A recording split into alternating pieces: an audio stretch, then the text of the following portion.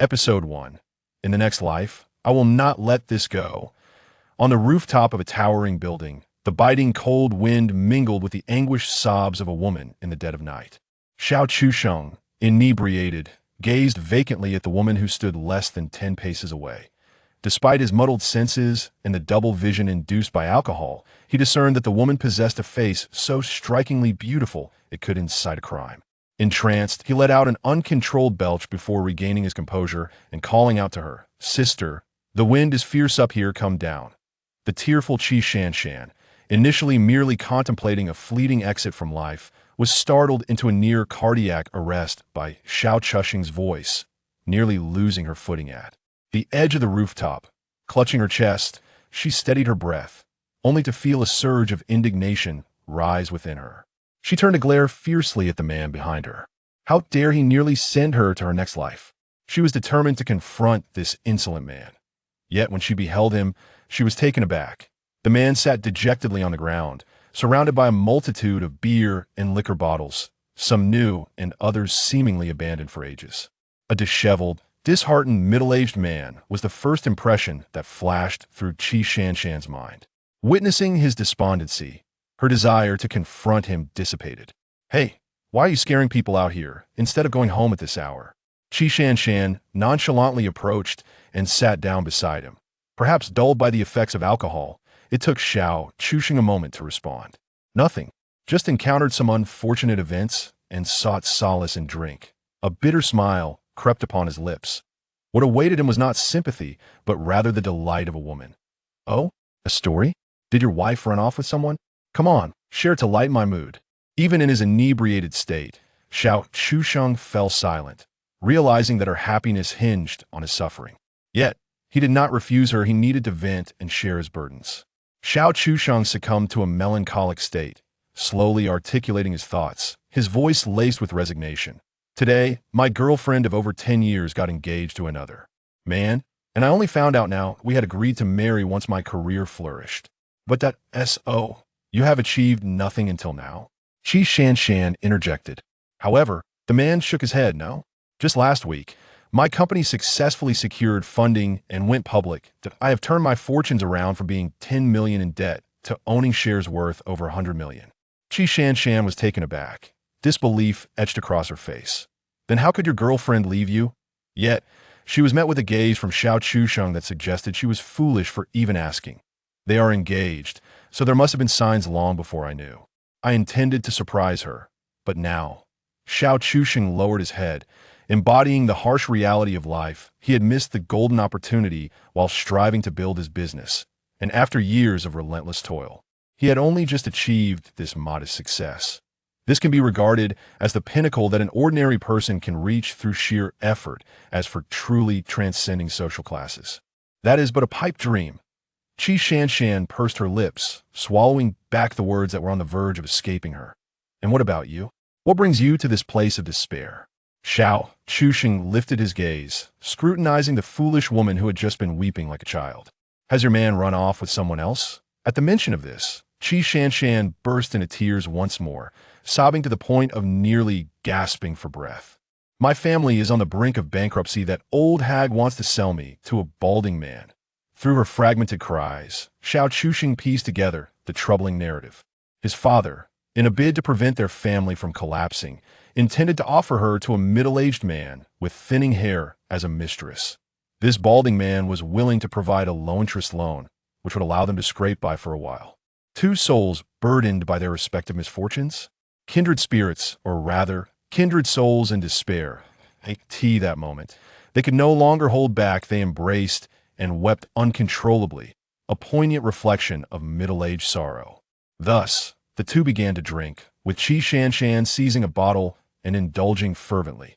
Despite her being a woman, she managed to consume 6 bottles of Brave the World, leaving Xiao Chusheng in astonishment. Whether she was intoxicated was another matter, but what manner of otherworldly stomach allowed her to drink so much? Once Qi Shanshan was sufficiently inebriated, she turned to the man beside her, questioning whether he had come to this wretched place to seek death as well. Xiao Chusheng, however, shook his head. "I merely ascended to breathe the wind and reminisce about the past."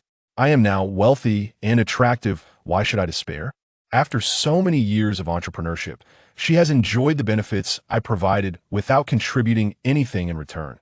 She cannot even discern whether my daily business is profitable or not. Leaving me would be her loss. Upon hearing his words, Qi Shanshan pondered seriously for a moment before nodding in agreement. That makes sense. The night breeze had sobered Xiao Chushing somewhat. So what will it be? Will you jump, or shall we return? At this, Qi Shanshan began to weep again, wailing, "While no one wants me anymore. What is the point of living? Don't stop me, I want to die." Having said that, she truly seemed ready to leap, prompting Xiao Chusheng to swiftly grab her by the waist. "Hey, do you really want to die?" Qi Shanshan resolutely nodded. "Yes. Well then, before you go, could you indulge me a little?" Xiao Chusheng did not intend to take advantage of her vulnerability. Rather, he was attempting to coax this foolish woman into reconsidering, struggling to conjure up another excuse. "Look, you're so beautiful, yet you've never even experienced the pleasures of being a woman before you die. Why not let me have the honor? I consider myself rather handsome," Xiao Chusheng mused aloud. To his surprise, Qi Shanshan actually nodded. "That makes sense. I'm going to die. Anyway, why should I fear this? Let's go. Find a room." At this, Xiao Chusheng was rendered speechless. "Wait, are you serious?" Before he could fully comprehend the situation, Qi Shanshan had already hooked her arm around his shoulders, dragging him downstairs in search of a hotel. Reluctantly, Xiao Chusheng followed, but an unexpected turn of events was about to unfold. Qi Shanshan, oblivious to her surroundings, inadvertently stepped on a discarded wine bottle, losing her balance and tumbling backward. As a result, Xiao Chusheng, ensnared by her grasp around his neck, found himself dragged down with her. The two of them rolled perilously close to the edge of the rooftop, with Qi Shanshan slipping and nearly flying off. Yet, her grip on Xiao Chusheng's neck prevented her from plummeting immediately. Thus, a comical scene unfolded atop the rooftop. A woman weeping hysterically while clinging to a man who precariously dangled half of his body over the edge, on the brink of falling. "I'm going to fall. I'm going to die," she wailed. "Weren't you planning to jump anyway? Let go of me, or we both will perish," Xiao Chusheng gasped, struggling to maintain his footing. "Wah, I regret it. I don't want to die." The woman had devolved into a state of sheer panic, her primal instinct for survival taking over. "Where were you earlier?" "It's too late now." A dreadful crack echoed as the tiles at the rooftop's edge began to fracture. "Curse it. I didn't want to die. It's your fault. You foolish woman." At that moment, an unforeseen gust of wind surged from the building, sending both of them hurtling into the abyss. "If there's a next life, I will not let you off the hook." Xiao Chushing's bitter curse reverberated through the night, a final proclamation. Episode 2. The Foolish Woman, Qi Shanshan. The glaring sunlight pierced through his eyelids, and Xiao Chusheng found himself entranced by the girl before him. Is it true that before death, one sees a light show? A ludicrous thought crossed his mind, leaving a bitter taste in his heart. Promise him. Promise him. What are you dawdling for, you fool? Speak up quickly." Surrounding him were jeering voices, mingled with expressions of sympathy. Is it him again? If memory serves, hasn't he confessed to Zheng Jiayi several times already? Indeed, it seems he will be rejected once more. Caught in the cacophony of murmurs, Xiao Chusheng was taken aback. What was happening? It felt as if this was not the light show. But hadn't he already died? Before he could comprehend his situation, the girl named Zheng Jiayi softly inquired, "Chusheng, is there something you want to say?" Her voice was timid, a flicker of hope shimmering in her expression. Xiao Chushing's pupils widened in that instant. He finally realized he was not dead. No, he must have died. Yet, he had been reborn at this pivotal moment, right at the juncture of his last confession to his former girlfriend in his previous life. Indeed, the girl before him, Zheng Jiayi, was none other than his ex-girlfriend. This moment marked a crucial turning point that would shape the next decade of his existence.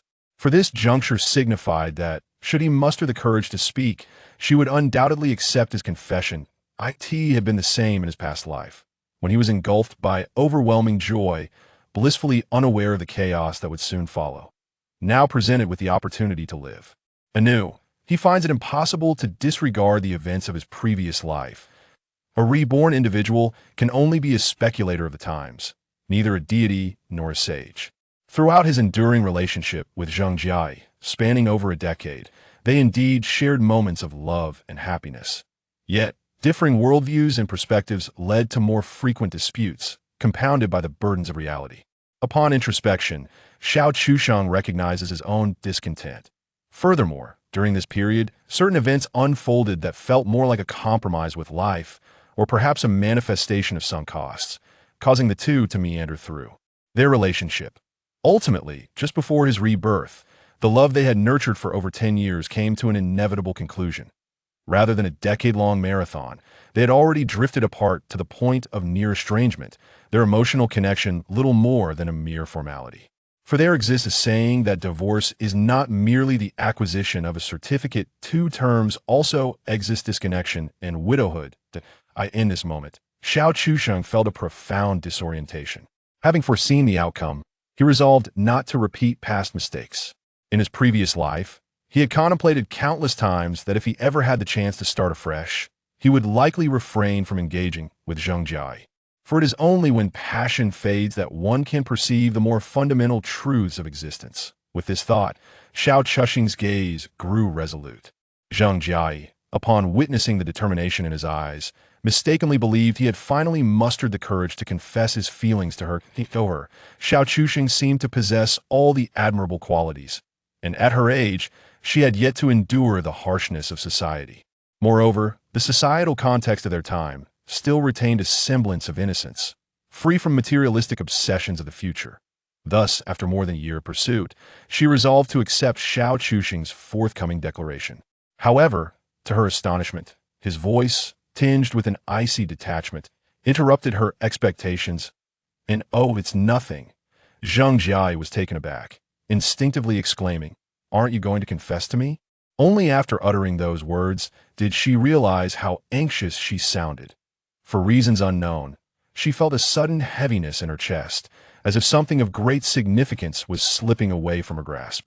This urgency compelled her to press Xiao Chusheng, thinking to herself that her hints must have been unmistakable. "Please confess. I will surely accept this time."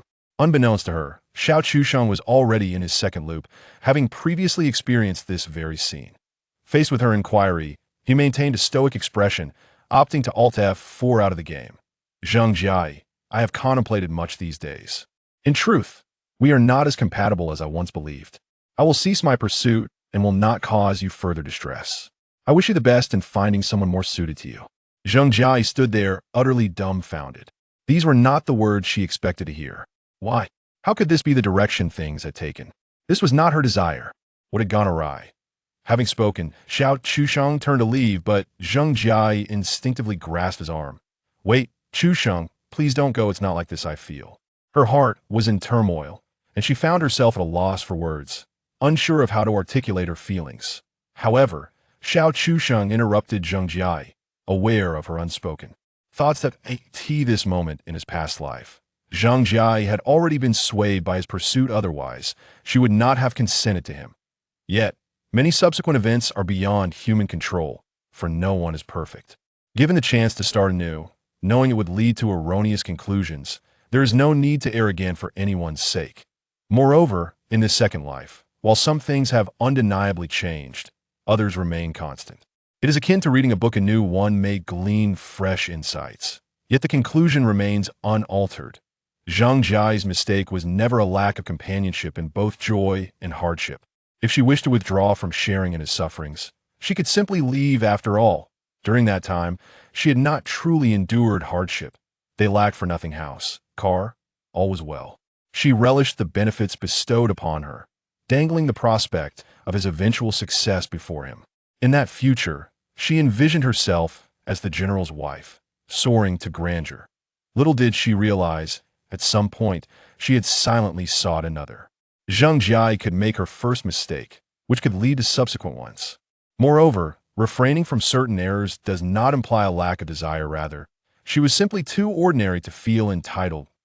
In this life, Xiao Chusheng would ascend to great heights, while she could merely gaze up from the valley below, an inherent cruelty in itself. I understand. Once we step outside, I will certainly refrain from speaking carelessly. With that declaration, Xiao Chusheng sought to escape the scene.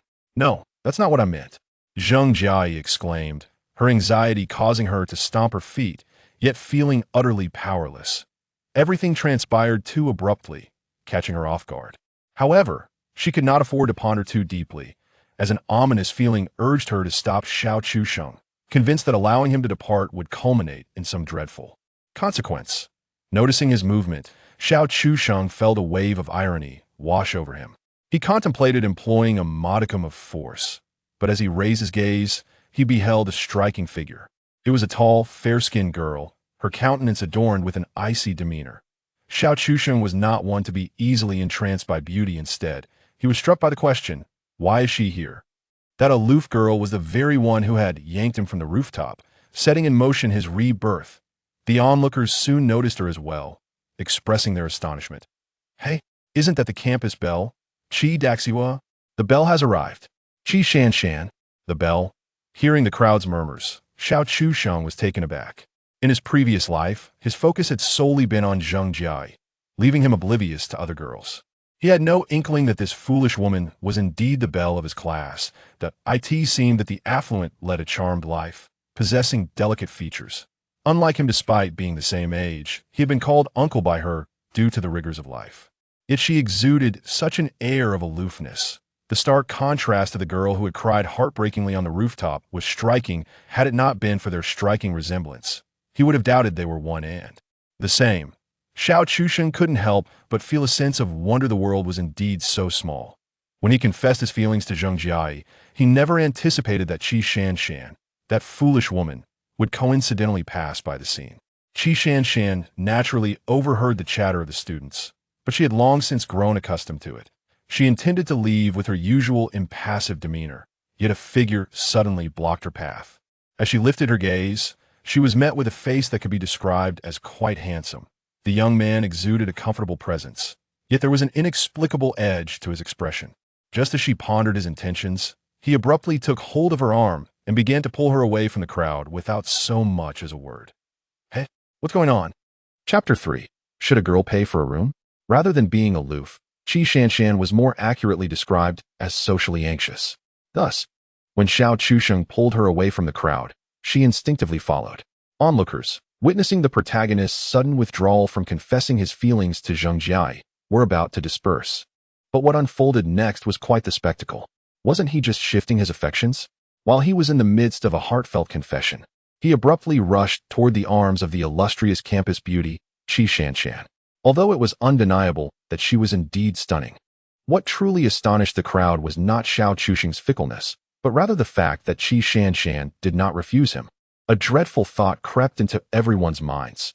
Had they been involved long before this moment? The socially awkward girl, Qi Shanshan, was led away by Xiao Chusheng. And it wasn't until they had distanced themselves that she found the courage to withdraw her hand from his grasp. Where are you taking me? She asked. Her expression impassive, yet her voice betrayed a hint of timidity. Xiao Chusheng furrowed his brow and impatiently retorted, just follow me. Why so many questions? In the eyes of others, Qi Shanshan was a goddess of cool detachment, but in reality, she was a quintessential introvert. His sharp tone nearly brought her to tears. The sight of her on the verge of crying left Xiao Chusheng momentarily dazed, leading him to exclaim, now this feels right. I thought you were truly aloof. Without waiting for her consent, he pulled her towards the campus exit. Qi Shanshan was taken aback by his nonsensical remark, as if her innermost secrets had been laid bare. Did he somehow perceive her true self? Yet, where was he taking her? She could not articulate why. But despite the boy's assertiveness and the fact that he was unceremoniously whisking her away, she felt no fear, rather, a sense of reassurance. There was something inexplicable about him, and she believed he would not harm her. However, unbeknownst to her, Xiao Chusheng had other intentions. He was indeed going to hurt her. As Qi Shanshan gazed at the sign of a couple's hotel, she fell into deep contemplation. Just moments ago, she had thought he would not pose a threat to her. Yet here he was, turning and leading her to a hotel. Wasn't this progression rather swift? Shouldn't we perhaps date first? Her mind buzzed, utterly overwhelmed by Xiao Chusheng's unpredictable behavior. Why are we here? She timidly inquired. Xiao Chusheng shot her a disdainful glance. What do you think? What else would one do in a place like this? Of course, we're here to book a room. Qi Shanshan was taken aback. She truly hadn't anticipated his bluntness. Hadn't they known each other for less than half an hour? And he was already bringing her to a hotel? Was this even courteous? Her mouth agape. She bore a look of shock that made her question her very existence. Yet before she could voice her thoughts, Xiao Chusheng had already rushed to the front desk to check in. Before she could gather her thoughts, he returned, extending his hand toward her. Do you have any money? Lend me some. At this moment, Qi Shanshan found herself increasingly questioning the meaning of life. Was it not absurd for someone to deceive a girl into a couple's hotel and expect her to pay for the room? What kind of nonsense was that? Yet, it was precisely this facet of Xiao Chusheng that oddly reassured her. Even she could not comprehend why she felt a peculiar sense of comfort in his apparent simplicity, which seemed to possess a charming naivety. How delightful! Despite being a foolish beauty herself, she found Xiao Chusheng's foolishness endearing, a complete reversal of expectations. Perhaps it was a fleeting impulse, or perhaps a subconscious rebellion stirring within her. In that moment, the young man before her exuded a distinct aura that captivated her. To her astonishment, Qi Shanshan actually withdrew 200 yuan notes from her wallet and handed them to Xiao Chusheng, leaving him utterly bewildered. Are you serious? You truly intend to give this to me? He thought. How had such a naive woman managed to navigate life without being deceived? If it were him, he could have easily swindled her of a lifetime. Xiao Chusheng felt insulted by the perceived affront to his intelligence, accompanied by an inexplicable pang of guilt. Had he genuinely contemplated sharing a hotel room with such an oblivious girl? Wasn't he that akin to taking advantage of someone intellectually challenged? Surely, it couldn't be illegal. Yet, he couldn't shake the memory of his previous life, where he had toiled for a decade to become a billionaire, only to have his love life falter. Now, just as he was on the cusp of enjoying a prosperous life, he was dragged back down by this girl. A surge of unidentifiable anger welled up within him. 10 arduous years. Did she have any inkling of what those years entailed? All because of this foolish woman, he was forced to start anew. He felt that if he didn't manage to make her cry that night, it would be a profound disrespect to the misery of his past decade. Initially, he harbored a sliver of sympathy for this silly beauty, but the realization that she owed him not just a life, but a lifetime, extinguished any lingering guilt. Moreover, she had intended to accompany him to the hotel in his previous life, so could he truly be blamed? Such were his thoughts. As the two embraced on the rooftop, tears flowing freely, they delved into discussions about reincarnation. What if I had met you a few years earlier? Qi Shanshan mused. What difference would that make? Xiao Chusheng failed to grasp the foolish beauty's sentiment. If I had noticed you sooner, perhaps your ex-girlfriend would not have mattered at all, she retorted, defending him and causing him to chuckle. His gaze became distant, reminiscing about the moment he confessed to Zheng Jiai. He shook his head in resignation. That would have to be many years ago, over a decade back, when I was still starting my business. I was completely focused on her then, likely oblivious to your existence. Oh, how unfortunate that there are no what-ifs. If only everything could start over, she lamented. Upon hearing her wistful murmurs, Xiao Chusheng smiled. Even if I could start anew, with your beauty and the fortune of your family back then, would you have even glanced in my direction? At that time, I was quite shy and, as a result, had very few friends. If only someone had taken the initiative to pursue me, I believe I would have been moved. What began as mere drunken ramblings between two inebriated souls unexpectedly manifested into reality. Xiao Chusheng truly returned to this time and fortuitously encountered this foolish beauty. The most pivotal aspect was that he initially intended to settle the score for the misfortune this foolish woman had caused him in his past life. To his astonishment, she even covered the cost of the hotel room for him. Truly a novel experience. Chapter 4. You owe me in the hotel room. The two stared at each other in silence, motionless. The foolish beauty, Qi Shanshan, was the first to break the silence, pouting her lips. What are you daydreaming about? Xiao Chusheng found himself momentarily taken aback by her expression and replied, Why do I get the impression that you seem even more anxious than I am? Qi Shanshan's cheeks flushed as she averted her gaze. Not at all. In truth, she had mentally prepared herself, perhaps driven by a hint of rebellious spirit. The reason Xiao Chusheng hesitated to act was that upon entering the room, he found himself engulfed in a tumultuous emotional conflict. His conscience was attempting to resurface. Honestly, bringing this foolish girl to the hotel was primarily driven by impulse. It was likely a form of catharsis for the efforts he had expended in his previous life. However, upon reflecting calmly, he pondered whether it was truly fair for her to pay off the debts from her former life in this one. Was it appropriate to wield the sword of a past dynasty against the officials of the present? It felt somewhat peculiar, This could be considered a rebirth. Yet relying on the past felt unsettling, while the future seemed inappropriate. Xiao Chuxing's internal struggle rested here. Yet, upon contemplating his own name, he fell into deeper reflection. Although he had acted rather beastly, he was not a scoundrel. There existed a distinction between being a beast and being a rogue. Confronted with such a vexing dilemma, he instinctively craved a cigarette, rummaging through his pockets for a while. At that moment, he realized that he had no habit of smoking at this juncture. In his past life, Xiao Chuxing had never learned to smoke until after graduating from university, as he was quite disciplined. His first experience with smoking came during the early stages of his entrepreneurial journey, when the pressure was immense, coupled with the necessity of socializing over drinks. Smoking became an addiction during that period. Although his current body bore no craving for nicotine, the itch in his throat was unmistakably vivid. This palpable sensation transported Xiao Chuxing through time, making him acutely aware that he indeed had an opportunity to begin anew. Perhaps, this time, he could attain the future he desired. Before embarking on that journey, however, Xiao Chuxing thought to bid farewell to his former self, much like a symbolic act. Concluding with a puff. With this thought in mind, he took a deep breath and, in a rather stern tone, instructed Qi Shanshan, "Go buy me a pack of cigarettes. And don't forget a lighter." Huh. Oh, Qi Shanshan seemed to respond well to his authoritative demeanor. She always complied when he acted sternly. It wasn't he that he genuinely wished to smoke. After all, if given the chance to quit, he would certainly do so. It was merely a ritualistic farewell to his past. To his surprise, the foolish beauty actually went downstairs and returned with a pack of cigarettes. Huazi, no less.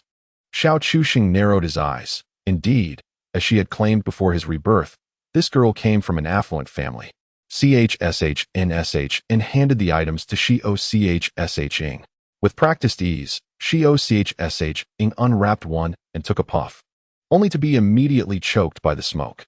His unaccustomed body proved inadequate for the task, prompting him to extinguish the cigarette and discard it, along with the entire pack, into the nearby trash bin. The foolish beauty stared blankly at Shio CHSH's actions, mistakenly believing there was something wrong with the cigarettes she had purchased, and hurriedly inquired, "Did I buy a counterfeit?" Shio CHSH was momentarily taken aback, then realized it was 2007, a time when counterfeit tobacco and alcohol were rampant, and his actions had been misinterpreted by this silly woman. "No," he shook his head, "I merely wanted to try one. I won't smoke again, I'm quitting." Observing the somewhat dazed CHSHNSHN, Shio CHSH sighed, feeling that this fool was rather easy to deceive. Yet, he couldn't deny her beauty. It was no wonder she was the campus belle. This train of thought led him to ponder. Why not pursue her? After all, she owed him her life, and even aside from that, she had promised to share a room with him. But would her foolishness result in passing on a lack of intelligence to their potential children? His mind wandered. Perhaps he ought to seek a wife with a higher IQ. The foolish beauty hesitated, her words caught in her throat. Shio CHSH raised an eyebrow, encouraging her, "Speak your mind. Why did you bring me here?" CHSHNSH timidly asked. Shio CHSH was left speechless. "Am I bringing a stunning beauty like you to a place like this for any other reason? Is it not obvious? We are here to enjoy ourselves." "That's not what I meant," CHSHNSH retorted, biting her lower lip stubbornly. "We weren't acquainted before." Realization dawned on Shio CHSH. Perhaps he had been a bit too hasty. He took a moment to seriously meet the gaze of this foolish beauty. From her eyes, he discerned profound confusion, making it difficult to reconcile this timid girl with the frantic woman he had encountered on the rooftop.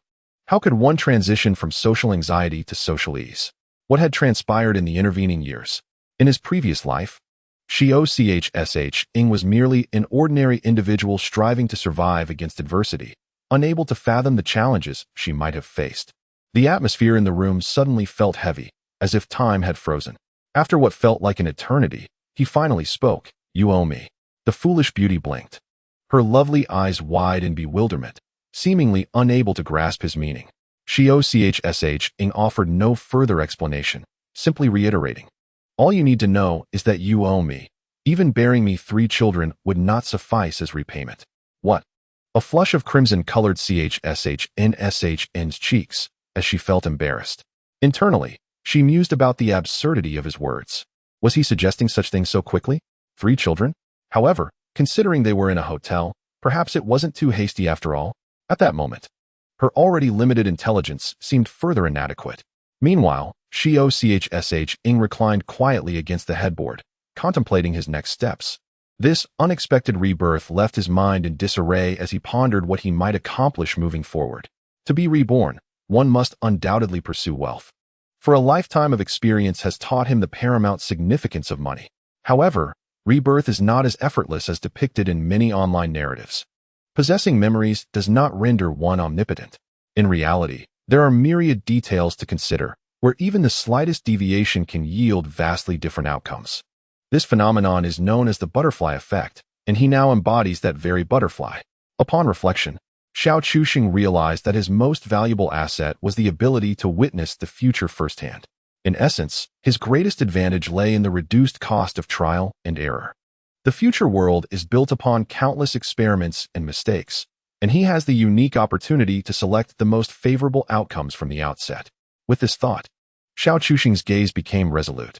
Yet, every endeavor begins with difficulty, and at present, he is merely a powerless student. He lacks both wealth and connections. Thus, he finds himself in need of assistance and funds. In terms of assistance, he thought of his classmate Su Hai. It was Su Hai who had facilitated the relationship between him and Zheng Jiai in the past. However, at this juncture, he and Su Hai could hardly be considered brothers. They were merely amicable classmates. He felt inadequate. Xiao Chuxing sighed. In his previous life as an entrepreneur, Su Hai's unwavering support was profoundly moving. He often found himself running around, frequently sleeping less than 5 hours a day, and on several occasions, he ended up hospitalized due to excessive socializing. In his 20s, he had already begun to lose his hair. Truth be told, Xiao Chuxing's feelings towards this brother were complex. Some individuals are suited to endure hardship together, but are ill-fitted for shared prosperity. Su Hai had been diligent during their most challenging times. Yet when fortune finally smiled upon them, he made a grave error. Perhaps it was a matter of perspective, or perhaps the intoxication of sudden wealth clouded his judgment. In his previous life, after acquiring a modest fortune, Su Hai became somewhat arrogant, pursuing his college idol and marrying young. The problem arose from this very marriage. Faced with substantial funds, Su Hai was influenced by his wife to misappropriate company funds.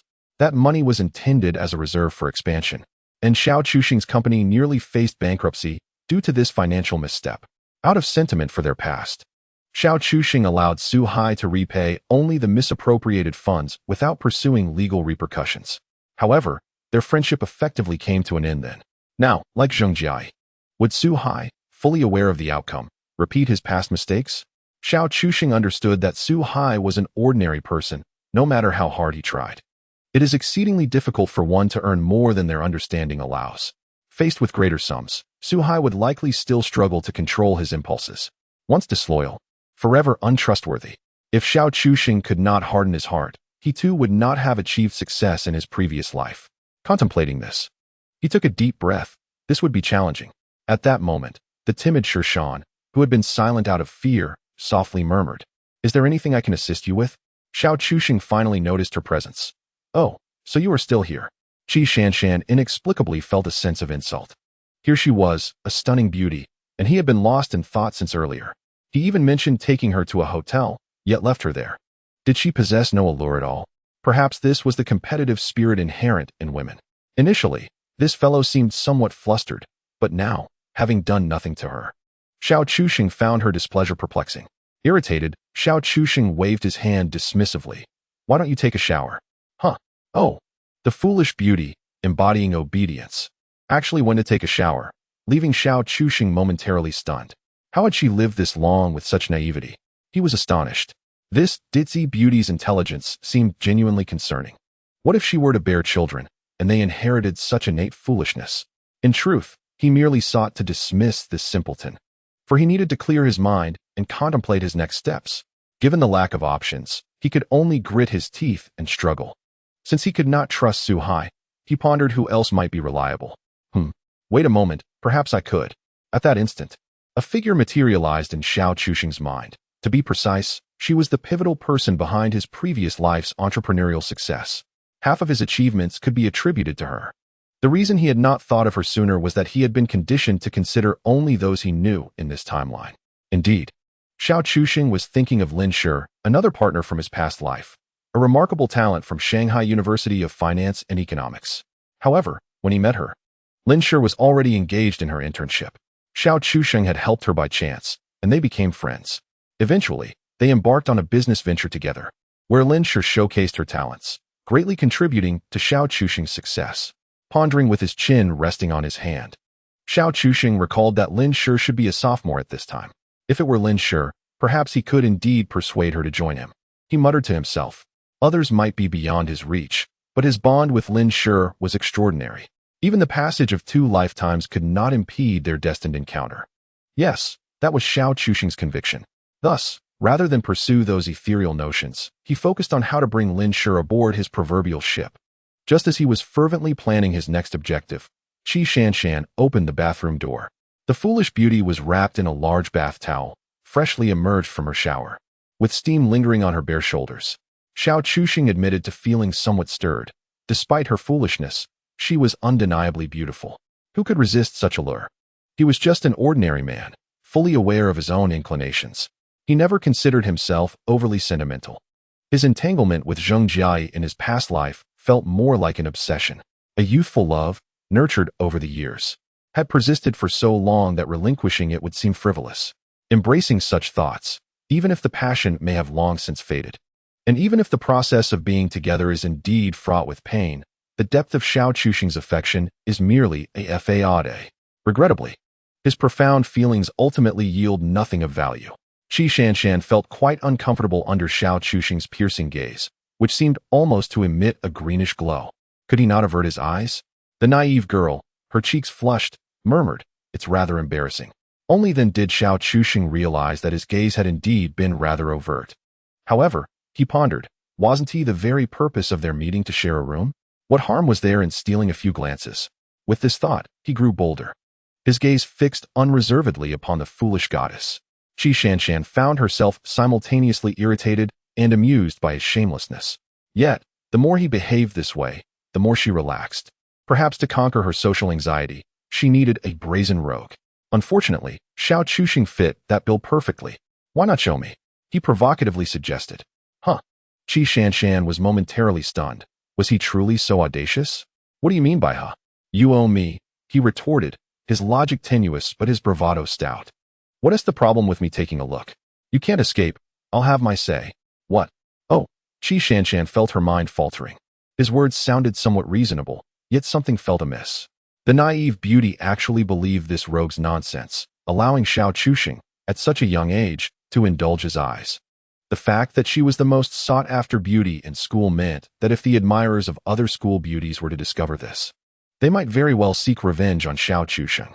His notorious nickname was not merely a play on words. He truly was a scoundrel. "Goodness, that physique has some merit," Xiao Chusheng remarked, inspecting the foolish beauty's form. Yet, he had to admit, where she was meant to be ample, she was indeed ample, and where she was not, it was just right.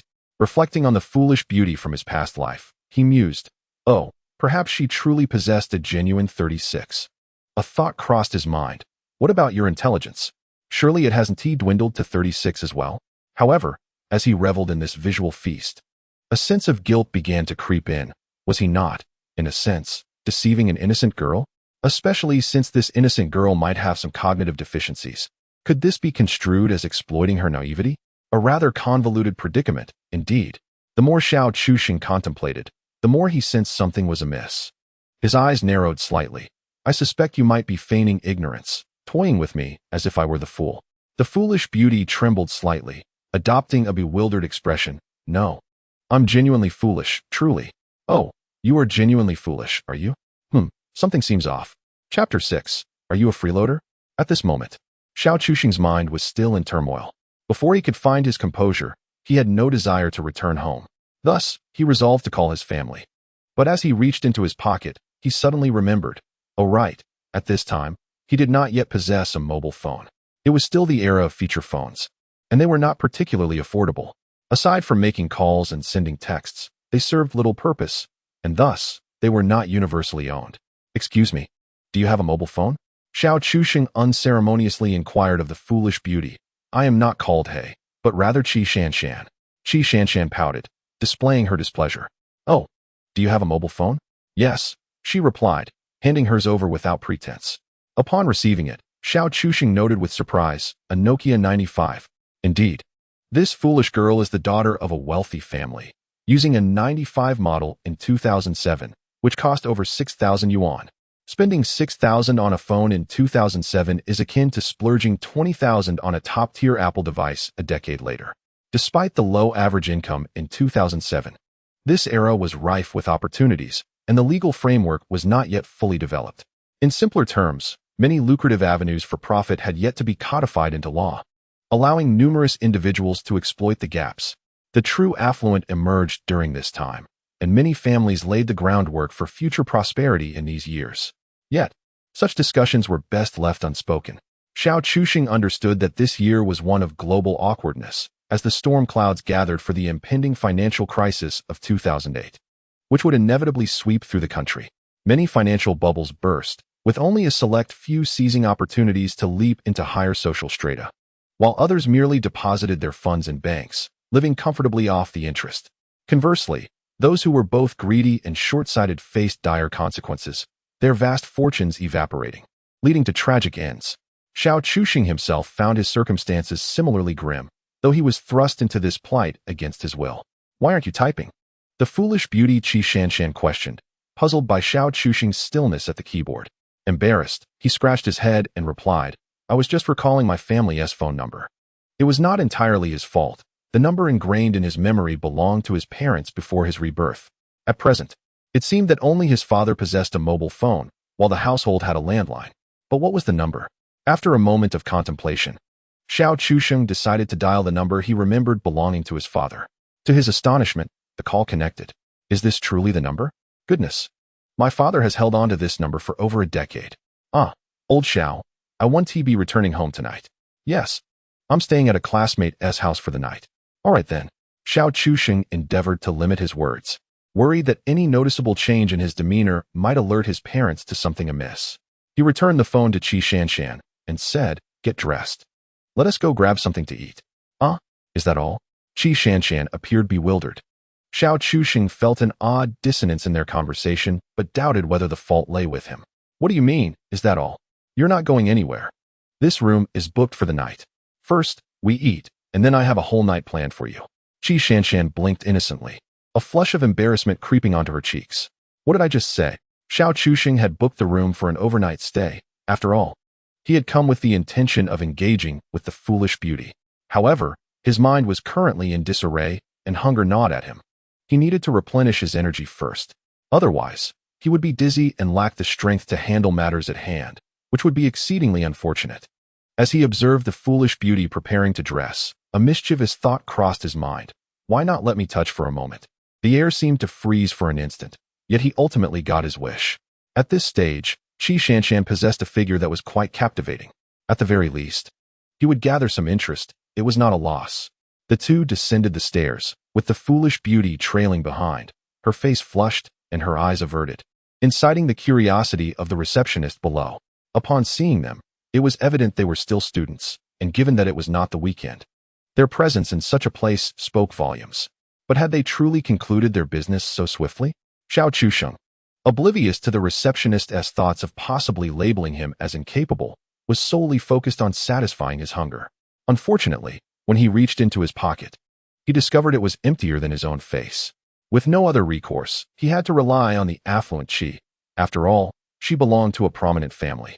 Besides, he mused, having been dragged into this predicament by her, his life was worth something, wasn't he it?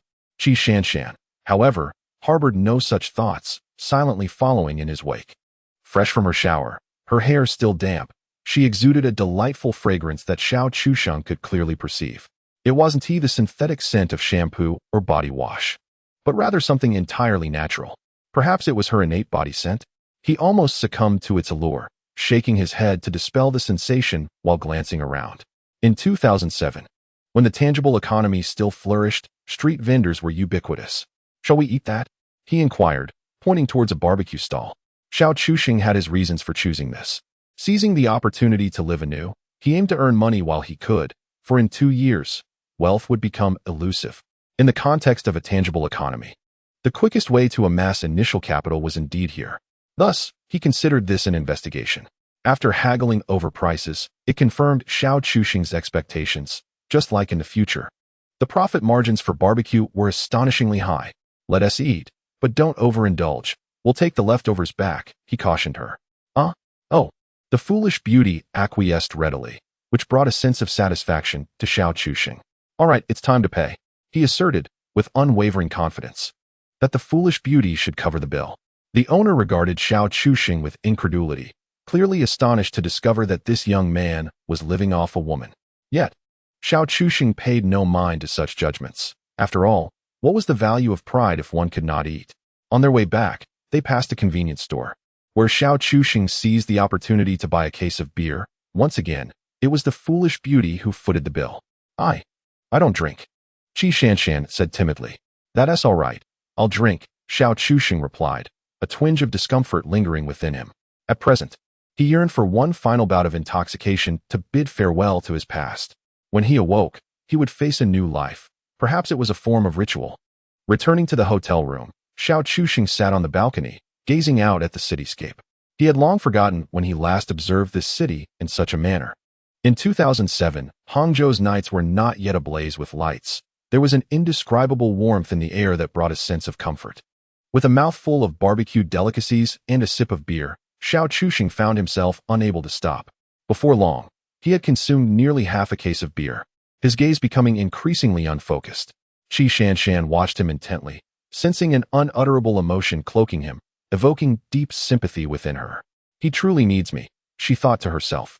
Just as Xiao Chuxing reached for another bottle, it was snatched away from him. Qi Shanshan held the bottle tightly, biting her lip and shaking her head at him.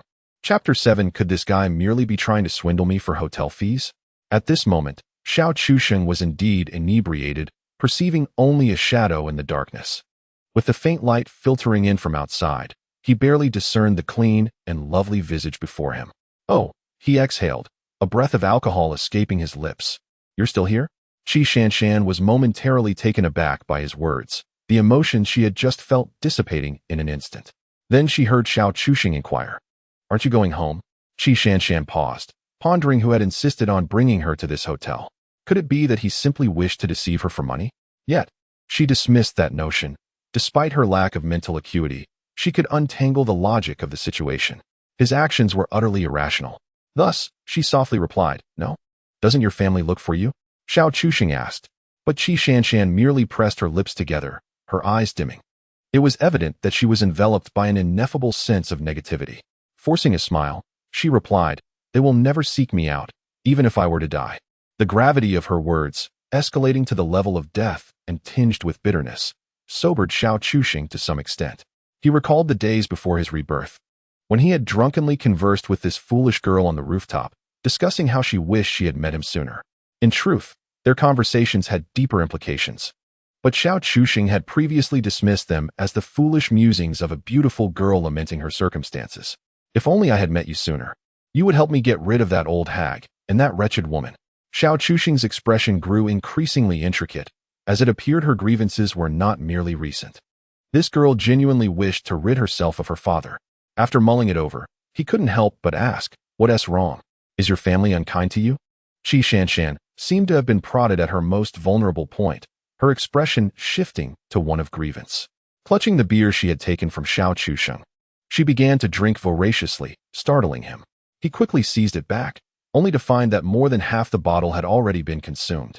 Qi Shanshan coughed for a time before bursting into tears, resembling the foolish girl from before. This seemed to be the most genuine version of her beneath the facade. The foolish girl sobbed as she shared with Xiao Chuxing the secrets she had long kept hidden in her heart. When Qi Shanshan was young, her family was not affluent.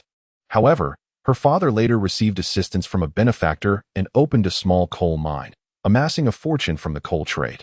Just as the business was flourishing, policies changed. Xiao Chuxing, his mind clouded, recalled these events.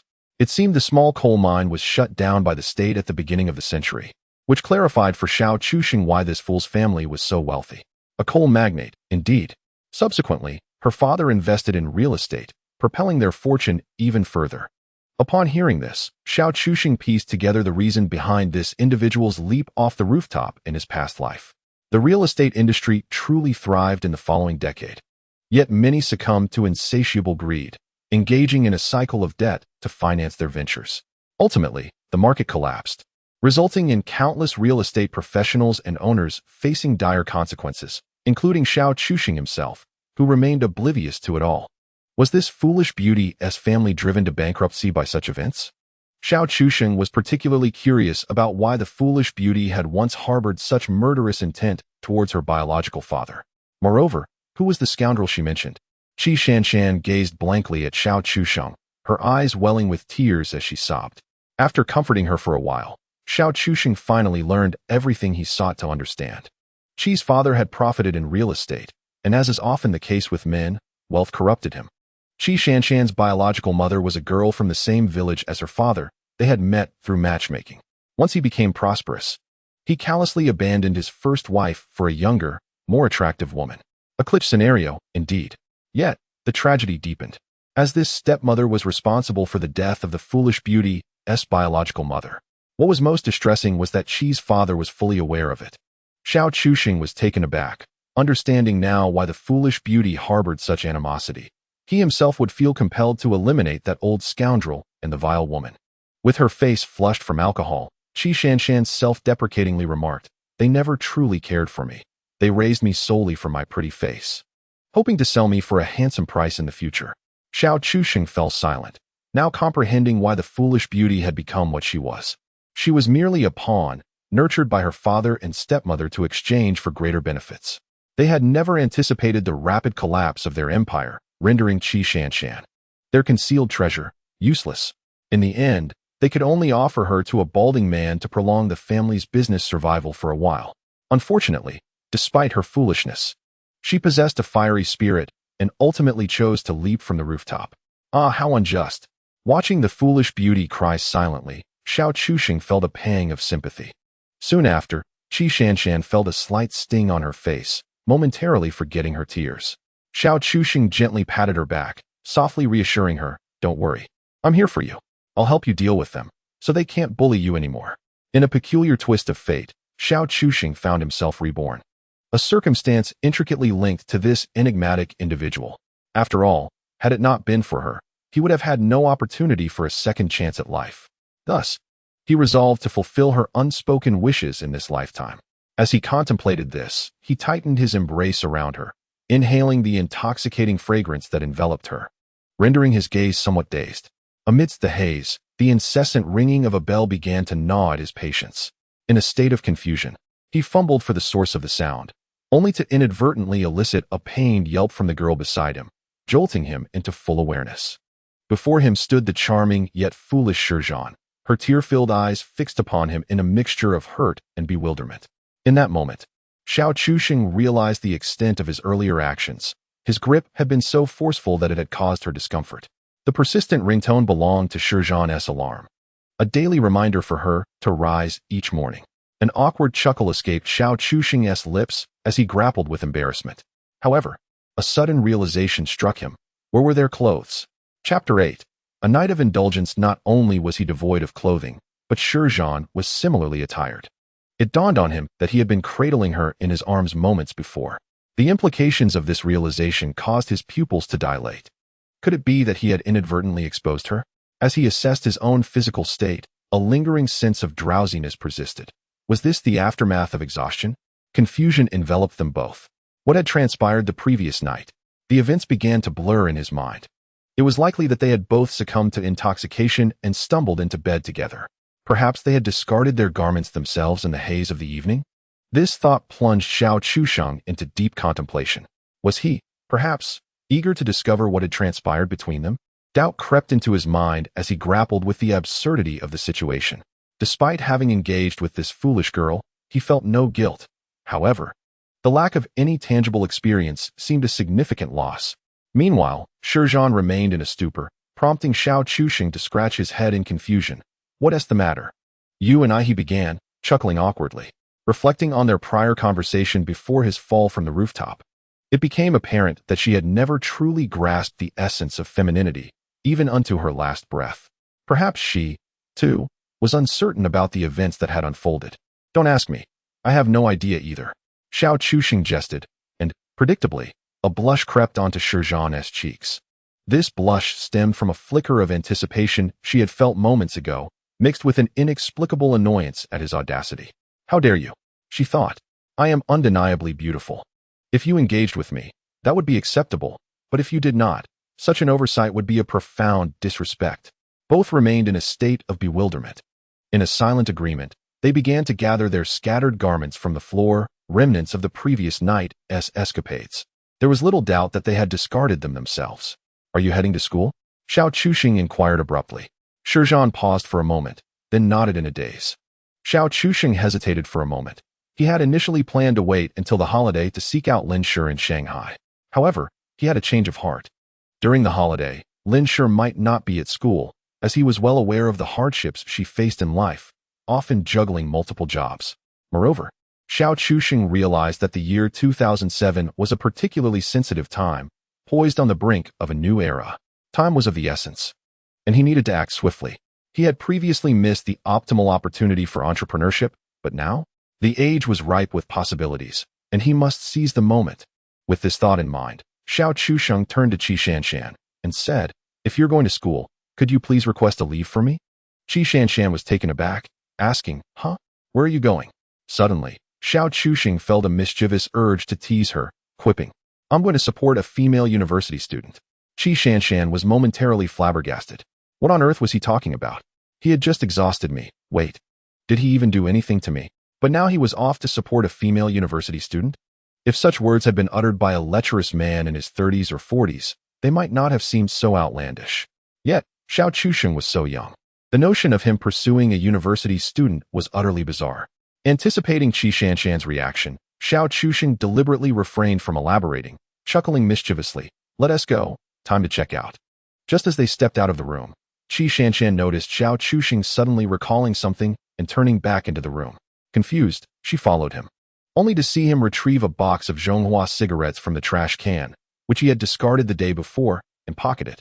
Seeing her bemused expression fixed on him, Xiao Chuxing awkwardly chuckled and explained, "Wasting is shameful. Although I don't smoke, I can give them to others. It could earn me quite a few favors." Qi Shanshan found his character refreshingly unconventional. She had never encountered someone so brazen. After all, as the aloof campus belle, she was accustomed to being pursued by many admirers.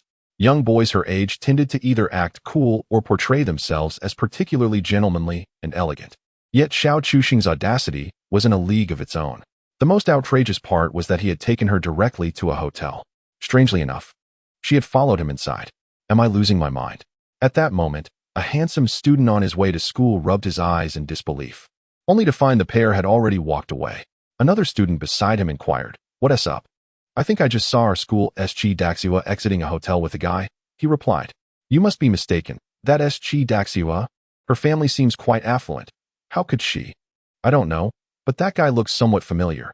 He seems to be the one who confessed yesterday afternoon." Could it be? How clutch.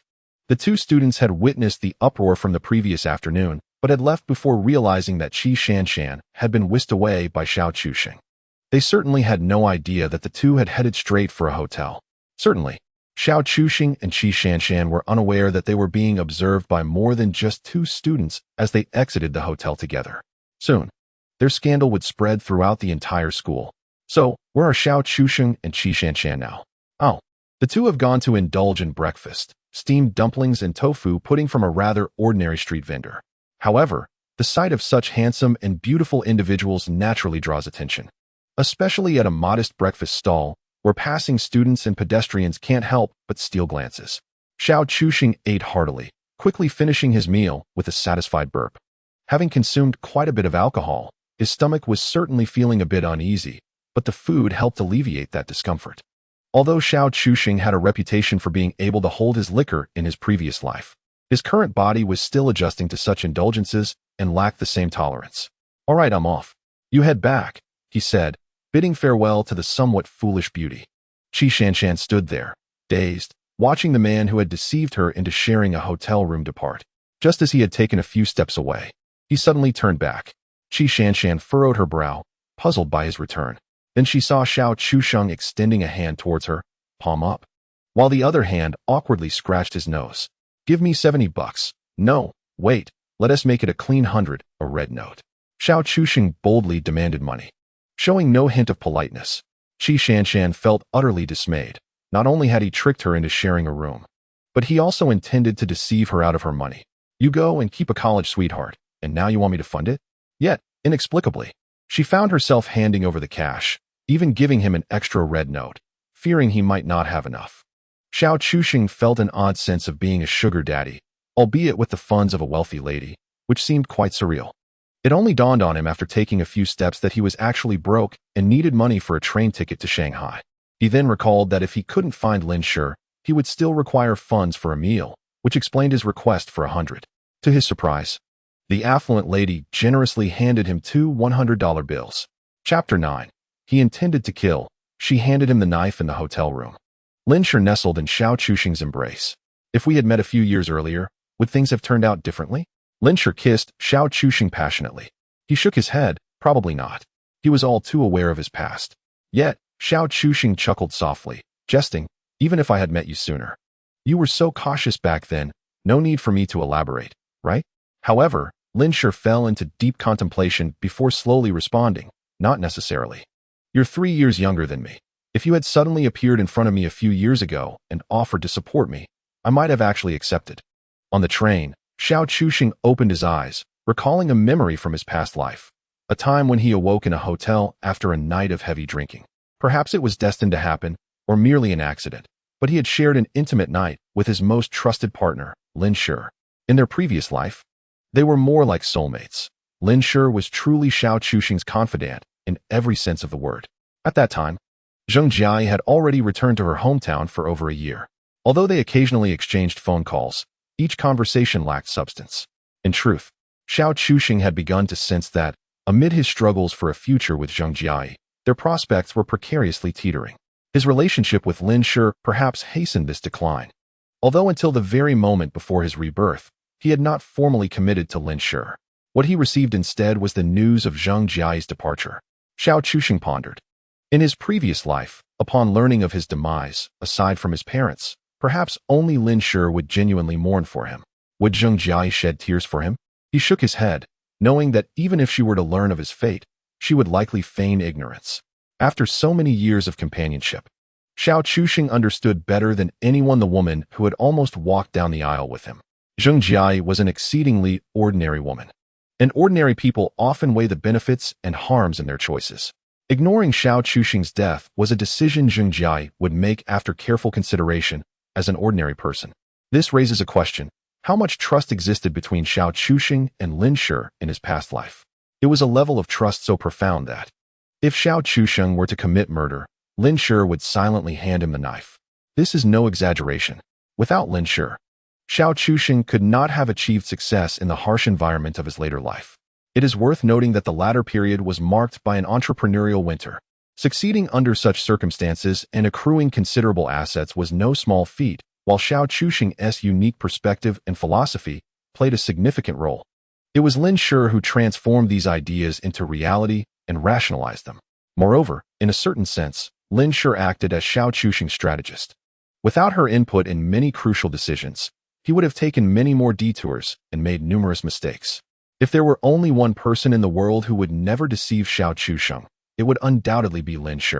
Of course, the purity of their relationship evolved over time. Some matters only occur once or countless times. After their encounter in the hotel, they developed a more intimate relationship. At that time, Xiao Chuxing faced immense pressure, being in the prime of his youth. Lin Shi, too, was a typical woman with her own needs, and they found themselves in a naturally flowing situation. Yet both maintained a sense of propriety. Had Zheng Jiai not been in the picture, they might have truly been together long ago in their previous life. With the chance to live again, Xiao Chuxing believed everything would improve. Lin Shi, I have come to fulfill my promise. Meanwhile, in Xiao Chuxing's classroom, the homeroom teacher, as expected, made an appearance. In the days following their college entrance examinations, the school had requested that students remain on campus to await notifications and listen to various colleges promote their programs. Additionally, students were to bid farewell to one another and compile a class roster. Thus, most of the class was present, yet the absence of Xiao Chuxing did not go unnoticed. Teacher Lu furrowed his brow upon seeing Xiao Chuxing's empty seat.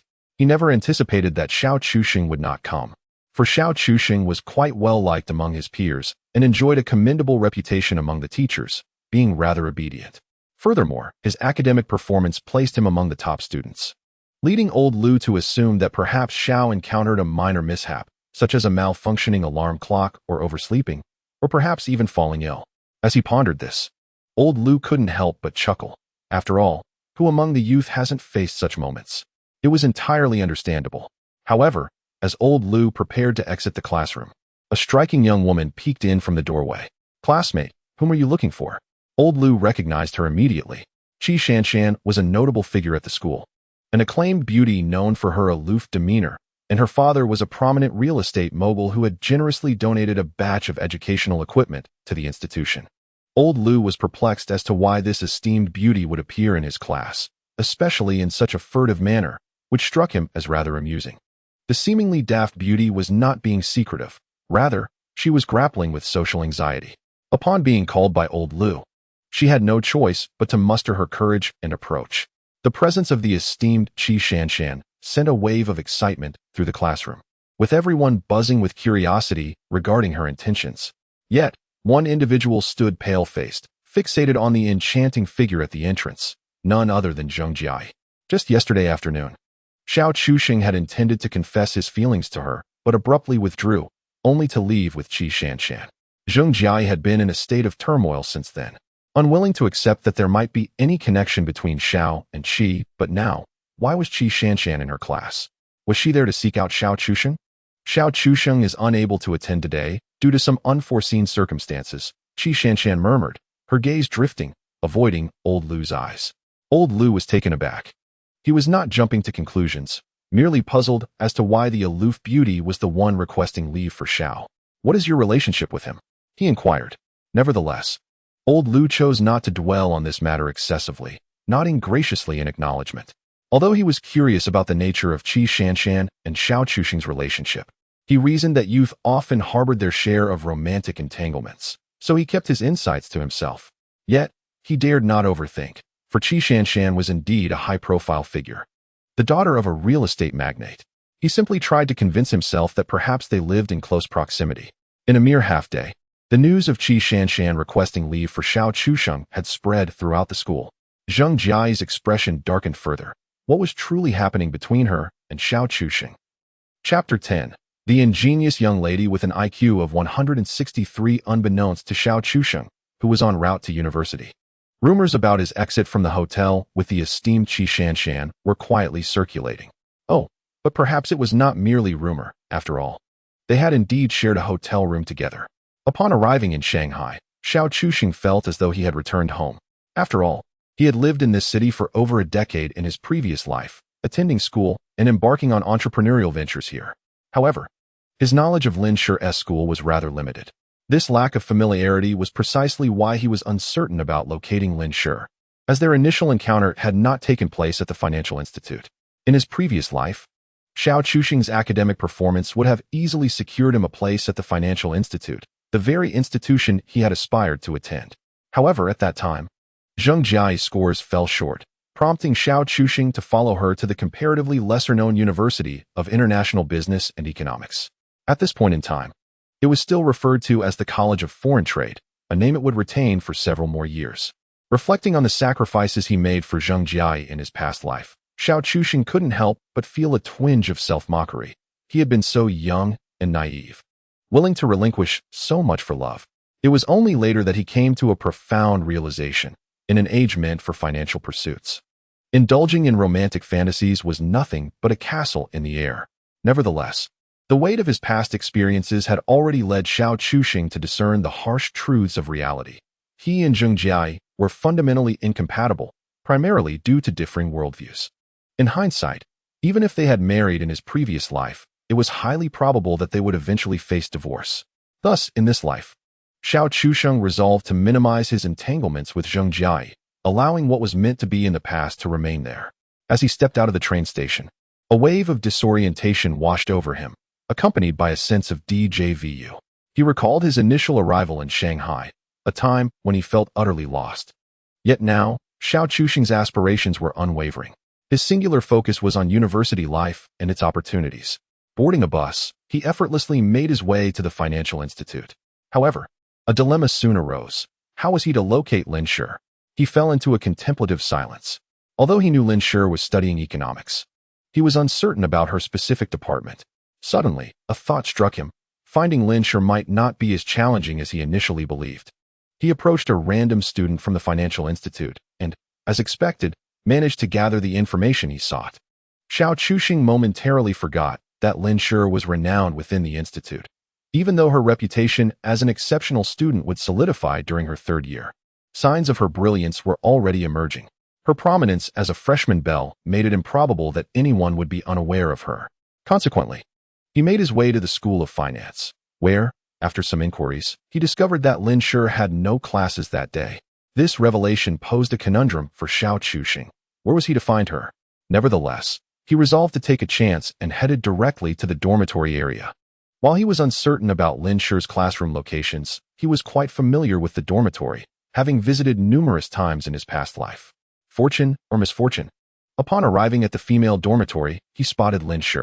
As he gazed at her somewhat youthful visage from a distance, he experienced a surreal blend of past and future. Lost in his reverie, he unconsciously began to hum a line from the classic song Qinghua by Zhou Chuanxiong, perfectly encapsulating the moment. In this second life, upon encountering this woman with whom he shared an unbreakable bond, tears welled up uncontrollably in Xiao Chuxing's eyes. Of course, it would have been preferable had there not been an unsightly interruption nearby. Big sister, our family is in dire financial straits. I can hardly afford reference books. Lin Shi quietly observed her brother's performance, her expression betraying no emotion. The individual in question is Fang Sudong, the son of Lin Shi's adoptive parents. He attends a local high school in Shanghai and does not excel academically. Indeed, he is not Lin Shi's biological brother. Lin Shi's birth parents tragically perished in an accident years ago, and her relatives, viewing her merely as a burden, offered no support. Instead of providing care, they seized her parents' inheritance and cast her out. Ultimately, she was taken in by Fang Mingwei, a former colleague of her parents, who is also Fang Sudong's father. However, Fang Mingwei's intentions were far from altruistic. He regarded Lin Shi as a child bride for his son, Fang Sudong.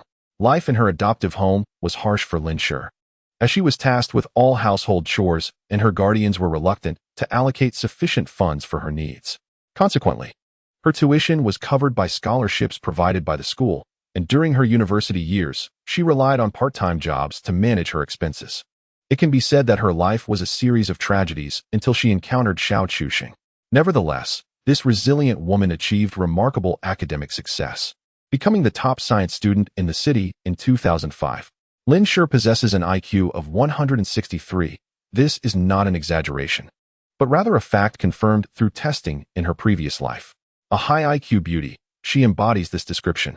Yet, despite her exceptional intelligence, she could not escape the harsh realities of life, an experience that many ordinary individuals living in the light of day cannot comprehend. Her academic achievements could have easily secured her a place in prestigious universities, but her adoptive family did not wish for her to thrive. They felt a sense of inequality, as their biological son struggled academically while their adopted daughter excelled. Fearing that she might one day surpass them, they restricted her freedom and insisted she attend a local university, as sending her away would diminish their control over her. They even confiscated the rewards she received for her academic accomplishments, leaving her without any financial means. They threatened her, demanding that she remain at home and work until the day of her university enrollment. Their sole intention was to suppress Lin Shi, denying her any opportunity for a better life.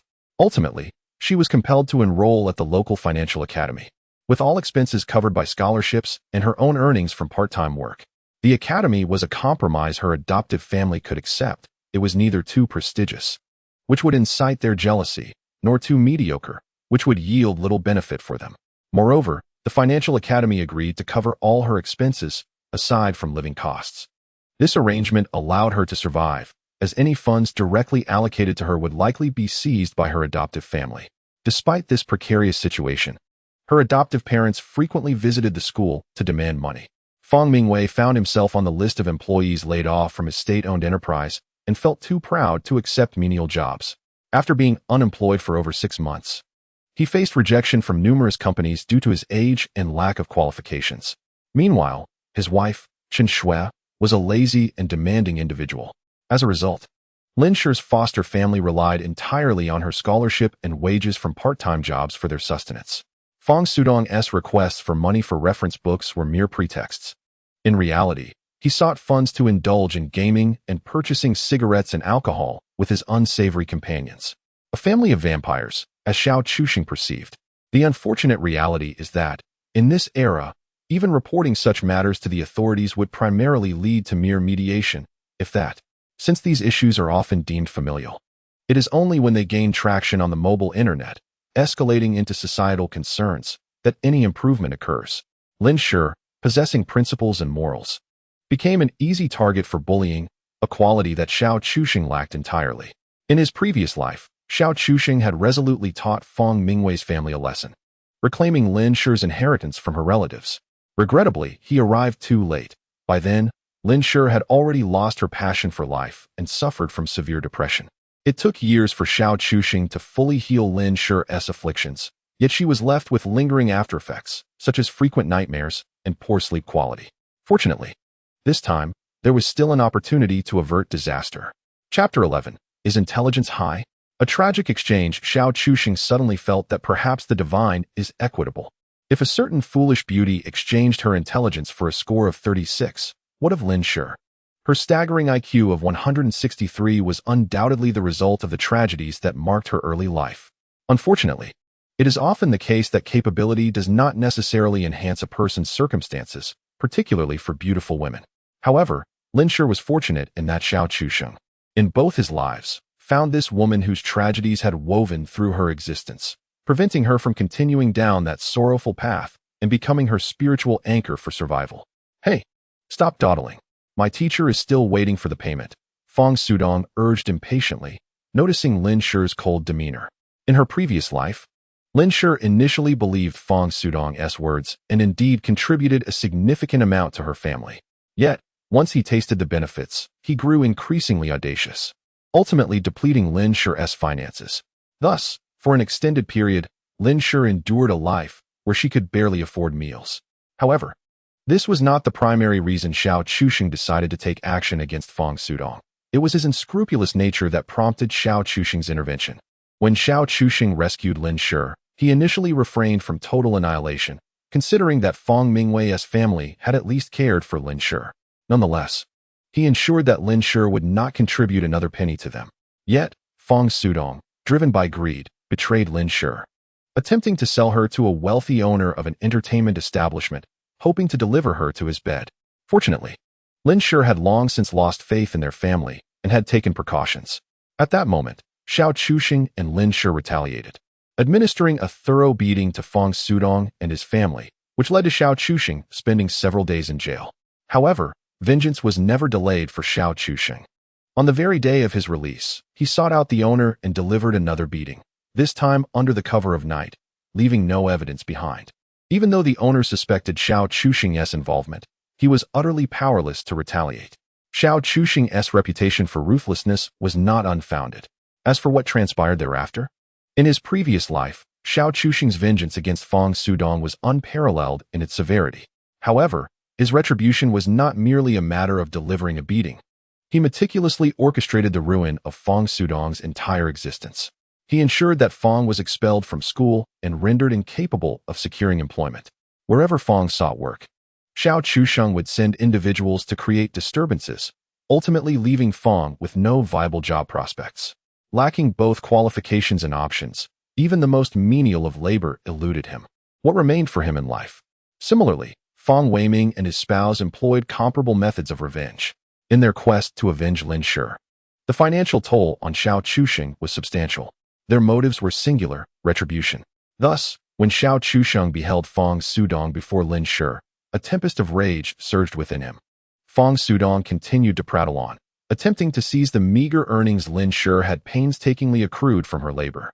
Yet, without warning, a searing pain struck the back of Fong's head. Before he could fully comprehend the situation, a size 44 foot sent him sprawling to the ground. Following this, Xiao Chuxing unleashed a brutal onslaught, unrestrained by any sense of decorum. In these times, dealing with fools is best accomplished through sheer force. You wish for money? Go earn it yourself. How dare you ask your sister for money? With relentless kicks directed at Fang Sudong's face, Xiao Chuxing embodied his brutish name. Fang Sudong, a mere buffoon, possessed the combat prowess of a novice, and thus found himself utterly overwhelmed, unable even to discern the appearance of his assailant. He could only whimper, "Brother, please stop. I beg you, I was wrong." Wrong? Would such a wretch even recognize his mistakes? Surely, the sun must have risen from the west. Linsher stood by, utterly bewildered, lost in confusion. Who are you? Where did you come from? What is this madness? Yet, she couldn't help but think that perhaps this was justly deserved. She silently observed as Xiao Chuxing dealt with Fang Sudong. Eventually, wearied from his exertions, Xiao Chuxing ceased his assault, gazing down at Fang, who now wept like a child. He spat at him, cursing, "You wretched creature, Lin Shi is under my protection. Should you dare to appear before her again, I shall break your legs." Such brutes only understand the language of force. Reason is a tool wielded by the weak and the cowardly. Having vented his fury, Xiao Chuxing delivered one final, forceful kick, striking Fang Sudong at a vulnerable point. The cry that erupted from Fang's lips was piercing, drawing the attention of students who had been lazily slumbering in the dormitory. A multitude of heads peeked out into the hallway, while even the dormitory supervisor emerged, seemingly curious yet unwilling to intervene. Realizing that he might have gone too far, Xiao Chuxing seized Lin Shi and hurriedly departed the scene. Lin Shi, being pulled away by this unfamiliar young man, instinctively resisted, yet was compelled by curiosity to discover his intentions. What truly piqued her interest was the thought that he might be a tad too young for such audacity. Fleeing alongside Lin Shi, they only paused upon reaching the bustling food street behind the Finance Institute. In a former life, when Xiao Chuxing sought out Lin Shi, they often dined along this very street. Thus he was well acquainted with the route. "Do you know me?" Lin Shi inquired, uncertain. Xiao Chuxing rolled his eyes. "Lin Shi, the well-known prodigy and campus beauty of our current sophomore class at the Finance Institute. Surely, you must be aware of your own fame." Lin Shi, rendered speechless by his words, fell silent. However, she timidly expressed her gratitude. "Thank you for helping me earlier." Xiao Chuxing stared at Lin Shi, contemplating inwardly. Indeed, his arrival was timely. The Lin Shi of the present bore little resemblance to the one he had first encountered in his previous life. There was a notable absence of despair surrounding her now, perhaps because she had not yet succumbed to true hopelessness, still harboring dreams and aspirations for the future. Thankfully, he was here to transform that hope and fantasy into reality. Half an hour later, they found themselves seated in a venerable hot pot restaurant that had been in operation for 20 years. Xiao Chuxing, at ease, began to cook slices of lamb, prompting Lin Shi to suppress a desire to mock his audacity.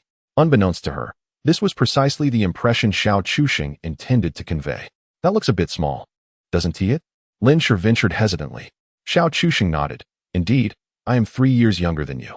Lin Shi was taken aback. "So, what is it that you want from me?" Hearing this, Xiao Chuxing set down his chopsticks. He was clearly unable to contain himself any longer. "Yes, I do have certain matters to discuss with you." He feigned contemplation before smiling and making a startling declaration. "I want to support you financially." Lin Shi froze, her expression stiffening in disbelief, her voice involuntarily rising. "You want to support me? It's a necessity, not merely a desire," Xiao Chuxing firmly asserted, intent on delivering this bombshell to Lin Shi. "Is there a distinction?" Lin Shi retorted, both amused and bewildered. Gradually, she regained her composure. Despite the shocking nature of his proposal, there was an inexplicable feeling stirring within her, a subconscious voice urging her to acquiesce. Xiao Chuxing, exhibiting remarkable calmness, elucidated. "Of course there is a difference. One implies consent, a request for your approval, whereas need denotes an obligation you cannot refuse." Unable to contain herself, Lin Shi let out a laugh. "Is it really that forceful? Am I truly without choice?" Xiao Chuxing nodded emphatically. "Precisely. You cannot refuse. Thus, you are now under my financial support." Lin Shi found it increasingly amusing but pressed on. "If I am being supported, what is expected of me?"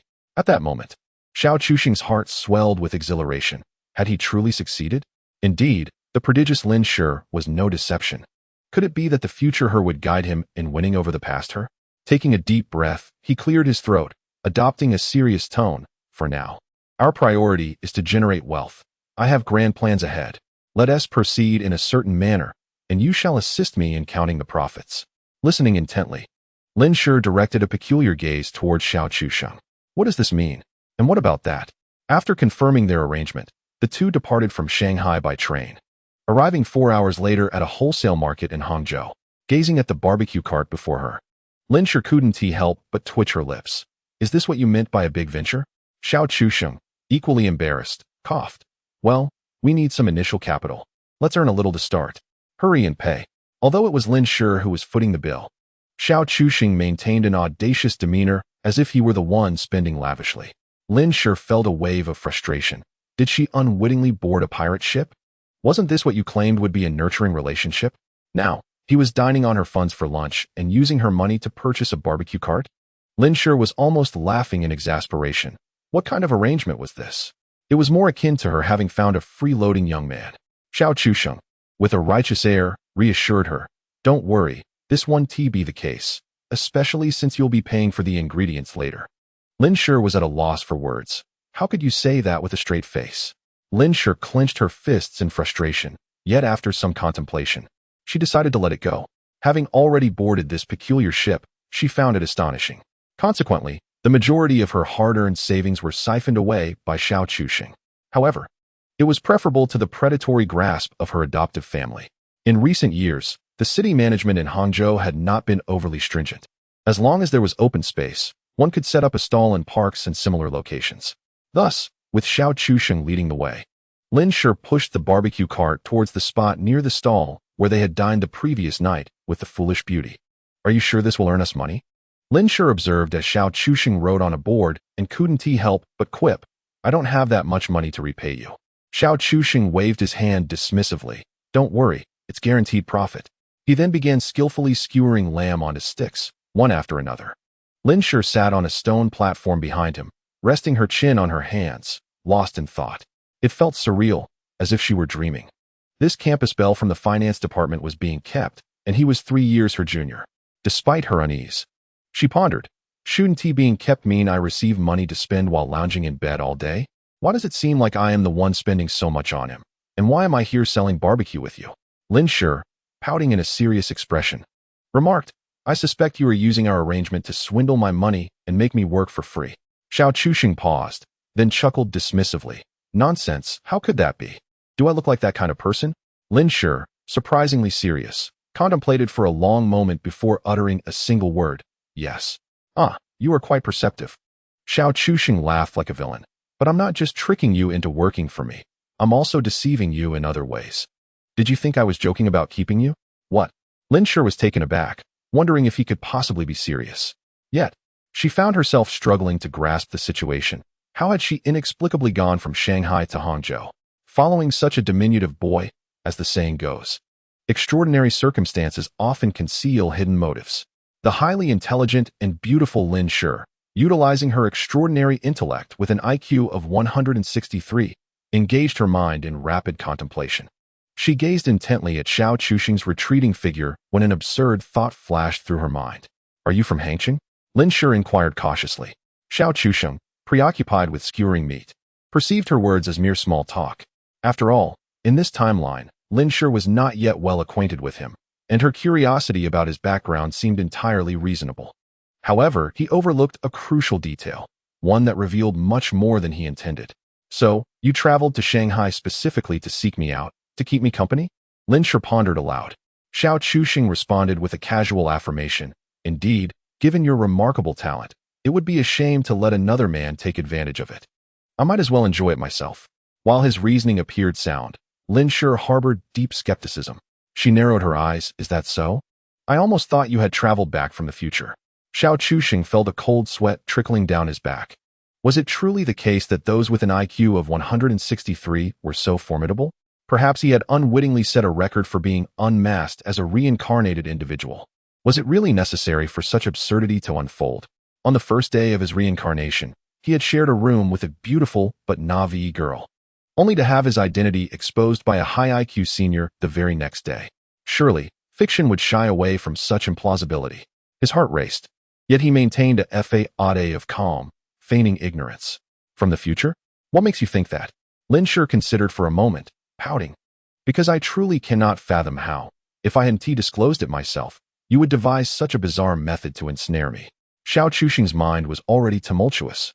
Was this the genius with an IQ of 163? Could the future him accurately predict the actions of his past self? Your imagination is indeed quite vivid, he thought, feeling drenched in perspiration. Chapter 13. The mole on the backside. It appeared that one truly knows oneself best. In her past life, Lin Shi had anticipated that to convince her former self of Xiao Chuxing's sincerity, she would need to lower her defenses, a daunting task indeed. Having been betrayed by family and bullied by her adoptive parents, she had become disillusioned with the world. Consequently, trusting anyone was a formidable challenge unless they could provide her with a sense of security. Security is an enigmatic concept, and based on Xiao Chuxing's character, she conceived a rather unorthodox plan. However, one cannot deny that this strategy proved remarkably effective. A young man, 3 years her junior, suddenly approached her with an audacious proposition to financially support her. A rational individual would likely deem him insane or foolish. Yet, Lin Shi was no ordinary person. With an astonishing IQ of 163, she would undoubtedly ponder the hidden motives behind such an unconventional approach. This almost uncanny method of flirtation was unlikely to be conceived by anyone other than Lin Shi herself. Thus, it became her unique means of communicating with her past self. Xiao Chuxing, perspiring profusely while skewering lamb, feared that the young man would continue to overthink the situation. However, Lin Shi fell into a prolonged silence, leading Xiao Chuxing to believe she had genuinely accepted his jest, which allowed him to breathe a sigh of relief. Yet, while he was merely threading the meat, Lin Shi's cool, aloof voice broke the silence. "Is the mole on my backside unsightly?" she inquired, her face flushed with embarrassment. Xiao Chuxing instinctively chuckled. "Nonsense. Where would a mole come from on your backside?" The moment the words left his lips, alarm bells rang in his mind. He had unwittingly let slip a blunder. His lips twitched as he coughed. "Lin Shi, I meant to say that I misspoke. Do you believe me?"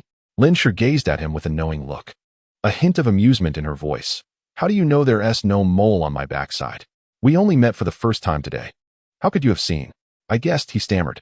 Lin Shi's tone dripped with sarcasm. "Do you really think I would believe that? Truly, the fastest way for a reborn person to crash and burn. Isn't it? My journey of rebirth hasn't even begun, and yet you've already uncovered my secret?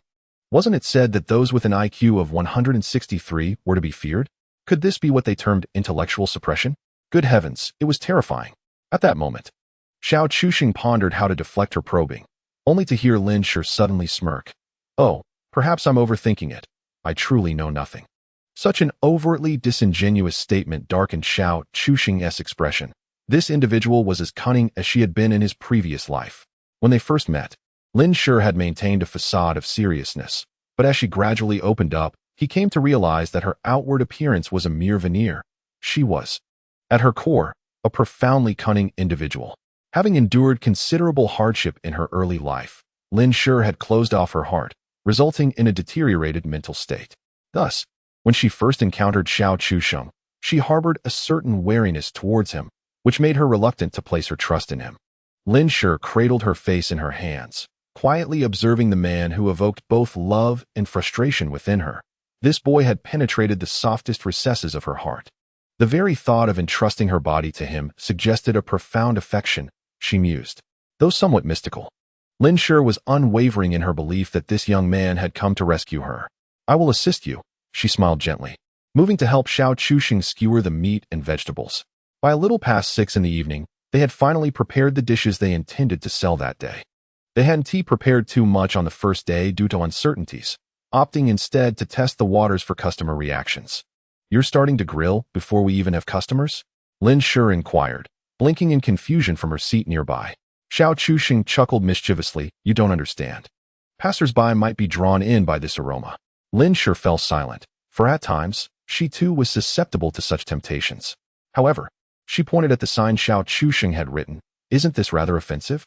The sign read, "Absolutely pure beef and lamb. No duck or chicken masquerading as meat. A tenfold compensation for any deception. Using lamb essence and lamb tail fat to soak duck meat in order to masquerade as lamb for skewers had long become a common practice in the industry."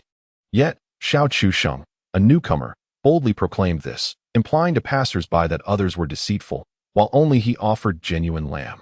This was bound to offend his competitors. After all, there was enough wealth to be shared, and he was effectively overturning the table. How could others possibly respond? Xiao Chuxing sneered. Do unscrupulous merchants deserve any sympathy? We are merely striving to earn a modest sum to kickstart our venture. If we offend anyone, what of it? I have no intention of making a fortune from this.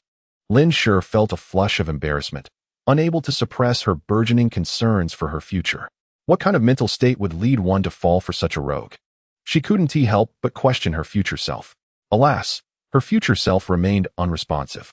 Yet, unbeknownst to her, the gentleness in her gaze towards Xiao Chuxing had already deepened significantly. Boss, is this truly lamb? As Xiao Chuxing had anticipated, the sign attracted the attention of some eager diners. Indeed, absolutely genuine lamb, freshly cut. Xiao Chuxing confidently affirmed. All right, I'll have 20 skewers and some vegetables. Wait, is this chives? Yes, we haven't sold these before. I brought them in to try, Xiao Chuxing explained.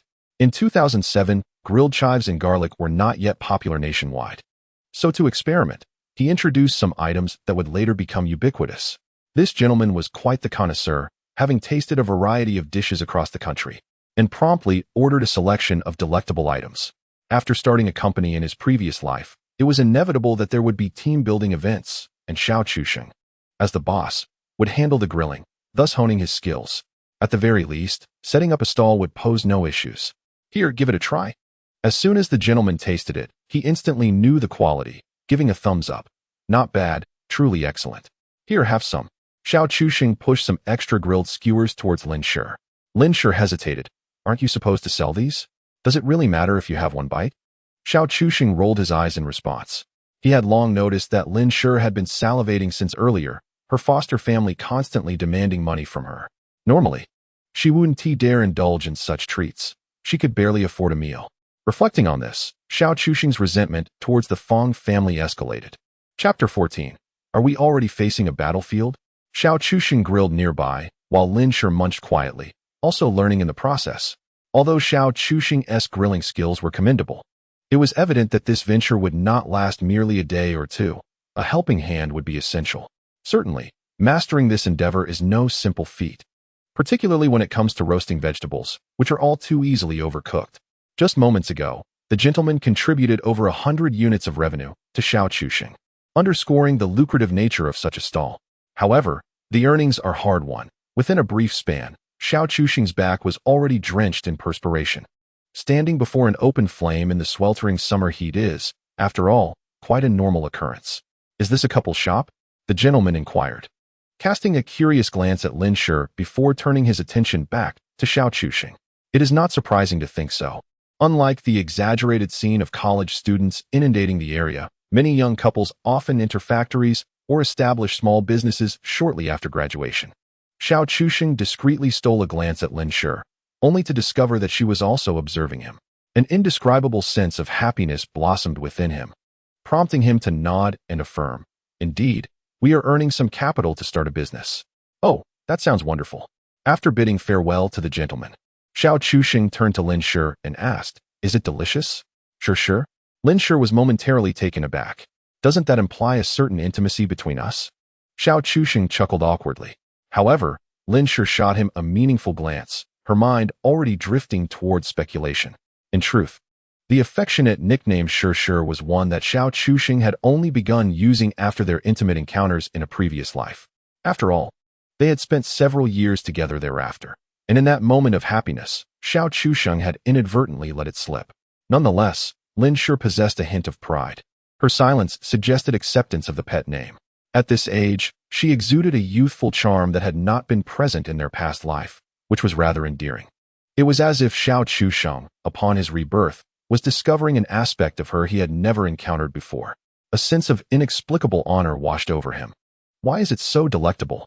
Lin Shi inquired, genuinely curious, as she had sampled offerings from other establishments before, none of which had been as fragrant as Xiao Chuxing's. With a mysterious smile, he revealed the contents of a nearby spice bottle to her. Chili powder? This is the seasoning, the soul of the dish, my exclusive recipe, he declared with pride. Indeed, it was an authentic secret. This particular blend had been acquired during his collaboration with a renowned eatery in a narrow alley in his previous life. For establishments like this, the seasoning and dipping sauces are closely guarded commercial secrets. However, Xiao Chusheng had helped them achieve success, and as he sought to keep the knowledge to himself for personal enjoyment, they graciously taught him their craft. Little did he know that this would eventually become the cornerstone of his prosperous future. Should we purchase more lamb tomorrow? Lin Shi suggested, recalling that he had consumed over 40 skewers by himself. Xiao Chusheng shook his head. Let us observe for now. In truth, these vegetables yield a much higher profit margin, such as potato slices, which boast a profit ratio of several times over. Lin Shi did not contest this, instead quietly squatting atop a large stone slab behind him. Subsequently, she tore off a piece of thick cardboard and fanned him to provide a breeze. Feeling the cool air, Xiao Chusheng's heart warmed. Had he unwittingly begun to win her over? Indeed, to captivate someone of Lin Shi's caliber, it seemed one must rely on her own burgeoning affection. As time progressed, more patrons arrived, with an increasing number of students joining the throng. As the peak hours of after-school and work approached, this was indeed the most lucrative time for business. Xiao Chusheng informed Lin Shi. He had already encouraged Lin Shi to give it a try, starting with roasted vegetables. In truth, grilling meat was somewhat easier to master, yet it came with a higher cost. However, Lin Shi possessed an extraordinarily capable mind, her learning ability akin to that of a prodigy. While she might not grasp everything instantly, her pace was significantly swifter than his initial attempts. Within half an hour, the revenue surged by several hundred. Lin Shi was astonished. Is street vending really this profitable? Indeed, but this could only sustain through the summer, sighed Xiao Chusheng. Street vendors often attracted more customers than traditional storefronts, as the allure of local flavors easily piqued the curiosity of passers-by. Moreover, a barbecue cart could be moved to bustling parks and other high-traffic areas, but once summer faded and the chill set in, the crowd would dwindle. Lin Shi understood this dilemma and expressed her concern. So, when you mention making a profit to start a business, do you intend to open a barbecue restaurant? Xiao Chusheng paused, quickly denying, no, while physical businesses are currently mainstream, the future belongs to the internet. You mean to develop software? Lin Shi was taken aback. Software? Xiao Chusheng recalled that although smartphones had begun to emerge in 2007, with Apple's first generation released that year, it wasn't until the advent of the iPhone 3 that they truly became functional devices. Without a robust application ecosystem, smartphones were merely aesthetically pleasing feature phones. Thus, Xiao Chusheng pondered whether to embark on a significant venture. Having returned to life, he felt akin to a butterfly flapping its wings, uncertain of the impact it might create. Yet, since he had been granted a second chance, why not endeavor to make the future brighter? Although one should ideally avoid altering the original timeline to benefit from rebirth, as minimal change leads to greater control, his greatest advantage lay not merely in foreknowledge of future events or profitable ventures, but in advanced thinking, aesthetic appreciation, and an understanding of what people truly desired. Xiao Chusheng discerned the crux of the matter and had begun to form plans. Without elaborating further, he expressed to Lin Shi, let us focus on earning money for now. Without funds, all thoughts are futile. Lin Shi tilted her head. How much do you need? I actually have a little. Never mind. Keep that for your meals. We need substantial funds. The more, the better. Lin Shi could only nod thoughtfully. She struggled to comprehend how much profit could be made from a barbecue stall. This was a common misconception, as the daunting profit margins of such industries had yet to be widely recognized. What would the beauty like to eat? As Xiao Chusheng was focused on grilling vegetables, he noticed another girl approaching and, without raising his head, instinctively spoke. Hey, why does that voice sound so familiar? Confused, Xiao Chusheng looked up, his eyes widening in shock. To his astonishment, the newcomer was none other than the silly beauty he had spent the night with, Qi Shanshan. Xiao Chusheng felt a sudden jolt in his heart, as if an alarm bell had been triggered. Goodness, are we already heading towards a battleground so soon? Qi Shanshan pouted, her face adorned with a look of sorrow that left Xiao Chusheng completely flustered. Cough, it's you, he said awkwardly. He had never anticipated that only last night, at this very hour, he had dragged this foolish beauty into a hotel, and now, at the same hour today, they would cross paths again. What are you doing here selling things? The foolish beauty displayed a clear, yet naive expression. Xiao Chusheng, feeling a bit embarrassed, scratched his nose and replied, well, I need some money, so I thought I'd set up a stall to earn a little. Money? Qi Shanshan seemed taken aback. Under Xiao Chusheng's puzzled gaze, she rummaged through her wallet. Suddenly, as if struck by a revelation, She handed her wallet directly to him. Xiao Chusheng was even more flabbergasted. No, my dear. Just because we have some sort of secret connection, you need not be so open-hearted. Moreover, the status of your body with regard to me remains uncertain, does it not? Xiao Chusheng inexplicably felt a pang of guilt, as if he were being deceived both financially and romantically by this foolish girl. He did not take the wallet, merely clearing his throat twice. The money I lack is not merely a few hundred or thousand. In any case, you need not concern yourself with such matters. Oh, Qi Shanshan responded, seemingly understanding yet not fully grasping the situation. Her gaze fixated on the lamb skewers Xiao Chusheng was grilling, clearly craving them. With no other option, he pulled her aside to sit. Who is she? Lin Shi, who had been lingering behind, leaned closer to Xiao Chusheng and whispered. She had noticed Qi Shanshan speaking with him and thought the girl was a petite beauty not lacking in looks compared to herself. Observing their interaction, Lin Shi initially assumed Qi Shanshan was Xiao Chusheng's classmate. When she saw the girl take out her wallet, she thought she was going to pay for the barbecue. But as she continued watching, something felt amiss. Wait, why is she even giving her wallet to this rascal? Then she noticed Xiao Chusheng guiding the girl to a separate seat, prompting her curiosity to inquire about the situation. Just as Xiao Chusheng's heart began to settle, Lin Shi approached unexpectedly, nearly causing his heart to stop from shock. He found himself at a loss for words, unsure how to introduce the foolish beauty to Lin Shi. Girlfriend? Certainly not. If anything, in a previous life, Lin Shi was more akin to Xiao Chusheng. Had he not been pulled off the rooftop by that foolish girl, it was likely he would have emerged from his minor injury with Zheng Jia and probably continued down the path with Lin Shi, or perhaps lost all hope in love altogether. However, one thing would remain unchanged. Their relationship would endure. Thus, Xiao Chusheng believed that in this second life, Lin Shi would undoubtedly be significant to him. 2 lifetimes, coupled with the future support from her, how could he possibly fail? At this moment, Xiao Chusheng felt his mind racing faster than ever before, operating at full throttle. Lin Shi scrutinized Xiao Chusheng, sensing something amiss from his flustered demeanor. The fellow Lin Shi hesitated momentarily before finally inquiring, "You wouldn't have deceived that young lady out of her money, would you?" Xiao Chusheng was momentarily taken aback, unsure of how to respond. He couldn't deny it, yet upon reflection, it indeed seemed true. He had swindled 200 yuan from the Navi beauty. No, that wasn't all. There were also 2 meals and a pack of cigarettes to account for. Almost forgetting, the cost of the hotel room was also on her tab. Considering this, Xiao Chusheng felt a profound sense of guilt wash over him. Well, it seems I did deceive her, he admitted, reluctantly continuing the conversation. At that moment, an unexpected turn of events occurred.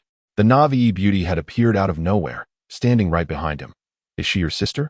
Xiao Chusheng was momentarily stunned, instinctively glancing at the Navi beauty and then at Lin Shi. Suddenly, he seemed to grasp the situation. Lin Shi appeared older than him, and most people would likely not perceive them as a couple. This was rather awkward.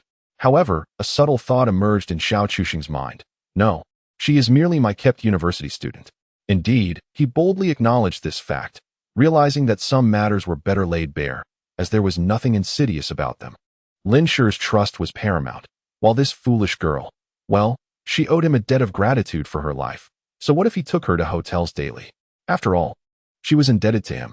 Without a doubt, Xiao Chusheng spoke with a sense of justified pride, leaving the Navi beauty utterly speechless. Her intended words lodged in her throat. Although he had mentioned his intent to keep a university student that morning, who would take such a declaration seriously? Little did she know that he had indeed taken a university student under his wing.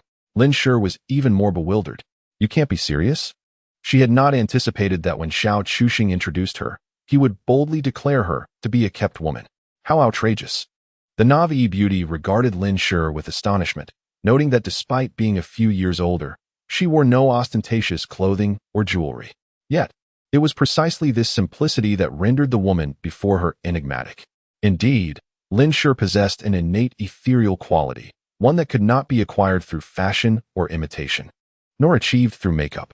Standing there quietly, Lin Shi's naturally delicate features rendered a multitude of superficial beauties utterly shamefaced. In contrast, the Navi beauty exuded an unmistakable aura of naive simplicity, which, to those unfamiliar with her, might be mistaken for aloofness. Is it truly the case that she's being kept? Even now, the Navi beauty found it hard to believe, suspecting that Xiao Chuxing must be jesting. Yet Lin Shi merely offered a knowing smile, extending her delicate, jade-like hand towards Qi Shanshan with grace. Lin Shi, the woman he claimed to be a kept university student. Lin Shi possesses a hint of cunning, and with her remarkable intellect, she naturally perceives the extraordinary connection between the girl before her and Xiao Chuxing. Poised and dignified, she exudes the authority befitting a legitimate consort.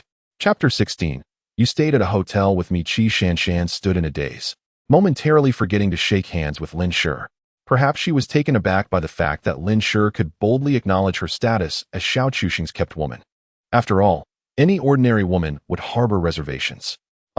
I am Qi Shanshan, she stammered as she hurriedly grasped Lin Shi's hand. Yet, her furtive glances towards Xiao Chuxing were tinged with a hint of resentment, as if she felt played by him, only to turn and betray him. Well, this perspective does seem somewhat valid. This was undoubtedly the peak business hour, and in pursuit of a few coins, Xiao Chuxing paid little mind to whether these two women would ignite a terrifying scene of conflict. I am a heartless merchant, driven solely by profit. It can only be said that Xiao Chuxing underestimated the magnitude of the physical economy in 2007, as the flow of customers was relentless. However, upon reflection, it was quite reasonable. The rise of online shopping and food delivery had yet to take hold in 2007, and home entertainment options were scant. Aside from some antiquated computer games, most people resorted to television.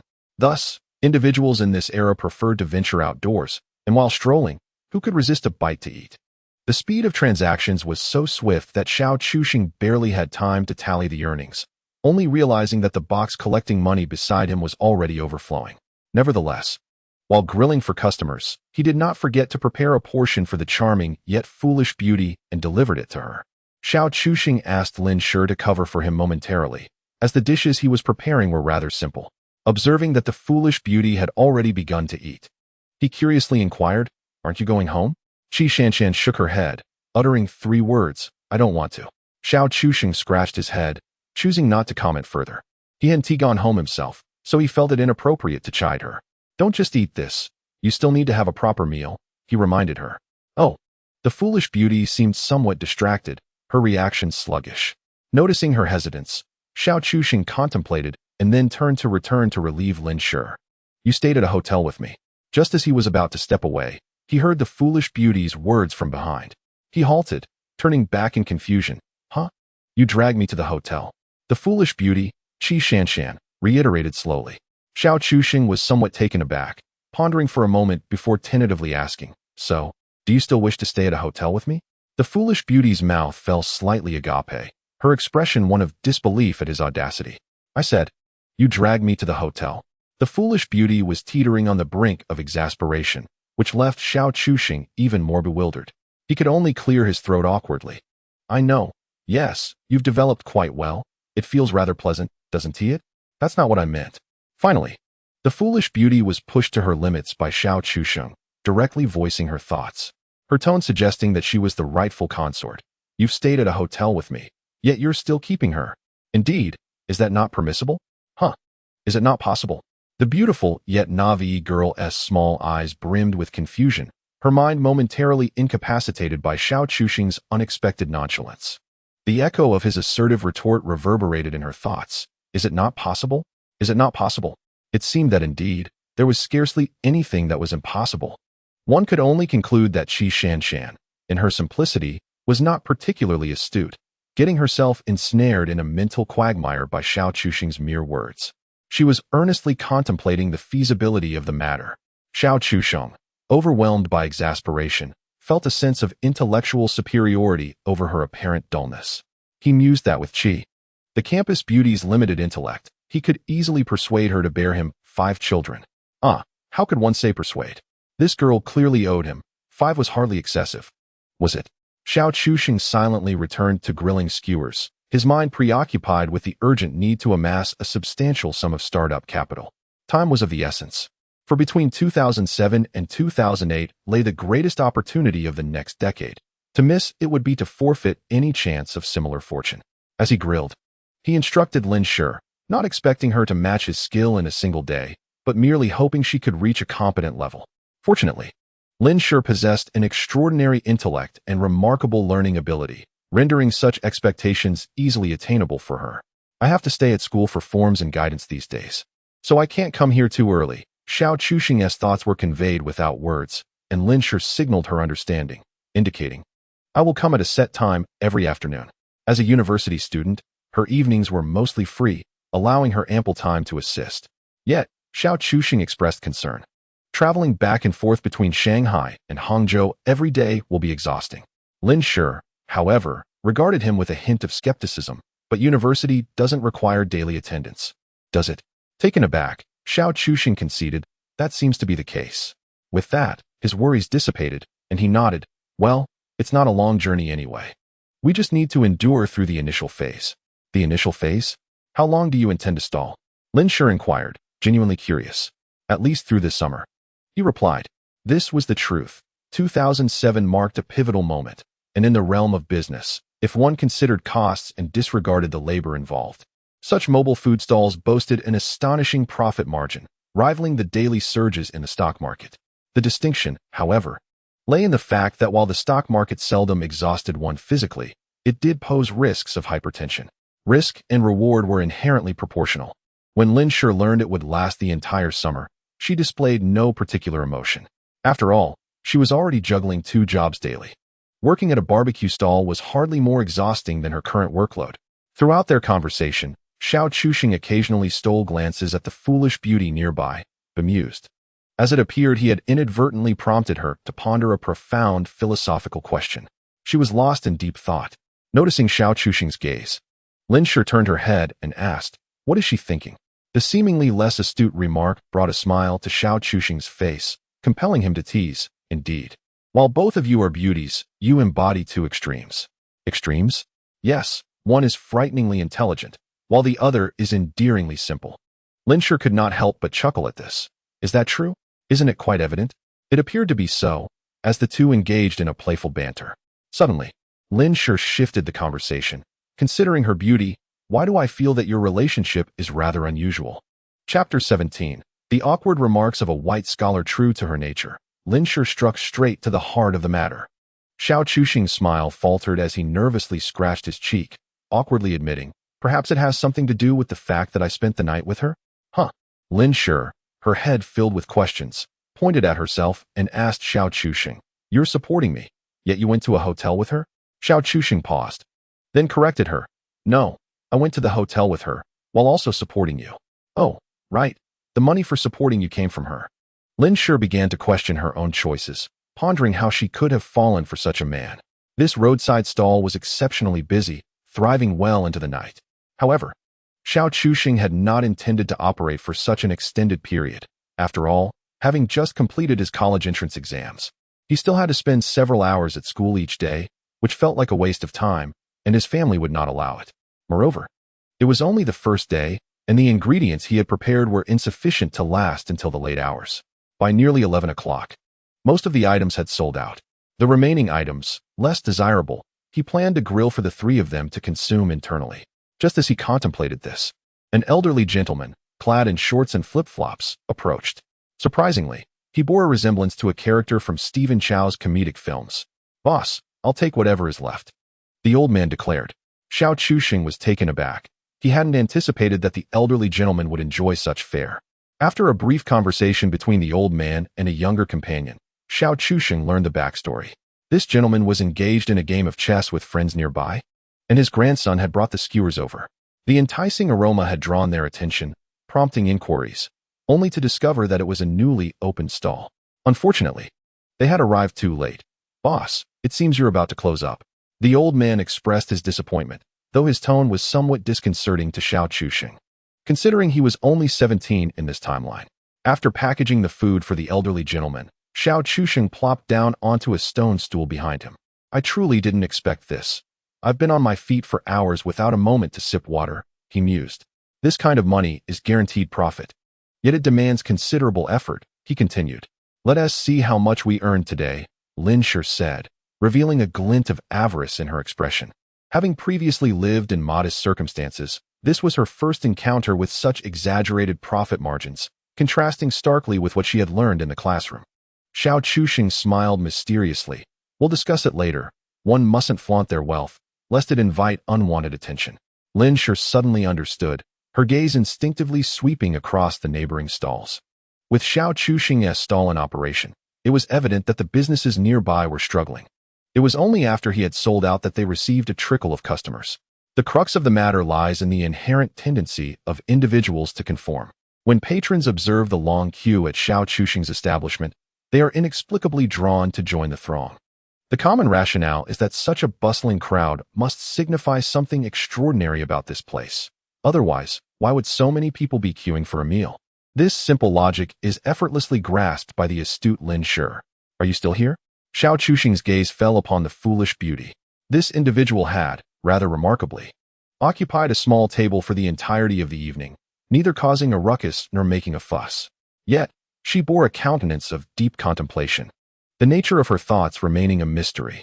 Perhaps she was grappling with a particularly perplexing issue, given her rather questionable intellect, which was indeed a pity. Upon hearing Xiao Chuxing's voice, Qi Shanshan's eyes sparkled as she lifted her head. Suddenly, the foolish beauty, with a look of epiphany, pointed at Lin Sure and exclaimed, "I understand now. She is the mistress." This revelation had occupied Qi Shanshan's mind throughout the night, and now she believed she had finally unraveled the mystery. However, upon exchanging glances, Xiao Chuxing and Lin Sure could not suppress a twitch at the corners of their mouths. "So, you spent the entire night pondering this?" Xiao Chuxing found it increasingly difficult to maintain her composure. This was no longer merely an issue of intelligence. Yet, the foolish beauty nodded earnestly in affirmation. Now, it was Xiao Chuxing who found herself questioning her life choices, with even Lin Sure unable to contain her curiosity, whispering to Xiao Chuxing, "Where did you find this child? Does your conscience not ache?" Even Xiao Chuxing, whose audacity rivaled that of fortress walls, felt a tinge of embarrassment and could only cough awkwardly to defend herself. "I did not. I have not. Besides, what is a conscience? Can it be consumed?" She even boldly pointed at Lin Sure, declaring to the foolish beauty, "Let us consider. Is there not a possibility that you are the mistress?" The foolish beauty's mouth fell agape, as if struck by lightning, her mind momentarily incapacitated by the shock. For someone with her limited intellect, such a revelation was undeniably overwhelming. "But I arrived first," Xiao Chuxing thought, her expression a mix of complexity as she gazed at the foolish Qi Shanshan, unable to restrain her sarcasm. "What sort of absurd declaration is this?" "What absurdity?"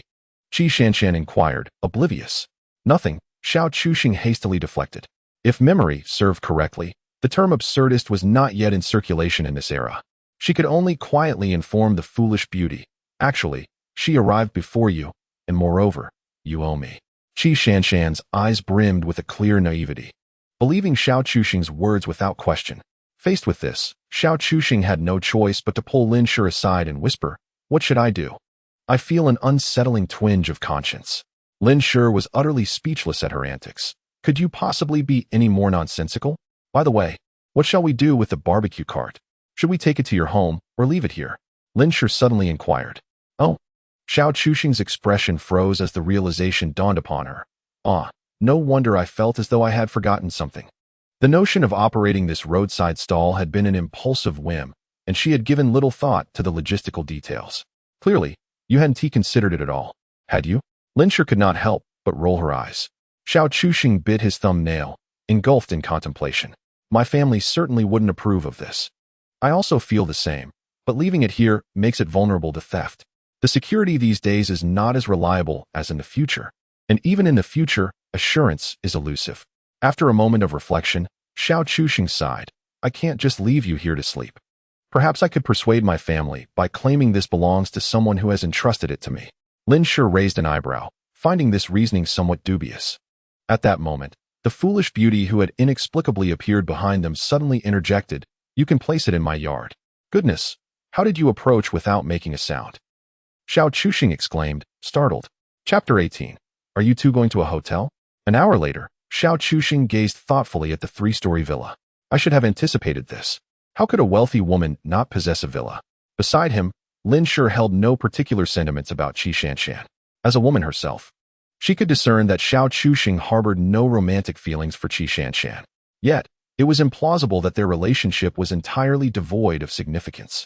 Lin Sure was intrigued by how Xiao Chuxing came to associate with such a young heiress.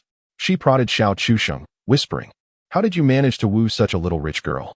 Xiao Chuxing shot her a complex glance. Woo? I might as well woo you instead. Lin Shi laughed, jesting. Speaking of which, you've won over her daughter, but her family background may not readily accept you. Xiao Chuxing's expression grew even more peculiar as he nonchalantly replied. Why should they accept me? I intend to eliminate her father. This time, it was Lin Shi who was left speechless. Wait, you're pursuing her daughter and planning to kill her father? What a bizarre turn of events. You'll understand later, Xiao Chuxing replied cryptically. Lin Shi refrained from probing further. Sensing a story lay beneath the surface. Are you sure it's all right to store this at your place? Lin Shi asked tentatively. Does your family mind? Qi Shanshan paused briefly before shaking her head. I live here alone, so no one will mind. In that fleeting moment, she exuded a distant, high-cold demeanor reminiscent of a goddess who shunned interaction.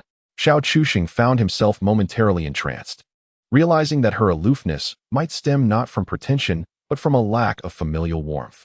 Reflecting on this, he lifted his gaze once more at the imposing three-story villa. Is it truly acceptable for a girl to reside in such solitude? It must be lonely. He began to comprehend why the foolish beauty had remained so quietly seated all evening. The distinction between being at home and being here was negligible, at least here. There was Xiao Chuxing. What is this unsettling feeling in my chest? Xiao Chuxing murmured softly. He only requested the key to the front door from the foolish beauty, allowing Lin Shi to come by every afternoon to retrieve the barbecue cart for their stall. It wasn't long before Xiao Chuxing would join her, typically after about 2 hours of her setting up. Shall we leave? Lin Shi inquired softly. Xiao Chuxing nodded subtly, yet his gaze lingered on the foolish beauty. Reluctant to divert his attention, he sensed her desire for them to stay. Let us go, he thought, uncertain of how to bid farewell to this naive girl. Suddenly, the foolish girl Shanshan's voice echoed from behind them. Are you going to a hotel? The implication of her words startled both of them. However, if not for her inquiry, Xiao Chuxing would not have ventured into such thoughts. Indeed, what about that? He remarked, glancing at Lin Shi. Given the hour, it was evidently impractical for Lin Shi to return to Shanghai, and the daily travel expenses would also accumulate significantly. Although the profits from the barbecue stall were certainly sufficient to cover this. Shall we find a small inn? Lin Shi suggested after a moment of contemplation. Xiao Chuxing hesitated, then shook his head. No, those places are not clean and can be quite unsafe. This was a fact.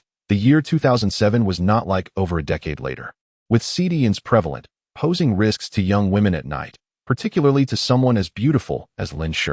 Then what shall we do? She asked. Come to my house. Xiao Chuxing stated coolly. Lin Shi was taken aback. Was this an introduction to the parents? Xiao Chuxing was aware of Lin Shi's misinterpretation, but chose not to clarify. Anxiously, she followed him, having accepted this abstract arrangement with him. However, to meet the parents on the very first day, wasn't he that a bit too fast? She remained silent throughout the journey, her mind in turmoil. Upon arriving at Xiao Chuxing's home, she found the place shrouded in darkness, devoid of any lights. Is anyone home? Lin Shi questioned, somewhat skeptical. My parents don't return every day. They run a restaurant and usually work late. Sometimes they sleep there, Xiao Chuxing explained, enlightening Lin Shi as to why he felt comfortable bringing her home. In truth, this was merely Lin Shi's misunderstanding. Xiao Chuxing was not at all apprehensive about disclosing his relationship with her to his parents. After all, Lin Shi was a true talent, exceptionally beautiful. Surely, his father would be overjoyed. Once inside, Xiao Chuxing declared, All right, let us see how much we earn today. He poured out the day's earnings onto the coffee table. As Lin Shi beheld the stack of bills, her eyes widened uncontrollably. Is there really this much? She gasped, covering her mouth. Xiao Chuxing maintained a composed demeanor, though internally he was equally astonished. Was the real economy in 2007 truly this remarkable? Indeed, it was an era of abundance. After counting the bills and deducting the cost of the ingredients and the expenses for the food cart, they arrived at a net profit of 1,872 yuan and 50 cents. If we calculate it this way, we could still have a market until National Day, earning 2,000 a day? Lin Shi exclaimed excitedly. However, Xiao Chuxing shook his head. Not just that. Today was merely the first day. This amount has already deducted the cart's cost. If we expand further and operate a couple more hours, a net profit of 3,000 to 5,000 a day would not be a problem. Lin Shi was no longer composed. This income was equivalent to many people's wages for 1 or 2 months. At first, she pondered how much profit could possibly be made from the barbecue stalls at the night market. However, Her perspective shifted upon observing Xiao Chusheng, who remained deep in thought. Curiously, she inquired, "Is something the matter?" Xiao Chusheng silently nodded, stating, "This money certainly won't be easy to earn. You must have noticed that we have encroached upon the business of other stalls. Those individuals will undoubtedly devise countermeasures. But your seasoning recipe isn't a trade secret, right? They can't replicate it, can they?" she queried. "Indeed, they cannot replicate it, but only in the short term," Xiao Chusheng replied gravely. "Thus, those competitors who cannot outdo us in business will surely resort to underhanded tactics." At this moment, Lin Shi comprehended that the law and order in this era was not akin to the more peaceful Hangzhou of later times, and fights were commonplace. "What should we do?" she expressed her concern. "Are you afraid?" Xiao Chusheng teased with a mischievous grin. Lin Shi firmly shook her head, her voice resolute. "I am not afraid. If it comes to it, I will confront them." "Well, as long as you aren't afraid, leave it to me," Xiao Chusheng reassured her. The bond they shared in their past life, a killer and the one who handed over the knife, was beginning to reveal itself in this new existence. Even though it was just the beginning. Chapter 19. Will you really not do anything? Xiao Chusheng and Lin Shi collected their earnings and proceeded to a noodle shop downstairs for a meal. They had been so busy all night that they scarcely had time to eat, surviving solely on the barbecued skewers they had prepared themselves. Although delicious, such fare did little to stave off hunger. In the modern world, Lanzhou Lamian was ubiquitous, yet in this year, it was still relatively unknown. By 2007, however, it had become quite popular. The most remarkable aspect was that a bowl of noodles cost merely 4 yuan, albeit the meat was sliced thinly. The knife skills of our Lanzhou Lamian chefs are world-class. As they slurped their noodles, satisfaction radiated from their faces. "Nothing beats a good bowl of noodles," Xiao Chusheng remarked, patting his stomach. "Tomorrow night, you can pack some to eat while we work," he advised Lin Shi. She agreed without hesitation. Today was merely the first day, and they were still finding their footing. Nevertheless, they had experienced a promising opening night, earning a substantial amount. Reflecting on their success, Xiao Chusheng cautioned her, "By the way, you should go ahead in the afternoon. Until I arrive, do your best to avoid any conflicts with those people." He understood Lin Shi's character well. Although she presented herself as a kind and gentle woman, she possessed a fiery spirit deep down.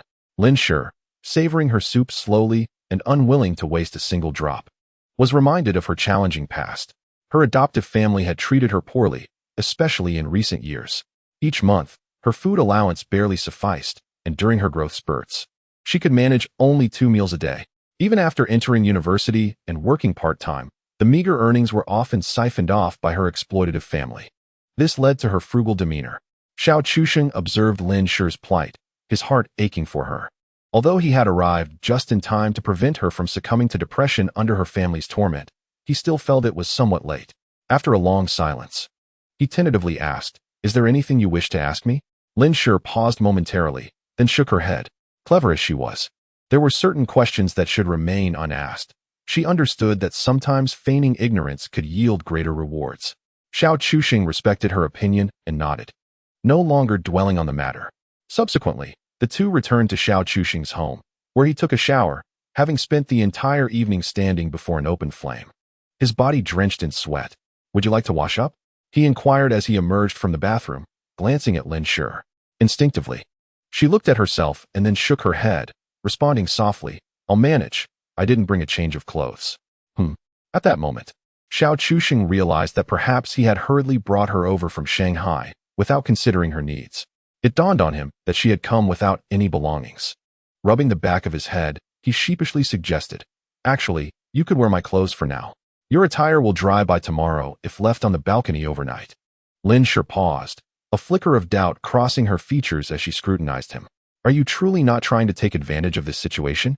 Xiao Chusheng rolled his eyes. "Of course not. Would I need such an excuse to do anything? Given our relationship, you have every right to refuse." Momentarily speechless, Lin Shi found herself at a loss for a retort. Ultimately, she nodded and went to wash up. Throughout this time, she was beset with worries, fearing that Xiao Chusheng might intrude upon her privacy. However, upon finishing her shower and stepping out, nothing untoward had occurred. A faint sense of disappointment washed over her. "Oh, dear brother, am I truly lacking in charm?" In truth, it was not the case. Although Xiao Chusheng was in the prime of youth, their past lives had intertwined in ways both fateful and unintended.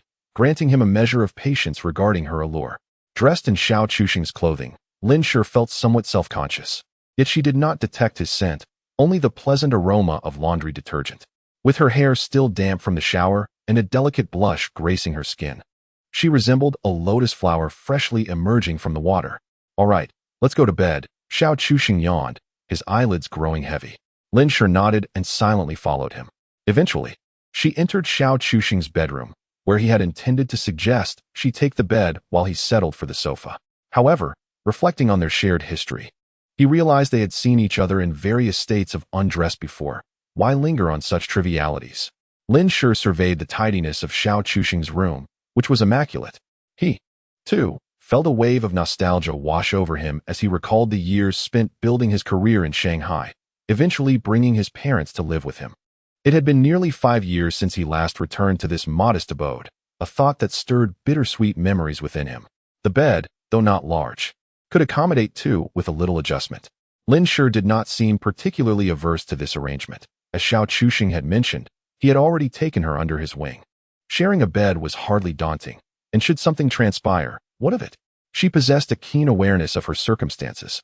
Reclining against one another, they each took a thin blanket to cover their midsections, the summer heat necessitating minimal covering. Both fell into a contemplative silence, enveloped in the stillness of the night. In the darkness, after an indeterminate amount of time, Lin Shi finally spoke. "What do you need so much money for?" Xiao Chuxing was rendered speechless. It was not that he was unwilling to answer, but rather that the question was too profound for him to articulate a response. What could one do with such an abundance of money? The simplest answer would be to spend it freely, to purchase whatever one desires, and to indulge as one pleases. However, Lin Shi sought to understand why Xiao Chuxing felt such an urgent need for wealth. In her eyes, he was still merely a student. Of course, with Lin Shi's intelligence, it was evident that he had already been stripped bare of pretenses. He must have perceived something deeper. In this society, financial resources confer confidence, Xiao Chuxing stated earnestly. Reflecting on a realization he had come to too late in his previous life, he had devoted himself to honest endeavors at an age when he should have been accumulating wealth, only to find that by the time he awakened to this truth, the opportunities had slipped through his fingers. In this lifetime, he was determined not to repeat those mistakes. He needed that assurance. Lin Shi remained silent, lost in thought. Suddenly, Xiao Chuxing added, "If your family asks you for money, just tell them you don't have a single cent." He wanted to express to Lin Shi that his current desire for money was also for her sake. With wealth, he would possess the means to protect Lin Shi, rather than remaining a powerless student. Chapter 20. Exiting the hotel with the campus bell in the darkness, Xiao Chuxing embraced her warmly for quite a while. Lin Shi, feeling a mix of emotions, remarked with a hint of reproach, "Is this too warm for you?" Xiao Chuxing replied with a mischievous grin, "I see you crave something even hotter, something that would surely leave us drenched in sweat." In the shadows, Lin Shi's cheeks flushed a deep crimson. Her playful banter held a deeper implication.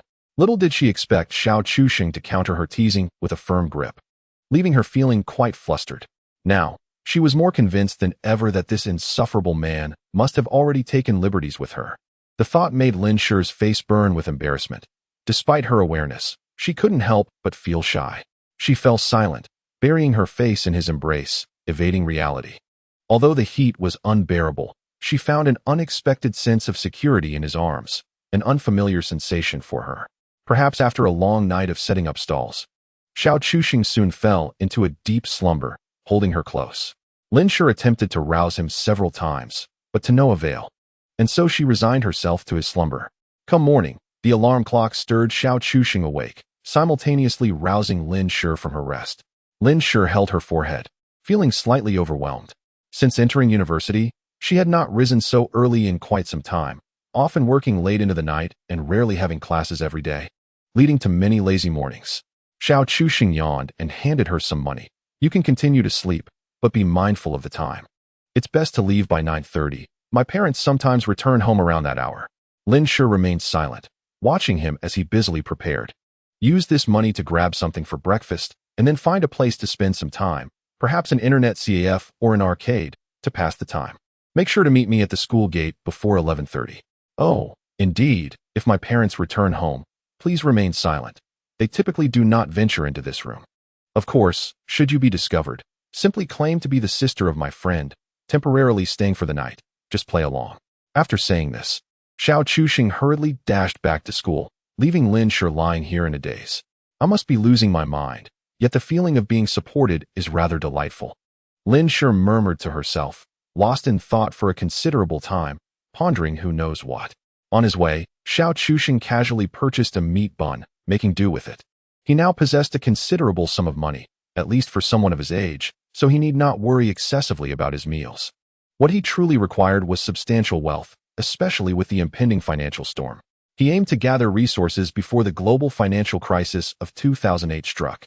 After all, following the crisis, many industries would undergo significant transformations, particularly in the internet sector, where the valuations of major players would be halved.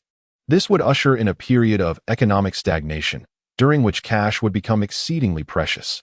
In other words, the purchasing power of cash would reach an almost extravagant level. Thus, Xiao Chuxing must seize this opportunity to accomplish as much as possible with minimal expenditure.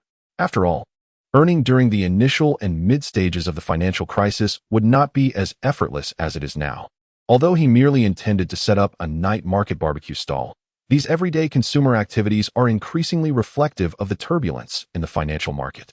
In a sense, Xiao Chuxing was fortunate to be in Hangzhou. The city held a certain abstraction. By 2007, the average housing price had surpassed 10,000, and the consumption levels were alarmingly high compared to many other regions. This trend would only intensify in the years to come. What does this imply? Quite simply, it means that in 2007 Hangzhou, Xiao Chuxing could more easily earn money in industries related to living expenses. He could then use these earnings for other ventures. To put it plainly, utilizing profits from Hangzhou's tangible industries to pursue endeavors or investments elsewhere. Of course, that is a matter for the future, a process requiring considerable time and accumulation. Upon arriving at school, Xiao Chuxing felt an inexplicable oddness, though he could not articulate it. He sensed that many students were watching him, even pointing and whispering. Am I that famous? Xiao Chuxing pondered to himself. In his previous life, he had indeed garnered some notoriety, but that was solely due to his frequent public declarations of affection for Zheng Jia. Yet, it hardly warranted such fame, did it? What on earth is going on? Did my sudden withdrawal during the confession to Zheng Jia become news? Surely not. Baffled, Xiao Chuxing entered the classroom, only to find nearly everyone gazing at him in unison. If he failed to recognize the issue by now, he would truly be dull-witted. As it happened, Su Hai approached Xiao Chuxing, delivering 2 playful punches, a common gesture among friends. At this moment, their relationship was still amicable, and having not fallen out, Xiao Chuxing naturally chose to remain silent. As he settled into his seat, Xiao Chuxing began to organize his books.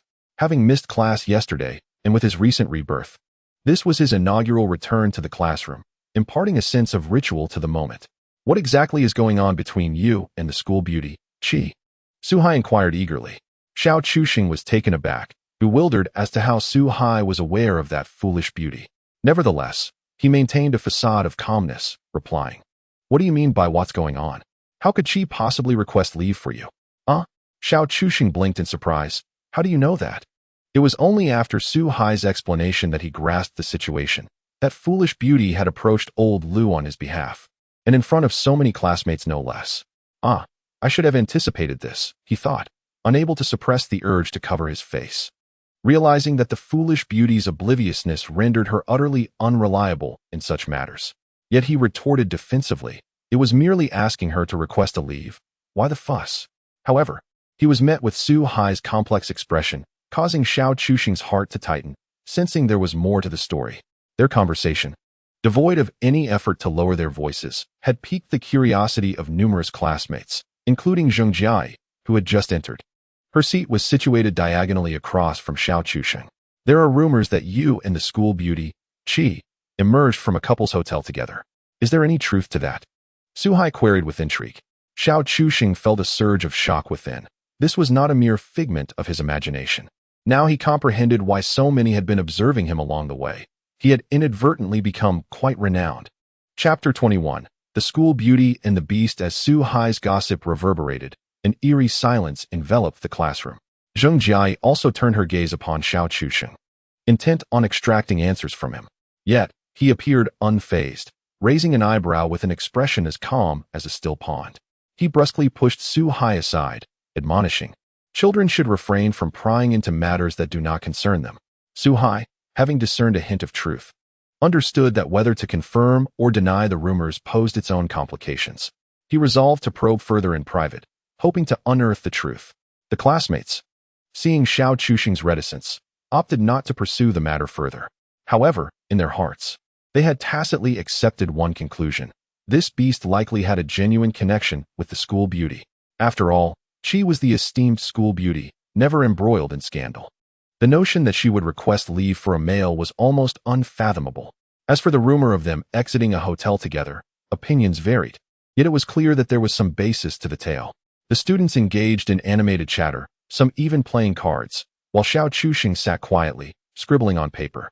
Seizing the opportunity of his recent rebirth, with memories still intact, he felt compelled to document crucial information regarding the future. After all, should those memories become jumbled at any point, it would spell disaster. The memories of his rebirth felt akin to a puzzle being assembled, seamlessly integrating into his consciousness. Yet, there appeared to be side effects. His mind felt somewhat heavy, and he experienced bouts of drowsiness. The pen glided across the paper, and having grown accustomed to digital note-taking, he found himself fatigued after a brief period of writing. The paper bears witness to numerous potential opportunities of the future, alongside elements pertinent to the evolving global landscape. It serves as a historical backup. Everything conceivable was inscribed upon it. Whether it would be of use is uncertain, yet what if it were? This endeavor persisted for over 2 hours, and the findings were astonishing. Within a mere decade, humanity has seemingly transcended limits, a dreamlike phenomenon. After taking a deep breath, Xiao Chuxing carefully folded the paper and concealed it within his trousers. He intended to hide this document well, ensuring it remained undiscovered. For one could not ascertain the beliefs of those who might encounter it. He feared that should a skeptic become a true believer, it could trigger a butterfly effect. The primary motivation for writing it down stemmed from the unreliable nature of human memory. Many recollections from his childhood had grown hazy, and he dared not gamble on remembering them in a few years. Particularly, when memories from 2 lifetimes intersect, discrepancies are likely to arise, making this note a crucial reference point for detecting deviations. Furthermore, he must safeguard his identity as a reincarnated individual, ensuring no one but Lin Shi is privy to it. Lin Shi was an unavoidable exception, given her extraordinary intellect, but fortunately, she was trustworthy. Rumors regarding his and Qi Shanshan's exit from the hotel, these rumors had permeated the entire school. Upon learning the truth, Xiao Chuxing felt utterly despondent. The situation was troublesome. As expected, his homeroom teacher, Old Lu, summoned him. Xiao Chuxing was called to the office, his heart racing with apprehension. Was it about that foolish incident, or perhaps concerning his absence yesterday? Now, what exactly transpired between you and classmate Qi Shanshan? Old Lu adjusted his glasses, a kind smile adorning his face. In his 50s, the physics teacher exuded an air of an old scholar, though he possessed a delightful sense of humor that often left students in fits of laughter. This rapport with his students allowed him to overlook certain matters. This time, however, his curiosity had evidently compelled him to invite Xiao Chuxing for a conversation. Xiao Chuxing, aware of his precarious position, stammered, "It's nothing significant. You know, it's just the folly of youth." Old Lu was taken aback by Xiao Chuxing's forthrightness. "So, you did indeed emerge from the hotel with classmate Qi Shanshan?" His voice dropped conspiratorially. In the office, there were no other teachers present, yet his sly demeanor was comical. Xiao Chuxing could only muster the courage to protest. "That's not the case. Perhaps a student misinterpreted the situation, or we merely passed by the hotel entrance." Even if the truth aligned with the rumors, admitting it was out of the question, although, in reality, it mattered little. Old Lu was unable to discern the veracity of Xiao Chuxing's words, yet the explanation was plausible. He had no intention of delving deeper into the matter, as there was no substantial evidence, merely an inquiry to gauge the situation. "Let us consider it thus," he concluded. "Understood." Xiao Chuxing nodded vigorously. "So, are you and classmate Qi Shanshan in a relationship?" Old Lu continued his inquisitive probing. "Not quite." Xiao Chuxing hesitated. Old Lu chuckled. "If you are, just admit it. If you're not, then say so. Why the ambiguity? Let it be. You, at your age, may think it's normal, but allow me to remind you. Just because you are on the brink of becoming university students, it does not grant you the liberty to act recklessly. Understand?" Upon exiting Old Lu's office, Xiao Chuxing exhaled a sigh of relief, resolving to be more cautious in the future to avoid being caught again. Why do I sense there will be a next time? He found himself perplexed. After visiting the restroom, he returned to the classroom, only to witness a peculiar scene outside. A certain foolish beauty, exuding an air of aloofness, was surreptitiously peering into their classroom. This spectacle did not go unnoticed by his classmates, yet none dared to approach her. She was Qi Shanshan, the epitome of an ice queen. To many, she embodied the essence of being unapproachable. Xiao Chuxing, bemused, strode over and forcibly escorted her away. The onlookers exchanged glances, astonished. Could it be that there was indeed something between the school beauty and Xiao Chuxing? He led her to the stairwell, a discreet spot often frequented by couples seeking refuge to embrace and steal kisses. What brings you here? Why aren't you in your own class? Xiao Chuxing inquired. The foolish beauty hesitated, mumbling, to eat. Xiao Chuxing thought he misheard her.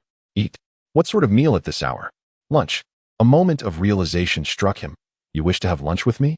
The foolish beauty nodded vigorously, leaving Xiao Chuxing with a strange sensation, akin to having bullied a simpleton who now clung to him. Was this truly the case? A profound sense of guilt washed over him. All right then, you can come. Or rather, let us meet at the school gate, he amended, recalling Lin Shi. After ensuring her well-being, Xiao Chuxing returned to the classroom, only to become the center of attention. There was no escaping it. In the eyes of his peers, he had seemingly won the affection of the illustrious Qi Shanshan, making it impossible to remain inconspicuous. This time, no one engaged in gossip, as the truth was evident.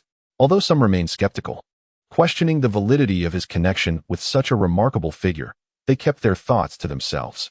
Upon returning to his seat, Su Hai, with his usual mischievous demeanor, leaned in, winking at Xiao Chuxing suggestively. Come on, spill the beans.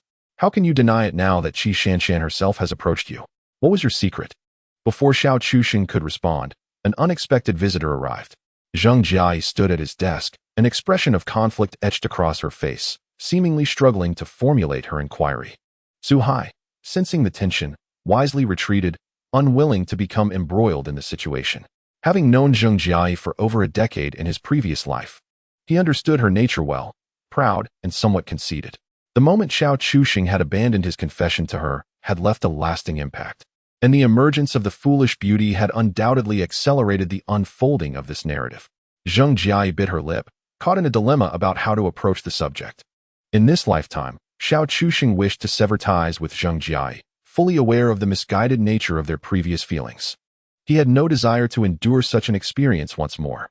Moreover, his thoughts were now preoccupied with matters far removed from someone as inconsequential as her.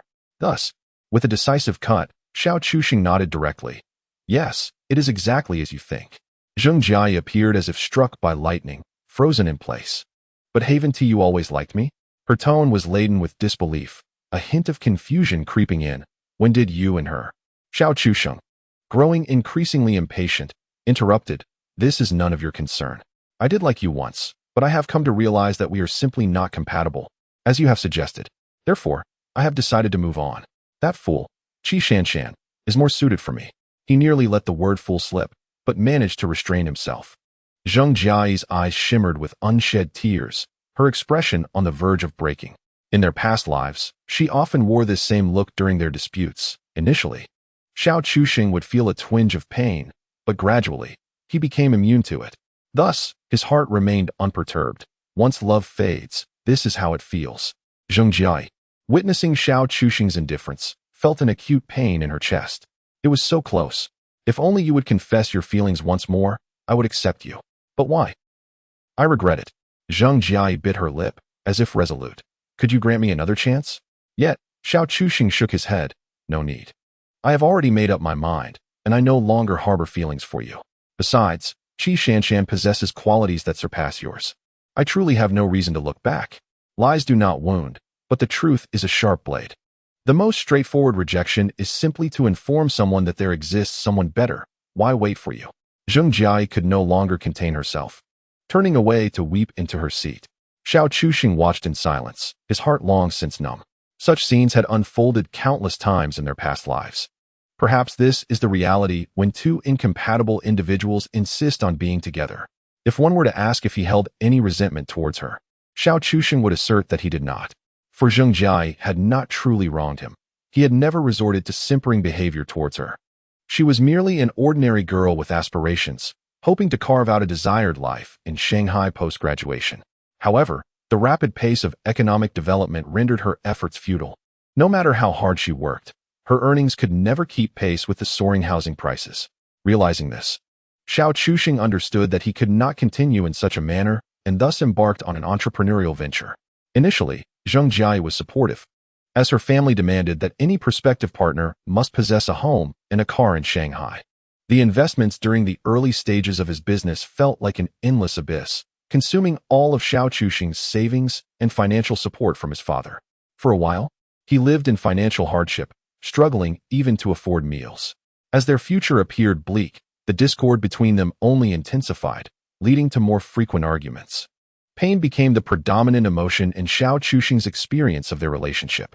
During his most challenging times, Zheng Jia encountered difficulties in her own job in Shanghai. During that period, Xiao Chusheng was often out late, and their financial and emotional states reached a nadir.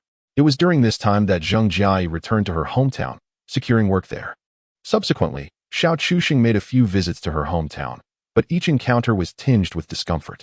Zheng Jia urged Xiao Chusheng to abandon his entrepreneurial aspirations, while her family insisted that Xiao Chusheng's parents secure a loan to purchase a matrimonial residence in Shanghai. Otherwise, they would not consent to the union. However, at that moment, the couple's relationship teetered on the brink of collapse. Reflecting on the fragments of his past life, Xiao Chusheng found little that evoked happiness.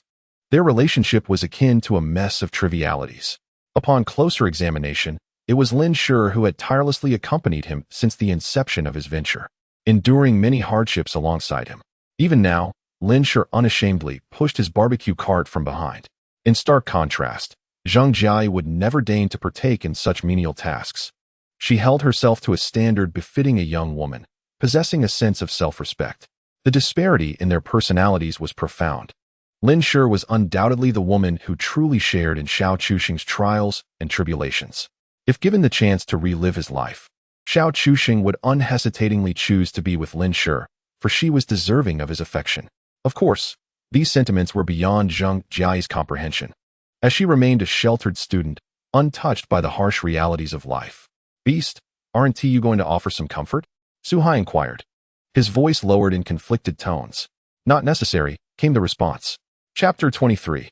Save where you can, spend where you must. Cycling through bars. Xiao Chusheng, now enlightened, recognized that unreciprocated love bore no fruitful outcome. His previous relationship with Zheng Jia had mirrored this unbalanced dynamic, where he labored for their future while she passively awaited the fruits of his toil. Ultimately, she was left wanting for the future he had envisioned.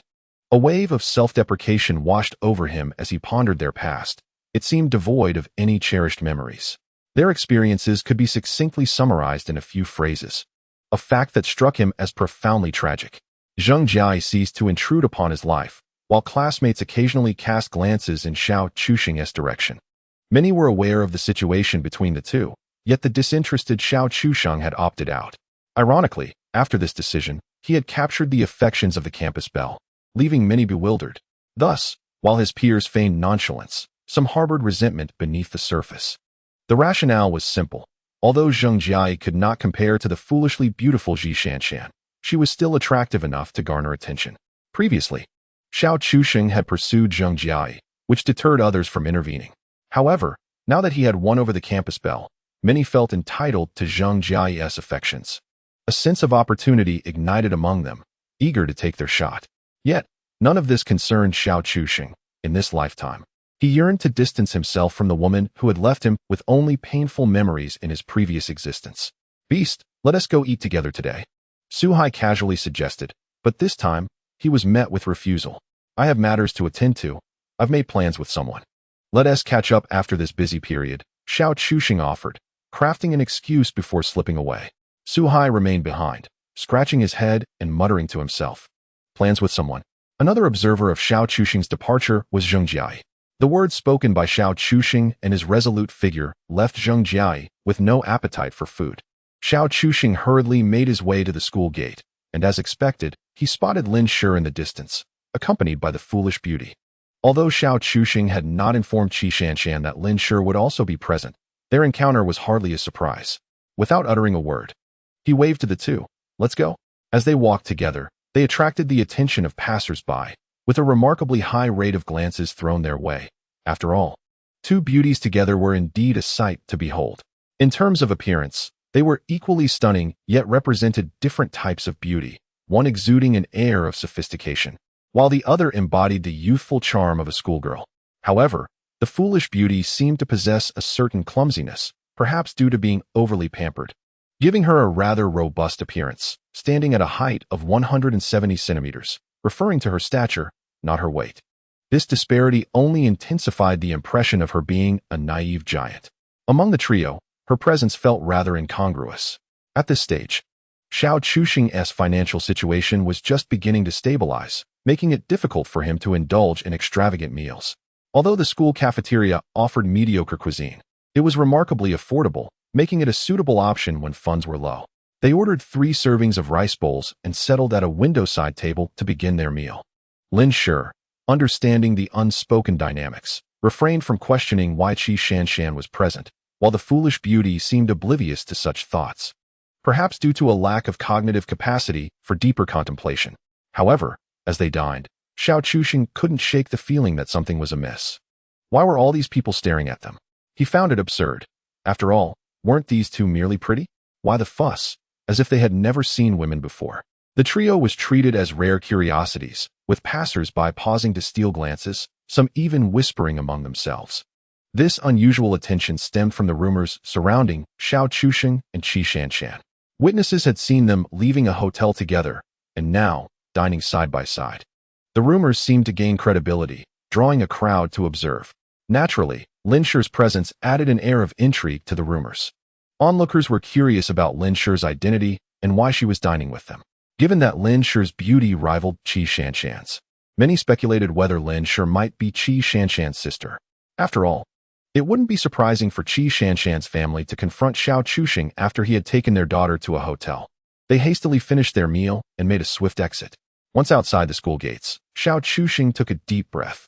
He had hoped to save on meal expenses, but it seemed they would have to eat out more often. Lin Shi, laughing beside him, teased, "What's wrong? I thought you had a thick skin. Can't handle this." Xiao Chuxing shot her an exasperated glance. A thick skin can only withstand so much. Did you not see those men glaring at us as if they were about to breathe fire? You monopolizing two beauties is bound to incite jealousy. Lin Shi smiled mischievously. If hitting people were not against the law, you would have been beaten to a pulp by now. Xiao Chuxing conceded her point. Many were indeed drawn to the allure of the two beauties. A beautiful woman is indeed a valuable asset that many desire to possess. The fact that he has ensnared the foolish Qi Shanshan has already incited the ire of many. Now, with another accompanying him, discontent is sure to arise. Although Lin Shi appears to be of a different generation, those around them are oblivious to the relationship she shares with Xiao Chuxing. Nevertheless, such details matter little to the onlookers. "All right, let us depart. We have matters to attend to during this midday hour," Xiao Chuxing remarked, dismissing the trivialities as he intended to leave with Lin Shi. However, after taking a few steps, he noticed a foolish beauty silently trailing behind him, which caused him some vexation. Naturally, Lin Shi perceived his discomfort and tentatively inquired, "Shanshan, do you wish to join us?" Qi Shanshan eagerly nodded in response. Xiao Chuxing ran a hand through his hair, finally conceding, "Very well, you may accompany us, but do not wander off. It would be quite troublesome if you were to get lost." He was not particularly concerned about her saying anything inappropriate, as Qi Shanshan was regarded by others as the aloof school belle, synonymous with reticence. Observing Xiao Chuxing hail a taxi surprised Lin Shi. "You're trying to save on meal expenses, yet you're willing to splurge on a cab? Save where we can, spend where necessary. Riding a bicycle to the bar is one thing. Right now, time is our most precious resource. Dining options are relatively similar, but taking a taxi can save us valuable time." Xiao Chuxing's reasoning left Lin Shi momentarily speechless, though upon reflection, she found it quite sensible. Yet, her curiosity remained. Why the rush? Even if it's for profit, isn't it unnecessary to be in such haste for just a day or two? Xiao Chuxing found himself at a loss for words. He struggled to articulate an explanation. To be fair, those extra days could indeed make a significant difference. In this era, With the right maneuvers, a few hundred or thousand could yield returns that multiply by hundreds or even thousands in the future. Chapter 24. You Are Mine. A decision unilaterally made the dock? Lin Shi and Qishan Shan were brought to the dock by Xiao Chusheng, both taken aback. What are we doing here? Lin Shi was genuinely intrigued by what was going through Xiao Chusheng's mind. Just yesterday, he was running a barbecue stall, and today he was at the dock. Without offering an explanation, Xiao Chusheng scanned the surroundings and finally spotted his target. Hey, wait a moment. Do you supply oysters to private clients? Xiao Chusheng stopped a burly man who was unloading boxes of seafood from a shipping container. The man, surprised, was merely a laborer moving cargo and was not in a position to make decisions. Oysters? Is that what you mean? The man looked puzzled. Following his gaze, Xiao Chusheng saw a row of low-temperature freezing containers. Instantly, he recognized them. They appeared to be from New Zealand. During this period, the consumption of such delicacies was not yet popular in the country, and foreigners typically did not indulge in them, resulting in remarkably low import prices. However, these were wholesale prices before reaching the seafood market, where the prices would rise significantly. This was precisely why Xiao Chusheng sought to procure directly from the dock, aiming for the lowest possible cost.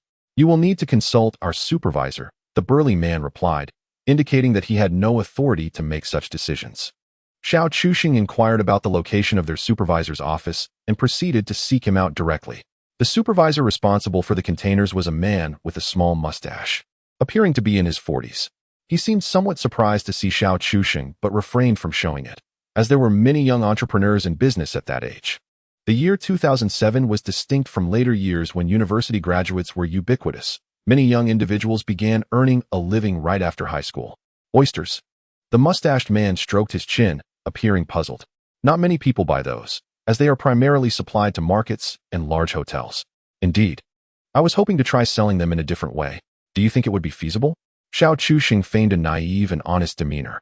Lin Shi stood beside him in silence, still unfamiliar with such dealings, merely observing and learning. The mustached man took the cigarette offered by Xiao Chusheng and, upon noticing it was a Huazi brand, was momentarily taken aback. Instantly, his perception of Xiao Chusheng shifted, as few young individuals were willing to indulge in such luxuries. After a moment of contemplation, he resolved, principally, it's not allowable, as these transactions are recorded. However, if the quantity you require is modest, we might negotiate. Really? A surge of joy filled Xiao Chusheng's heart, though he maintained a composed facade. How much can you provide? Follow me. I will show you. There are various price ranges for these. After speaking, the mustached man led Xiao Chusheng to the docks. The cheapest ones are over there. Beyond that are the more expensive varieties.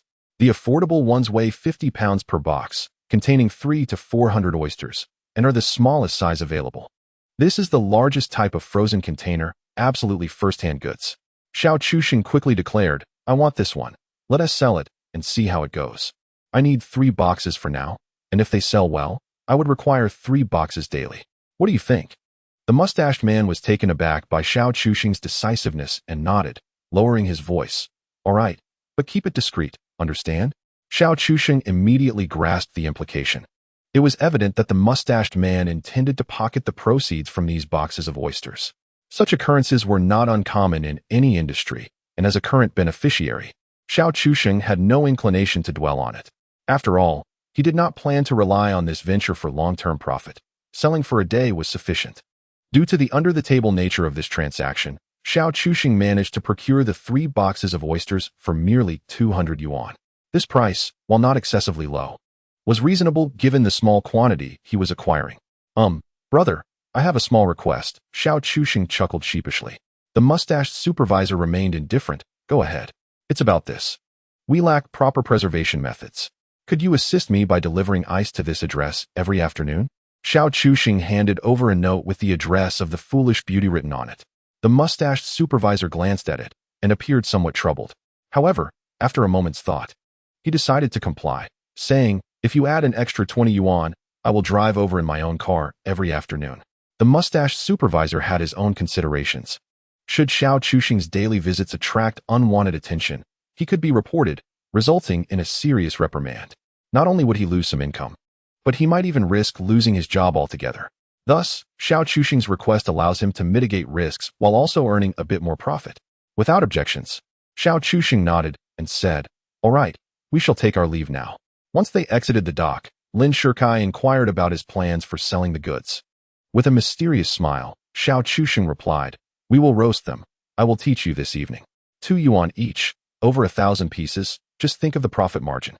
Lin Shi's eyes sparkled with excitement, yet she remained skeptical, questioning, "But I haven't seen many people eat them. Are they really that easy to sell? Just watch me." Xiao Chusheng thought, not revealing his intentions. Indeed, selling oysters in 2007 was quite challenging, primarily because the market had yet to recognize the potential. One must understand that in this country, anything labeled as a male enhancement product sells like hotcakes. In any case, wait for me this afternoon. Once we have the goods, we can manage the vehicle together. It should not be a problem, Xiao Chusheng remarked with a smirk. He felt a pang of sympathy for Lin Shi, as her slender frame would have to pull the barbecue cart alone. But in these extraordinary times, choices were limited. One could only say that effort begets reward. In this life, Xiao Chusheng was determined to provide the best for Lin Shi. Lin Shi, however, was not one to be overly sentimental and readily agreed, stating that this level of hardship was trivial compared to her past experiences, especially with the significantly higher pay involved. After their conversation, Xiao Chusheng, accompanied by the 2 women, returned to the wholesale market to procure additional barbecue ingredients, basing their order on the previous day's sales. Even if they did not sell everything, there was no cause for concern, as the Navi Beauty had a refrigerator at home, allowing them to store any excess. "You can adjust the ratio of chili powder as you see fit." Xiao Chusheng generously shared the recipe with Lin Shi. With a teasing tone, Lin Shi quipped, "Aren't you afraid I might use your recipe to start my own venture?" Xiao Chusheng paused, then chuckled, "Not at all. You are mine." Lin Shi pouted, "How am I yours? I never agreed to that. I made the decision unilaterally. You have no right to refuse." How domineering. Despite her playful retorts, Lin Shi felt an inexplicable sense of security in her heart. The 2 were oblivious to the fact that a certain Navi beauty was trailing behind them.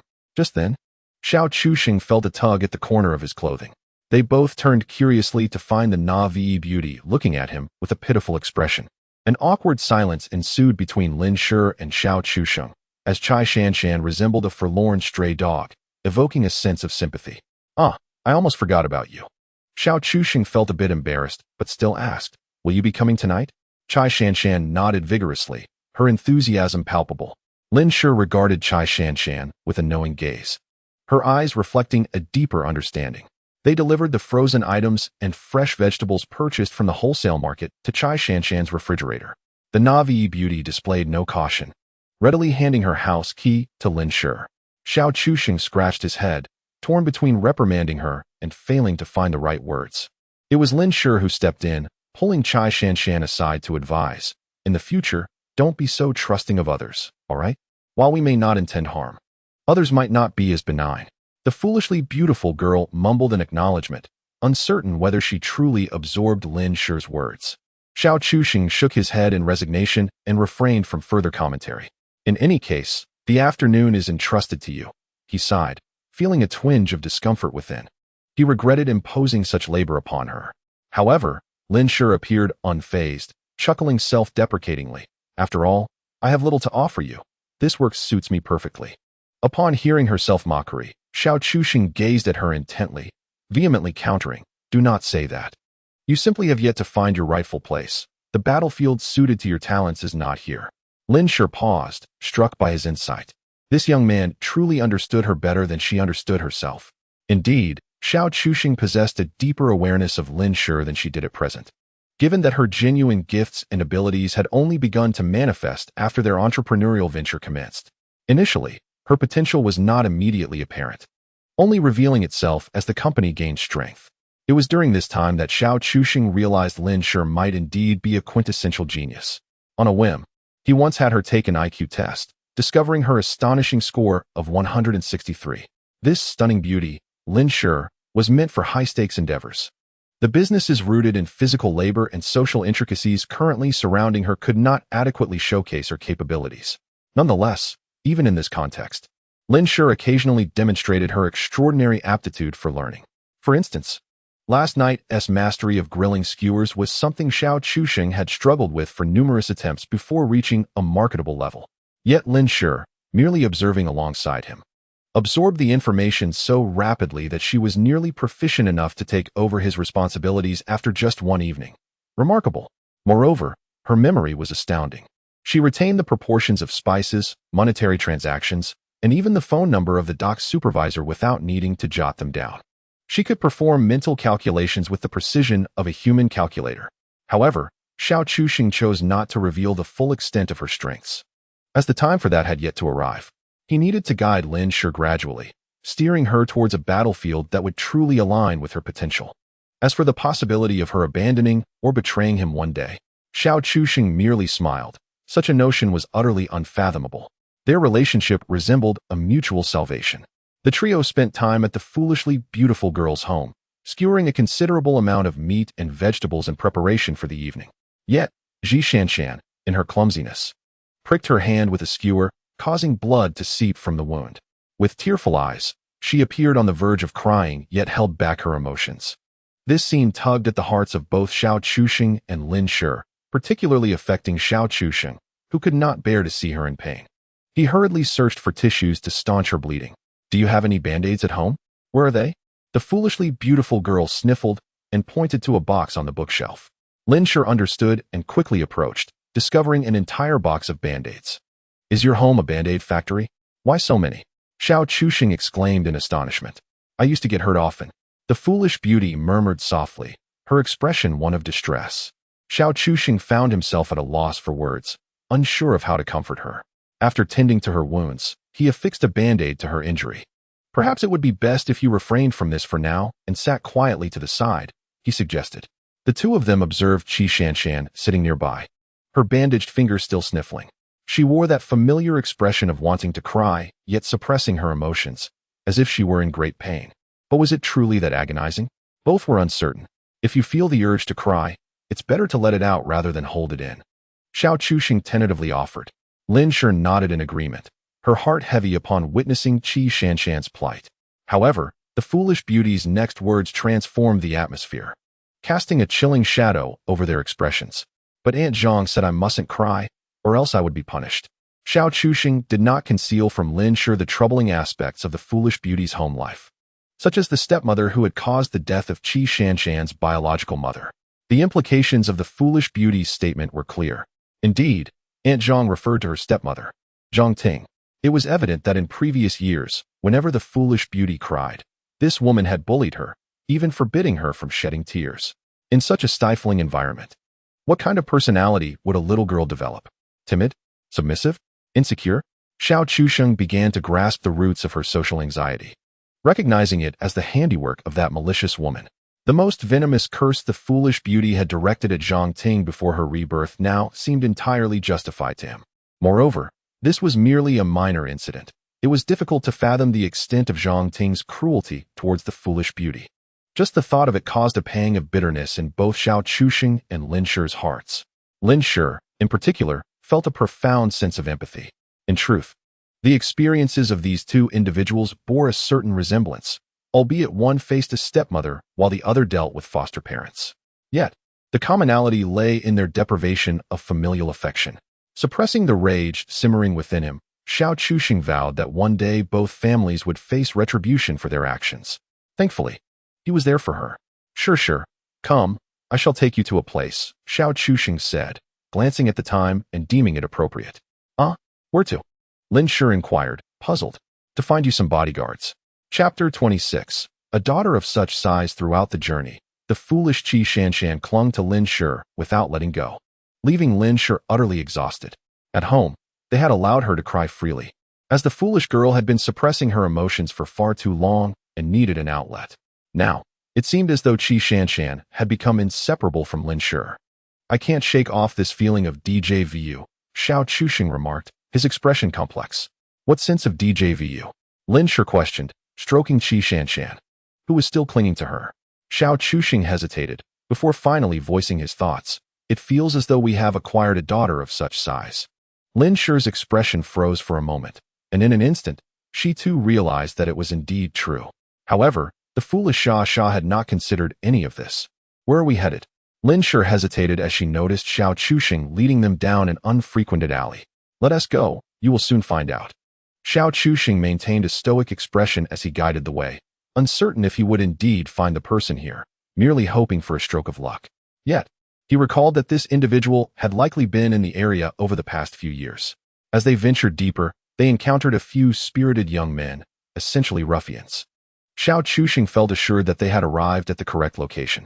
Lin Shi instinctively grasped Xiao Chuxing's clothing, for any normal girl would feel fear in such a setting. What are we doing here? Xiao Chuxing gently patted her hand, signaling her to remain calm. Do not worry. With me around, they will not harm you. Internally, he remained unperturbed, for he possessed martial prowess and had trained diligently. Having the courage to come here, he naturally had confidence. With an unfazed demeanor, Xiao Chuxing inquired of the group, "Is Binzi here?"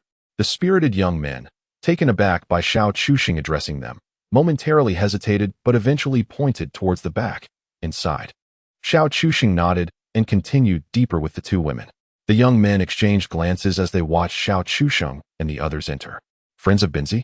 I'm not sure, but those two girls are indeed stunning. Indeed, as Xiao Chuxing and his companions proceeded further, they encountered numerous spirited young men. Yet none obstructed their path. To these individuals, anyone who arrived here surely had business to attend to. After all, they were the dregs of society. And others tended to keep their distance. Who would dare provoke them? Xiao Chuxing had his own motives for coming here. Upon reaching the innermost part of the alley, he finally spotted the person he sought, Binzi. Xiao Chuxing directly called out to him. Chun Bin was momentarily taken aback. Is that how you address me? It's Brother Bin. Before Chun Bin could say more, one of his subordinates jumped in to defend him. Yet, after defending Chun Bin, this fellow's lecherous gaze fell upon Lin Shi and Qi Shanshan. With a flippant tone, he teased the two. Wow, you girls are truly gorgeous. Care to play with the brothers? Xiao Chuxing frowned, opting for action rather than words. He swiftly seized the scant hair of this ruffian and forcefully slammed him against the wall. The entire incident transpired so quickly that neither Chun Bin nor Lin Shi and Qi Shanshan could react. You dare act so arrogantly on someone else's turf? Chun Bin was equally unprepared for the ruthlessness displayed by this seemingly youthful individual. Xiao Chuxing held the ruffian's head down and struck it several times before releasing him.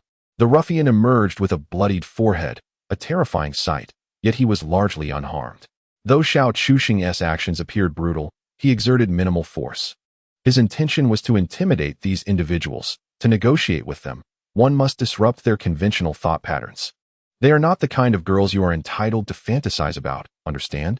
However, at that moment, a certain foolish individual tilted her head and innocently asked, "What does fantasize mean?" The group fell utterly silent. Xiao Chuxing cleared his throat to mask his embarrassment and directed his gaze towards Chun Bin. I have something to discuss with you.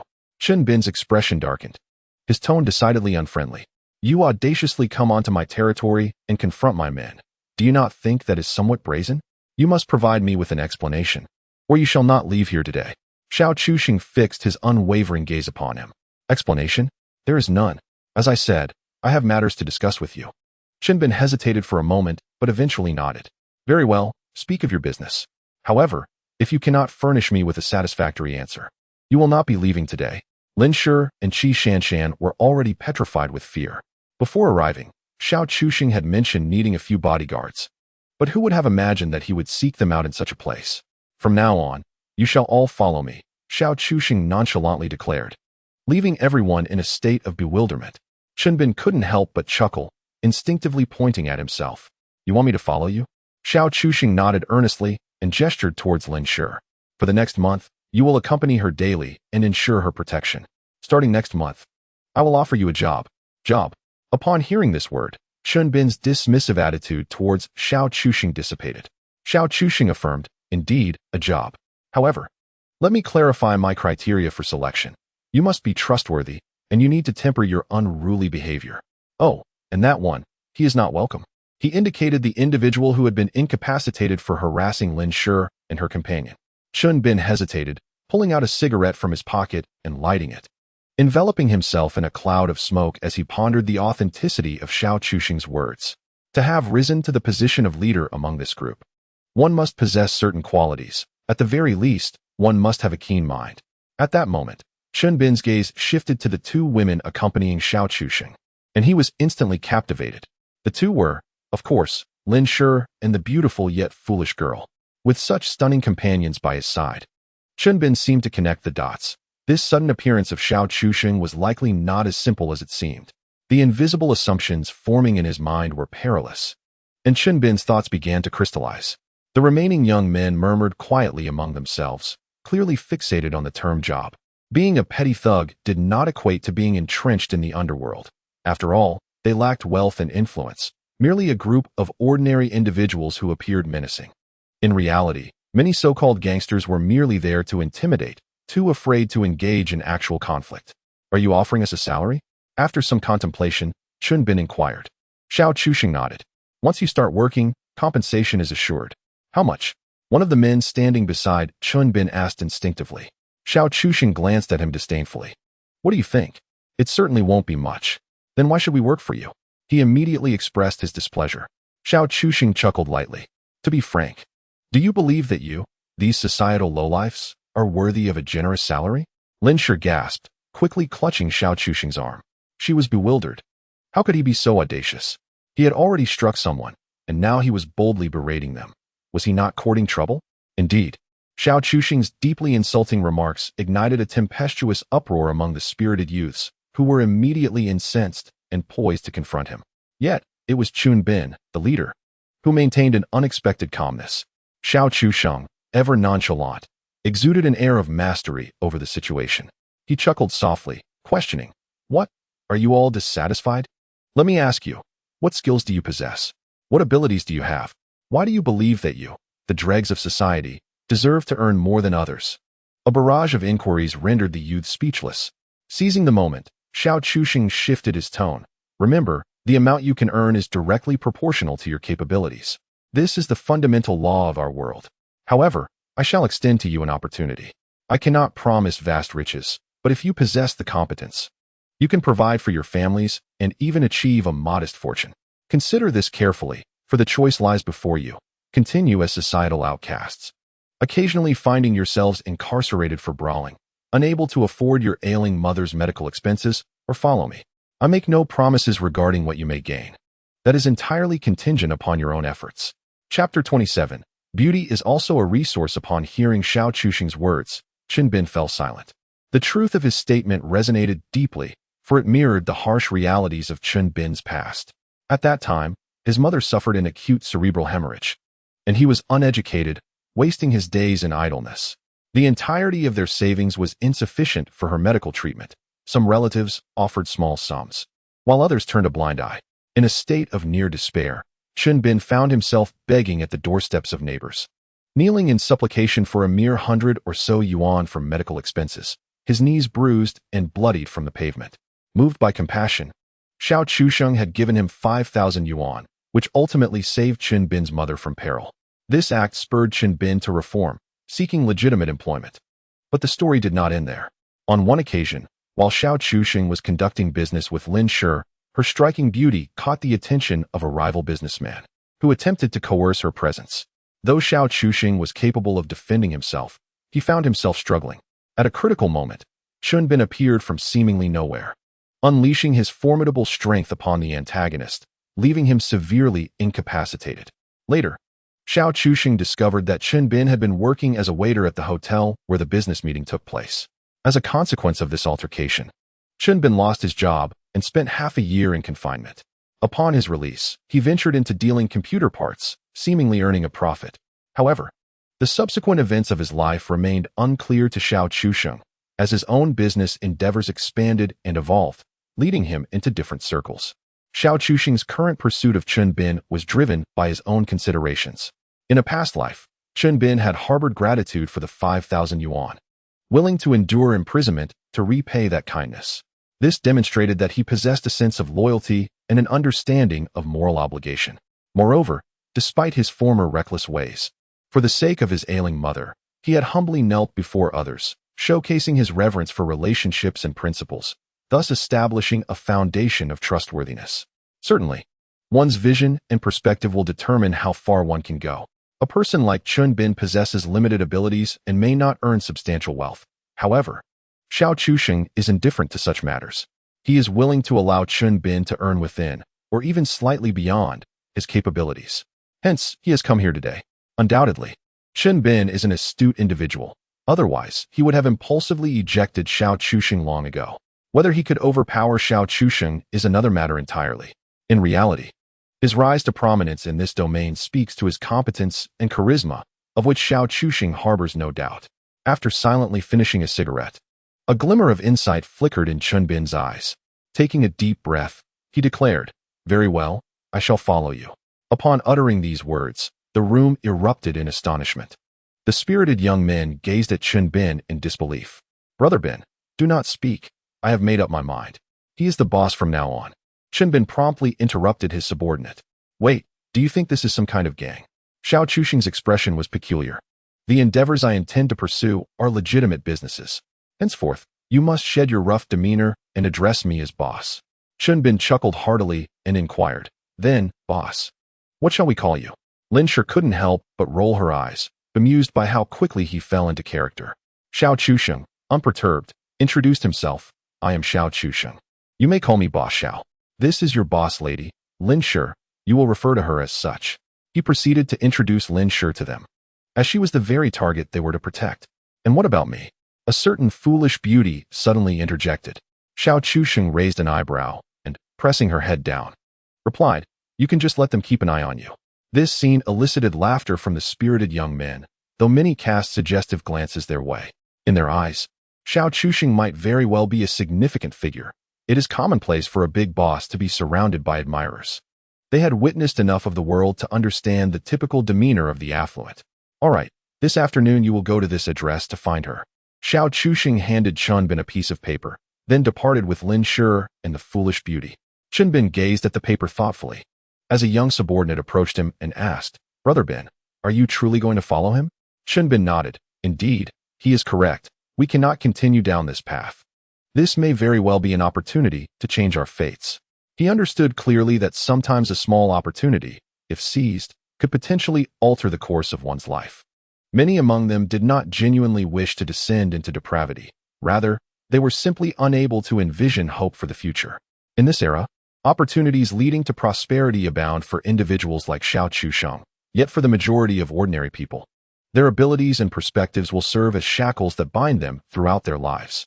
The meager average salary in Hangzhou, coupled with nearly 10,000 per square meter housing prices, perpetually fuels anxiety among ordinary citizens.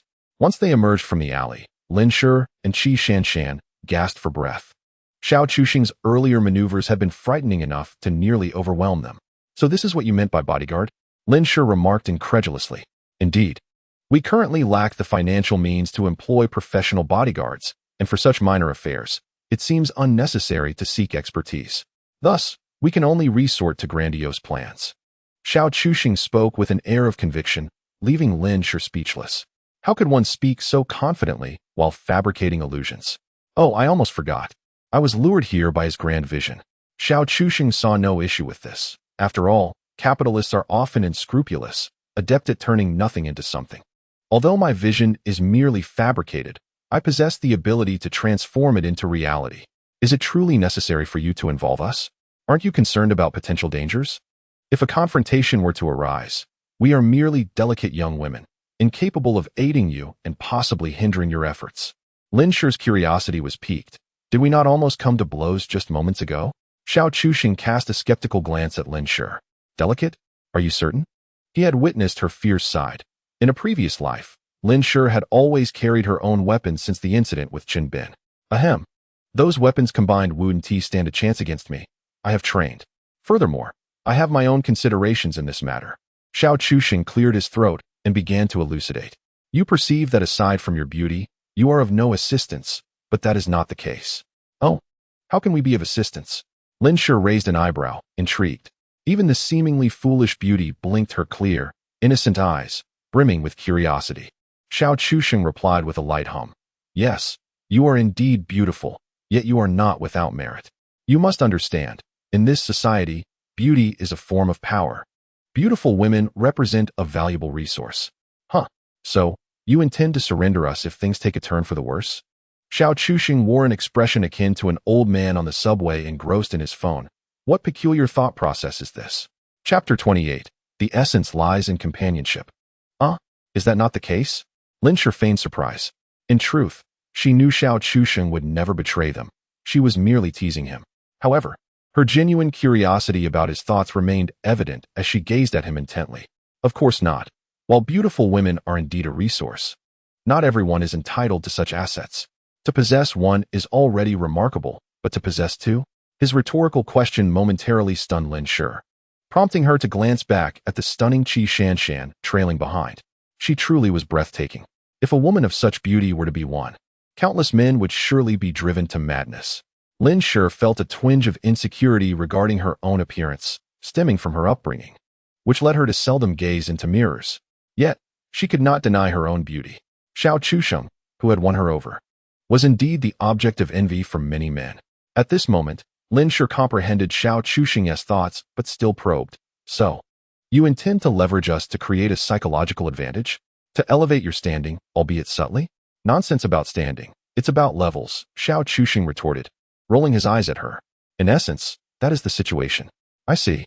Lin Shi had yet to fully immerse herself in society, rendering her somewhat unfamiliar with the intricacies of human relationships. What Xiao Chusheng possesses now is precisely this. Together with the exceptionally intelligent Lin Shi, they become an invincible duo. As the three of them arrived at the school gate, one of them enjoyed an ice cream, and after finishing, Xiao Chusheng and the other two entered the school, while Lin Shi returned to the home of the foolish beauty to continue preparing the materials needed for the evening's barbecue. This establishment is the source of their initial capital, their foundation, which must be taken seriously in the early stages. With money in his pocket, Xiao Chusheng could confidently navigate the path ahead. On the way to the classroom, the foolish beauty trailed behind Xiao Chusheng like a shadow. As he quickened his pace, she matched his speed, proving difficult to shake off. To the other students, this scene was as astonishing as encountering a ghost. After all, it was Qi Shanshan, the aloof campus beauty. The idea that she would actively pursue a boy was nothing short of inconceivable. However, those who were aware of Xiao Chusheng dining with two beautiful girls in the cafeteria were unfazed, feeling no stirrings within. As they approached the classroom, Xiao Chusheng suddenly halted and turned around. The foolish beauty, following closely behind, was caught off guard and bumped right into his embrace. A gasp echoed among the onlookers. Was it really the aloof campus beauty Qi Shanshan who had just nestled into another boy's arms? Envy and jealousy swirled in the air. Yet, neither the foolish beauty nor Xiao Chusheng seemed to mind these details. Her eyes were filled only with a naive clarity. Well, if you're going in the afternoon, just wait for me at the school gate, Xiao Chusheng instructed Qi Shanshan. Oh, she replied, but showed no intention of leaving. Xiao Chusheng sighed. I need to go to my class. We're not heading the same way, are we? Their classes were in completely opposite directions. Yet this foolish girl clearly intended to follow him. Did she really plan to accompany him to his class? While it was not entirely impossible, Xiao Chusheng's words finally prompted the foolish beauty to acknowledge this, and she turned to head back towards her own class. Xiao Chusheng watched her depart, feeling a mix of confusion. How had she remained so unfooled for so long? Was aloofness truly the best disguise? Shaking his head in resignation, he quietly entered his own classroom. Arriving just in time, he found that nearly all the seats were occupied. Now a figure of interest, as he stepped through the door, he instantly became the focus of the entire class. Even for someone who had witnessed various grand spectacles in his previous life, this attention was somewhat overwhelming.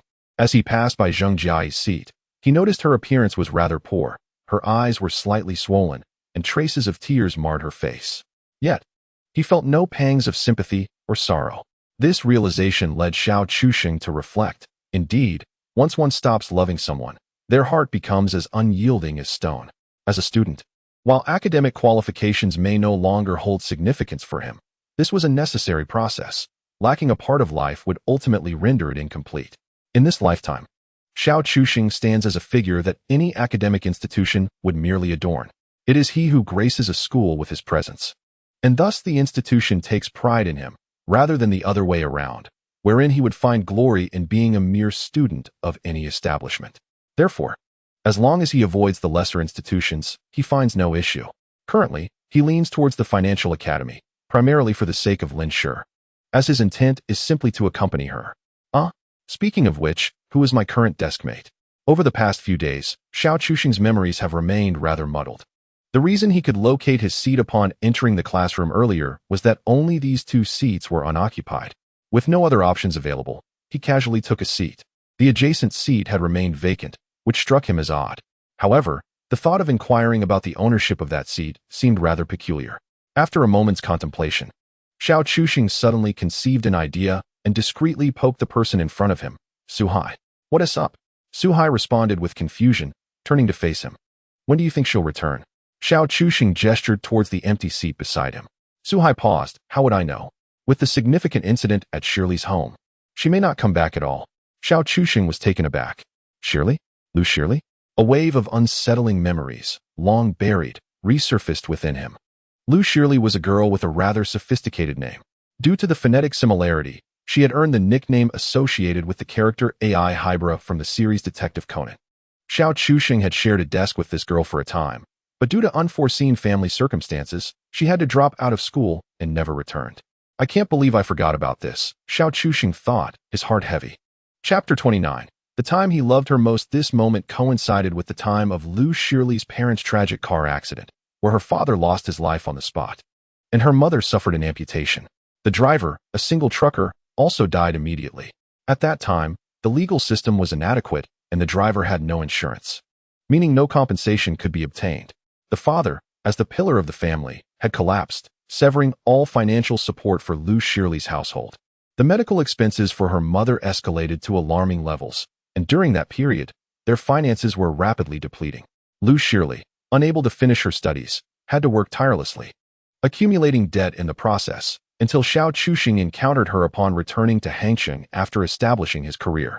By then, Lu Shirley had become so gaunt that he scarcely recognized her. It could be said that she had endured an almost complete spectrum of life sufferings. Reflecting on this, Xiao Chuxing felt a swirl of complex emotions. Had it not been for his rebirth, he would have nearly forgotten her. He pondered whether, in this second chance at life, he could alter some aspects of their shared fate. Yet, that thought remained an elusive dream, for he was unaware of Lu Shirley's current whereabouts.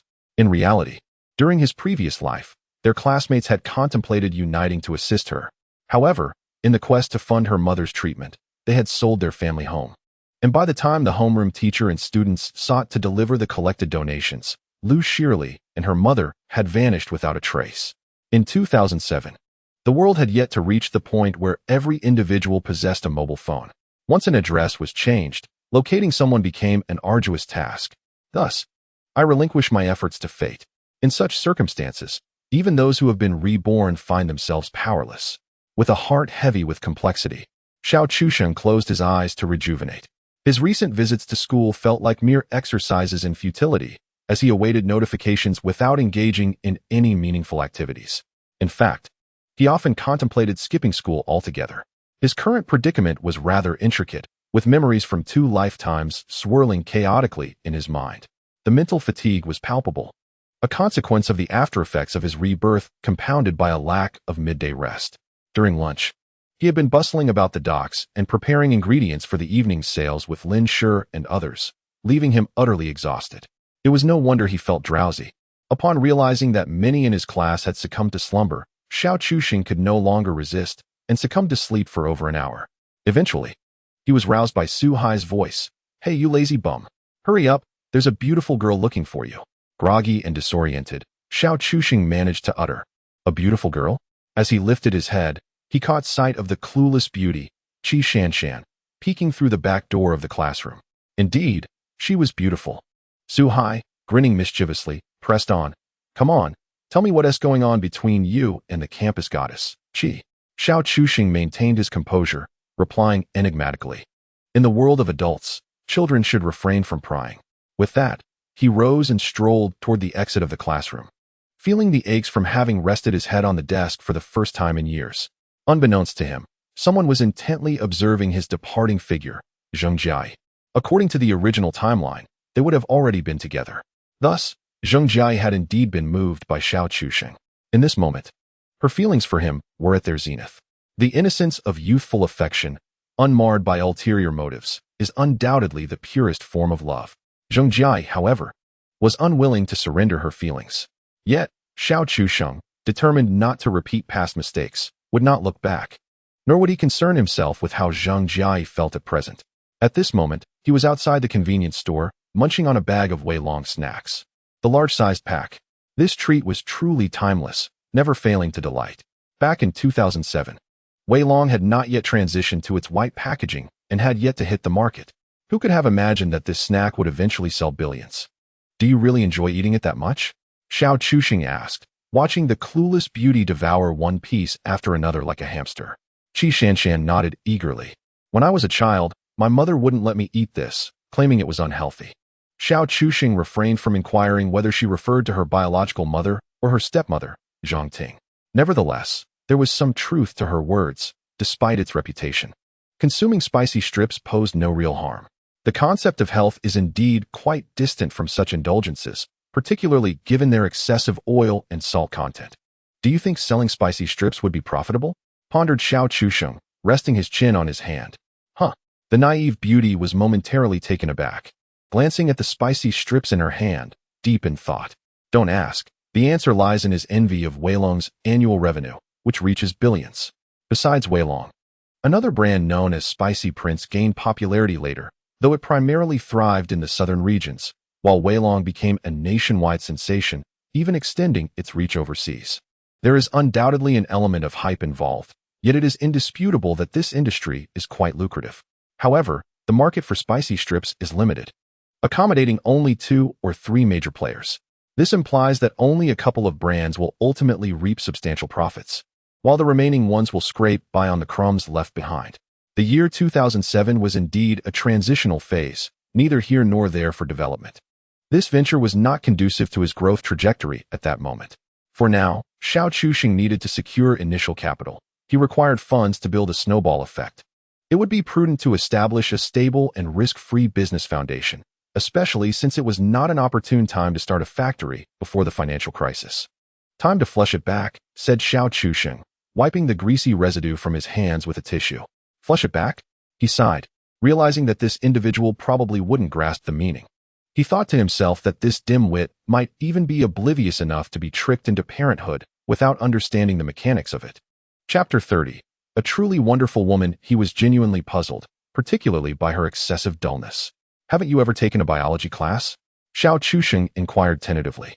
This girl had been raised with a free-range parenting style, so it was understandable that her parents hadn't taught her much. Moreover, her aloof demeanor suggested a lack of close friendships, which made sense. Yet, surely she must have learned some physiological knowledge during the 9 years of compulsory education? However, it soon became apparent that he was overestimating her. With a bewildered expression, Qi Shanshan shook her head. I don't think so. Wait, that's not right. Xiao Chuxing's expression grew serious. If you haven't studied this, how did you end up here? Biology exams cover these topics, don't they? My family once donated a teaching building to the school. Goodness, he nearly forgot about her financial background.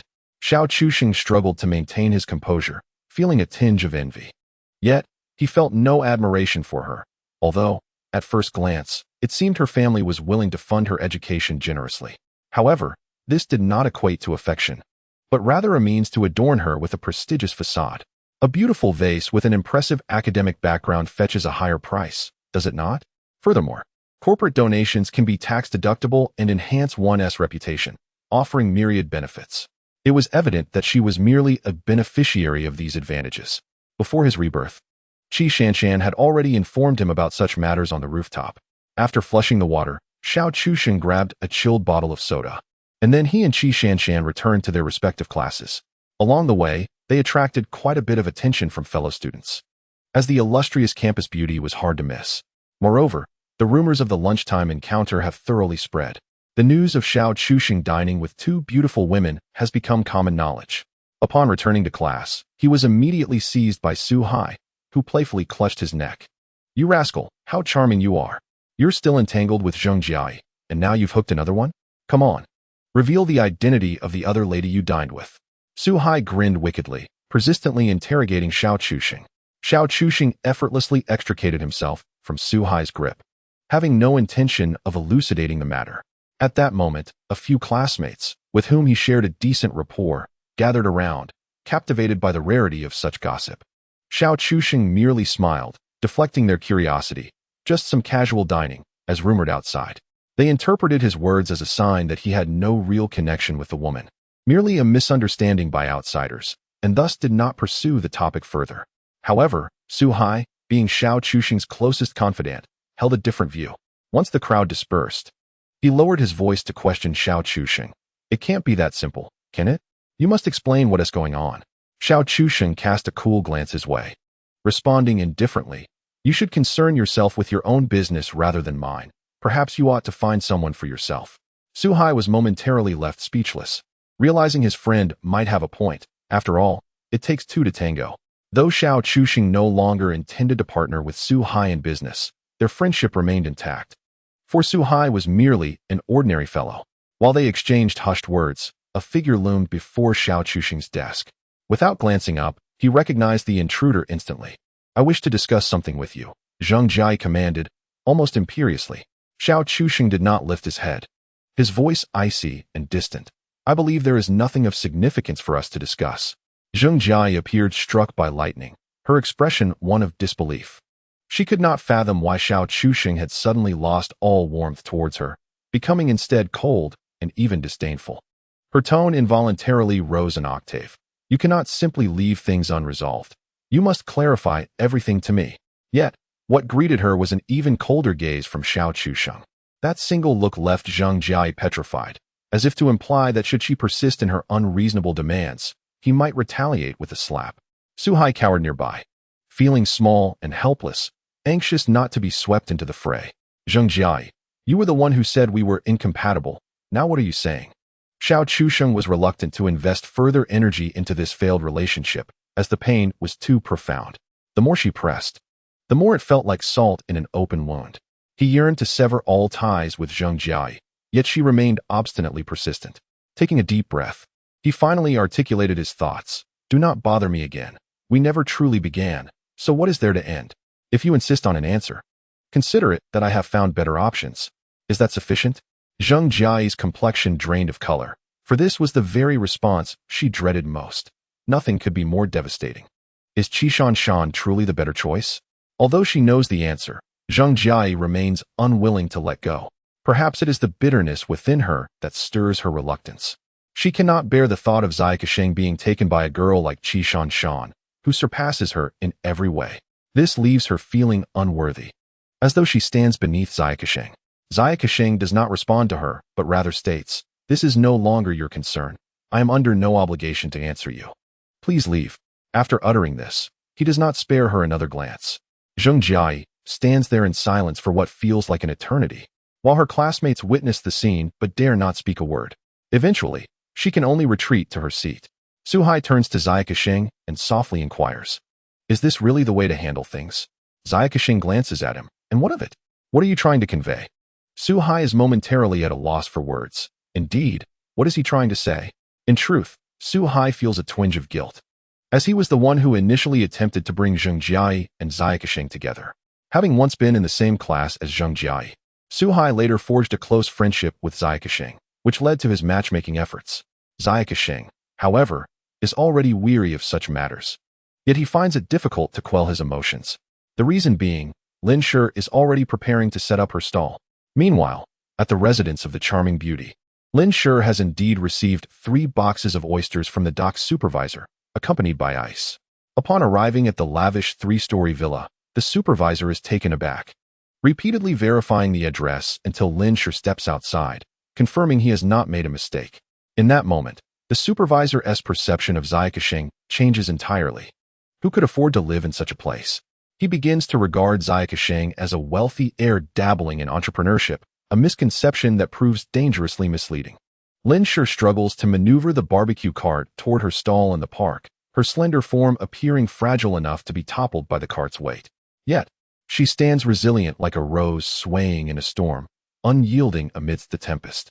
Chen Bin, who has just arrived, observes this scene and cannot help but exclaim, what a remarkable woman. Any man witnessing this would feel his heart stirred. It is Lin Shi's unique charm that captivates.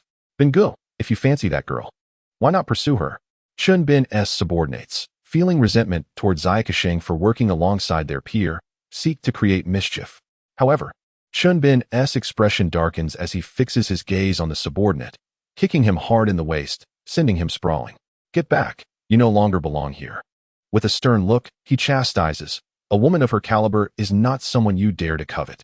How many lives do you think you have? With that, Chen Bin turns away, leading the others to pursue Lin Shi. The fallen subordinate, filled with indignation yet helpless, eventually rises and departs in defeat. Deep down, he remains unconvinced, convinced that Zai Kasheng, a mere student, possesses no real ability, and that associating with him will yield no benefits. Lin Shi, struggling with the barbecue cart, suddenly felt a lightness behind her.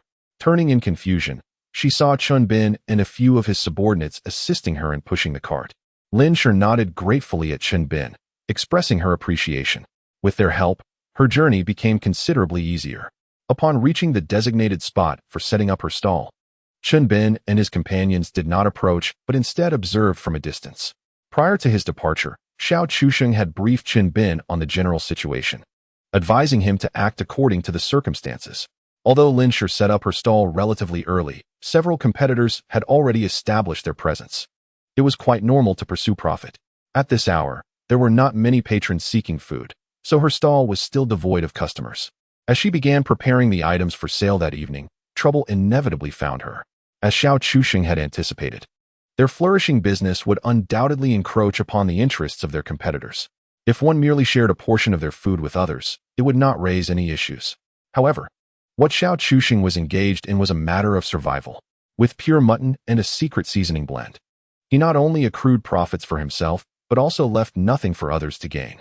The competitors could not compete with the flavor he offered, and he effectively eliminated their ability to sell inferior duck meat as a substitute. What was there to sell? Pure mutton? There was little profit to be made from such a venture. This situation had become a tacit rule within the industry. True mutton was hardly lucrative. Even Xiao Chusheng found that as the scale of operations diminished, so did the profits. He was merely leveraging his reputation to attract a customer base and recouping some profits from vegetables and other items. His trip to the pier to procure oysters was also aimed at maximizing profits, as this was where the real financial gain lay. This strategy had understandably incited public ire. Xiao Chusheng's calculations were indeed astute. A few competitors approached with an air of indignation, their expressions decidedly hostile. "Young lady, your actions are rather unscrupulous. Where is your man? Bring him out," they demanded. They had no intention of escalating matters initially, recognizing that Lin Shi was merely a woman, and it was more appropriate for a man to confront them in such circumstances. Lin Shi, maintaining a stoic facade, raised her head and replied, "He is not here. What do you want?" She was well aware of their intentions, but feigned ignorance. The group of instigators exchanged glances, their surprise evident as they noted the young woman before them, unflinching in the face of their intimidation. This unexpected composure disrupted their plans. They had intended to intimidate Xiao Chusheng and Lin Shi to deter them from their underhanded tactics. Now, they felt compelled to teach her a lesson. The lead figure, a burly man with a fierce demeanor, signaled to his companions, and they prepared to take action. They had no intention of going too far, merely intending to cause some damage. As they brandished their makeshift weapons, they were suddenly interrupted by a jab on their shoulders. "Who? What is going on?"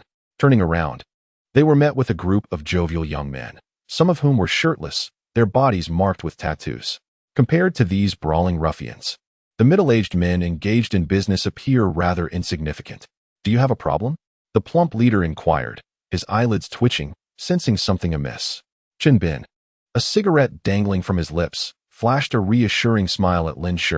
"Boss lady, worry not. Leave it to me." Lin Shi nodded, unfazed. Even without Chen Bin, she was prepared to confront these miscreants. She held no doubt about her ability to prevail if push came to shove. Chen Bin and his companions seized the ruffians by their collars and dragged them into a nearby alley, ensuring they delivered a lesson away from prying eyes. Once in the alley, Chen Bin shed his submissive demeanor in front of Lin Shi, revealing the true essence of a streetwise leader. The plump leader, now restrained by several lackeys, found himself utterly helpless. Chen Bin slapped the leader's face sharply. "You've got quite the audacity, troubling my boss lady?" "And no, we really didn't tea." The plump man stammered, his lips quivering in fear. "If you didn't come looking for trouble, why bring so many of your ilk?" Chen Bin asked knowingly. The stall owners, terrified, collapsed to their knees, pleading for mercy. "We won't do it again. We were misled. It was all his idea." They hastily shifted the blame onto their leader. In truth, he was indeed the instigator of the notion to teach Xiao Chusheng and his companions a lesson. Chen Bin sneered, my boss has said in business. Some gain while others lose. That is only natural. If you possess the skills, earn your money honestly, and refrain from engaging in such antics. Understood? The stall owners nodded vigorously. Understood, understood. Chunbin nodded in satisfaction. Good, then be gone. Remember, should there be a next time, you know the consequences. Of course not. They responded, fleeing with the swiftness of startled rabbits. Meanwhile, as Chunbin and his associates dealt with the stall owners, Lin Shi was welcoming customers to her stall. With her competitors absent, the foot traffic naturally gravitated towards her. Furthermore, Lin Shi was a striking beauty. Her mere presence was a captivating sight. Imagine a bare-chested middle-aged man juxtaposed with a lovely young lady whose every smile and frown could enchant the heart. It was an obvious choice for patrons. Where's the boss? A customer inquired, noticing the absence of the male proprietor. Lin Shi was taken aback. This was a returning customer from the previous day. He's at school and will join shortly. My cooking can't compare to his. Please bear with me, she replied with a gentle smile. Ah, that's fine. Your chili powder is delightful, just to my taste. But wait, still in school and running a business? The gentleman expressed his confusion. Lin Shi blinked innocently. Yes? He will be here in the afternoon.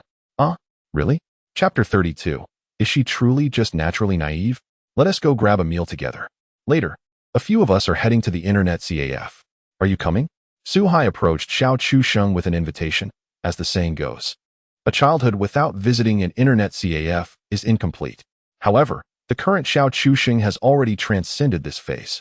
After all, before his rebirth, he had long since lost interest in the game, which he referred to as electronic impotence. I have other matters to attend to, so I shall not go.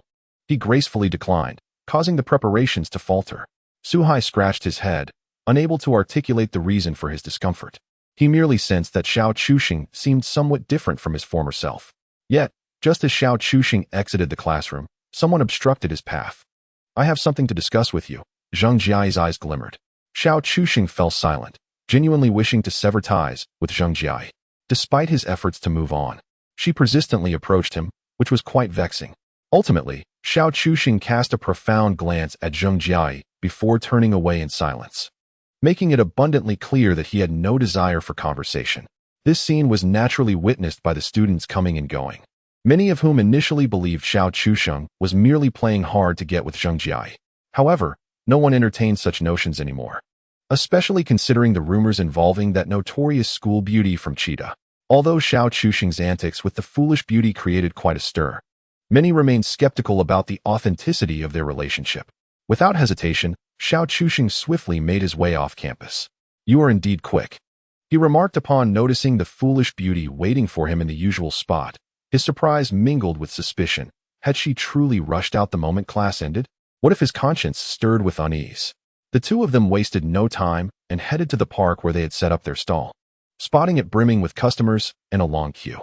In stark contrast, the other stalls appeared rather desolate, with scarcely any patrons.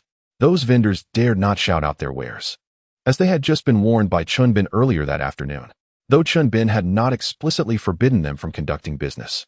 The fear from their recent encounter still lingered. Lin Shi was deftly grilling various skewers, but instead of approaching her directly, Xiao Chusheng turned towards where Chunbin and his companions were swatting mosquitoes. He handed Chunbin a cigarette, who accepted it and reached for his lighter, intending to offer Xiao Chusheng a light. No need. I've quit, Xiao Chusheng replied with a smile. Chunbin was taken aback, retracting his hand. Let us talk. Did anything happen this afternoon? Xiao Chusheng prompted.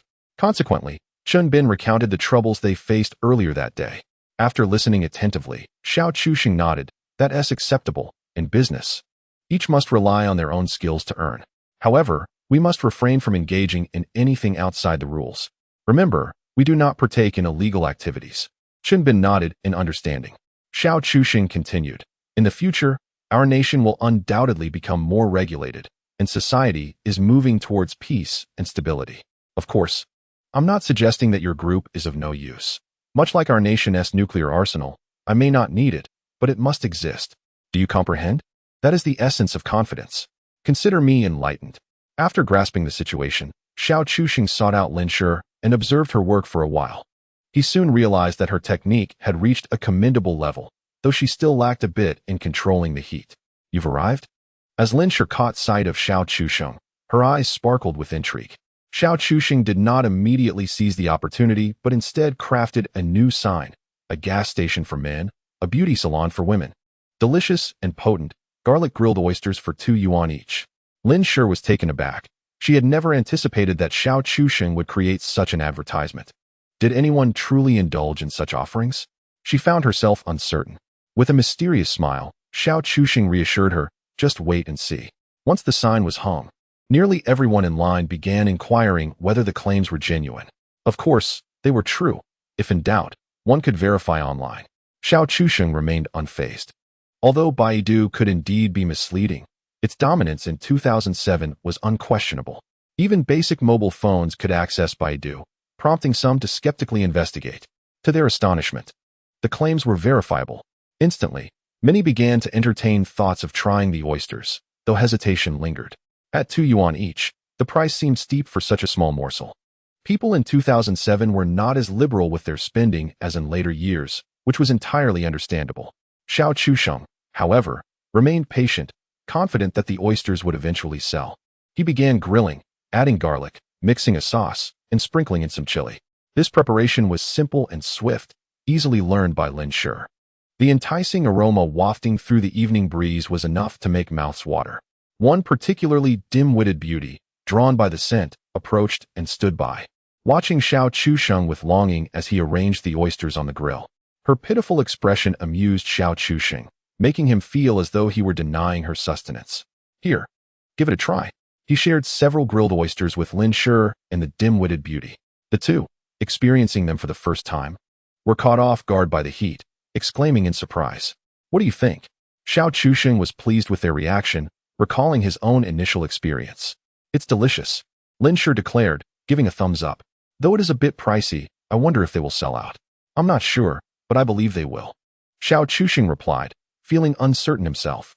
Suddenly, their attention turned to the dim-witted beauty, who had polished off the 2 oysters Xiao Chuxing had given her and was now gazing at him with that same pitiful look, like a little abandoned puppy. Xiao Chuxing couldn't help but sigh. "I fear I won't have enough stock to satisfy your appetite." This was, of course, a jest. The cost of the half-shell frozen oysters was remarkably low at the dock. Even if Qi Shanshan could eat a considerable amount, it would only amount to a few dozen. Thus, Xiao Chuxing encouraged her to indulge freely, and she did not disappoint, devouring them with gusto. This peculiar girl left Xiao Chuxing at a loss for words. Lin Shi, resting her chin on her hand, mused, "So, Shanshan is actually just naturally silly, not foolish." It seems so. However, the way this dim-witted beauty relished the oysters was captivating, her appetizing display not only delightful to the eyes, but also igniting a hunger in those who watched. Thus, this individual drew quite a crowd of young onlookers, effectively transforming into a living advertisement. Observing her relish in the food, many were tempted to purchase a few to sample for themselves. Coupled with the allure of vitality and beauty enhancement, even the middle-aged, who had their daily quotas to meet, were not spared. Lin Shi was left in a state of astonishment. Could such a strategy truly exist? It was a veritable sales phenomenon. From the moment the vivacious Shanshan became the living advertisement, the barbecue grill was in constant operation, and before long, an entire box of oysters had been sold out. Lin Shi's eyes sparkled with financial greed, yet simultaneously, a sense of concern enveloped her. While the product was indeed highly saleable and the profits remarkably high, she fretted over the potential for competitors to encroach upon their business. Indeed, unlike the special seasoning used for barbecuing, considered a closely guarded secret, grilling oysters demanded little technical expertise. Even the management of heat was astonishingly simple, and the addition of seasonings could be quite casual yet still yield delectable results. This type of night market fare was almost the domain of anyone capable of manual labor. However, did Xiao Chuxing not foresee this aspect? He flashed a mischievous grin at Lin Shi. "Your observations are astute, but have you contemplated one particular question? At 2 yuan each, we stand to gain significantly. But what about others?" Lin Shi paused, her brow furrowing in suspicion. "What do you mean?" "Anywhere you purchase seafood, for 2 yuan, you might be fortunate to procure a single oyster," Xiao Chuxing asserted with conviction. "Really?" Lin Shi was taken aback, as she genuinely had no knowledge of the pricing. It was no fault of hers, for in 2007, oysters had yet to reach the feverish consumption levels seen nationwide. Seafood vendors typically offered live oysters, which in this vicinity rarely sold for less than 4 yuan apiece. Naturally, these were whole, live oysters, while the ones Xiao Chuxing dealt with were imported, half-shell frozen oysters, which were considerably cheaper. However, unless one purchased in bulk, the individual cost would not be particularly low and could even exceed 2 yuan. Of course, if one had connections with suppliers, the price could be negotiated down to as low as 1 yuan 50.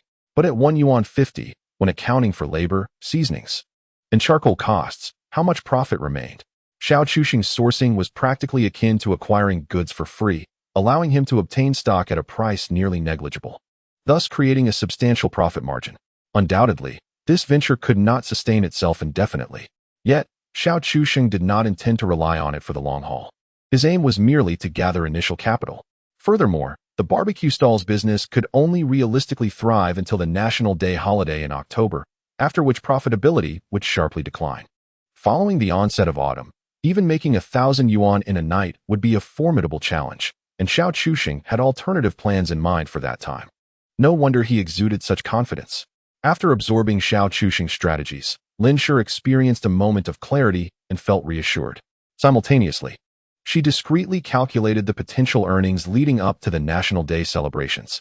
Although various circumstances could arise, such as rainy days or periods of lower foot traffic, achieving a net profit exceeding 100,000 yuan over the month seemed quite feasible. The mere thought of that figure sent a shiver down Lin Shi's spine. In July, earning a monthly income of 100,000 has become quite astonishing. The key point is that this is merely a small-scale venture, and what is even more daunting is that Xiao Chuxing has expressed his ambition to undertake something monumental. Lin Shi could scarcely fathom the magnitude of what he meant by a big score. Moreover, Xiao Chuxing has yet to divulge his plans to Lin Shi. After all, the endeavor has not yet commenced, and contemplating such grand aspirations might undermine her confidence. Undoubtedly, the future belongs to the internet. However, despite its flourishing nature, the internet is fundamentally built upon tangible industries. The real economy is the lifeblood of a nation and even the world. Therefore, before Xiao Chuxing delves into the realm of the internet, he must establish a solid foundation in the physical economy, one that guarantees a continuous and stable source of profit. The essentials of life, food, clothing, shelter, and entertainment, encapsulate the entirety of human existence, as Xiao Chuxing lightly chuckled, summarizing life in those 12 words. Lin Shi gazed at Xiao Chuxing with a complex expression, suddenly feeling somewhat intimidated by him. Xiao Chuxing offered little explanation, simply stating, food is paramount to the people.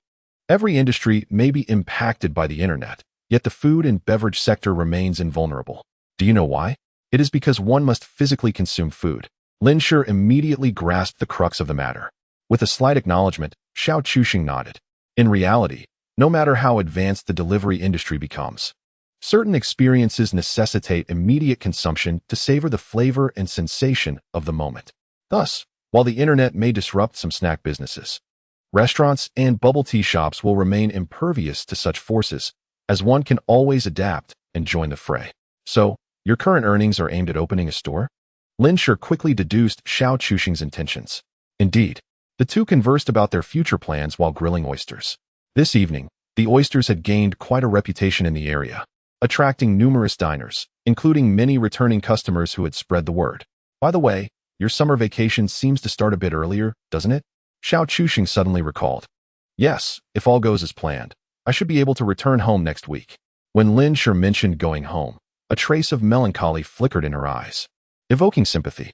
You should come to Hangzhou directly for the summer vacation and rent a place here, Xiao Chuxing decisively suggested. And when school resumes in the latter half of the year, move your household registration to the school. A spark of excitement lit up Lin Shi's gaze, as she had not previously contemplated such possibilities. Boss, I'll have 10 grilled oysters, 2 yuan each, right? Xiao Chuxing instinctively replied, yes, 2 yuan each. Yet, as the words left his mouth, he furrowed his brow, realizing the customer's voice sounded eerily familiar. Upon looking up, he locked eyes with Su Hai. In that instant, the atmosphere seemed to freeze. Su Hai's mind momentarily halted, filled with questions. Where am I? Who am I? What am I doing? After an indeterminate amount of time, he finally exclaimed, what the heck, you beast? Is this what you meant by having something going on? Why are you setting up a stall in this place? Xiao Chuxing rubbed his temples, Realizing that he should have anticipated this, the area was predominantly populated with internet cafes, and it was only logical that this group would invariably indulge in late-night gaming snacks. Given the popularity of his barbecue stall, it was highly probable that students from the nearby school would flock to his establishment. Upon recognizing Xiao Chusheng, Su-hai shed any pretense of hesitation and approached, exclaiming, "I must say, this business of yours is quite impressive." Xiao Chusheng refrained from elaborating too much and instead inquired, "What brings you here?" "We heard that there's a barbecue stall nearby with an exquisite aroma, and the proprietress is exceptionally beautiful. We happen to be hungry, so we decided to drop by for a taste, but I never expected to find you here," Su-hai replied, somewhat taken aback. Su-hai was momentarily speechless but soon realized something, his gaze fixating on Lin Shi, who stood beside Xiao Chusheng, unable to divert his eyes. "What? Are you seriously seeing someone else now? What about Chi Daxiua? Isn't she around anymore?" Chapter 34. Straddling two boats, Su-hai observed Qi Shanshan, who was busily preparing barbecue nearby, and was in disbelief. He never imagined that Xiao Chusheng was not merely distracted by another romance. Instead, he was indeed straddling two boats. Xiao Chusheng was fully aware of Su-hai's thoughts, yet he had no intention of denying the situation. After all, there seemed to be no fault in it. It was simply the truth. Although his feelings for the foolish beauty were somewhat convoluted, they could ultimately be classified as an affair. Moreover, allowing this fellow to escape without a fight would be an affront to Xiao Chusheng's pride, having already invested so much in her. He felt an insatiable need to reclaim something in return to ease his troubled heart. Su-hai lowered his voice to gossip. "Come on, tell me, what's the deal with this proprietress? Why are you here helping her out?" Xiao Chusheng paused for a moment, finally grasping Su-hai's implication. This fellow seemed to think he was currying favor with Lin Shi in a bid to win her affection. Was it not conceivable that he was, in fact, the proprietor? Clearing his throat, Xiao Chusheng replied, "What?" Su-hai looked incredulous. "You've forsaken internet cafes to do this? Are you idle?" Being a student, Su-hai had yet to experience the harsh realities of society and was oblivious to the challenges that awaited him beyond the ivory tower. Of course, in 2007, the prevailing societal ethos still revolved around striving for a better future, unlike later generations who felt their dreams slip away, succumbing to a society fixated on wealth and materialism. Xiao Chusheng chose not to delve into explanations, as he recognized that he was a young body housing a jaded soul. Perspectives on the same matter vary greatly across different ages and stages of life. "So, what exactly is your relationship with that stunning beauty?" Su-hai asked, barely daring to breathe in Lin Shi's presence, primarily because she appeared older and was undeniably alluring. He was the type to feel psychologically dwarfed in the presence of women, which explained his lack of assertiveness in marriage, often manipulated by his wife into misusing funds. Xiao Chusheng briefly introduced the two. "Su-hai, a classmate of mine. Lin Shi." He suddenly felt a mischievous impulse and, with a playful smirk, added, "She's my kept college student." Su-hai was left utterly bewildered, disbelief etched across his face. Lin Shi is indeed more intriguing. This fellow deliberately played along with Xiao Chusheng's words. "Hello, I am his pampered university student. Please take care of me." This remark from Lin Shi left Su-hai questioning his very existence, his gaze towards Xiao Chusheng filled with admiration. "Are you two not just teasing me?" The more he pondered, the more implausible it seemed. Yet, observing the serious demeanor of both, doubts began to creep into his heart. The reason Lin Shi and Xiao Chusheng appeared so earnest was that this jest, if one could even call it a jest, bore a semblance of truth, an intricate blend of fact and fiction. After sufficiently toying with him, Xiao Chusheng remarked, "See, I speak the truth, yet you refuse to believe it. Hurry up and take your things and leave." Su-hai chuckled. "Given our relationship, is there a discount?" "Our relationship? That would mean an increase in price." Xiao Chusheng retorted with newfound confidence. "For strangers, it's half the price. For acquaintances, a grand total. Surely you ought to be more considerate." Su-hai, taken aback, realized that this fellow truly possessed the cunning demeanor of a shrewd merchant. Ultimately, he resignedly paid and departed, as the items purchased were not solely for his benefit. Accompanying him in the internet CAF were several classmates from different classes and a few from other schools, not exactly acquaintances. Thus he could not allow Xiao Chusheng to suffer a loss. After seeing Su-hai off, Lin Shi curiously inquired, "Why didn't you ask him for help?" Xiao Chusheng spoke with a weighty tone. "Being good at play does not equate to being reliable in business. When money is involved, many hearts waver. Lin Shi, deep in thought, gazed at Xiao Chusheng and quietly asked, "Do you trust me that much?" The secret of his rebirth had long ceased to be a secret for Lin Shi, though it remained unspoken. Xiao Chusheng feigned ignorance. "Of course, transforming you into my likeness. I inherently trust you." Lin Shi was taken aback by Xiao Chusheng's sudden boldness, her cheeks flushing crimson as she instinctively smacked his arm. "You are incorrigible." The force of her action nearly toppled the barbecue grill. "Be gentle, will you? Isn't it your fault for speaking so recklessly?" At that moment, Lin Shi was still an innocent young lady, unaccustomed to such teasing. Her face was so warm it could practically fry an egg.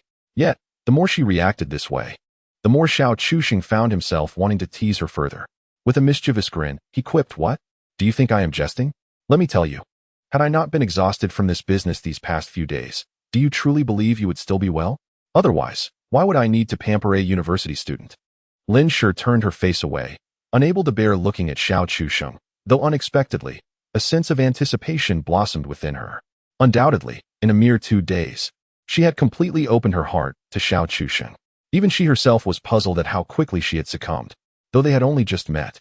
There was an inexplicable feeling that they had known each other for many years. It was remarkably profound. Xiao Chusheng smiled gently, his heart blooming with joy. The university student version of Lin Shi was truly delightful, vastly different from the aloof version from his previous life. The current her exuded vitality and a certain vivaciousness, perhaps because she had not yet lost hope in life. Reflecting upon this, Xiao Chusheng felt immensely grateful for his timely return. "Fool, come here." Xiao Chusheng called out to the foolish beauty, Qi Shanshan. "Did you call me?" The foolish beauty, oblivious to her own lack of awareness, even sought confirmation. "Go buy some dinner. Anything like noodles or rice dishes will do. We need to stave off hunger." Standing at the stall for an entire evening without consuming something high in calories would truly be unbearable. "Oh." The foolish beauty obediently stood up from the small table, brushed off the dust from her rear, and prepared to leave. Lin Shi quickly jogged to catch up, saying, "I'll go with her. It's unsafe for her to be out alone at this hour." Not far off, Chun Bin and the others, who had been keeping watch, also followed suit, intent on ensuring the safety of the two. Xiao Chusheng watched them depart, unable to suppress a chuckle as he teased, "What is unsafe? It's merely shyness that she is too embarrassed to admit." As several competitors had refrained from calling out today, a considerable number of customers had flocked to Xiao Chusheng's stall. Thus, by a little past 10, the ingredients he had prepared were nearly depleted. The oysters were particularly astonishing. Upon inspection, only 3 remained. "It seems it's time to close up," Xiao Chusheng lamented. Lin Shi was thoroughly impressed, exclaiming, "Did you earn an extraordinary amount today?" "Indeed. But tomorrow's earnings won't match today's. All right, go call Chun Bin and the others over." Xiao Chusheng decided to extend a small favor to them. "Boss, do you have any plans?" Chun Bin asked, grinning as he approached with his team. "In a moment, take these and share them with the guys," Xiao Chusheng replied, placing the remaining skewers onto the grill. The assortment was rather mixed, and with the peak customer flow having passed, he felt it unnecessary to linger. Returning home early seemed more prudent. Although the skewers weren't a significant benefit, they would help foster camaraderie. "Your boss's wife has relied on you for protection lately," Xiao Chusheng remarked, casually brushing the dipping sauce while engaging in light conversation. The others eagerly agreed. Having already caught a whiff of the enticing aroma since they set up the stall, their appetites peaked. Once the others finished eating, Xiao Chusheng began to pack up. But Chun Bin and the others quickly interjected, "You're the boss. We can handle this."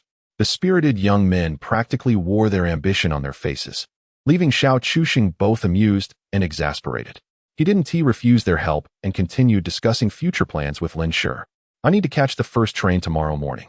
I have class at 9, she said, her tone tinged with reluctance. Xiao Chusheng nodded, "Then I'll see you off." The elegant Lin Shi was momentarily taken aback. Yet the brightness in her eyes was hard to conceal, even as she protested, "Is that necessary?" "It's no trouble," Xiao Chusheng asserted decisively, then shifted the conversation. "What about your family?" Lin Shi replied firmly, "I'm not going back." "All right then, but if you encounter any trouble." Xiao Chusheng scratched his head. "It's quite complicated. We don't have phones. We need to get a mobile device." Xiao Chusheng hadn't considered purchasing a phone immediately, as his business was still quite modest. And in this era, most people still used basic phones. A basic phone is truly of little use. A smartphone? No. That's too expensive. Lin Shi quickly waved her hand in dismissal. However, Xiao Chuxing felt no misgivings. It was merely a mobile phone, after all. And even the most inexpensive could suffice for making calls. His objective was to ride the wave of the burgeoning mobile internet. So he was willing to make do during this phase. I already have a phone. The voice of the silly beauty floated in from behind them. Both Xiao Chuxing and Lin Shi instinctively paused at the sound, but Xiao Chuxing quickly smiled. I know you do, but we do not. For the sake of convenience in communication, let's make time tomorrow to casually purchase a phone. However, the silly beauty shook her head vigorously, correcting him. I have many phones. The two were momentarily taken aback, but soon realized how endearingly naive she was, causing them to forget that this silly girl was, in fact, quite affluent. Xiao Chuxing raised an eyebrow. You have many? Unused ones? After a brief pause, they returned to the silly beauty's home, where they were met with an astonishing sight. To their amazement, a drawer full of mobile phones awaited them. Nokia, Sony Ericsson, a plethora of brands. Are these all functional? Xiao Chuxing inquired with curiosity. Some batteries are dead, but most are operational, she replied. Noting that most appeared to be suited for men, Xiao Chuxing asked, Are these your father's? Yes. He used to replace his phone every few months, she responded. Xiao Chuxing was not surprised. It is human nature to seek novelty, especially for a wealthy nouveau riche. If this individual lacked such tendencies, then Qi Shanshan's mother would not have been abandoned, nor would she have fallen victim to a mistress. It was not only mobile phones. People and houses followed suit. Qi Shanshan's unscrupulous father had cast her aside, only to build a new family with his mistress. Xiao Chuxing mused that perhaps there were not just one mistress, but maybe a second or even a third. He selected 2 phones that seemed functional. Locating chargers to test them, they work, then these will do. The service center had already closed, and with Lin Shi needing to catch the earliest train the next morning, obtaining a SIM card was out of the question. When you disembark the train tomorrow, procure a mobile SIM card in Shanghai, Xiao Chuxing instructed. Then use that card to send a message to this silly girl, and she can relay the number to me. If you encounter any trouble, just call her. Xiao Chuxing would only have time to get the card by noon, so they would have to rely on the silly beauty as an intermediary for the time being. All right. Lin Shi smiled, not declining. She understood how exceptional her foster parents were. It was possible that Fang Sudong would report them upon returning home. Most likely, he would go straight to the school, but she had managed to evade them in Hangzhou for the past couple of days. Now that the Fang family had no source of income, it was conceivable that Fang Mingwei and Qin Shui were stalking her at school. Xiao Chuxing had dealt with Lin Shi's foster family in his previous life and understood their lack of shame, which prompted him to give Lin Shi a precautionary warning. Very well, let us proceed with this plan. First, let us see how much we have earned today, Xiao Chuxing chuckled, pouring the day's earnings onto the table. The silly beauty was one of their own, and there was no need for pretense. Moreover, this individual was originally wealthy. Perhaps she possesses even greater riches. As Lin Shi meticulously counted the notes, her expression became increasingly animated. It was quite astonishing. Having counted less than half, they had already amassed 3,000? Was this money truly acquired too effortlessly? Lin Shi's incredulity was palpable. While the average monthly salary for many hovered below 3,000, they had managed to earn this sum in a single evening. No, it was even more extraordinary. This was merely one night. Xiao Chuxing, however, maintained an air of remarkable composure. Chuckling softly, with the ingredients I provided, and those oysters, any one of our stalls could easily sell 2,000 in a single night. He attempted to analyze the situation. You see, tonight is merely the first day. Many patrons are drawn here by the novelty, and several of our competitors have lost business to us, resulting in their earnings filling our coffers. Lin Shi felt a tinge of disappointment upon hearing this. She couldn't help but wish for such earnings every day. In truth, there was another reason. Xiao Chuxing suddenly spoke again, glancing at the foolish beauty beside them, who was secretly observing, then at Lin Shi before breaking into a smile. If it weren't for you two, our income would likely be halved. Why? Asked Qi Shanshan, tilting her head in confusion.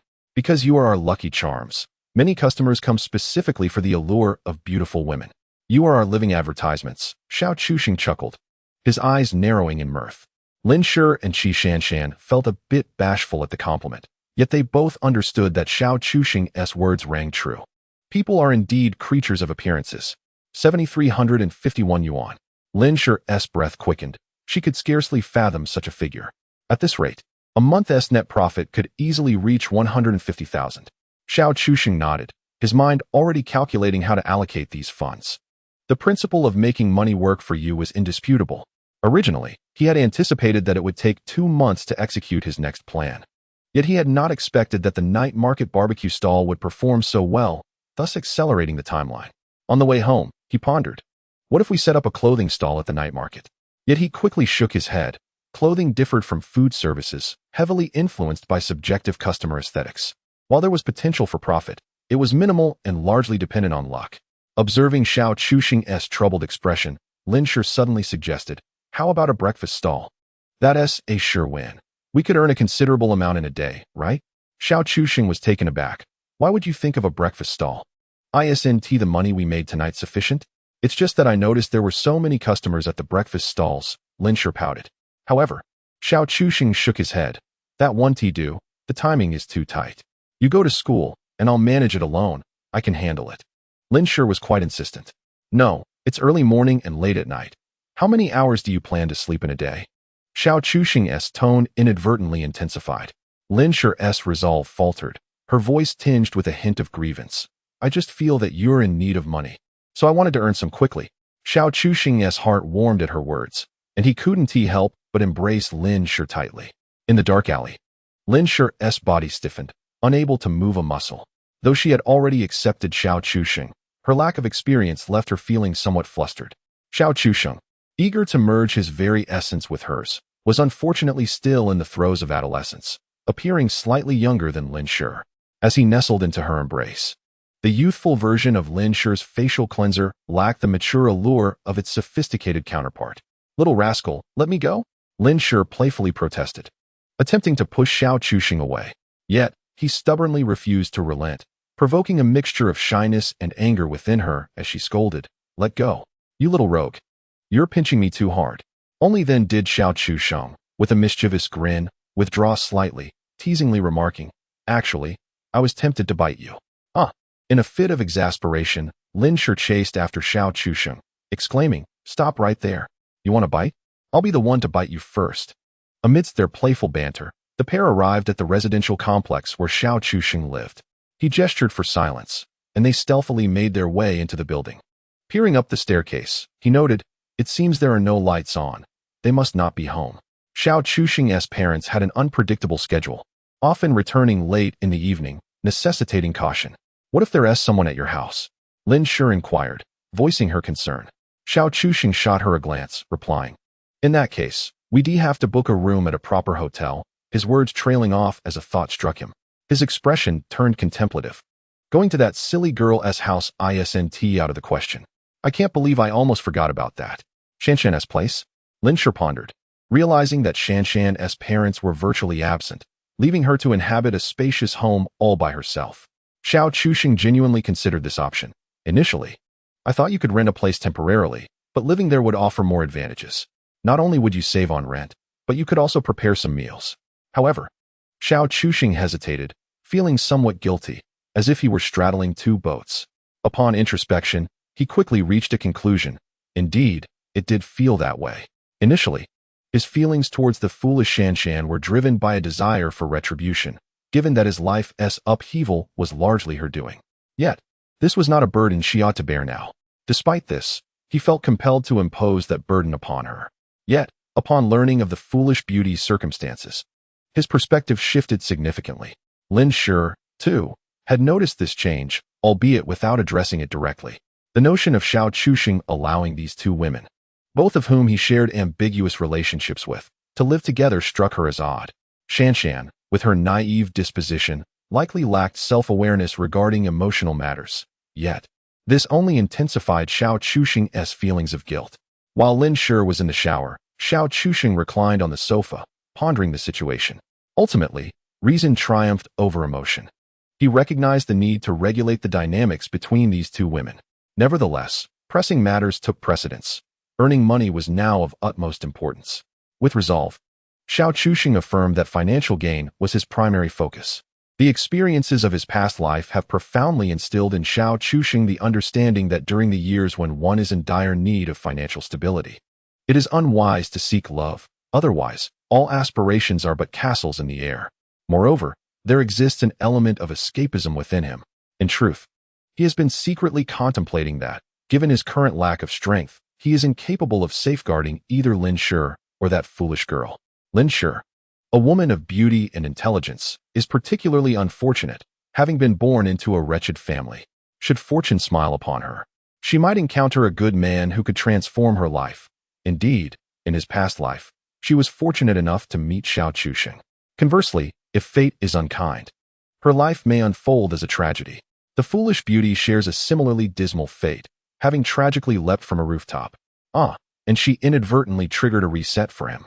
Both women are dangerously beautiful, and when they are together, their allure intensifies.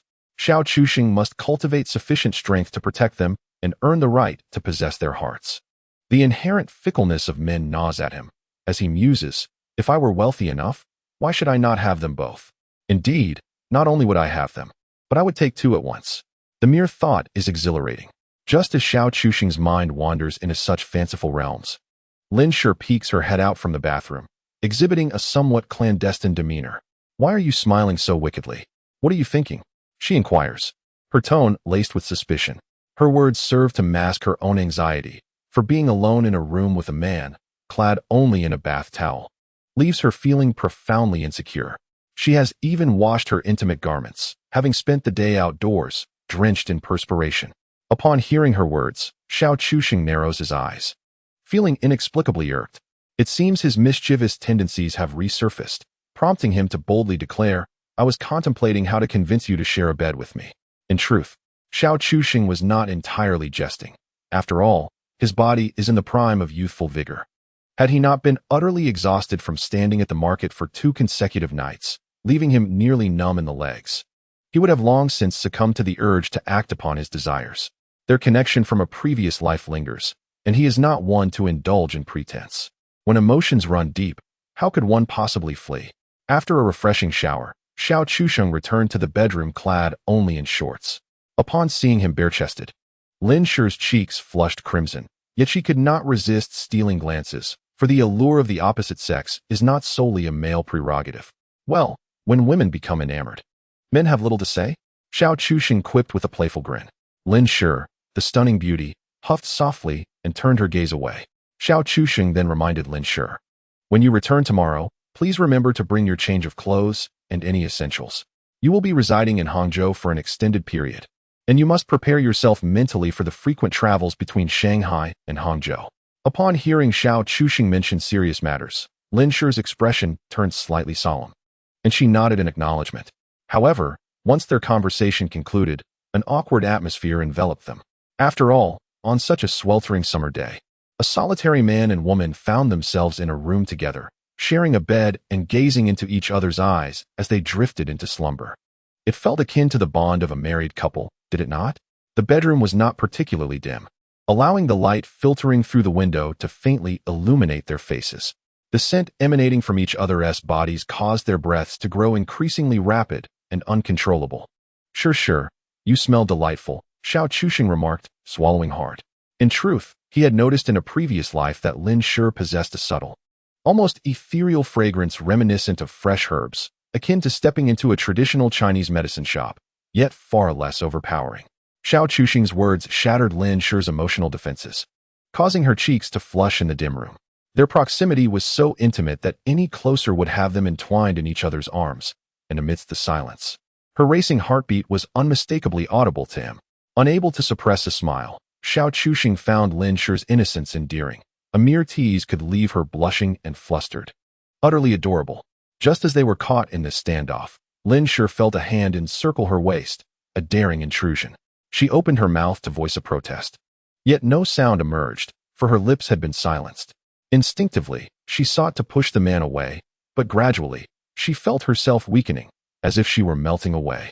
Ultimately, she surrendered to her instincts and reciprocated Xiao Chuxing's advances.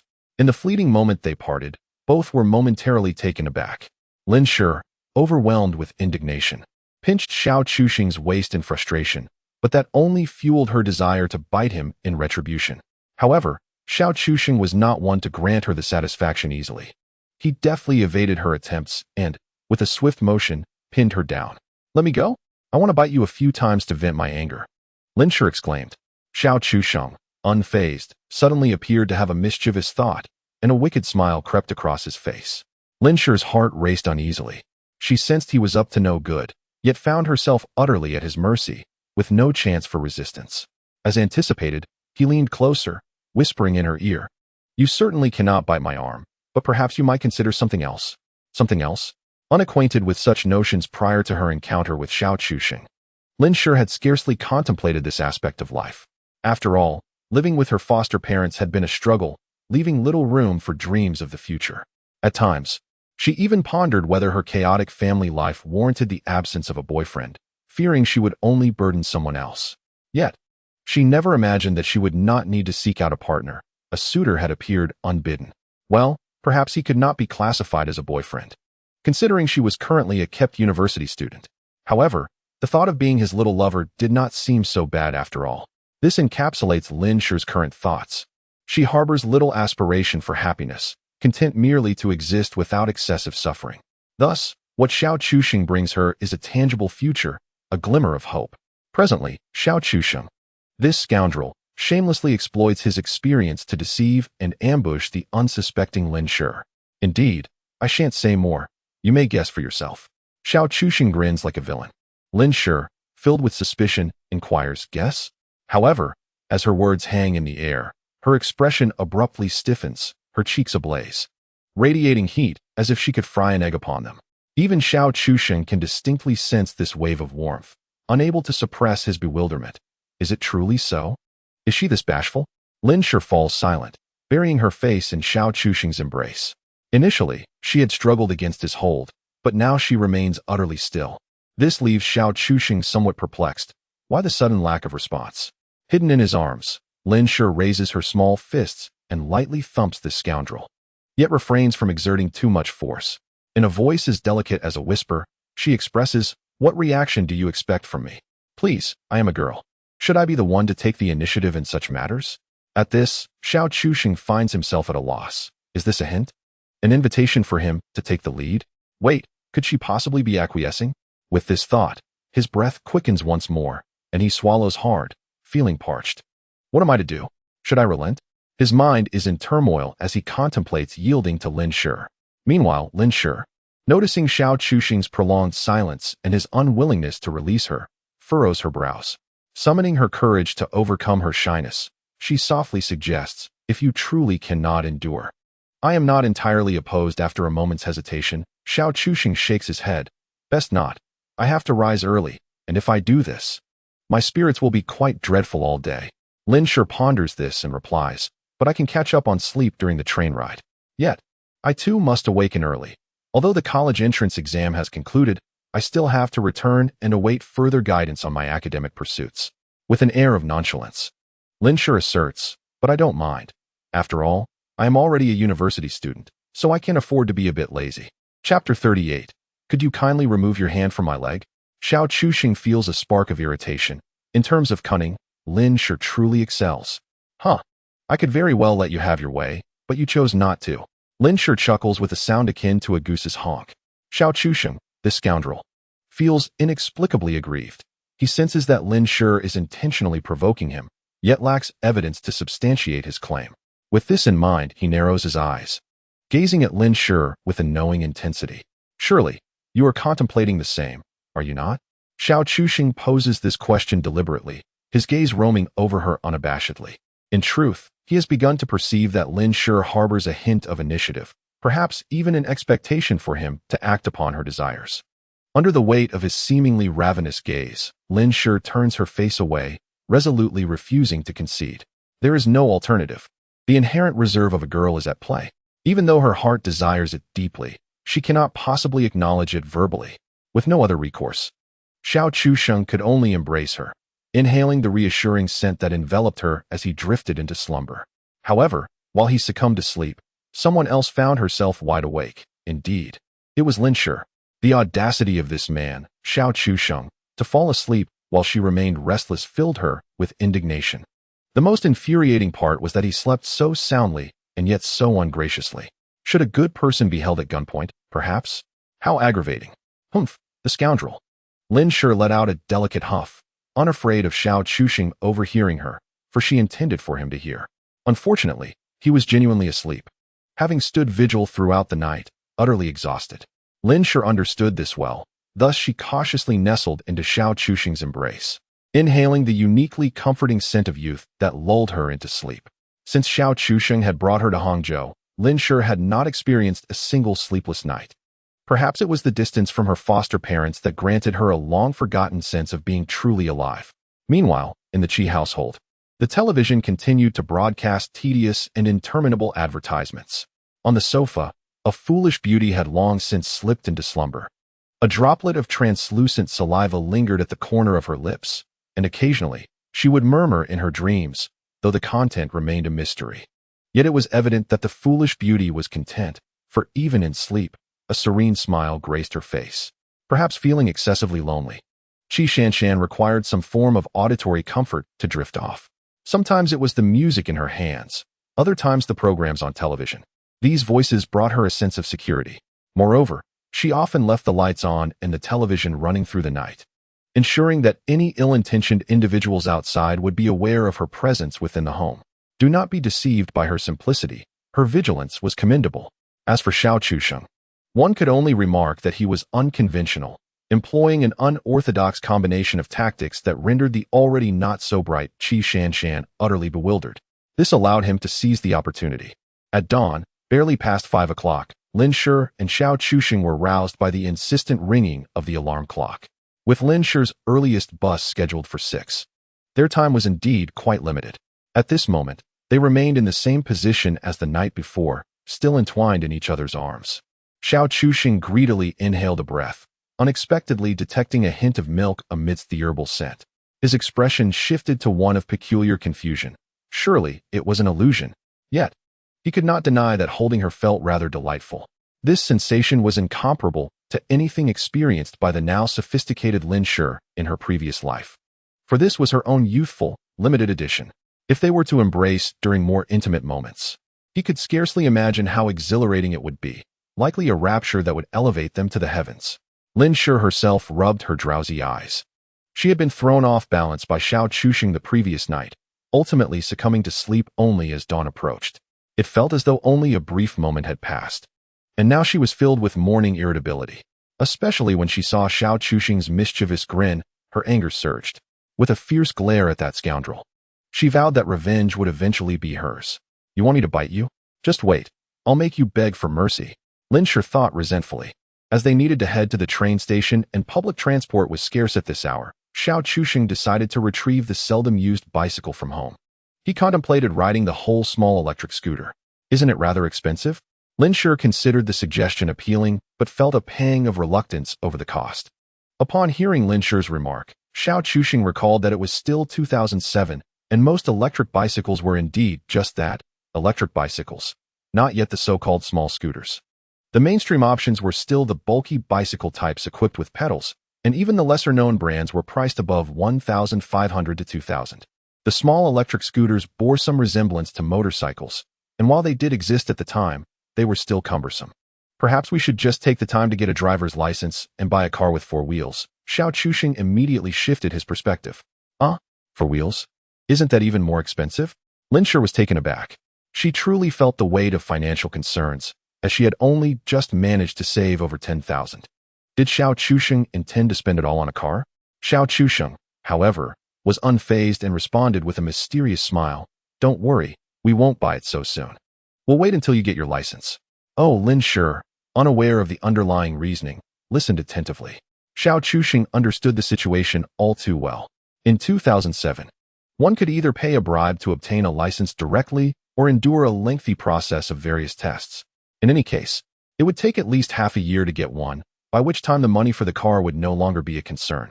While Xiao Chuxing was inflating the bicycle tires, Lin Shi suddenly remarked, "Actually, a car seems unnecessary. We could save that expense." Xiao Chuxing paused momentarily but quickly regained his composure and smiled brightly. "Do you really feel that way?" Lin Shi, somewhat uncertain, pondered for a moment before nodding. "Yes. You have a point, yet also not." Xiao Chuxing began to elaborate. "For now, a car primarily offers convenience, allowing you to drive directly to Shanghai whenever you wish. Isn't that utility rather limited? Lin Shi countered. No, a car, at least in this era, represents a certain social status, Xiao Chusheng explained to Lin Shi. In the future, as we engage in various businesses, we must ensure that others do not underestimate us, as appearances matter greatly and can help us avoid numerous troubles. You must understand, not everyone is astute. There are plenty of people who judge by superficial standards. Xiao Chusheng spoke from his experiences in his previous life as an entrepreneur, which lent weight to his words. Are you seated comfortably? Let us get going, he said, reaching towards the back seat. Lin Shi's mind raced. I understand your reasoning. But could you please remove your hand from my leg before we depart? Chapter 39. You support me, ahem. It was too smooth. And he instinctively touched a few more times. Xiao Chusheng awkwardly coughed twice. It's a pity your legs aren't adorned with black stockings. Lin Shi cast a fleeting glance at him, letting out a delicate huff, choosing to ignore him. Xiao Chusheng chuckled softly as he mounted his bicycle. Midway through his journey, he suddenly recalled that the trend of black stockings did not seem to have gained much popularity until around 2007. In his memory, it seemed that black stockings became ubiquitous around 2009 or 2010, but prior to that, they were quite rare. However, he could not quite pinpoint the reason for their sudden proliferation. His understanding of his past life was limited to his recollections, not an all-encompassing knowledge, which represented a certain constraint of his rebirth. Xiao Chusheng contemplated whether he should seize the opportunity to make his first profit from this trend. Yet, upon further reflection, he realized he lacked specific timelines, and moreover, the potential earnings from such an endeavor were rather meager. To be more precise, the return on investment was disproportionately low. If he were to dedicate the same effort to other ventures, the potential returns would be significantly higher, which is what one refers to as the return ratio. For instance, although Xiao Chusheng earned a decent amount from running a barbecue stall at the night market, the reality was that this business offered a pitiful return on effort. The disparity in income generation between ordinary workers and capitalists lies not in the amount earned, but in the ratio of investment to return. Laborers toil relentlessly to earn the same amount as capitalists, who typically rely on their intellect, often engaging in what is termed as benefit exchange. What is benefit exchange? It is essentially a process of leveraging opportunities for mutual gain, extracting profits from the market through strategic maneuvering. Thus, after careful consideration, Xiao Chusheng resolved not to squander his energy pursuing these meager earnings. If all went according to plan, by the time black stockings became fashionable, his mobile internet venture would be well established. He smirked to himself, envisioning a future where Lin Shi would don black stockings daily for his viewing pleasure. Not only would he gaze, but he would also playfully tear them, two each day. As he prepared to leave, still at his bicycle, Lin Shi waved at him. The hapless man quickly called out, Wait. What is it? Lin Shi inquired, her beautiful eyes wide with curiosity. Without waiting for her response, Xiao Chusheng took her hand and began walking, the bicycle remaining still, one hand holding Lin Shi's and the other steering the bike. Lin Shi observed this scene with a hint of concern, softly cautioning, The bike is unstable like this. Be careful not to fall and hurt your foot. Fear not. I possess great strength, he replied with confidence. So, where are you taking me? Lin Shi asked, puzzled.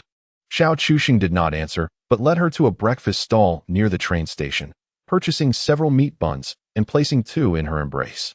He then handed her 2 cups of soybean milk, asking, Is this enough to eat? Lin Shi stared blankly at the meat buns and soybean milk in her arms, her eyes glistening with emotion. It is often in these unremarkable moments that one feels truly touched. No one had ever treated her this way before. Only this little rascal, who had approached her claiming he wished to support her, had shown her such kindness. Is it not enough? He queried, noticing her silence and preparing to offer her one of his own meat buns. However, Lin Shi quickly interjected, It's sufficient. Only then did Xiao Chusheng notice the slight tremor in her voice. In that instant, he discerned that he had touched the most tender part of Lin Shi's heart. Yet it was precisely this that made Xiao Chusheng feel a deeper pang of sympathy for her. Unable to resist the urge to gently stroke her hair and whisper words of comfort. Do not rejoice too prematurely. His tone was laced with a mischievous undertone. As anticipated, Lin Shi looked up at him in bewilderment, her face a canvas of confusion. Was this man impervious to romance? However, the next words that escaped Xiao Chusheng's lips nearly brought forth a torrent of tears from her. For this rogue declared, This is merely the beginning. In the years to come, indeed every single day, you shall find such happiness. Whatever you wish to eat, however much you desire, you will never again have to suffer hunger. Unable to contain her emotions any longer, Lin Shi collapsed into Xiao Chuxing's embrace, tears cascading down her cheeks like raindrops on a pear blossom. With one hand clutching breakfast and the other grasping the bicycle's handlebars, Xiao Chuxing found it challenging to draw her into a closer embrace. Passers-by observed the scene unfold, yet all maintained a respectful distance, adhering to the unspoken etiquette of public decorum. Time slipped by, and eventually, Lin Shi's tears subsided. Xiao Chuxing finally spoke. "All right, you must depart, otherwise, you will miss your train." Lin Shi, wiping her tear-streaked eyes, replied with a smile, "If I miss it, so be it. I shan't return, and you shall support me." Xiao Chuxing, hanging the breakfast upon the bicycle's handlebars, tenderly caressed her hair. "Yes, I shall take care of you. So you need not fear those who wish to bully you. You can focus on your studies and return home with confidence." No words could provide greater solace. Xiao Chuxing undeniably offered Lin Shi a steadfast pillar of support. She nodded earnestly. "Remember to acquire a mobile phone, and if you encounter any trouble, contact us immediately." Before she entered the station, Xiao Chuxing reiterated his instructions, and only after Lin Shi acknowledged her understanding did he allow her to proceed. However, after merely 2 steps, Xiao Chuxing called out to her once more, Sure. Is there something else?" Lin Shi instinctively turned back. Like a concerned guardian, Xiao Chuxing reiterated, "Make sure to eat well at noon. Do not skimp on your meals to save money." While others might perceive these words as tedious, for Lin Shi, they were imbued with an abundance of affection and joy. A radiant smile illuminated her face as she listened intently to Xiao Chuxing's instructions. Suddenly, she embraced his face, catching him off guard, and pressed her lips against his in a fervent kiss. Though brief, the kiss left Xiao Chuxing momentarily dazed, and by the time he regained his composure, Lin Shi had already hurried into the station, her head bowed in embarrassment. Watching her enter, Xiao Chuxing felt an emptiness within, even with the knowledge that she would return in the afternoon. Once Lin Shi's train departed, he pedaled back to school. Despite rising early, by the time he returned after seeing her off, it was nearly 9 o'clock. This rascal munched on a meat bun while sipping soy milk as he walked in, displaying none of the demeanor of a big boss. Upon seeing Xiao Chuxing, Suhai approached him with fervent curiosity. "Is that stall really yours?" Xiao Chuxing did not deny it. "Yes, it is mine." "How much can you earn from it? Is it substantial?" Suhai queried, his curiosity piqued. Unable to fathom how such a bustling stall could generate considerable earnings in a single night. However, observing Xiao Chuxing's relentless efforts, he believed it must be highly profitable. Xiao Chuxing calmly replied, "Business secret." He understood the principle of not revealing financial matters better than anyone else, and naturally, he could not disclose anything to Suhai. "What are you all discussing?" At that moment, Zheng Jiai, whom Xiao Chuxing wished to avoid, unexpectedly interjected. "It's none of your business." Chapter 40. The beast within Xiao Chuxing's expression darkened. Despite his evident resistance, Zheng Jiai persisted in her advances, reminiscent of his own past self. This thought weighed heavily on him. Today, he had rejected Zheng Jiai, yet their positions seemed entirely reversed. Zheng Jiai, looking aggrieved, timidly asked Xiao Chuxing, "Do I really disgust you that much?" Suhai, given his past camaraderie with her, attempted to mediate, signaling to Xiao Chuxing not to be too harsh. However, Xiao Chuxing merely cast a cold glance in his direction, his tone devoid of emotion. "Yes, I do find you repulsive." This single statement rendered Suhai and Zheng Jiai speechless, as they perceived Xiao Chuxing to be an amiable individual. On the surface, this was indeed true, but only within the confines of school. Suhai had truly come to know the real Xiao Chuxing during their entrepreneurial endeavors. In his student days, Xiao Chuxing was easygoing, but that was predicated on a shared foundation. Everyone was a student, and while minor disputes might arise, there were no profound grievances. Thus, there was no need to dwell excessively on trivial matters. Yet, in the professional realm, Xiao Chuxing no longer concealed his sharpness, for he traversed a challenging path. In an era marked by the explosive growth of the internet economy, breaking through the saturated market was nearly impossible. In such an environment, a genial, accommodating individual would only find themselves at the receiving end of adversity. This circumstance unveiled the true beast within Xiao Chuxing. Moreover, upon his rebirth, he no longer tempered his temperament. Friends were one thing, but if one expected him to engage in frivolous games, they could forget it. He had no qualms about severing ties. Xiao Chuxing recognized Zheng Jiayi's intentions. She undoubtedly sought to enlist Su Hai as a mediator, hoping to secure a second chance from him. Su Hai, by nature indecisive, rarely declined requests from others. Coupled with Zheng Jiayi's past as a classmate, he found it even more difficult to refuse. Conversely, the foolish beauty and Lin Shi were unfamiliar to Su Hai, leading him to subconsciously favor the more familiar Zheng Jiayi. Furthermore, another reason lingered in Su Hai's mind. He believed there was no future between Xiao Chuxing and the campus belle, even if they appeared to be dating. Last night, he had also encountered the beautiful woman named Lin Shi. Regardless of who it was, his insecurities as an ordinary person made him feel unworthy of them. Meanwhile, the approachable Xiao Chuxing was instinctively perceived by Su Hai as someone on his level, leading him to conclude that neither Lin Shi nor Qi Shanshan were suitable for Xiao Chuxing. He was convinced they would not end well together, and Zheng Jiayi seemed a more fitting match, as they were of similar standing. Thus, upon her arrival that morning, Zheng Jiayi sought out Su Hai, persuading him to assist her in winning Xiao Chuxing back. But who is Xiao Chuxing now? He is a seasoned individual. Such trivial tricks cannot deceive him. He instantly perceives the awkwardness between Su Hai and Zheng Jiayi. But what connection could possibly exist between them? It must be him. In his view, when one chooses to reject, it must be a complete severance. If love is absent, then there is no need to remain entangled. Any glimmer of hope offered would only invite endless troubles. Therefore, it is not that Xiao Chuxing is heartless. Indeed, he is. A person like him, while love still lingers, will wholeheartedly treat you well, yet once affection fades, he becomes colder than a stranger. The bond and sentiment he shared with Zheng Jiayi had long since dissolved, especially when she sought solace elsewhere in their previous life. In truth, he harbors no lingering affection for Zheng Jiayi. Rather, he believes that if she no longer wishes to be with him, it is best for both to part amicably. What is the meaning of this charade? Thus, in this lifetime, Xiao Chuxing vows not to entertain any feelings for Zheng Jiayi. It is crucial to understand that in matters of love, nothing is more hurtful than indifference. At this moment, Xiao Chuxing embodies such indifference towards Zheng Jiayi. Ignoring her, he cast a detached glance at Su Hai. This is the final warning. Next time, I shall not hesitate to confront you. Su Hai's expression soured. He had merely acted out of goodwill, yet he did not anticipate Xiao Chuxing's utter lack of consideration.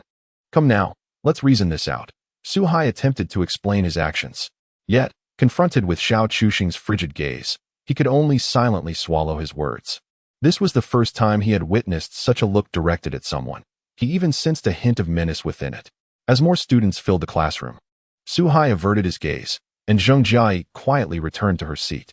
It was evident that she was struggling to contain her emotions, fighting back tears. Xiao Chuxing paid no further attention to the two. His mind was solely occupied with thoughts of making money and those two individuals. Oh, and his family as well. In a certain sense, Lin Shi and that fool might also be considered family. Well, that is settled then.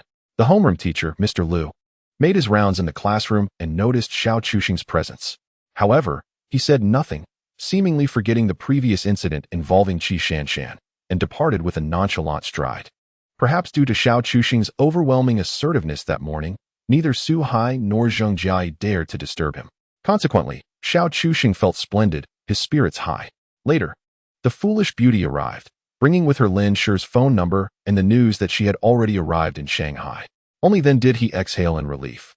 Nodding at the foolish girl as he remarked, "She probably won't make it back by noon. Oh, shall we have lunch together?"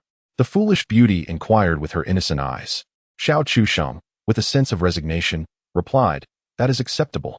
He then coaxed her back to her own class, for with her level of obliviousness, she might have lingered there until noon. Yet, Xiao Chuxing felt an inexplicable sentiment arise within him. He mused to himself that had he chosen a woman with the temperament of a foolish beauty in his past life, perhaps he would not have been burdened with so many unpleasant memories. Yet, upon further reflection, he realized that if he were to have a girlfriend of such a nature, he would likely have become a complacent individual, content with merely finding someone within his class. Indeed, some matters appear to be fated and inescapable. By noon, Su Hai arrived, seemingly with an apologetic demeanor, wishing to invite Xiao Chuxing to lunch. However, Xiao Chuxing declined outright, stating, "I have plans with Qi Shanshan." Su Hai's eyes widened in disbelief, internally grappling with the notion. Are you truly dating the campus beauty, Qi? Before Xiao Chusheng could respond, Qi Shanshan burst through the door, anxiously thrusting her phone into his hands. Upon viewing its contents, Xiao Chusheng's expression shifted dramatically. This foolish girl had seen many of their classmates leave early, prompting her to follow suit. She had then crouched outside his classroom, peeking in, for her beauty was well known throughout the school, making it nearly impossible for anyone to overlook her. In her haste, she had rushed into the classroom, presenting her phone to him, but upon seeing the message, Xiao Chusheng's face darkened, and he swiftly exited the classroom. The silly girl followed closely behind, running at a remarkable speed. Xiao Chusheng abruptly halted, blocking her path. "Why are you following me? You should go eat. I need to find her." She wore a woeful expression, stubbornly pursing her lips. "I want to go too." Faced with her persistence, he could only sigh in exasperation, momentarily at a loss for words. Ultimately, he relented. "Fine, let's go." He had intended to inform old Lu, but time was of the essence. Missing the afternoon would not be a catastrophe, as there was little happening at school these days. It was merely a matter of passing time. Hailing a cab, they made their way directly to the train station. After purchasing tickets, while waiting for the train to arrive, Xiao Chusheng bought 2 boxes of lunch. The vegetarian meals were hardly delectable, but he had little time to ponder such details. He then procured a large bucket of chilled cola, considering the sweltering heat and the crowded train. The two settled in the waiting area to consume their meals, washing them down with a few sips of the sugary beverage before boarding the train.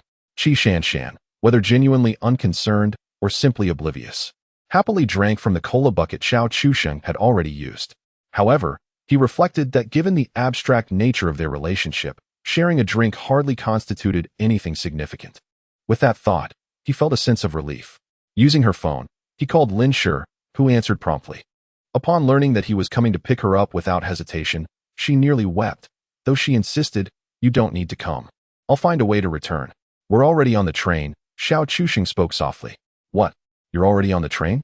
Lin Shi exclaimed, soon piecing together the discrepancy in his words. "Wait, we?" Xiao Chusheng did not conceal the truth, responding with a simple affirmation. "Yes, this foolish girl came along too." "I am not foolish," she retorted. Ch Shanshan pouted her small face, adopting a fierce expression that was oddly endearing. "What? You all came?" Lin Shi was taken aback. "Anyway, just wait, and don't deprive yourself. Have someone bring you some food, and make sure it's good." "Oh, all right." Lin Shi hung up the phone, still in a daze, murmuring to herself, "She's coming too." As these thoughts swirled in her mind, Lin Shi felt a tumult of emotions. She harbored a peculiar sentiment towards Ch Shanshan, a girl who was both adorably foolish and rather charming. Yet, she was equally perplexed by the nature of this naive girl's feelings for Xiao Chusheng. The fact that this innocent girl had come to pick her up without a second thought stirred a sense of inexplicable affection within Lin Shi. In moments of deep emotion, rationality often eludes us. In a fleeting instant, she found herself yearning for the three of them to become one family. This notion was rather troubling, impulsive, and even warped. Nonetheless, it was what Lin Shi longed for at that moment. She couldn't bear to part with Xiao Chusheng, nor could she let go of this endearing girl. After all, she had endured considerable hardship in her earlier years, and having encountered someone who genuinely cared for her, she felt reluctant to relinquish anyone. Even though she was acutely aware that such thoughts were inappropriate and that her desires were excessively greedy, she rationalized, "I have suffered so much. I have paid dearly. Is it so wrong to be a little greedy when I finally meet someone who treats me well?" "Lin Shi? Who are you calling? Who's coming?" Lin Shi's roommate, a somewhat introverted girl named Zhu Wan, inquired curiously. Zhu Wan, though modest in stature, was a genuinely kind-hearted individual, adorably characterized by her glasses. Lin Shi found herself at a loss for words, unsure how to explain. Was Xiao Chusheng her boyfriend or merely a benefactor? Regardless of which title she chose, the implication would surely cause quite a stir throughout the finance department. It was important to note that one of the reasons she could not leave was intricately tied to this situation. Just a few days prior, she had spent 2 nights in Hangzhou, returning to class the following morning. To her dismay, the news of her return had somehow spread, and as she was packing her belongings in the dormitory, she was confronted by that senior who had persistently pursued her. Lin Shi had no affection for this individual and had clearly rejected him multiple times, yet he remained undeterred. What was particularly infuriating was his blatant arrogance. He would proclaim to anyone who would listen that Lin Shi would inevitably be his woman and that others should keep their distance from her. Such behavior revealed his self-centered nature and an evident disregard for others' lives, highlighting his poor character. Consequently, Lin Shu's disdain for him only intensified. After finishing her class, she intended to grab a change of clothes and return to Hangzhou. Had time permitted, she would have packed all her belongings from the dormitory. If all went as planned, she would be spending the majority of the upcoming months in Hangzhou. However, as she was still organizing her things, that boy had gathered a group downstairs, complete with flowers, preparing to profess his feelings for her. This news, reported by classmates, left Lin Shu utterly infuriated. The most critical aspect is that this fellow is brazenly proclaiming that he will not relent unless she concedes to him, embodying a form of moral coercion. Moreover, he has rallied a group of male students from his school to confront her. Upon Zhu Wen's return, she even overheard him boasting to his companions about his intentions. When Lin Shu descends, he plans a heartfelt confession, followed by an aggressive kiss, undoubtedly aiming to win her over. He envisions taking her out for a night at a hotel. Upon learning of this situation, Lin Shu was both infuriated and amused.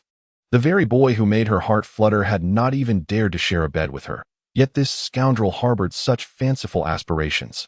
Consequently, she confided in Qi Shanshan, asking her to relay a message to Xiao Chusheng that she might return home later in the afternoon. When this ruffian below grew impatient waiting for her, she would stealthily slip away. It was not that she lacked the courage to confront the situation, but rather, she was alone as a girl against a group. Should they resort to force, it would be utterly distasteful. She had no desire to tarnish her dignity. Zhu Wen, with a beaming smile, scrutinized Lin Shu. "Ah, sure, confess honestly. Where have you been these past few days? You seem different. Could it be that you have fallen in love?" Chapter 42. Lin, you wretched girl. Faced with her roommate's teasing, Lin Shu instinctively felt her cheeks flush. Unable to retort immediately, Zhu Wen had known Lin Shu for 2 years, yet this was the first time she had witnessed such a reaction. Thus, her eyes widened in disbelief. No way, could it be true? Have you two been together these past few days? Did you? It must be said that Zhu Wen was more anxious than Lin Shu herself. Blushing, Lin Shu remained silent, as internally she grappled with a rising tide of emotions. If only Xiao Chusheng were a bit more proactive, she might have yielded willingly. After all, she believed he was the one for her. A boy who would assist her in her predicament without ulterior motives was beyond her comprehension. Yet, even if he were indeed drawn to her physically, what of it? Lin Shu felt a tinge of insecurity. Perhaps her worth was dwindling to merely her physical appearance. Unfortunately, what Lin Shu was oblivious to was that the aforementioned rogue was indeed captivated by her physique, without a doubt. Yet his interest extended beyond that. He was equally enthralled by her intellect. Zhu Wen regarded Lin Shu with a knowing gaze, feeling as though she was witnessing the improbable. A talented woman like Lin Shu falling in love? It was hard to fathom what her romantic life would entail. Thus, she endeavored to extract more information about this man from Lin Shu, such as which school he attended, whether he had already graduated, and where he was employed. Lin Shu often juggled multiple jobs, a fact well known among her roommates, as they were also aware of her family's unfortunate circumstances. Therefore, whenever her exploitative foster parents arrived, her roommates would provide cover, doing their utmost to help Lin Shu evade them. Thus, in Zhu Wen's perspective, it was not inconceivable for Lin Shu to have encountered many men in the workforce, and for her to be pursued by an older, employed gentleman was entirely acceptable. Oh, indeed, there exists a prerequisite. One must not be too advanced in years. Lin Shimin pressed her lips together, momentarily at a loss for words to adequately describe Xiao Chusheng, for he was a complex enigma. Just then, a commotion erupted downstairs. The two leaned toward the window to observe that the impatient individuals below had finally decided to take a more aggressive approach. Initially, that fellow believed that if he displayed sufficient sincerity, Lin Shu would at least grant him the courtesy of an audience. However, under the scorching sun, 3 hours had elapsed. And where were the people? Where were they? Lin Shu was exceedingly heartless, offering them no grace whatsoever. If one were to confess mutual affection, it would be deemed romantic. Yet if it were a one-sided declaration, it devolved into a farcical display of infatuation. Thus, the ruckus attracted a considerable number of onlookers. What was the outcome? The individual involved became the subject of ridicule. Lin Shu, after all, was the belle of her cohort, recognized by several professors as a prodigy. Thus she was quite renowned. Over the past 2 years, countless suitors had professed their feelings for her, and no one was surprised by such declarations. They arrived merely to witness the spectacle, for no one believed success was in the cards.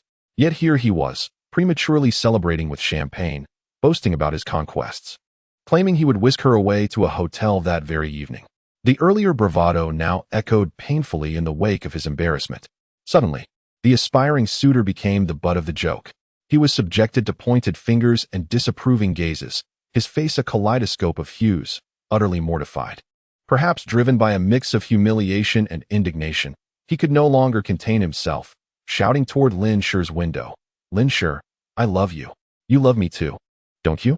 Please respond. Everyone is eagerly awaiting your answer. You can't just hide away." In front of such a crowd, this behavior bordered on disgraceful, resembling a rather distasteful form of emotional blackmail. Just wait until she comes down. I will sweep her off her feet and seal it with a passionate kiss. He boasted confidently to his companions. Coincidentally, his words reached the ears of a certain individual who had just disembarked from a train.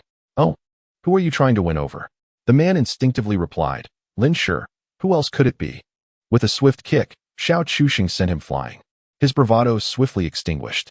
The moment he felt a sharp pain akin to being struck by a heavy burden, darkness enveloped him as he fell unceremoniously to the ground. The crowd fell silent in shock, utterly unprepared for this unexpected turn of events. This scene was also witnessed by Lin Sher and Zhu Wen upstairs, particularly Zhu Wen, who wore an expression of delight at the unfolding drama. "Wow, Sher, did you see that? That fool just got beaten up." "Sher?" Zhu Wen soon realized that Lin Sher had vanished without a trace. Zhu Wen was momentarily stunned, but quickly regained her composure. Could it be? Realizing the situation, Zhu Wen hurriedly slipped on her slippers and rushed downstairs in pursuit of Lin Sher. In her haste, she inadvertently kicked a boy, sending him sprawling onto the scorching ground, his face intimately meeting the surface, causing him to grimace in pain. After much effort, he finally managed to rise, only to see Lin Sher sprinting towards him, her expression filled with concern. This scene rendered him utterly mesmerized.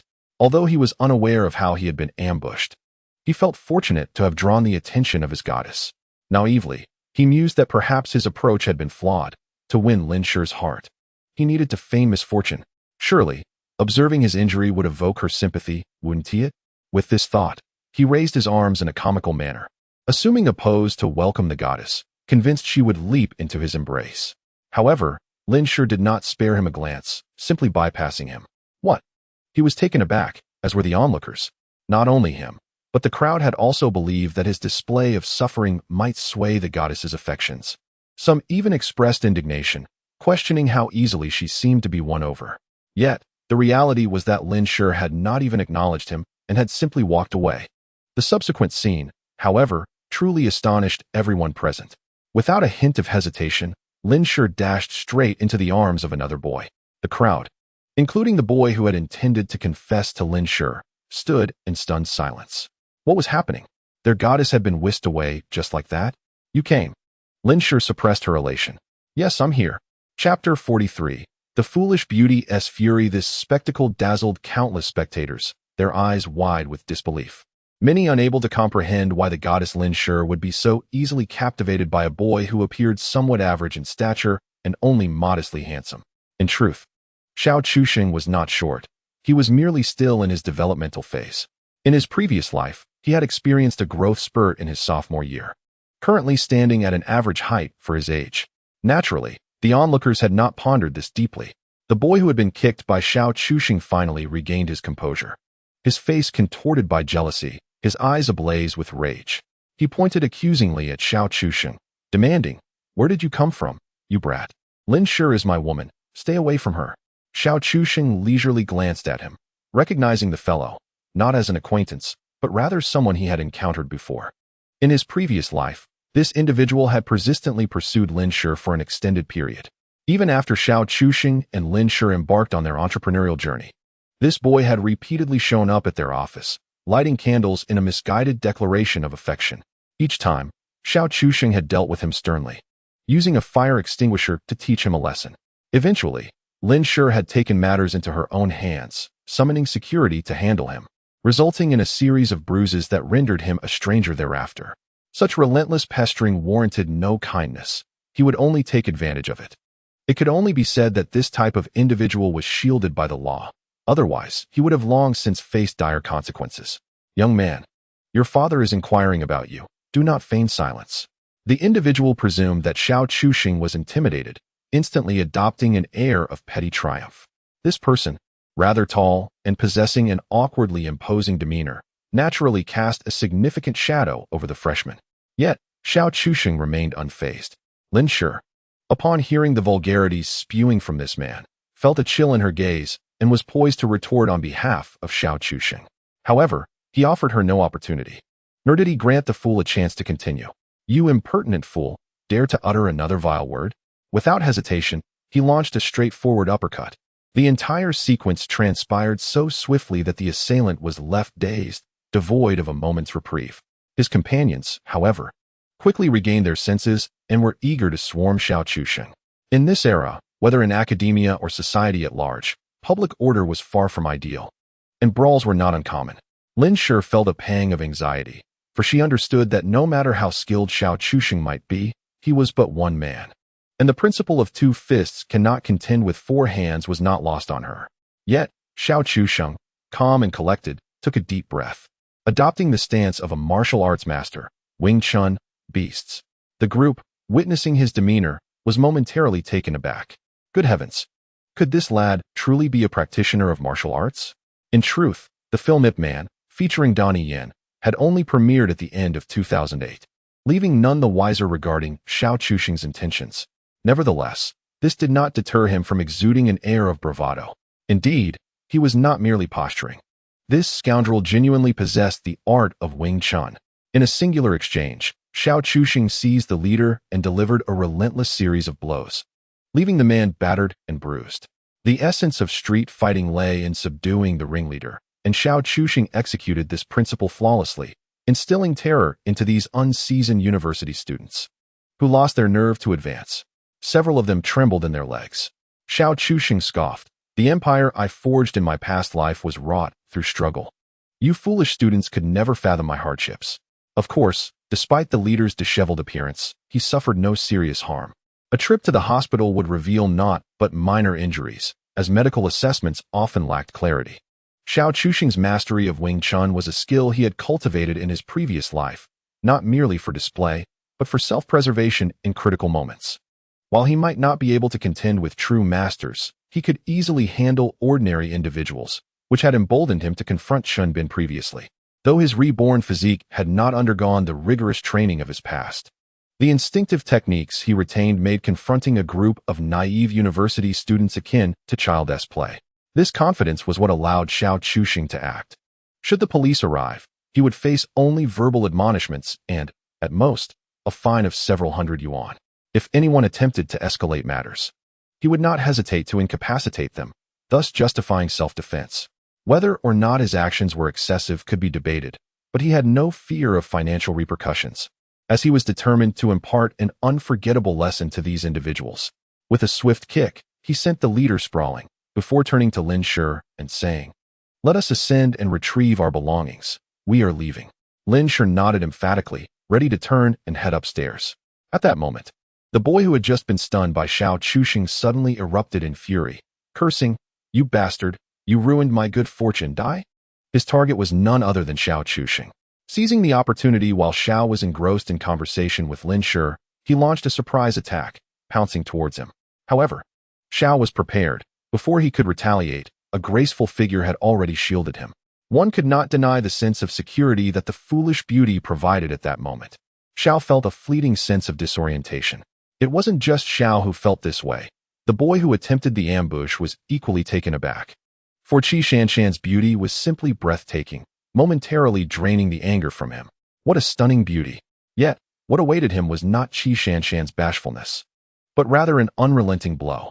The half-full soda bottle transformed into a weapon in the hands of the foolish beauty, striking him squarely on the bridge of his nose. The blows came one after another with such force that even Xiao felt a chill run down his spine. Good heavens, is this foolish girl truly so fierce? Xiao had refrained from inflicting harm, but after this encounter with the foolish beauty, the boy was likely to suffer severe injuries. With a stoic expression, Qi Shanshan wielded the soda bottle relentlessly, causing the assailant to howl in pain, instinctively raising his arms to defend against her relentless assault. The onlookers were left utterly astounded. Who could have anticipated that such a beautiful woman could strike with such ferocity? Yet, upon closer inspection of the boy's aloof demeanor, it seemed somewhat justifiable. Only Xiao understood that the boy was not truly aloof, but rather socially anxious.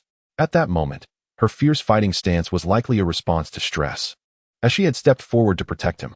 Realizing this, Xiao felt a surge of emotion and quickly grasped her hands, saying, all right, if this continues, someone might get seriously hurt." The soda bottle had already been stained with blood, as the bottle's bottom had grazed his skin during the altercation, though not gravely injured. The sight was nonetheless alarming. Initially, the foolish beauty struggled against his restraint, her strength astonishing Xiao. This girl can certainly hold her own. It seems her indulgence has not been in vain. When she finally recognized that it was Xiao who was stopping her, her demeanor shifted entirely. Her gaze blankly fixed on the soda bottle in her hands. "I can't drink this anymore." Xiao gently patted her head, saying, "Yes, we can't drink it now. We'll buy another one later." With a sudden motion, Qi Shanshan hurled the soda bottle, hitting the boy squarely in the face. Chapter 44. Do you wish to know how to ruin a person? A fatal blow? No, this is called a display of contempt. Witnessing this scene, everyone present instinctively gasped in shock. That strike was surely excruciating. Indeed, the boy emitted a scream akin to that of a slaughtered pig, only to be consumed by rage. Without the soda bottle, the foolish beauty stood momentarily stunned. The boy's eyes blazed with fury, disregarding any semblance of chivalry as he swung a fist towards her. This time, Xiao did not hesitate. Delivering a decisive kick, he struck the oncoming assailant with unyielding force. It was merely a kick to the chest. This fellow was so intent on charging forward that he failed to consider that someone awaited him. That kick sent him sprawling, enraging him to the point of exclaiming, "Damn it, you bastard, I'll kill you." Xiao Chuxing's gaze turned chillingly cold, infused with a hint of murderous intent. He approached the man, unafraid of a sudden attack. Should he dare to strike, it would provide grounds for self-defense. Why, he pondered, had he admired her since his freshman year? What gave her the right to look down on him? Soon, he would secure an internship, and in due time, he could earn an annual salary in the millions, becoming an executive in a financial firm. "Lin Shi, what gives you the right to disregard me?" The young man seemed to unravel, lamenting his own self-importance. Unfortunately, no one was interested in his self-aggrandizing tirade.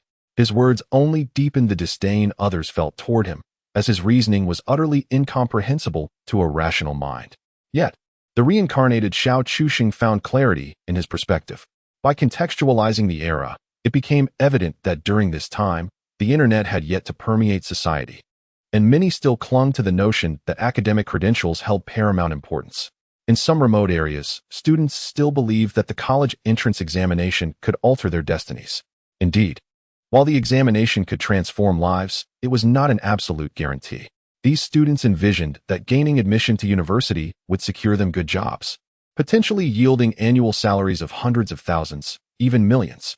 This societal phenomenon persisted until the advent of the mobile internet, which dismantled the barriers of information across regions. Xiao Chuxing recognized this individual. If memory served, his name was Songyu. He hailed from a province with scarce educational resources, his family lacking both wealth and connections, an utterly ordinary person. Yet, this very individual harbored delusions of securing a high-paying internship in a prestigious company. Xiao Chuxing could only scoff. After years of navigating the complexities of society in his previous life, he had long since grasped its rules.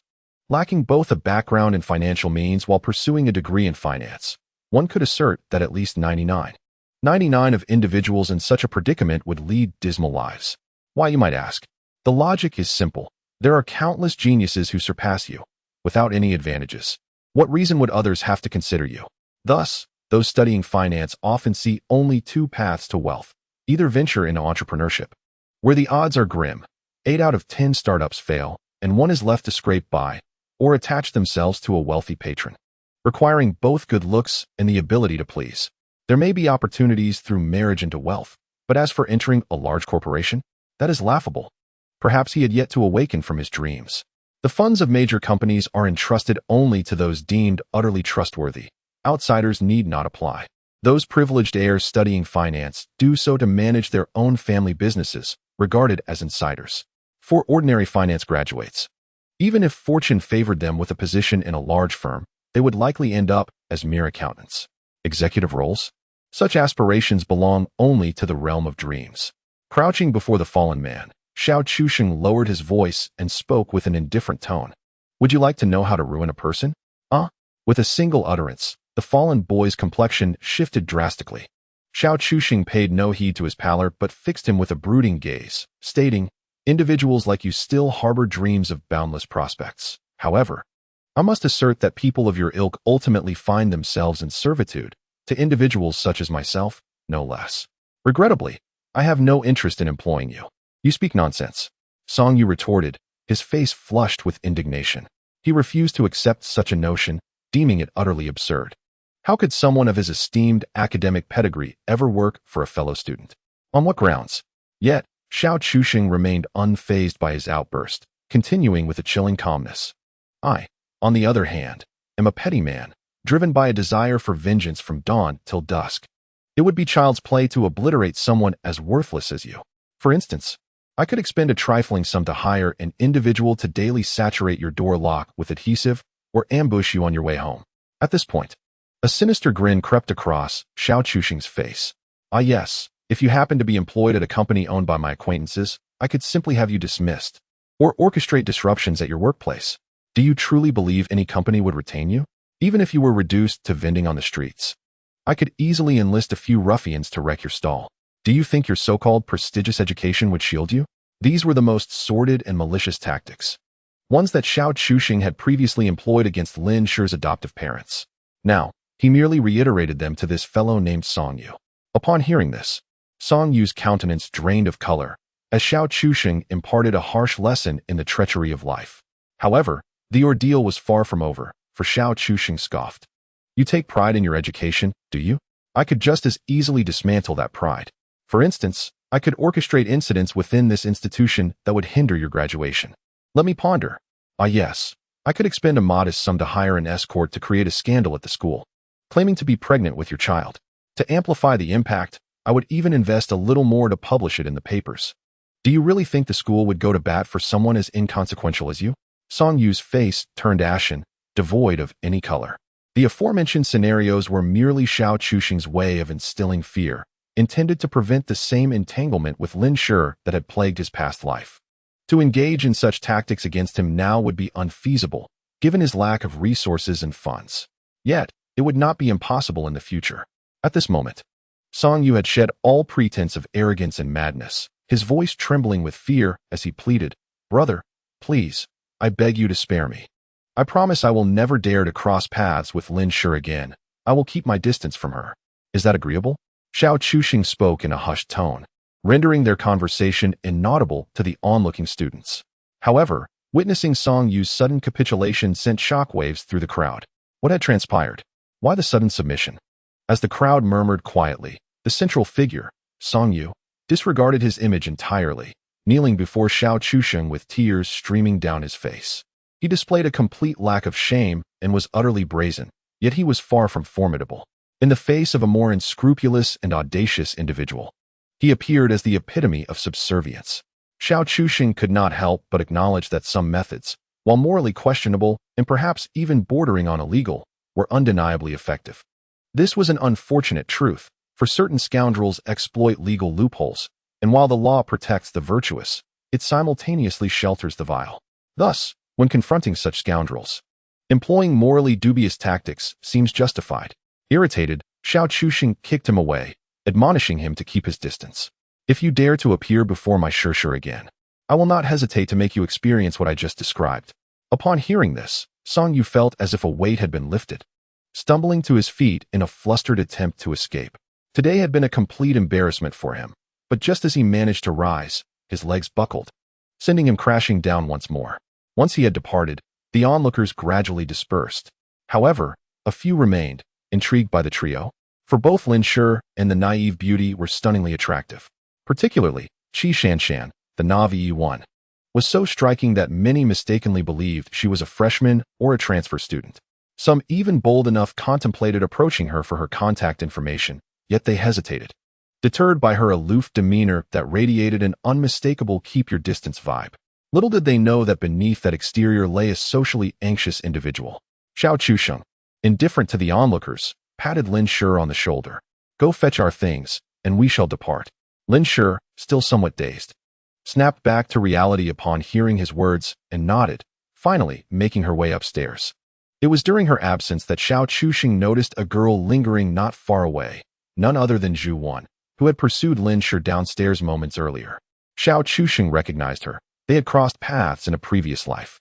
Zhu Wan was among the closest friends of Lin Shi, especially during the period when her adoptive parents exploited her the most. Zhu Wan often treated Lin Shi to meals, alleviating some of her burdens. These were tales Xiao Chusheng had later learned from Lin Shi herself. Thus his impression of Zhu Wan was quite favorable. However, he maintained a facade of unfamiliarity, having learned to be cautious not to reveal his identity as a reborn individual. Eventually, Zhu Wan approached Xiao Chusheng, initiating a conversation. "Are you Lin Shi's boyfriend?" Xiao Chusheng neither affirmed nor denied, but instead inquired, "And you are?" "Lin Shi's classmate. I'm her roommate, the one across from her," Zhu Wan replied with pride. A mischievous grin spreading across her face as she provocatively asked, "Are you envious?" Unable to suppress a roll of his eyes, Xiao Chusheng was taken aback by Zhu Wan's slightly mischievous nature, something he had not noticed during their previous encounters. It is quite reasonable to consider that when Xiao Chusheng met Zhu Wan, Lin Shi was already enveloped in depression. The atmosphere at that time was indeed heavy. Unlike the present moment, where Zhu Wan's attempts to lighten the mood seemed ill-timed. Subsequently, Lin Shi became nearly inseparable from Xiao Chusheng, having only met Zhu Wan on a few occasions.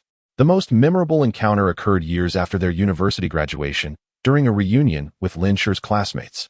Zhu Wan, at that time, inquired of Xiao Chusheng about his feelings towards Lin Shi, questioning whether he intended to keep her in suspense. Xiao Chusheng remained silent, though internally, he was already leaning towards a relationship with Lin Shi. However, Zheng Jiai, who had been his first love since their student days, lingered in his heart, despite their relationship having long since become a mere formality. Thus, on that day, burdened with heavy emotions and having consumed a considerable amount of alcohol, he became inebriated and ended up entangled with Lin Shi. Looking back, Xiao Chusheng felt somewhat dazed by the memory. Now, confronted with Zhu Wan's teasing, his initial reaction was one of astonishment, quickly followed by a retort.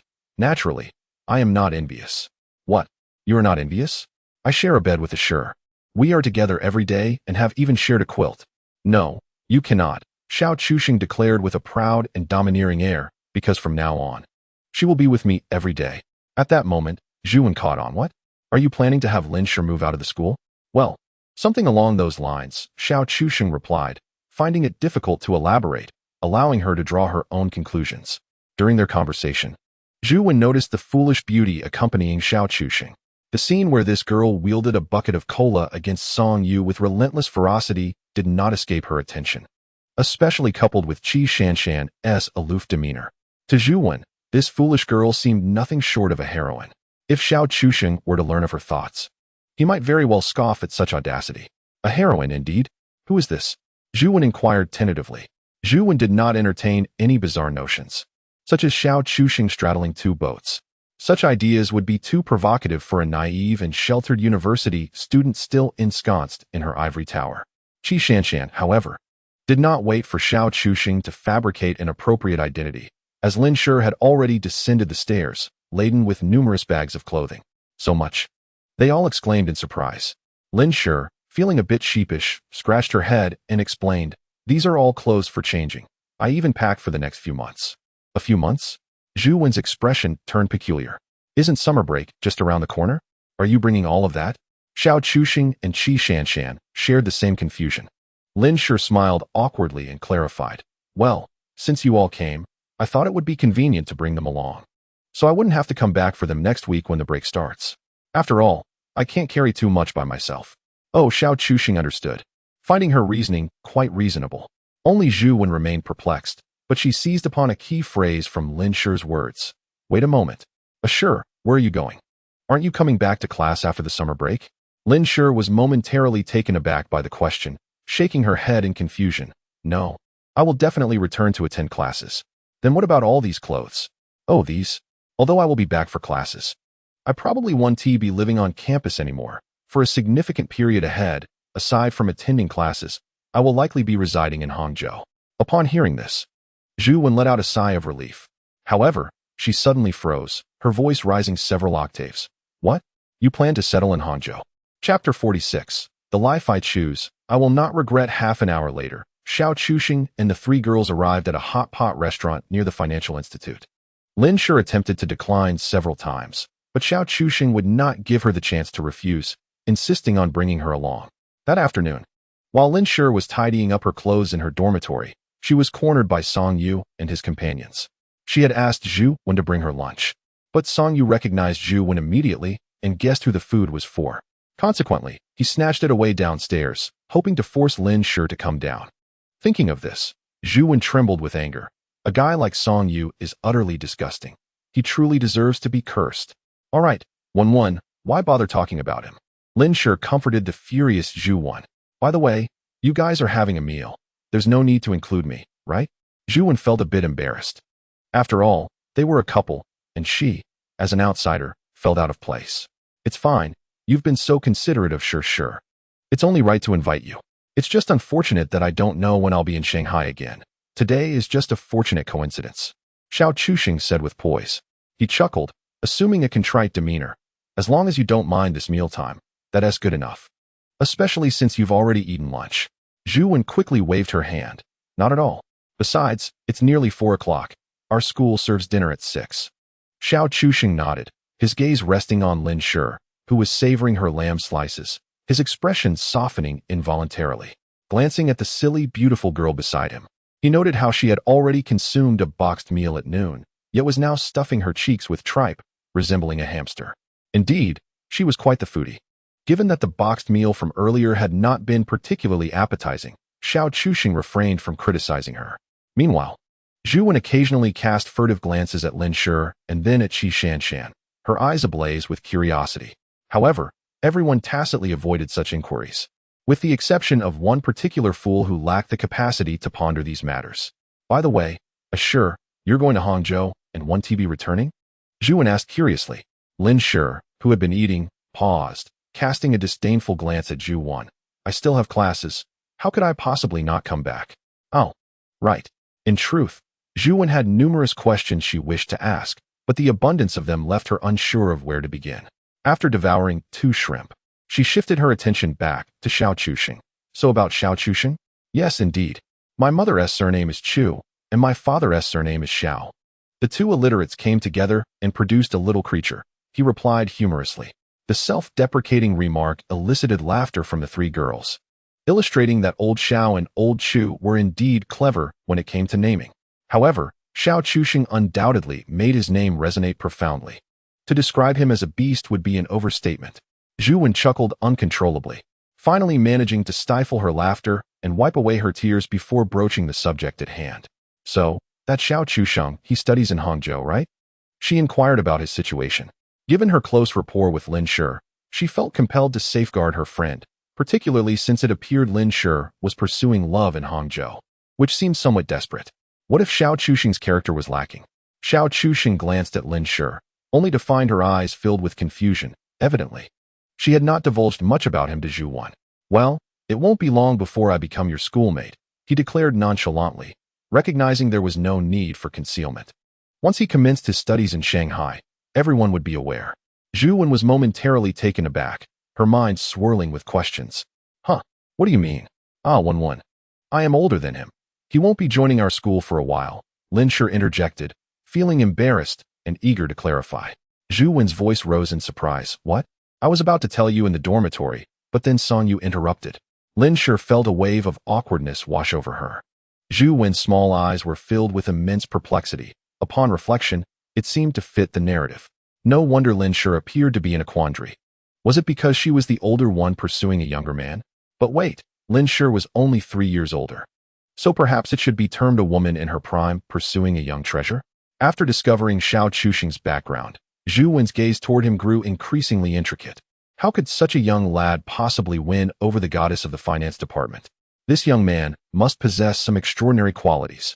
Rather than dismissing him due to his youth, Zhu Wen regarded him with newfound seriousness. In her view, there had to be something exceptional about him. Otherwise, how could Lin Shi, with her remarkable attributes, be drawn to him? Yet, these were questions she could not voice. Zhu Wen silently tucked them away, intending to probe further when the opportunity arose. Oh, by the way, 11, let me share my phone number with you. Feel free to call me if anything comes up. Lin Shi suddenly remembered, hastily jotting it down for Zhu Wen. Zhu Wen appeared somewhat astonished. Did you purchase a phone? It's not mine. I borrowed it, Lin Shi replied, instinctively glancing at the oblivious beauty beside her. The girl was engrossed in her meal, her lips smeared with crimson sauce, exuding an aura reminiscent of fiery red lips. Was she simply innocent or refreshingly untainted? Lin Shi felt a whirlwind of emotions towards Chun Shanshan. After finishing their meal, the two parties departed in opposite directions. Zhu Wen returned to school, while Xiao Chusheng and the others planned to head back to Hangzhou.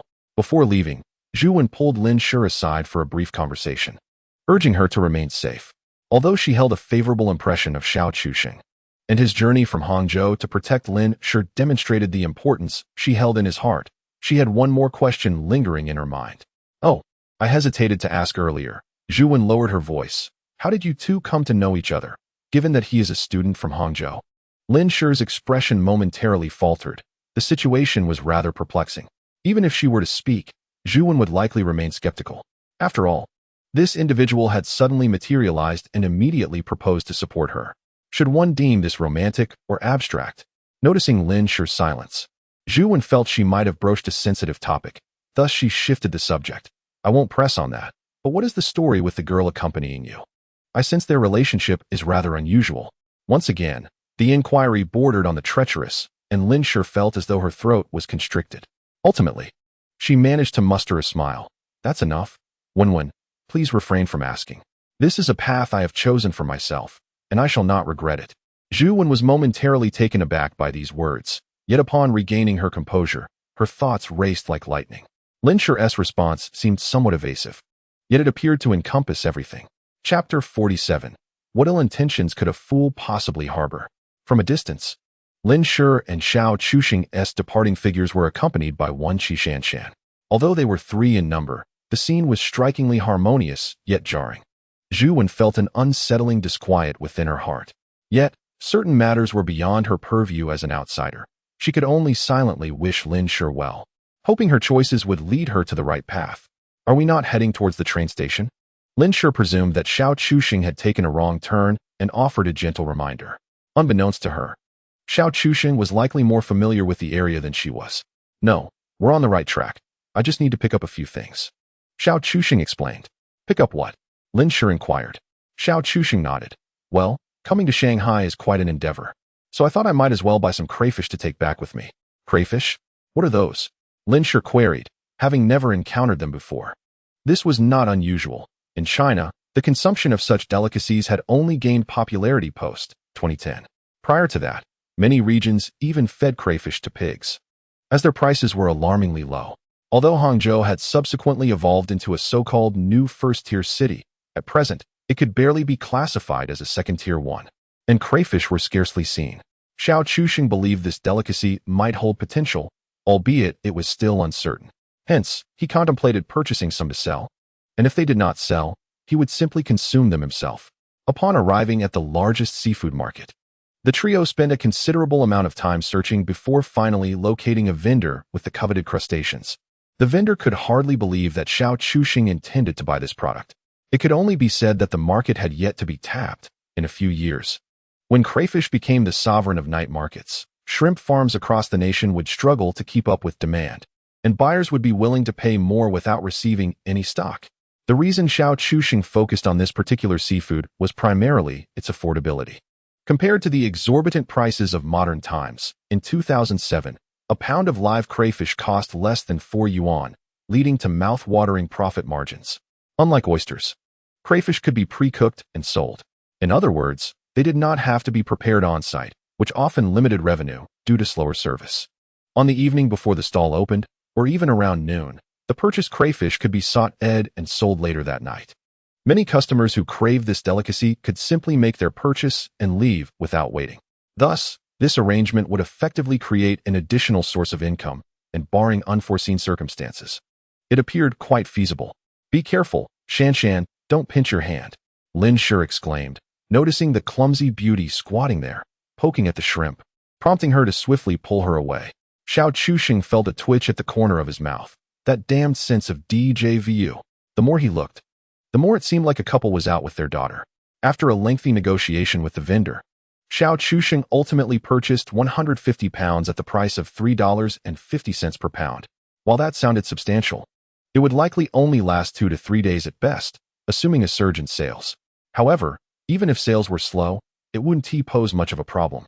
If frozen, they could last at least 10 days to half a month. That was his plan, so he requested the vendor to pack them into several manageable boxes. Observing the 5 foam boxes, Xiao Chuxing scratched his head, feeling as if he might have overpurchased. The journey from Shanghai to Hangzhou was rather long. I'll help you, Lin Shi quietly offered, lifting one foam box. It was heavy, yet manageable, though she stumbled slightly. Just as she was about to attempt lifting a second box, Xiao Chuxing snatched it away. One is about my limit, I'll take 2. However, when he prepared to carry another foam box, the foolish beauty suddenly came over and whisked one away, evoking the same feeling he had when she had snatched the bottle from his hands back then. Though she was the weakest among the 3, carrying one wasn't particularly challenging. The vendor would assist in transporting the goods out of the market, and they would take a taxi to the train station, meaning they only needed to carry the boxes for a short distance before entering the station. Lin Shi and the clumsy girl watched as Xiao Chuxing made his rounds, moving back and forth to carry the boxes. Managing one at a time was not a significant issue. To ensure everything was all right, Xiao Chuxing confirmed, "Are you fine carrying that?" Shanshan nodded. Her lips pursed in a stubborn yet endearing manner. The 3 of them shared an inexplicable sense of harmony. On the train, Lin Shi suddenly gasped, drawing the attention of every passenger in the carriage. With a flushed face, she leaned closer to Xiao Chuxing and whispered, "Since we are all here, who will pick up the oysters?" "Don't worry," Xiao Chuxing chuckled softly. "I anticipated this before we left. So I used Shanshan's phone to call the supervisor and explain the situation. He will come by a bit later. If we return too late, it will be handed over to Qinbin." Lin Shi finally relaxed. "That's good." Xiao Chuxing was grateful he had obtained the supervisor's contact information that day. Otherwise, it could have been quite troublesome.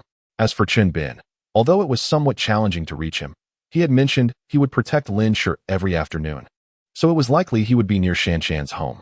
Perhaps due to the fatigue of travel, Shanshan, the silly girl, dozed off with her head resting on Xiao Chuxing's shoulder shortly after boarding. Lin Shi propped her chin on her hand, silently observing the sleeping girl, deep in thought. After an unknown amount of time had passed, Lin Shi suddenly turned to Xiao Chuxing and asked, "Do you think she actually likes you?" Xiao Chuxing fell silent. Not out of evasion, but because he was unsure how to respond. "I don't know." Finally, Xiao Chuxing candidly expressed, "She is somewhat naive, rather innocent, devoid of ulterior motives. Thus, it remains uncertain whether she truly comprehends the essence of affection."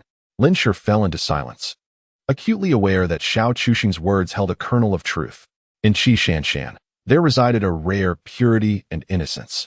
Xiao Chuxing gently caressed the hair of the beautiful fool resting upon her shoulder, genuinely reflecting, "This girl is surprisingly perceptive, or perhaps your term natural fool is indeed fitting. She is simply a simpleton. What malicious thoughts could a simpleton harbor?" The 2 gazed quietly at the slumbering Shanshan, both cognizant of her plight. In essence, Lin Shi could be regarded as a kindred spirit. Though their adversities differed, they were both pitiable souls devoid of familial love. Xiao Chuxing squinted slightly, inhaling deeply before articulating. For her, whether it is affection or any form of emotion is of little consequence. Pausing for a moment, she continued, "It is akin to a drowning person grasping at a straw, an instinctual act. A girl unloved encounters a unique boy. Although he presents a mischievous facade, he has never truly wronged her. This extraordinary individual encroaches upon her solitary existence, and she greedily savors the companionship he offers. Love, in this context, is inconsequential. You must have noticed this long ago, right?" Xiao Chuxing smiled and posed a question to Lin Shi. "She harbors no defenses against you, perceiving you as akin to me." Lin Shi's expression shifted, feeling a constriction in her chest. "Yes, to her, you and I may well resemble family," she replied with a self-deprecating smile. "Indeed, we are family," Xiao Chuxing affirmed with a low yet resolute voice. Chapter 48. Implementation of the second plan. By the time they returned to Hangzhou, it was nearly 7 in the evening. Consequently, Xiao Chuxing and her companions hurried to the residence of the beautiful fool to retrieve the barbecue cart. Will the selection be somewhat monotonous today? Lin Shi expressed her concern as she surveyed the items displayed in the barbecue cart's window. Indeed, it is a bit sparse, but urgency dictated the circumstances. Xiao Chuxing explained with a hint of resignation. In truth, these items were hastily acquired during their excursion to Shanghai, including a substantial piece of lamb and some pre-prepared skewers. Upon arrival, Chun Bin and several others were already waiting. "Boss, I've secured your oysters." Chun Bin promptly approached Xiao Chuxing upon spotting her. She nodded, acknowledging. "Thank you for your efforts. I had an unexpected matter to attend to in Shanghai, which delayed my return." With the threats from the spirited Chun Bin and his companions the previous day, no one dared to encroach on this territory. Xiao Chuxing felt an inexplicable sense of having become a local authority. "I hope they won't sweep me away during their crackdown on crime," she mused, her emotions complex.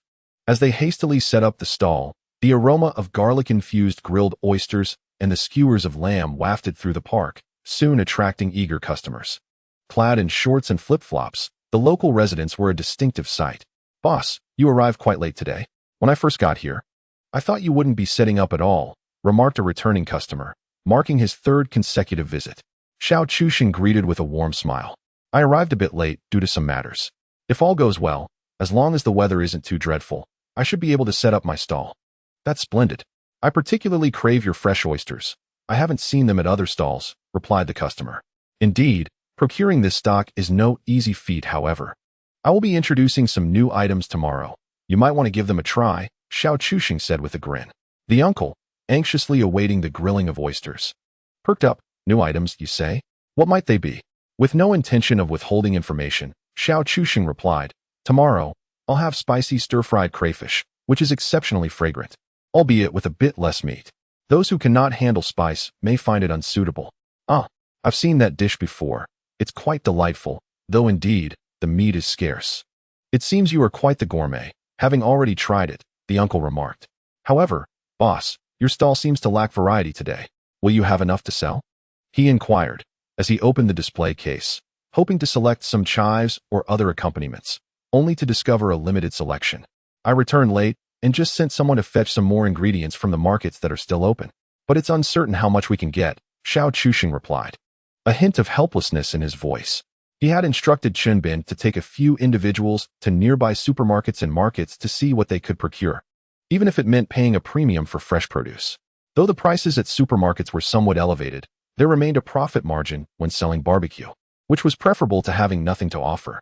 However, the freshness of the items was a concern at this hour. Thus he urged Chun Bin to avoid purchasing any wilted or undesirable vegetables. As Xiao Chuxing attended to the customers, Lin Shi and the clumsy beauty were hastily skewering lamb meat nearby. They had prepared the meat in advance at the clumsy beauty's home and had marinated it with a secret sauce during the journey. Although their methods were somewhat unconventional, it did not significantly affect the outcome, aside from leaving both women with sticky hands. "Be careful, you two. Don't injure yourselves in your haste," Xiao Chuxing cautioned, recalling the previous incident when Ji Shanshan had cried out in pain. "Understood." Chun Bin and the others returned with some vegetables they had washed beforehand. This made Xiao Chuxing regard Chun Bin with newfound respect. Despite his seemingly frivolous demeanor, he displayed a meticulous side. Reflecting on this, Xiao Chuxing considered Chun Bin a worthy individual to cultivate, prompting him to call him over.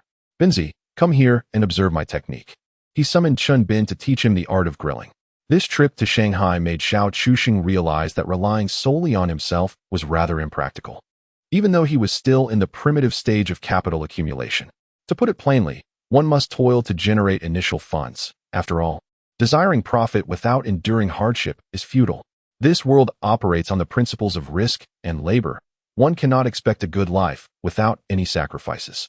However, he contemplated a shift in strategy, utilizing the talents of Chun Bin and his companions.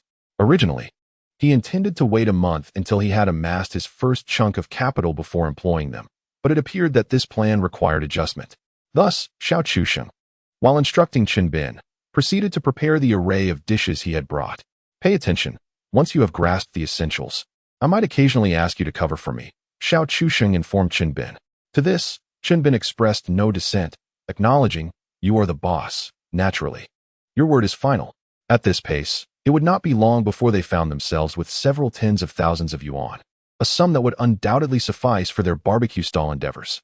Money should not remain idle. The essence of wealth lies in its ability to generate more, Xiao Chuxing resolved. Deciding to establish an additional stall with minimal costs, not seeking exorbitant profits, but rather a reasonable margin. He intended for Chun Bin and his associates to manage this venture. He conveyed his plan to Chun Bin. I shall provide the capital and expertise. You will operate the stall daily according to my directives, and you shall retain 40% of the profits. You may decide how to distribute this among yourselves. Chun Bin was taken aback. The prospect of receiving wages a month later had not prepared him for such swift fortune. His companions, equally astonished, were uncertain about the significance of 40%. However, they were well aware of the bustling success of Xiao Chuxing's barbecue stall and had complete faith in his profitable methods. My requests of you are simple. First, obedience. Second, adherence to rules. Remember, the world no longer resolves issues through brawls, but rather through intellect and lawful earnings. Of course, should anyone envy your success, you must be prepared to defend yourselves. Understood? Understood. The spirited young men responded in unison, startling several patrons nearby. Nevertheless, Chun Bin and his group posed no real threat. As the current state of public order was still far from the chaos of the future, the presence of a few ruffians on the streets was commonplace, and no one deemed it unusual. Let us endure for a few more days, and soon we shall not find ourselves overly fatigued, Xiao Chuxing whispered to Lin Shi. She nodded in agreement. Once the skewers were prepared and the stall was operating smoothly, Xiao Chuxing finally breathed a sigh of relief. Indeed, arriving just past 7 had been rather rushed, yet witnessing the long queues of eager customers, he mused, today's revenue may not be significantly impacted. In Chapter 49, titled The Living Advertisements of Two Beauties, he entrusted the stall to Lin Shi, while a certain dim-witted beauty remained to assist. Although Qi Shanshan was somewhat clumsy, she was still capable of performing certain tasks. Xiao Chuxing then returned to the dim-witted beauty's home, intending to process the crayfish during this interval. Otherwise, he would be occupied until the early hours of the morning. It was anticipated that both Old Xiao and Old Chu would return home tonight, so lingering outdoors until late was not an option.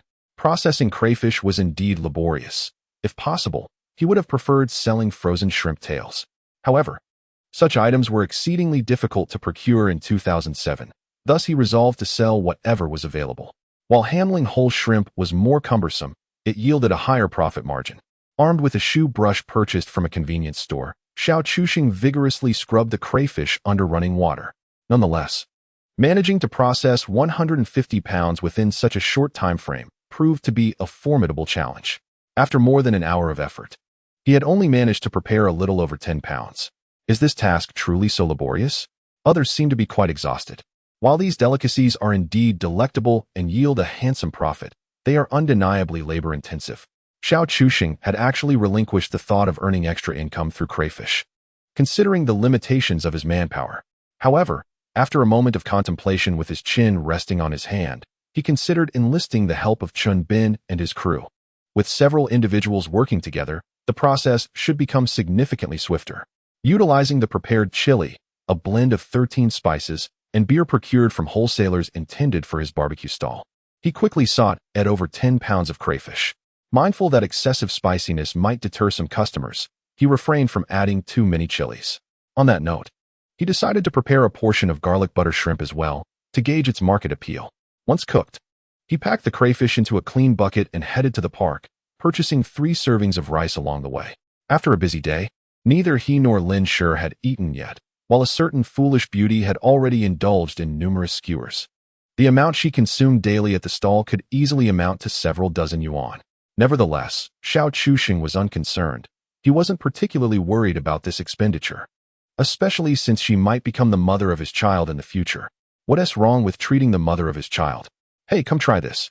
I've prepared a bit, he said, lifting the lid of the bucket. Instantly, an enticing aroma unique to crustaceans wafted around the stall. He peeled a few crayfish for Lin Shi, saying, "Have you learned? Grasp the head, twist, and pull to remove the vein, and it's ready to eat." As he fed her, Lin Shi chewed, her eyes shimmering with delight. "This is delicious." Xiao Chuxing nodded in agreement. There was certainly a reason why this dish could become the king of night markets in the future. Although the meat was scant, The flavor was undeniable. Many believe consuming crayfish is merely about savoring the seasoning, yet attempting the same spices on regular shrimp yields disappointing results. The foolish beauty approached eagerly, demanding Xiao Chuxing feed her as well. With no other option, he peeled a few more for her. All right, you've learned how to peel them. Go ahead and do it yourself.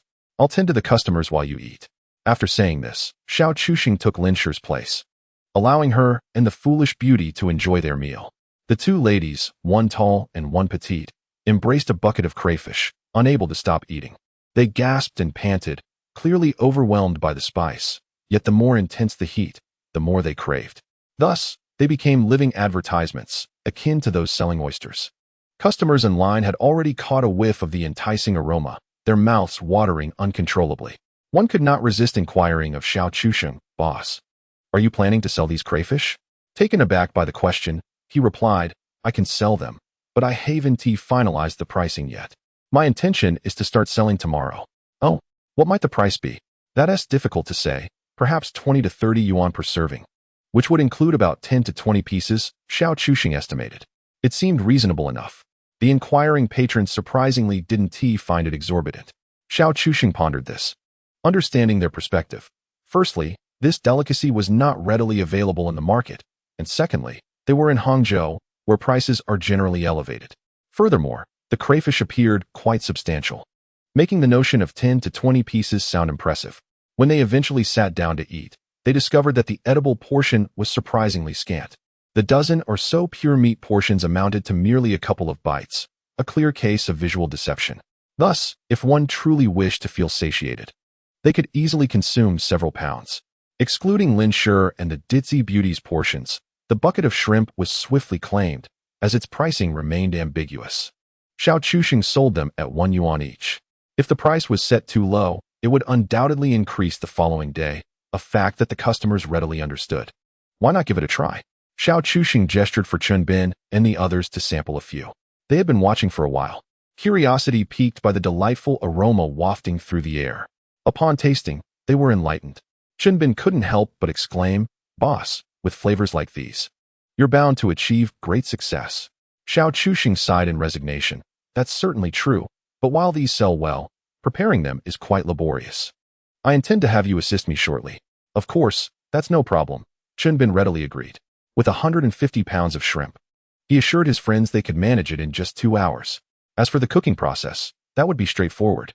The ditzy beauty had a large freezer at home, and once Chun Bin and the others finished cleaning, they could freeze the shrimp directly. Thus, Xiao Chuxing led Chun Bin and the others to Qi Shanshan's home to retrieve the remaining shrimp, instructing them to wash as many as they could. When it was time to close up, Chun Bin obediently took his team away. Xiao Chuxing returned to complete his final shift, bringing back the clean shrimp to Qi Shanshan's place around 11:30. After tallying the earnings, the three were momentarily stunned. Despite the inclusion of the crayfish sales, the revenue was surprisingly similar to the previous day. Xiao Chuxing was baffled.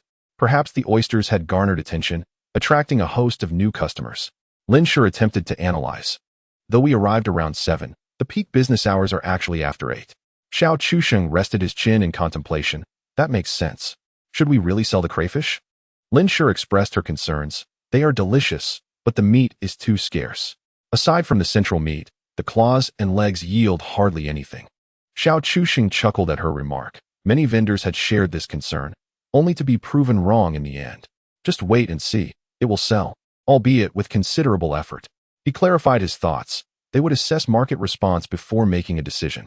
If demand was high, he would enlist Chun Bin's team for assistance. If not, they would forego the venture. Seeing Xiao Chuxing's resolve, Lin Shi had no objections. Chapter 50. Your sister saw you coming out of the hotel with a girl. As the time came for Xiao Chuxing to head home, Lin Shi instinctively followed him. "Oh, right, you're staying at Qi Shanshan's house tonight, aren't you?" Xiao Chuxing suddenly recalled and mentioned to Lin Shi, "I believe my parents are returning today." "What?" Both Lin Shi and the ditzy beauty were taken aback.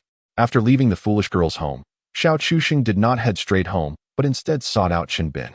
In the backyard of a nearby internet CAF, a man was diligently preparing a batch of crayfish. By the time Xiao Chuxing arrived, the last 100-odd pounds were nearly processed. Indeed, the presence of many hands made the task more manageable. "Boss, you're here." Chun Bin greeted him with a beaming smile. Xiao Chuxing nodded slightly, responding with a soft hum. Once you're done, let's freeze them here at the CAF and give the owner a few dozen bucks as a token of appreciation. It's late, and your boss's wife is likely asleep, so let us not disturb them. Chenbin promptly insisted it was unnecessary. There's space in my fridge at home. I can take them back. Xiao Chuxing had no objections and agreed, though he remained somewhat cautious of Chenbin. While he believed Chenbin would not engage in any self-destructive behavior, his subordinates were merely a group of unrefined rascals, and not everyone could be trusted. It would take some time to identify those worthy of cultivation and trust. After ensuring Chenbin was settled, Xiao Chuxing turned back towards his home. As expected, he found the lights on downstairs. Old Xiao had indeed returned. Silently ascending the stairs, he opened the door to find Old Xiao engrossed in watching television. You rascal! Why are you home so late? Old Xiao's tone bore a hint of reprimand, yet his face radiated affection. Upon hearing his father's voice, Xiao Chuxing instinctively paused. It was the first time he had seen his father since his rebirth, unlike the elderly man he remembered from over a decade in the past. Old Xiao now had fewer gray hairs. To be honest, apart from a sense of nostalgia, Xiao Chuxing felt little emotional turmoil. Perhaps it was because he bore no significant regrets regarding his parents in his previous life. After all, despite the hardships he endured, he had ultimately become a person of distinction in their eyes. Xiao Chuxing recalled that the initial capital for his entrepreneurial endeavors had come from Old Xiao, and when his business faced obstacles, it was Old Xiao who discreetly provided financial support. With this thought, a smile appeared on his face. Old Xiao, how could you bear to come home? What kind of question is that, you rascal? Can't I return to my own home? Old Xiao replied with a stern expression, clearly displeased. The father and son exchanged a few more words when suddenly, his mother, Chu Qing, emerged from the bedroom and enveloped Xiao Chuxing in a warm embrace. Son, did you miss your mother? Not at all. Xiao Chuxing retorted with conviction, prompting Old Xiao to playfully ruffle his hair in exasperation. Their family atmosphere had always been quite harmonious. Otherwise, Xiao Chuxing would not have had the opportunity to succeed in his entrepreneurial journey in his previous life. Generally speaking, the perspectives of parents significantly influence the heights their children can aspire to. If he had different parents, expressing a desire to start a business in the already saturated internet economy might have resulted in a severe reprimand. How was dinner? Are you hungry? Chu Qing had always been very indulgent towards Xiao Chuxing, which was partly due to his considerate nature. I've eaten, and it's getting late. I'm going to wash up and sleep. Xiao Chuxing deftly shifted the topic. He realized that, at some point, the frequency of his visits with his parents had dwindled. Due to the family's substantial expenses, university, marriage, Old Xiao had left his job at a state-owned enterprise to open a small restaurant. The business was quite successful, proving to be more lucrative than his previous employment. Although state-owned enterprises offer stability, they often lack prospects for advancement, especially in this current year reminiscent of 2007. Before resigning, Xiao had a take-home salary of no more than 5,000, while running a restaurant, after accounting for various expenses, yielded an average net profit exceeding 20,000. However, this figure pales in comparison to Xiao Chuxing's recent business endeavors, which naturally could not be divulged to his parents. Regardless of how much he earned, they would insist that he focus on his studies, deferring any thoughts of making money until after graduation. This sentiment is common among most parents. Yet, that is the ideal scenario. The reality is that opportunities never wait for anyone. The winds of fortune do not linger for those who fail to seize the moment. By the time one is prepared, the opportunity may well have vanished. After freshening up, Xiao suddenly remarked, "By the way, you little rascal, are you seeing someone?" The question left him momentarily bewildered, pondering what could possibly be amiss. He recalled that in his previous life, it took a considerable amount of time for Xiao to learn about his relationship. How could he know now? Xiao Chuxing instinctively thought that his father was referring to Zheng Jiai, since in his past life, it was over a year into their relationship before his parents were informed. Could this be the butterfly effect of his rebirth? Contemplating this, he maintained his composure and inquired, "Where did you hear that?" Old Xiao was candid. "That girl Rong mentioned it when she came by the restaurant this afternoon. Xiao Yu Rong, Xiao Chuxing's cousin, is the daughter of Old Zhao's younger brother and attends the 6th middle school. Given the proximity of the school to the restaurant, she often dined there." However, Xiao Chuxing was suspicious. How would she know? Can her words be trusted? His skepticism was warranted, as in his previous life. He had never disclosed to Xiao Yurong that he was pursuing Zheng Jiai at this juncture. Moreover, Since his rebirth, he had completely severed ties with Zheng Jiai, making it even less plausible for her to be aware. Something was amiss. There was undoubtedly an inconsistency. Yet old Xiao continued, "Yes, I was asking you about it. If I were certain, I wouldn't need to inquire further." She mentioned that one morning on her way to school, she saw you and a girl exiting a couple's hotel. But she herself doubted whether she had misidentified you. Xiao Chusheng felt a jolt in his chest. Was it truly that day? The fact that he and the foolish Qishan Shan had been caught by a relative's daughter was nothing short of a dramatic twist of fate. Nonetheless, he feigned calmness, saying, "Oh, that was me. Do you believe it?" Old Xiao stared at him for a long moment before bursting into laughter. "Do I even need to ask? Of course. I don't believe you." Xiao Chusheng questioned his own existence. Was there truly such a lack of faith in him? Did he seem so unappealing? Although he had managed to keep this from his father, an inexplicable pang of sorrow pierced his heart. Dejected, he retreated to his bedroom. Unwilling to utter another word to old Xiao, it was simply too painful. Meanwhile, at Qishan Shan's home, the foolish beauty and Lin Shi, two stunning young women, were bathing together. On the surface, their relationship appeared exceptionally close, but in reality, it was merely a reflection of Qishan Shan's naive and unguarded nature. Devoid of any ulterior motives, confronted with such a naive and well-meaning fool, Lin Shi couldn't bear to bully her. Chapter 51. Not seeing the future because of seeing the future. The harmless simpleton, Qishan Shan, was being pampered by Lin Shi, who was rubbing her back. Overwhelmed by the comfort, she felt herself drifting into slumber. Lin Shi observed her foolish demeanor and couldn't help but shake her head. "Wake up, Shan Shan, wake up." Only after being thoroughly pampered did Qishan Shan finally open her drowsy eyes. She instinctively reached behind her back and exclaimed, "I'm all clean." Hearing this, Lin Shi chuckled. "After all my help, how could you not be clean?"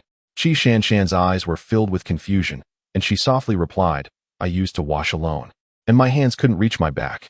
"You could use one of those long bath towels. It's quite effective," Lin Shi advised. Qishan Shan pondered the practicality of this suggestion seriously. Over the past few days, Lin Shi gradually realized that Qishan Shan was a natural simpleton without any malice. Perhaps due to losing her mother at a young age and experiencing unkindness from her father and stepmother, she lacked a bit of common sense. As Lin Shi washed herself, Qishan Shan watched intently, making her feel somewhat bashful. "Is there something you need?" Lin Shi asked tentatively. "Why are you staring at me?" "Because we are bathing. It's normal for two girls to be open with each other," Qishan Shan responded, though the intensity of her gaze was hard to ignore. "Back rub? The foolish beauty." Qishan Shan uttered these words. "Aren't you already clean?" Lin Shi instinctively questioned. Oh, Lin Shi felt a bit confused but soon realized. "You want to help me with my back?" Qishan Shan nodded. "Yes." Lin Shi found it amusing yet challenging to communicate with this child, but she couldn't bring herself to dislike her. "All right, help me wash," she said, turning her back towards Qishan Shan. Qishan Shan, though clumsy, put in considerable effort. By the time they finished bathing, it was nearly 1 in the morning. "Aren't you going to rest?" Lin Shi asked. Noticing Qishan Shan lying on the sofa with the television on, looking puzzled. "I'll sleep here." "Huh." Lin Shi was taken aback, slightly frowning. "You're going to sleep here?" "Yes." Lin Shi was perplexed and pressed further. "Why not go back to your room?" At that moment, a familiar voice from the television echoed, golden quality, standing tall in the world.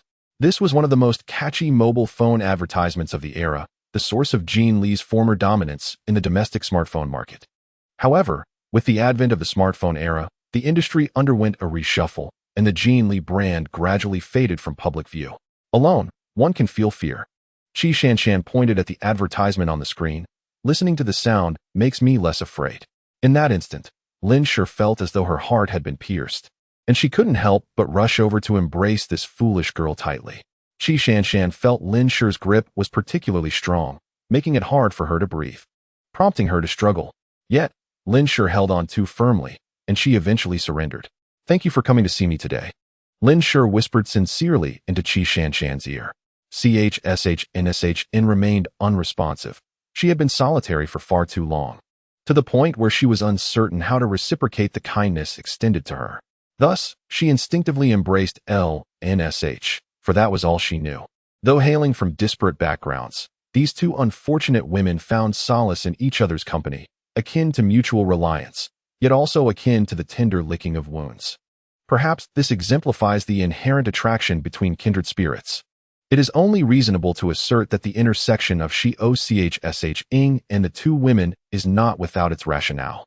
In the future, both he and I will stand by your side, LNSH articulated, though a sense of inner turmoil clouded her heart. A blush uncontrollably crept across her face, as the very notion of discussing such embarrassing matters with another woman felt utterly mortifying. The dim-witted beauty, either slow-witted or perhaps entirely oblivious to the implications of LNSH's words, merely responded with a vacant acknowledgement. In truth, LNSH longed to inquire whether she harbored feelings for Ing, yet the question remained lodged in her throat, unuttered. To her, such an inquiry seemed devoid of significance. Had she not already made her decision? Was there any purpose in it? Moreover, as Ing suggested, perhaps NSH in herself was equally in the dark. She was merely a drowning soul instinctively grasping at straws. Ultimately, NSH fell asleep in LNSH's embrace. Observing the slumbering beauty in her arms, LNSH felt a twinge of exasperation. Despite being 3 years her junior, NSH appeared significantly larger. A truly large and lovely beauty, LNSH mused, inwardly chiding herself.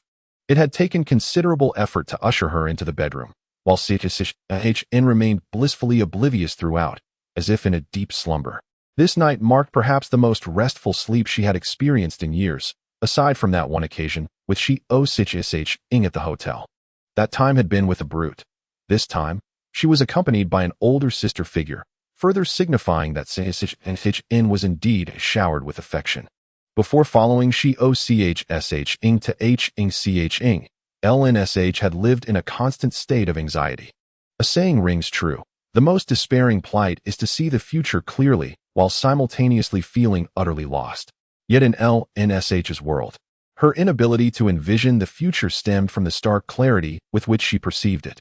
This anxiety shattered her mental state, leading to restless nights filled with dreams. At this juncture, a young man approached, seeking to support her, like a ray of light piercing through her previously desolate existence. Consequently, LNSH surrendered everything to Ing. In this regard, it was not only NSHN, she herself was similarly ensnared. Akin to a drowning person grasping at a straw, driven by instinct to seize even the slightest glimmer of hope to escape the depths of despair. Thus, on that night, LNSH also found herself enveloped in a deep, tranquil slumber. Upon arriving in Ing, she felt as though she had finally escaped the oppressive confines of her despairing home. Here, devoid of a true home, she experienced an unexpected sense of belonging. Ing's solemn yet resolute declaration, "We are family," resonated within her as the most enchanting proclamation of affection.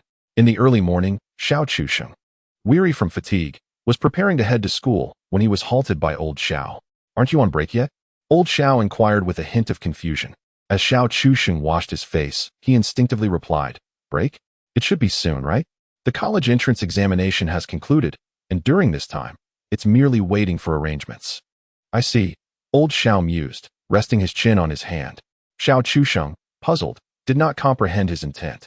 "What exactly do you mean, old Xiao?" He probed with suspicion. "Today is Saturday." "Huh." Chapter 52. The mutual redemption among three. Qi Shanshan gazed vacantly at the ceiling of her bedroom, her mind, already scarce, now muddled. She seemed to be recalling how she returned to her room last night, while simultaneously savoring the warm and intoxicating embrace of Lin Shi. It felt reminiscent of when her mother was still present. If Xiao Chusheng were to learn of the thoughts swirling in her mind, he would undoubtedly exclaim, "Goodness! Do you truly consider yourself as his daughter?" After a while, the usual alarm clock rang, rousing Lin Shi from her slumber. Rubbing her sleepy eyes, she asked, "Are you going to school?" The two reluctantly parted ways, for not only did Qi Shanshan harbor affection for Lin Shi, but Lin Shi herself also felt a certain attachment to their somewhat twisted relationship. Qi Shanshan had endured solitude for far too long, yearning for someone to rely on. Lin Shi, too, was not exempt from this longing. Although Xiao Chusheng could be considered, the nuances between same-sex and opposite-sex relationships often rendered them distinct, especially before they could openly form a family. One could say that the three were engaged in a cycle of mutual redemption, with their relationships becoming increasingly enigmatic. Just as the foolish beauty dawdled in washing her face, brushing her teeth, and changing her clothes in preparation to leave, the door suddenly swung open. Xiao Chuxing entered, carrying 3 breakfasts and grumbling. Honestly, I forgot today was Saturday since I didn't go to school yesterday afternoon. I didn't have to wake up so early. The foolish beauty, already clad in one shoe, stood frozen, seemingly contemplating the veracity of Xiao Chuxing's words. Unfortunately, she was equally bewildered. Her thoughts had been predominantly occupied with that scoundrel Xiao Chuxing, leaving little room for anything else. So you all don't have to return to school today? Lin Shi emerged, freshly washed, her face a portrait of astonishment. Shanshan believed we'd be sitting in school today. You all certainly have a tacit understanding. Upon hearing this, Xiao Chuxing was taken aback, glancing suspiciously at the already stunned Qi Shanshan, who was evidently prepared to leave with one shoe on. The atmosphere grew somewhat awkward, prompting Xiao Chuxing to clear his throat. Well then, let us eat. I brought breakfast. In truth, upon learning about the break, he had contemplated returning to sleep. However, upon reflection, he resolved to utilize the 2 days to prepare more diligently and create an additional source of income. With his mind made up, he had headed straight to Qi Shanshan's home, unaware that the foolish beauty would also be so in sync with him. The trio settled down to savor their breakfast. A delightful combination of soy milk and meat-filled buns, which could be considered a luxurious morning meal in this era. The remaining options were either suitable for street vendors or exceedingly robust. Once they were sufficiently nourished, the 3 of them ventured out together. As this occasion was aimed at business expansion, Xiao Chuxing led the 2 women to a cyber CAF where they found Qin Bin, who had just completed an all-nighter. Bin, gather a few people and come with me, Xiao Chuxing beckoned. I have the day off today. Let us seize this opportunity and set up a stall. Qin Bin's expression brightened. After all, he had only discussed this with Xiao the night before, and now it was happening? The boss was remarkably swift.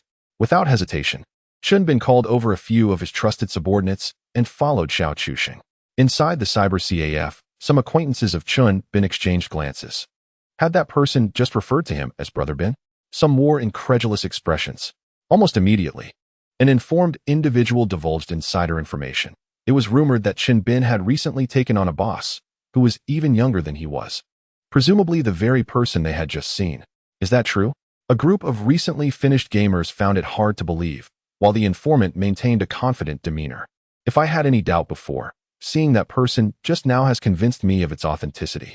This remark piqued the curiosity of others. What is the story? Did you see those 2 girls?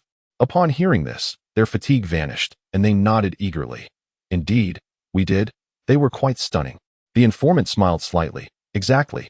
One does not simply accompany such remarkable individuals without being extraordinary oneself.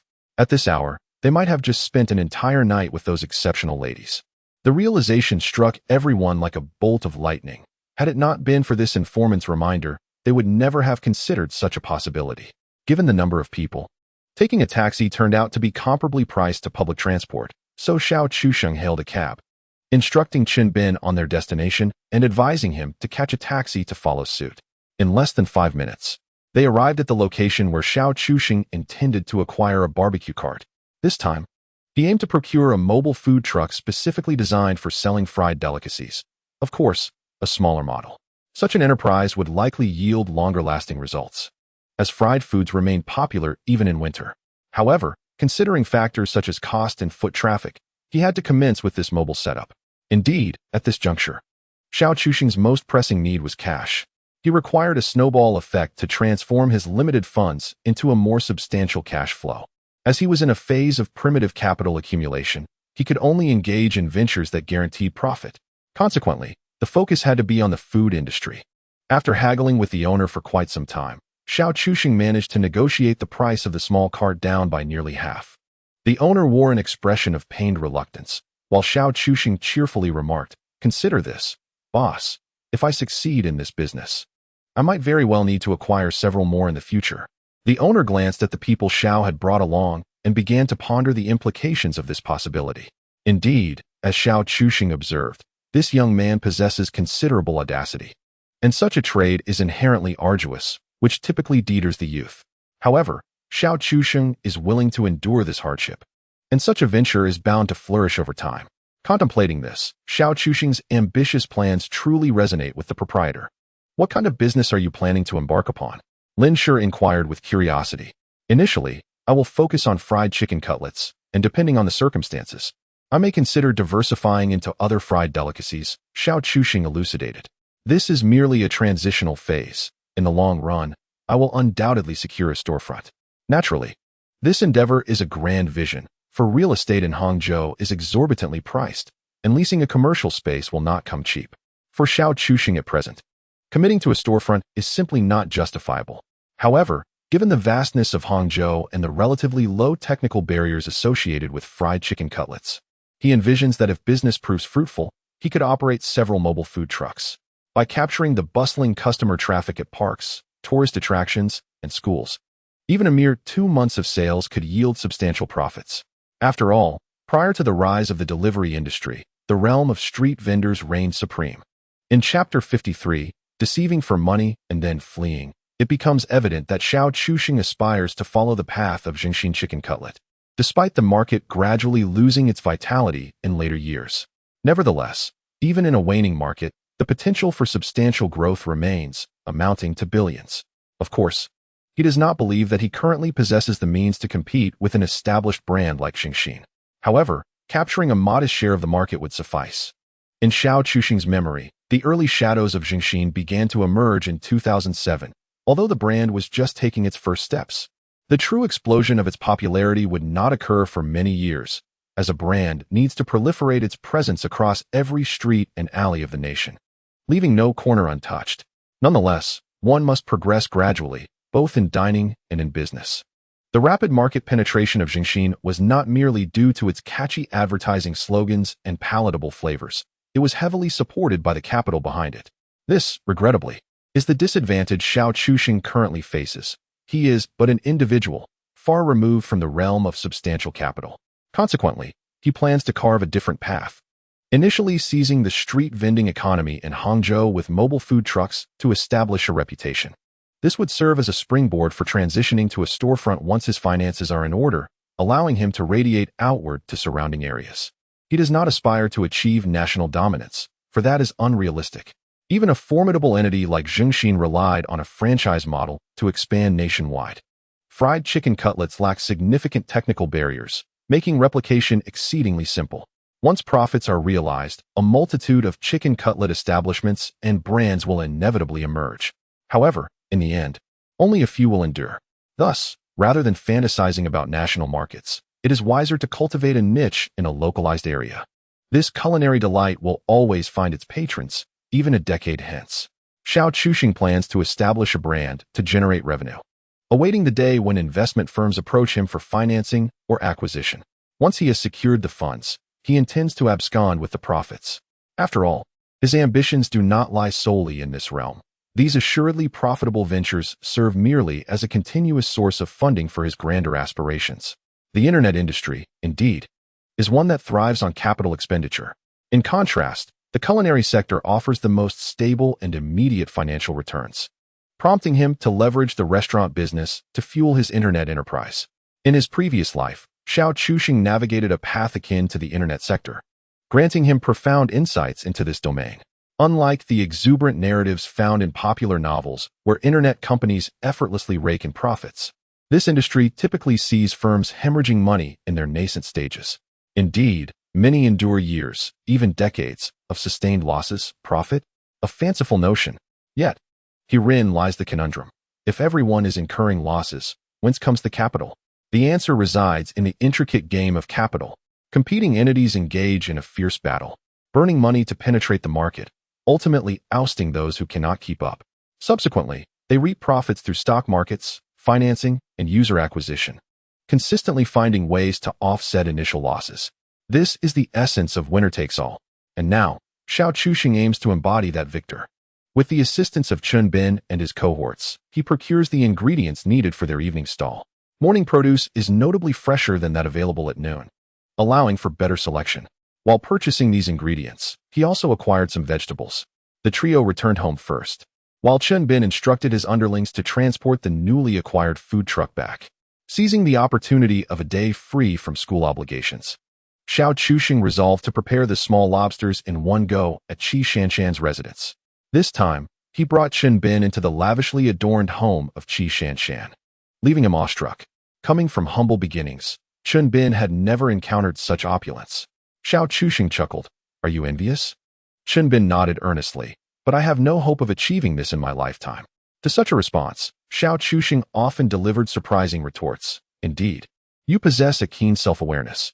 His words left Chen Bin in a state of bemusement, prompting him to wonder if, as a boss, Xiao Chuxing might not paint a grand vision to uplift his spirits. Xiao Chuxing smiled. Did you think I would echo those capitalists who assure you that with effort, success will inevitably follow? With his thoughts laid bare, Chen Bin felt an acute sense of embarrassment, lowering his gaze. The young man, it seemed, was not particularly cunning. Otherwise, he would not have found his way back to the right path. Discussing superficial matters held no meaning. What was tangible was what truly mattered. With a contemplative gaze, Xiao Chuxing addressed Chen Bin. Some things are destined to remain beyond your reach, yet others are within your grasp. Chen Bin pondered this. Xiao Chuxing's subtle hints served to guide him, imparting the notion that while some opportunities are attainable, others are not. With sufficient acumen, one could indeed acquire much more. Chen Bin may not be particularly skilled, yet he is undoubtedly intelligent. Utilizing the purchased chicken breast and various seasonings, Xiao Chuxing demonstrated a cooking technique. Admittedly, he himself was not particularly adept, resulting in a less than ideal outcome. The presentation leaves much to be desired. However, the flavor was commendable, with Xiao Chuxing believing it surpassed that of Zhengxin by a considerable margin. This is quite normal. The primary aim of Zhengxin's approach is to ensure a consistent average across all outlets, while also considering cost efficiency. Unlike Xiao Chuxing, who employs only the finest ingredients, there is inevitably a disparity. In essence, this is the established procedure. I entrust this task to you. As you sell, gradually refine the process to yield precise data regarding cooking times and flavors. For instance, monitor the oil temperature, the duration of frying, the consistency of the batter and breadcrumbs, and the exact measurements of seasonings down to the gram. Xiao Chuxing instructed Chen Bin, who was mentally agile, eager to retain Xiao Chuxing's directives. Very well. Once you have compiled an accurate set of data, we shall open stores throughout Hangzhou.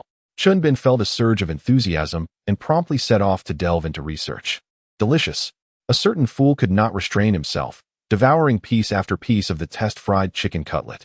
For such a foodie, there was nothing to do but shake his head in resignation. After managing a portion of the evening's skewers, the frozen crayfish at Chen Bin's home were delivered. Xiao Chuxing immediately began stir-frying, but the quantity was so large that he found himself cooking until nearly 2 in the afternoon. The kitchen was filled with the pungent aroma of chili, causing Lin Shi and Qi Shanshan to tear up. Xiao Chuxing couldn't help but mutter, "This flavor is overwhelming. If we sell this for months, this kitchen will likely always smell of crayfish." "Oh, foolish beauty," she instinctively replied, suddenly tilting her head with bright eyes. "I love crayfish. Is this even a matter of preference?" he quipped, glancing at the time. "Is it really this late?" Once the range hood clears the chili scent, I'll prepare a couple of dishes for lunch. Xiao Chuxing decided to showcase his culinary skills. Chapter 54. The Era of 5 Yuan for 30 megabytes. Gazing into the future you can cook? Lin Shi was momentarily astonished. Their eyes met, and she caught a glimpse of Xiao Chuxing's incredulous expression. He chuckled. "Why would you think barbecuing isn't cooking?" Lin Shi felt something was amiss, but couldn't articulate it. Xiao Chuxing didn't elaborate much, washing the pot while asking Qi Shanshan, "This foolish girl, to fetch some rice. After all, my family operates a restaurant. My father taught me. A few years ago, I even cooked at home for a time, but it was too time-consuming," Xiao Chuxing explained to Lin Shi. Lin Shi suddenly understood. "No wonder your business revolves around food. But aren't the two unrelated?" she wondered. Aren't they?" Xiao Chuxing paused. It couldn't be entirely dismissed. If one didn't enjoy food, they likely wouldn't ponder such details. Well, a restaurateur who doesn't intend to enter the internet realm is not a true chef. Xiao Chuxing rubbed the rice that Qi Shanshan found. It wasn't this year's harvest, but undoubtedly good quality. "Never mind, it's not an issue. Our palates aren't that discerning. Besides, how could the landlord's rice be inferior?" He took 3 small bowls, filling each with a handful of rice, but instinctively glanced at the foolish beauty, silently replacing one small bowl with a larger one. He added water and placed it directly on the stove to steam for 20 minutes. With fewer patrons, it seemed unlikely to dine again soon. This method proved far more effective than using a rice cooker. In his previous life, Xiao Chuxing and Lin Shi often shared meals in this manner. When purchasing lamb, he also requested a bit of pork, accompanied by some mushrooms for the evening stall. The cooking was quite homely, simply stir-frying the ingredients, followed by a quick scallion stir-fry with the lamb. To complement the meal, he prepared some freshly cooked crayfish. Just 3 uncomplicated dishes sufficed. Testing a spoonful of rice, Xiao Chuxing found it satisfactory. Though not freshly harvested, it tasted quite decent, so they began their meal. As the 3 of them sat down to eat, Lin Shi savored her food slowly, while that foolish lad devoured his portion ravenously, entirely devoid of any goddess-like demeanor. Were the boys from school to witness her unrefined demeanor, the illusion of her goddess status would surely shatter. "I must admit, your culinary skills are commendable," Lin Shi remarked, acknowledging the fact that his family owned a restaurant. After they had eaten their fill, most of the sautéed crayfish were frozen, leaving only what was to be sold outside.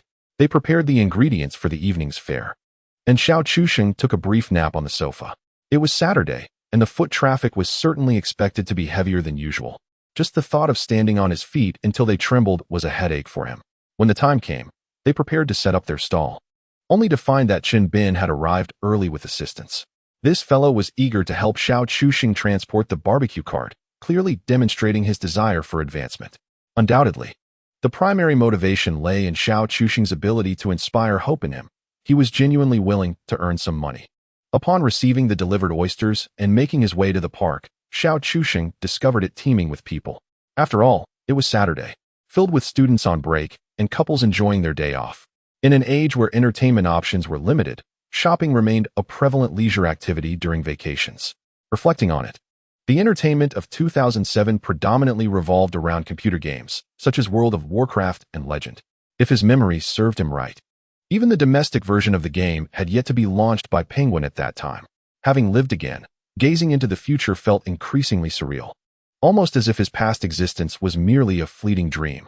In an era where one could enjoy a month of internet usage for merely $5 with leftover data, who could dare to envision the world a decade or 2 ahead? It seemed utterly preposterous. However, this time, with Xiao Chuxing's arrival, this world would undoubtedly witness his grand aspirations. As he had anticipated, Saturday's business surpassed expectations by a considerable margin. Even in the early daylight, customers poured in continuously, and he worried that the ingredients he had prepared might not last until 9 o'clock. "If only we could enjoy such prosperous business every day," Lin Shi mused. Xiao Chuxing chuckled. "While we may earn money, it comes at the cost of our well-being." "Indeed," she agreed. This sort of business, in essence, was merely trading brute strength for money, only to use that money for medical expenses. Working for decades ultimately returned them to square one. "Could you cover for me for a moment? I'll check on the situation at the chicken chop stall." "Of course," he replied, making his way to Chen Bin's stall to observe quietly. It must be said that after their afternoon of research, the presentation was at least satisfactory, far more reliable than the 2 pieces he managed earlier that morning. "Boss, would you like to give it a try?" Chen Bin inquired upon noticing Xiao Chuxing's arrival. "Yes. Let me sample a piece," Xiao Chuxing replied. After tasting it, he found the flavor acceptable, even surpassing his previous impressions of Xingxin. However, he felt the crispy coating could be improved, as it was somewhat hard. After contemplating, he offered his critique. "Indeed, we are still experimenting with the batter's proportions," Chen Bin explained. Xiao Chuxing listened attentively, yet his mind was preoccupied with another matter. While he found the chicken fillets taste quite agreeable, he sensed something was amiss. Xingxin's approach involved bundling chicken fillets with beverages. Simply consuming fried chicken could lead to a sense of monotony. Typically, their establishments would pair the chicken with sour plum juice. Unfortunately, some smaller franchise outlets, in a bid to reduce costs, resorted to cheap orange powder drinks instead. Consequently, many patrons from his previous life often discarded the beverages, and sour plum juice was not universally favored.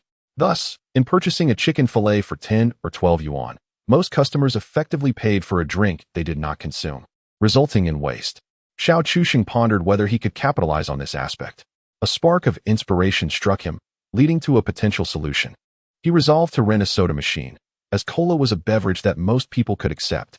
He intended to sell it alongside the chicken fillet, offering a discount of 1 yuan for those who opted out.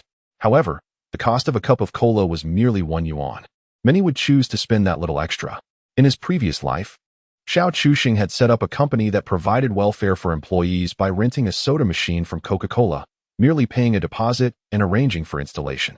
Although such a mobile unit could be somewhat cumbersome, it could be addressed with large barrels of drinking water. Having made up his mind, he resolved to expedite the arrangements. Oh, he almost forgot. It was the weekend, and other companies were closed for the holiday. In those times, foreign enterprises offered a significantly more relaxed work environment, which explained the throngs of people vying for employment there. However, aside from these factors, there were still underlying pain points. Xiao Chuxing recalled the pivotal moments of Zhengxin's market squeeze from his previous life. Zhengxin had experienced a robust growth trajectory during its mid-development phase, expanding nationwide through franchising. However, after several years of rapid expansion, it entered a phase of stagnation. The root cause was clear. While fried foods were undeniably delicious, they ultimately represented an unhealthy dietary habit. Furthermore, the limited variety of their offerings contributed to the dilemma.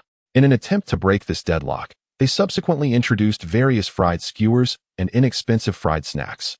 Yet, they could never escape the unhealthy stigma attached to fried foods, a predicament that was, in fact, insurmountable. Nevertheless, one could not deny that despite the health concerns, the allure of fried delicacies was irresistible. Additionally, the emergence of various fried chicken options further compressed Zhengxin's market, as their offerings remained too singular in nature. For instance, the recently popular Korean-style battered and sauced fried chicken has significantly seized market share. The Chinese populace tends to favor foods with a more abundant sauce, particularly those with a hint of sweetness. Otherwise, dishes such as sweet and sour pork, fish-flavored shredded pork, and kung pao chicken would not have achieved nationwide recognition. Indeed, this represents a breakthrough. Xiao Chuxing has finally identified a pivotal point. While the industry's pain points remain unsolvable, he can address the specific challenges faced by his own products. In Xiao Chuxing's perspective, profit margins are of little concern, as his primary aim is to generate revenue to support the internet sector. As for what comes next, that is straightforward. Once the business expands and funding is secured, he can cash out and make a swift exit, a common maneuver among capitalists. Yet, such drastic measures may not be necessary. Although this industry will continue to face market pressures, there is undoubtedly profit to be made. Even if he merely relies on existing resources, sustaining operations for 30 years poses little challenge. Well, let me conduct some research, and in a couple of days, I shall present you with a new plan. Meanwhile, you may continue to explore chicken fillets, and we shall collaborate when the time comes. Xiao Chuxing advised Chun Bin that he intends to first ascertain the daily sales figures of a mobile frying unit, as this is crucial. Upon returning to the barbecue stall, Lin Shi was sweating profusely while grilling oysters. This delicacy is indeed a hot seller. Its aphrodisiac qualities hold immense allure for the Chinese. Not only do men relish it, but women are equally drawn to it, as ultimately, men's vitality leads to the enjoyment of their female counterparts. This logic is sound, for what excites men is the thrill of the experience, and whether it is genuine vitality or not bears little consequence. The true experiential aspect lies on the side of the women. Thus, an intriguing phenomenon arises. Many middle-aged women, in their prime, are drawn to the stall to indulge in oysters. Are the crayfish selling out so quickly? Observing the bucket of crayfish, which was nearly empty, Lin Shi noted that it originally contained at least 30 pounds. Indeed, they are quite spicy, yet surprisingly popular, Lin Shi remarked while wiping the sweat from his brow. The spicier, the more enticing it becomes. This is a natural response. Beer and crayfish embody the essence of the night market, and now both are present at his stall. However, the man squinted suspiciously, realizing that it was the ditzy beauty managing the cash. Xiao Chuxing skeptically pointed at the ditzy beauty and inquired of Lin Shi, "Are you certain it's all right to have her handle the money?" Lin Shi couldn't help but roll his eyes. Shan is simply naturally oblivious. She is not genuinely foolish. Can you set aside your prejudice? Left speechless, he observed for a while, soon realizing that the ditzy girl had not made any mistakes with the transactions, which relieved him. In this era of cash transactions, it is indeed cumbersome and fraught with counterfeit currency issues. Unlike the future, where QR code payments become prevalent, allowing one to leave the house with just a phone, effectively eliminating counterfeiting and pickpocketing concerns. If feasible, Xiao Chuxing even contemplated intercepting the fortune of Alipay. Yet, such aspirations seem daunting, as the Alibaba behind Alipay represents substantial capital. Currently, He resembles an ant attempting to shake a tree. It requires careful consideration. All right, I shall return and procure another bucket of crayfish. I appreciate your efforts. Xiao Chusheng lamented that he must continue to trouble Lin Shi. Lin Shi was completely unbothered. As she expressed, this level of intensity was nothing compared to her previous jobs. On his way back to fetch the crayfish, he conveniently packed 3 servings of rice bowls. Barbecue is enjoyable when indulged in occasionally, but setting up a stall and consuming it daily would surely become tiresome. However, a certain foolish beauty showed no signs of weariness. She remained utterly invincible. Within just a short time at the stall today, this individual had already devoured over 10 skewers of lamb and slurped down several raw oysters. As Xiao Chusheng returned with the packed rice bowls and crayfish, a familiar figure had quietly arrived at the scene. Jai, I heard the garlic grilled oysters here are particularly popular right now, and they're also said to enhance beauty for women. Look at you. Your complexion has been rather poor these days. You should indulge a bit. This person was Xin Jing, a close friend of Zheng Jia, who attended a different school. They shared everything, including matters concerning Xiao Chusheng. It could be said that Xin Jing had a hand in the numerous rejections Xiao Chusheng faced from Zheng Jia. She had instilled in her friend the notion that men who attain what they desire often do not cherish it, hence encouraging Xiao Chusheng to confess multiple times so that he would value the relationship more once he succeeded. Such matters are difficult to evaluate. One could argue that there is some truth to it, yet one could also say there is a hint of absurdity. Seeing her friend still looking dejected, Xin Jing stamped her foot in frustration. Oh, come on, he's just a man. You're so beautiful. If he doesn't want you, that's his loss. He should be the one regretting it. But he, Zheng Jiayi's voice trembled with emotion. He with Qi Shanshan. The aloof campus beauty from your school? Xin Jing had heard of her, but found it hard to believe. Are you sure? Xiao Chusheng doesn't seem that impressive. Does he? Can he really capture the heart of a campus beauty? In response, Zheng Jia shook her head, uncertain. Xiao Chusheng hadn't elaborated on the details. Yet she had indeed witnessed the intimate interactions between him and Qi Shanshan, leaving her no choice but to accept the reality. So what if he is dating a campus beauty? Xin Jing scoffed lightly. How many relationships from school ever last? Once she meets someone more exceptional in university, she might just cast him aside. You needn't feel so despondent. A guy like Xiao Chusheng is quite ordinary. You are bound to encounter someone better in university. Xin Jing gently patted Zheng Jia's head. Cheer up, we're almost there. I've been wanting to eat here for ages. It's a relief that the holidays have finally arrived. Zheng Jia instinctively glanced towards the stall, only to be met with Lin Shi's immaculate and breathtakingly beautiful visage. Like a celestial being fallen to earth, Zheng Jia felt utterly inadequate in her presence. Thus, she instinctively lowered her head, unable to bear the sight. What she failed to notice was that Xiao Chusheng had just returned, taking over Lin Shi's tasks. We're almost there, Xin Jing exclaimed with delight. Turning back to Zheng Jia to continue discussing the barbecue. I heard the owner is exceptionally beautiful. Some even call her the grilled skewers fairy. Zheng Jia kept her head down, her mind consumed by that fleeting glimpse of enchantment. She murmured softly, yes, she is indeed beautiful. In truth, she was reluctant to admit it, yet could not deny that the woman she had just seen was in a league far beyond her own. Moreover, she felt that the other woman was even more stunning than Qishan. This beauty emanated from intellect and maturity, qualities that they, as a mere group of unripe girls, had yet to attain. This tendency of Zheng Jia to overthink was not entirely unfounded. It was primarily due to Lin Shi's experiences since graduating high school. As she had been working throughout the summer, encountering various situations and meeting numerous individuals. With such exposure, one naturally acquires a certain air of sophistication. Among her peers, Lin Shi exuded the aura of a wise older sister, particularly when compared to Zheng Jia, who had yet to face the harsh realities of society. Boss, please bring us 20 oysters. Through the smoke rising from the grilled lamb skewers, Xin Jing had yet to notice that the individual before them was none other than Xiao Chusheng. He, too, was preoccupied, his hands full with work. It was not until he overheard the girl beside him asking, Jai, what else are you having? That he instinctively froze upon hearing the name. Frowning, he looked up, and their eyes met. Upon seeing the face of the root cause of her recent distress, Zheng Jia found herself momentarily dazed. You, Zheng Jia, she stammered, but quickly regained her composure. Chusheng. Xin Jing, noticing her friend's sudden excitement, also pieced things together. She had recognized Xiao Chusheng when placing her order, but had not given it much thought.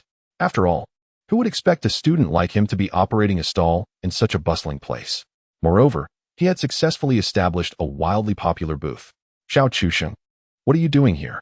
Xin Jing, now realizing the situation, felt a surge of anger, for it was indeed Xiao Chusheng who had left Zheng Jiai so distracted today. Xiao Chusheng cast a cold glance at Xin Jing, his past impressions of her having always been less than favorable. His numerous confessions to Zheng Jiai had ultimately succeeded, largely due to Xin Jing's influence. After they began dating, frequent quarrels ensued, with Xin Jing also playing a part in those conflicts. She had a penchant for instilling negativity in Zheng Jiai, especially during those turbulent years right after graduation. At that time, society was in a state of upheaval, and anxiety was rampant. Zheng Jiai, freshly graduated from a university that had only recently changed its name, faced the daunting challenge that many graduates encountered: employment. There were hardly any job opportunities available, and she had no desire to enter the service industry.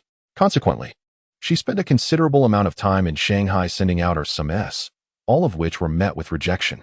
Essentially, it was Xiao Chusheng who supported her during that period, and in a bid to alter their circumstances, he ventured into entrepreneurship.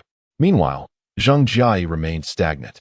When Xiao Chusheng could no longer devote the energy required to maintain their relationship, Xin Jing would subtly undermine him, disparaging him behind his back on numerous occasions. In essence, the narrative revolves around the harsh realities of entrepreneurship, where failure often looms larger than success.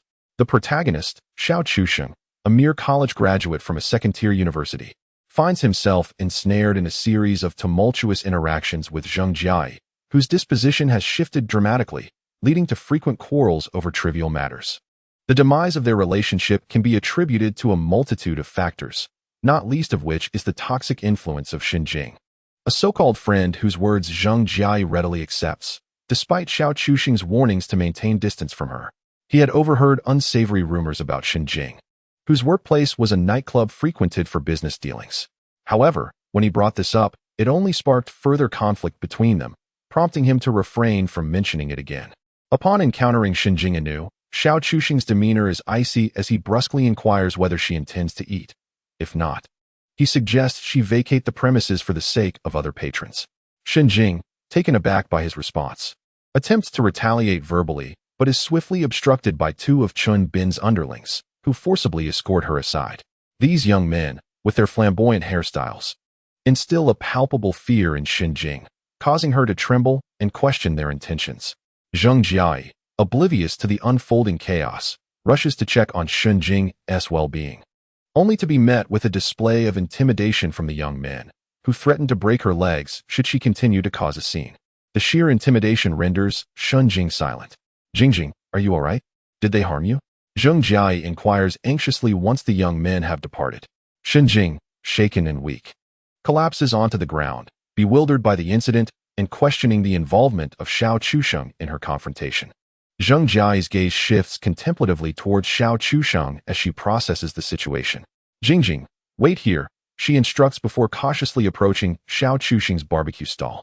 She yearns to inquire why he is selling food in this location and whether it aligns with Su Hai's earlier remarks. However, her primary concern lies with the woman who had just humiliated her. She is consumed by curiosity regarding the nature of the relationship between that woman and Xiao Chusheng. As she stealthily draws closer, she observes Xiao Chusheng, engrossed in grilling skewers of lamb, meticulously spritzing the meat with water. Unbeknownst to her, Xiao Chusheng has already noticed her presence, but feigns ignorance. Lin Shi, indulging in the meal Xiao Chusheng had prepared for her, had witnessed the entire scene unfold. Although she remains unclear about the connection between Xiao Chusheng and the girl who was dragged away, puzzling over what animosity could provoke such a sharp dismissal. Accompanying the individual from earlier was a girl whom Xiao Chusheng had once pursued. He whispered to Lin Shi, choosing to say once pursued, as it had become an established fact at that moment. However, Lin Shi astutely sensed that the situation was not as simple as it appeared. Yet, she refrained from addressing it directly, instead curving her lips into a slight smile and using a spoon to bring a mouthful of rice to Xiao Chusheng's lips, playfully instructing, "Darling, open wide, ah." Chapter 57. Declaring sovereignty over an ex, Xiao Chusheng's lips twitched, based on his understanding of Lin Shi. He recognized that she was merely putting on an act. What was this? A declaration of sovereignty over his ex? Nevertheless, Xiao Chusheng was willing to play along, knowing full well that there could be no further entanglement. It was better to let her dispel any lingering thoughts. Thus, he obediently opened his mouth, allowing Lin Shi to feed him. Would you like something else? Lin Shi feigned a sweet, coaxing voice, causing Xiao Chusheng to involuntarily shudder. This woman, however, he steeled himself and nodded, leading the two to openly display their affection in front of numerous onlookers. Xiao Chusheng focused on selling, while Lin Shi took it upon herself to feed him, occasionally taking a bite herself, completely indifferent to whether this constituted an indirect kiss. Oh, the boss and the boss lady are quite affectionate. You two must be married by now, teased a familiar patron who had visited several times. Unable to resist making light of the scene, Lin Shi pretended to be bashful, playfully swatting Xiao Chusheng's arm. To the onlookers, it was evident that they were flirting. Naturally, this spectacle did not escape the watchful eyes of Zheng Jiai, who stood not far away, her breath quickening and her expression one of incredulity, as if the sky were collapsing around her. For Zheng Jiai, it truly felt as if the world had fallen apart. She sensed that many things were slipping beyond her control, a feeling that was profoundly unsettling. After finishing the last bite of his rice, Xiao Chusheng was at a loss for words to address her. This was clearly a performance put on for Zheng Jiai's benefit. Lin Shi feigned innocence, asking, "What's wrong? You're not still thinking about her, are you?" To which Xiao Chusheng promptly shook his head, asserting, "Absolutely not. I have you now. How could I still have thoughts of her?" Lin Shi rested her chin in contemplation, glancing at the obliviously munching beauty beside her. Eventually, she nodded in agreement. Indeed, it is easier to fall into extravagance than to return to frugality. Is that how the phrase is used? Do you want me to replace you? Lin Shi quipped. It seems your ex is trying to reach out. Xiao Chusheng shot her a glare, but still switched seats with her. Indeed, it was time to clarify matters with Zheng Jiai. Otherwise, this repetitive cycle was growing increasingly tedious. Just as Xiao Chusheng settled into his new spot and took a few sips of water, Zheng Jiai timidly approached him. He cast her a dispassionate glance, but remained silent. In such moments, the first to speak inevitably lost, and the loser was clearly Zheng Jiai. She meekly inquired, "Is this woman?" "My woman," Xiao Chusheng replied, not even bothering to look at her, his tone exuding an air of authority. Zheng Jiai's complexion changed dramatically, as the unreserved admission struck her like a sharp blade, signifying that Xiao Chusheng had already devoted his heart to another. She realized that her so-called test could cost her the chance to be with him. Yet, Zheng Jiai was reluctant to conclude matters in such an ambiguous manner. With great effort, she forced a smile that was more grotesque than sorrowful and said, "Is that so? She is doing well." However, Xiao Chusheng, the unfeeling man, retorted mercilessly, "Why would you say that?" His words left Zheng Jiai speechless, as she recognized that Xiao Chusheng might indeed harbor no feelings for her. Not only was there an absence of affection, but it also seemed he held a degree of disdain. Some might even say it bordered on aversion. Zheng Jiai felt an overwhelming sense of injustice. She had done nothing wrong. Yet tears threatened to spill from her eyes, as if they were on the verge of cascading down her cheeks. The truth of the matter was that love had faded. In their past life, despite the prolonged companionship between Xiao Chusheng and Zheng Jiai, any feelings they once shared had long been eroded by the trials of life. Even among passionately in love couples, a 4-month period of weariness is not uncommon, and married couples often experience the infamous 7-year itch. As for Xiao Chusheng and Zheng Jiai, their fundamental incompatibilities in personality and values made their prolonged union a remarkable feat. Ultimately, it could be classified as a sunk cost. Oh no, that's not quite right. A sunk cost assumes there are no better options available. In fact, Xiao Chusheng had Lin Shi, which meant that the real sunk cost existed solely on Zheng Jiai's side. Zheng Jiai's own attributes were rather ordinary. She possessed a delicate beauty, yet it paled in comparison to universally acknowledged beauties. Her family background and academic achievements were also lacking. To put it bluntly, she was quite average. Should Xiao Chusheng's entrepreneurial endeavors succeed, she might transform from an ordinary sparrow into a phoenix. Such a transformation was something this unremarkable girl could never achieve on her own. Thus, even when Xiao Chusheng was at his lowest, she chose to stay, not only to take a gamble, but also because he bore the substantial living expenses in Shanghai, allowing her to enjoy a life of relative ease without the burden of stress or the need to toil alongside him. Eventually, as Xiao Chuxing's career stagnated. She resigned herself to the situation and returned to her hometown. Subsequently, their communication dwindled until Xiao Chuxing's miraculous return to life. Then came the question that slipped from Zheng Jiayi's lips. Aren't you together with Qi Shanshan? Xiao Chuxing instinctively looked up towards the direction of the simple-minded beauty. He met the confused gaze of the girl, who was clumsily peeling crayfish, her side piled high with shells. This girl had a penchant for snacking. She had devoured nearly 2 pounds of crayfish on her own. Following Xiao Chuxing's line of sight, Zheng Jiayi was frozen in shock. Why was she here as well? The foolish beauty had been too engrossed in her feast to notice Zheng Jiayi's singular focus on Xiao Chuxing. At that moment, Zheng Jiayi's mind buzzed with confusion, unable to grasp the reality of the situation. What is the true relationship among the three of them? Qi Shanshan witnessed the intimate interaction between Xiao Chuxing and that woman. Yet she displayed no reaction whatsoever. Zheng Jiayi's mind was in utter disarray. Xiao Chuxing merely cast a glance in her direction, and she exclaimed, "What is the situation between you and her?" Zheng Jiayi nearly shouted this question in a fit of hysteria. "What does it have to do with you?" Xiao Chuxing retorted without any mercy. Zheng Jiayi found herself at a loss for words, for as Xiao Chuxing pointed out, what relevance did it hold for her? They were not together, so what right did she have to inquire? She had, after all, rejected Xiao Chuxing numerous times. "You should leave. You are merely a hindrance to our business," Xiao Chuxing stated bluntly. "You are unnecessary here."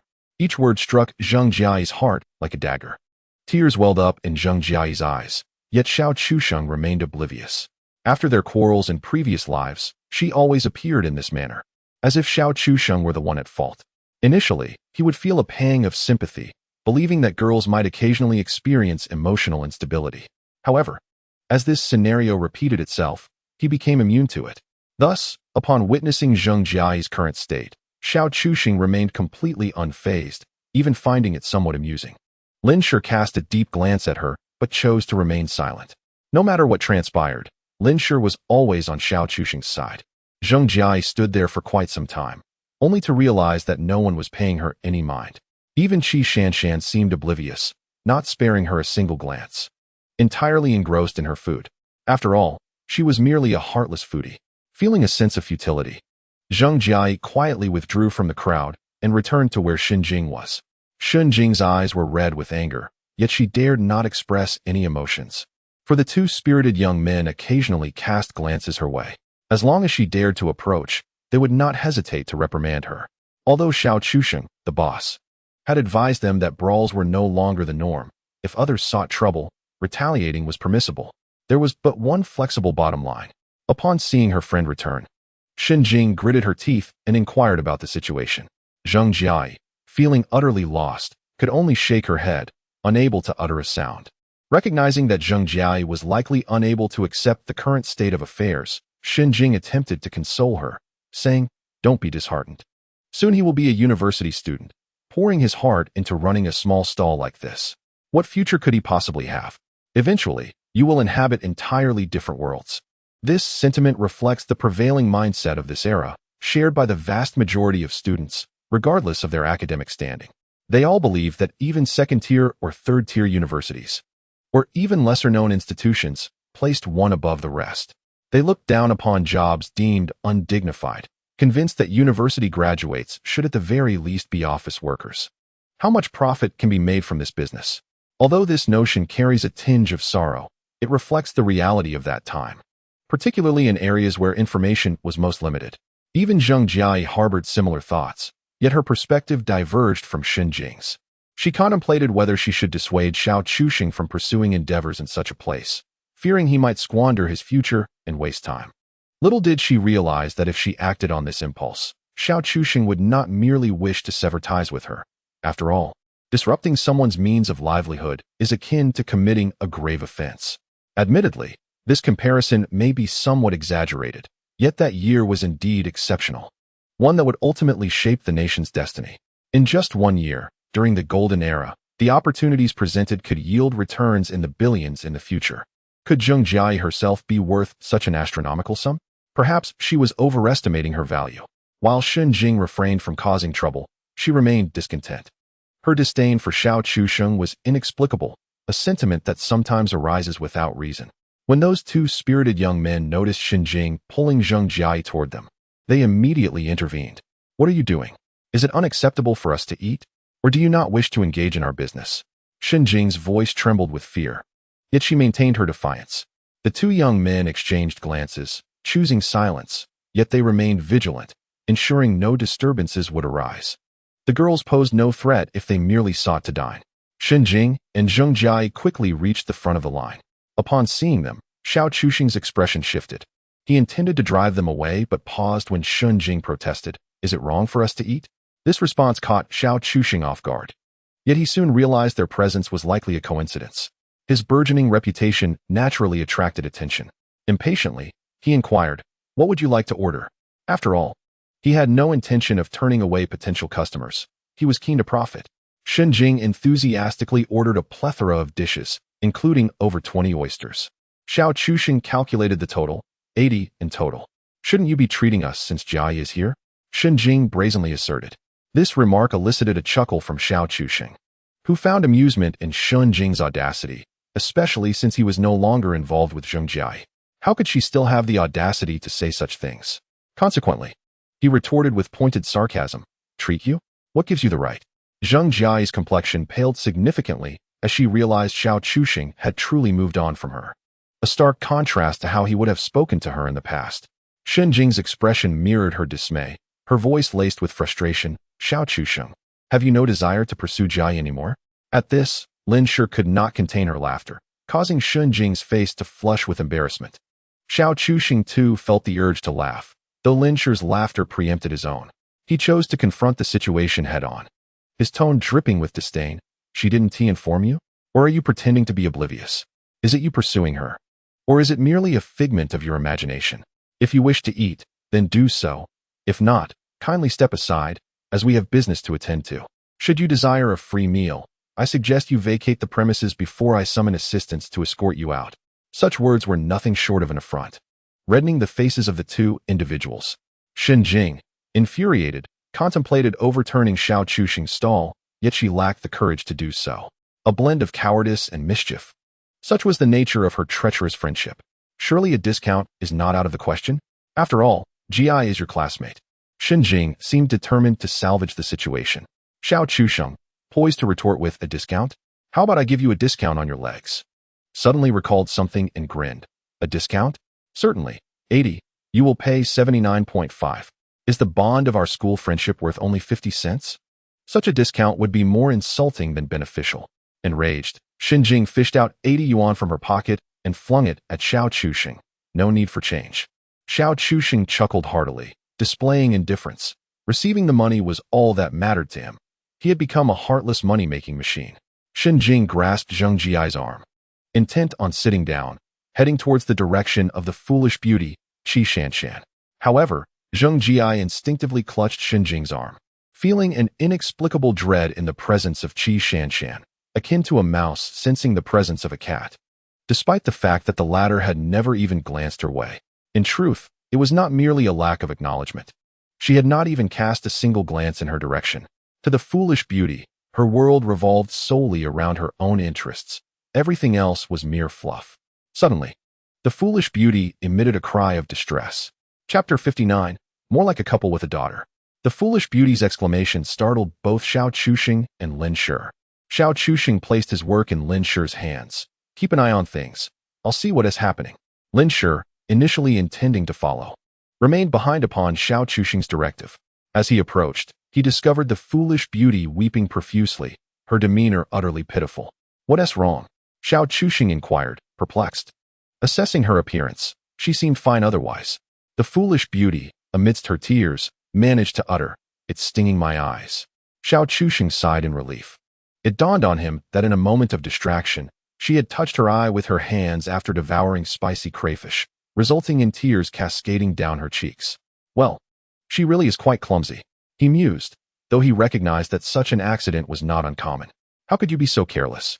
Xiao Chuxing cupped her beautifully enchanting face. Feeling his heart soften, gently, he blew on her eyes. While it offered little relief, it was something. "I was wearing gloves," the foolish beauty sniffled, her tears unabated. "Disposable gloves," Xiao Chuxing chuckled, simultaneously attempting to soothe her eyes while explaining, "Those are merely for hygiene. They do not prevent the spicy oil from seeping through the gaps in the plastic molecules. Even if the glove remains intact, a bit of oil will inevitably transfer to your hands." Having completed 9 years of compulsory education, the foolish beauty, despite her natural naivete, could comprehend his words.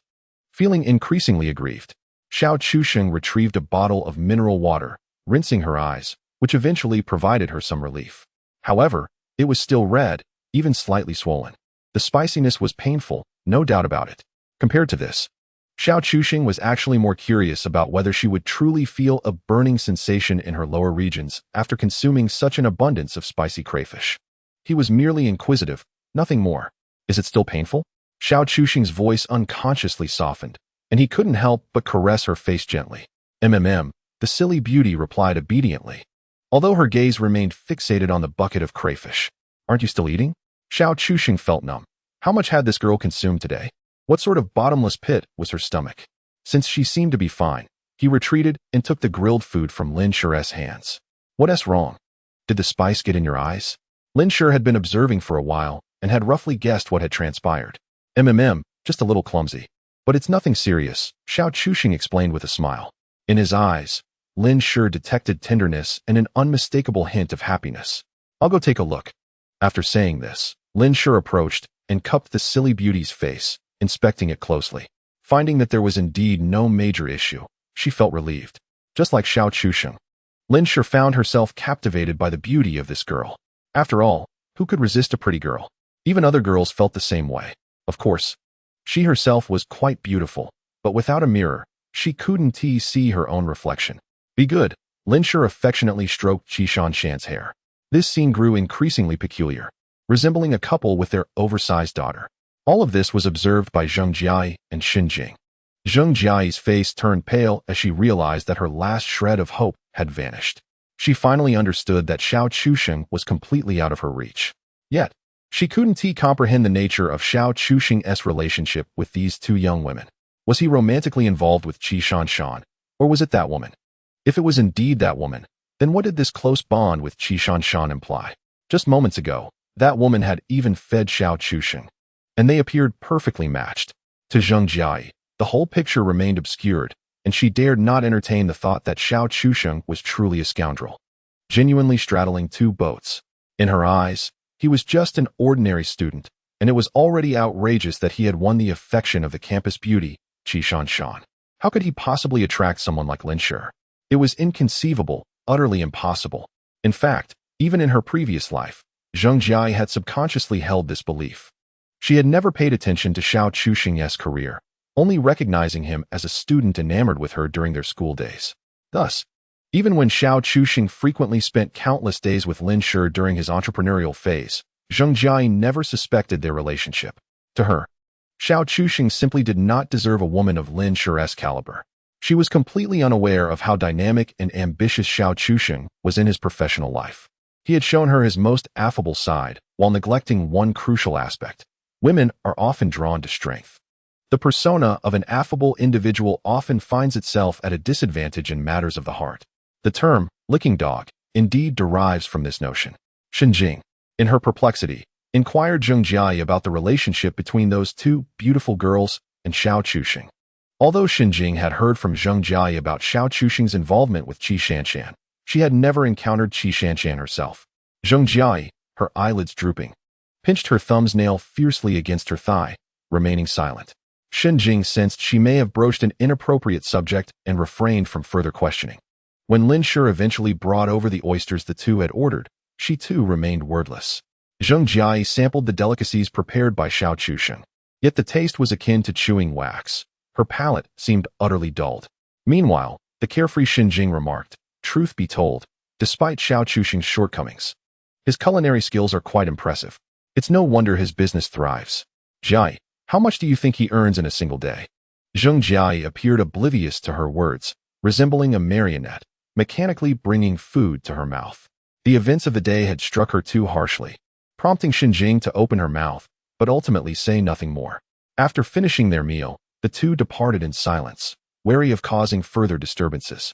Throughout the encounter, Xiao Chuxing did not cast a single glance their way. But Lin Shi took the initiative to pose an intriguing question. What is it like to be seen with your current partner in the presence of an ex? A large question mark loomed over Xiao Chuxing's head. What kind of ridiculous question is that? Lin Shi chuckled lightly. It's merely curiosity. There is no experience to speak of. My heart remains unperturbed, Xiao Chuxing replied nonchalantly. Then what about you two? What did she do to wrong you, rendering her your ex? The astute Lin Shi inferred that the relationship between the girl named Zheng Jiai and Xiao Chuxing was far from simple. She could surmise that this connection was not a current one. This line of inquiry, however, prompted Xiao Chuxing to gaze intently into her eyes, because she is not a virtuous woman, and I am not a good man either. Chapter 60. Here, there is no divorce, only bereavement. Xiao Chuxing's gaze remained fixed upon Lin Shi's face, causing her cheeks to flush with heat. In that fleeting moment, she felt a revelation dawn upon her. Is it because of me that you are not a good man? She pondered, reflecting on his ex. Xiao Chuxing's assertion that the girl was not a good woman resonated. Given his shameless nature, he would not lie about such matters nor shift blame. His admission of being a flawed man suggested that he too had erred in relationships. If there were a target for his mistakes, Lin Shi felt her cheeks warm. It must surely be me. Taking a deep breath, Lin Shi earnestly queried Xiao Chuxing. Is there truly no possibility left between you and her? Excluding my considerations, of course. The we in her question was unmistakably clear. The inquiry left Xiao Chuxing feeling somewhat awkward. Having been reborn, he had never contemplated a lifestyle of dual affections. Yet, life is capricious. Certain matters lie beyond one's control. When fate presents itself, one must embrace it, lest they show disrespect to the heavens. Even Xiao Chuxing found himself pondering the notion that his reincarnation in this world might serve as a means to rectify past regrets. However, upon deeper reflection, did he truly possess any regrets in his previous life? The answer is a resounding no. Although his relationship with Zheng Jiai was fraught with trivial disputes, ultimately leading to an inevitable conclusion, this does not imply that his subsequent embrace of Lin Shi would not usher in happiness. In their relationship, it was Zheng Jiai who first relinquished her commitment. There was no betrayal between them. Rather, she gambled her future on Xiao Chuxing, only to abandon her wager before reaping any success. Subsequently, someone remained steadfast by his side, ultimately reaping the rewards. Thus, it is fair to assert that Xiao Chuxing harbored no regrets regarding his past with Zheng Jiai. His rebirth was not motivated by a longing for an ex-lover. Xiao Chuxing's family situation was also stable. His parents were healthy, and he himself had established a thriving career. Moreover, he was fortunate to have Lin Shi as a devoted partner. In such a blissful existence, where could regrets possibly arise? The answer, however, becomes increasingly evident. Regrets did exist, primarily stemming from Lin Shi's past experiences, as Xiao Chuxing encountered her too late. Additionally, there was the matter of the foolish yet beautiful Shan Shan, who served as the catalyst for his rebirth. In essence, this was the universe's way of settling an outstanding debt with him. Oh, you might inquire about Xiao Chuxing's beliefs regarding fate and destiny. How superstitious, one might say. But, can one truly dismiss superstition after experiencing rebirth? Xiao Chuxing's response was unequivocal. Indeed, he and Zheng Jiai shared no future, for some feelings are erroneous from their inception. In truth, neither he nor she held a profound affection for the other. This conclusion stemmed from years of their relationship, during which Zheng Jiai had quietly withdrawn from his life. After that point, any communication between them was merely symbolic.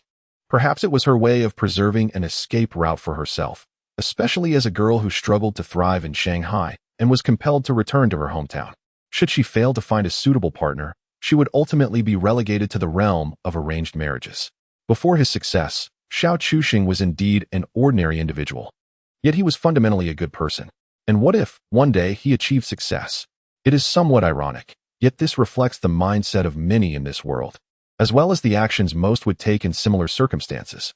Thus, upon his return, Xiao Chuxing bore no resentment towards Zheng Jiai. In the realm of adulthood, there are no absolute rights or wrongs, only advantages and disadvantages. There was no need for confrontation. A quiet departure sufficed. In this lifetime, she would lose many things, the most significant of which would be Xiao Chuxing himself.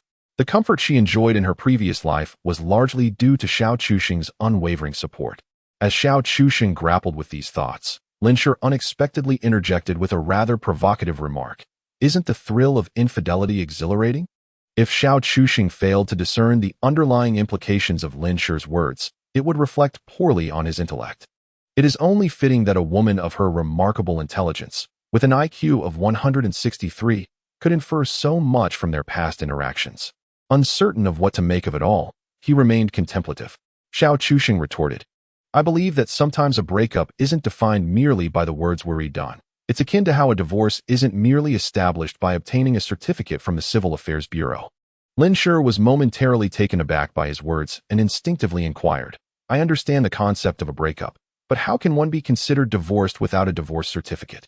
There are two terms, widowhood and disconnection, Xiao Chuxing replied earnestly, albeit nonsensically. His words rendered Lin Shi into silence. However, she grasped his insinuation, an existence littered with remnants of a shattered relationship, one that was essentially defunct. It was clear that a fresh start was unattainable. Contemplating this, her mood suddenly lightened significantly. With a mischievous sparkle in her eyes, Lin Shi gazed at Xiao Chuxing and coyly remarked, In my world, there is no divorce, only widowhood. Xiao Chuxing was momentarily stunned before bursting into laughter.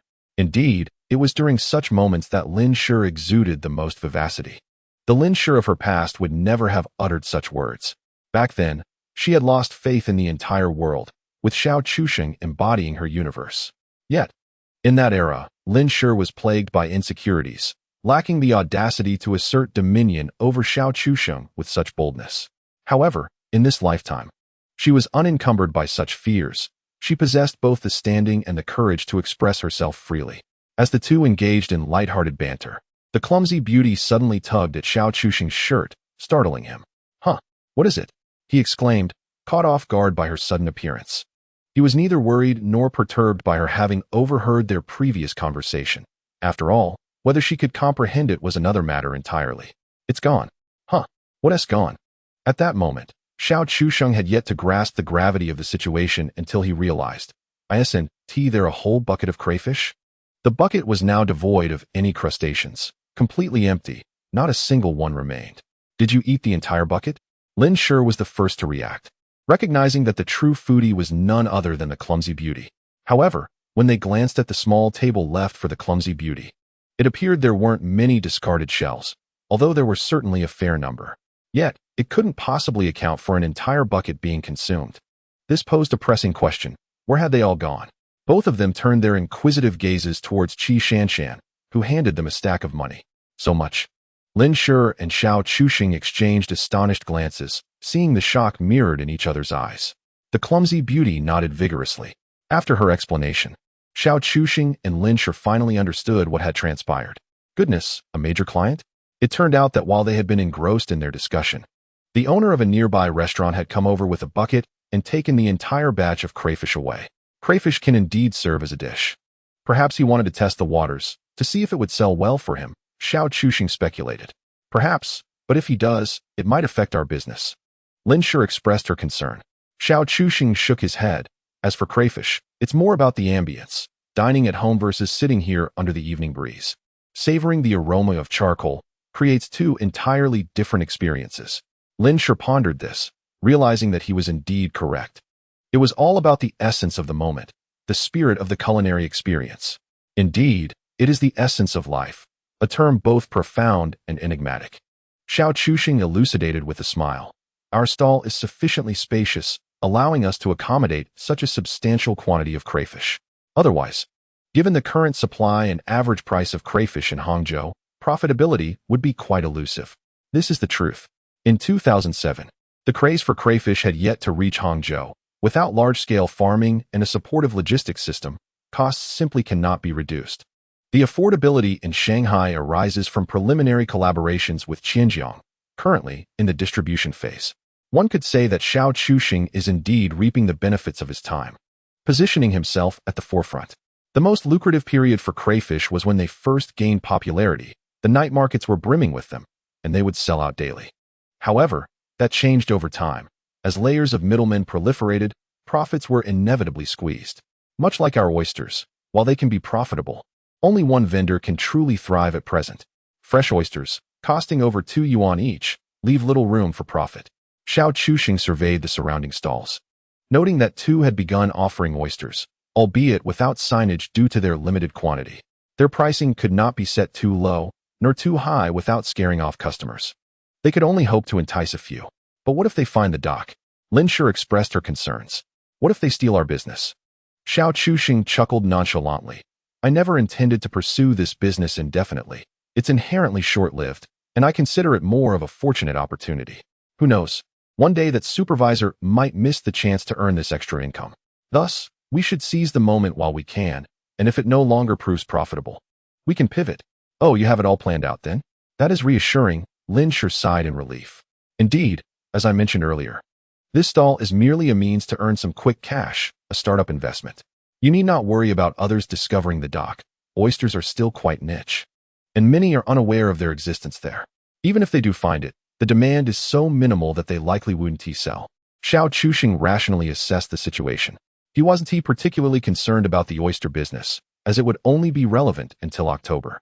Even without this venture, the barbecue stall remains highly profitable. Alternatively, he could procure goods from the docks in Shanghai without any pressure. Frozen oysters are easy to preserve. Should sales be low, he could simply stock up. Solutions abound more than challenges. It's about time. We've had a long day, so let South prepare to close up.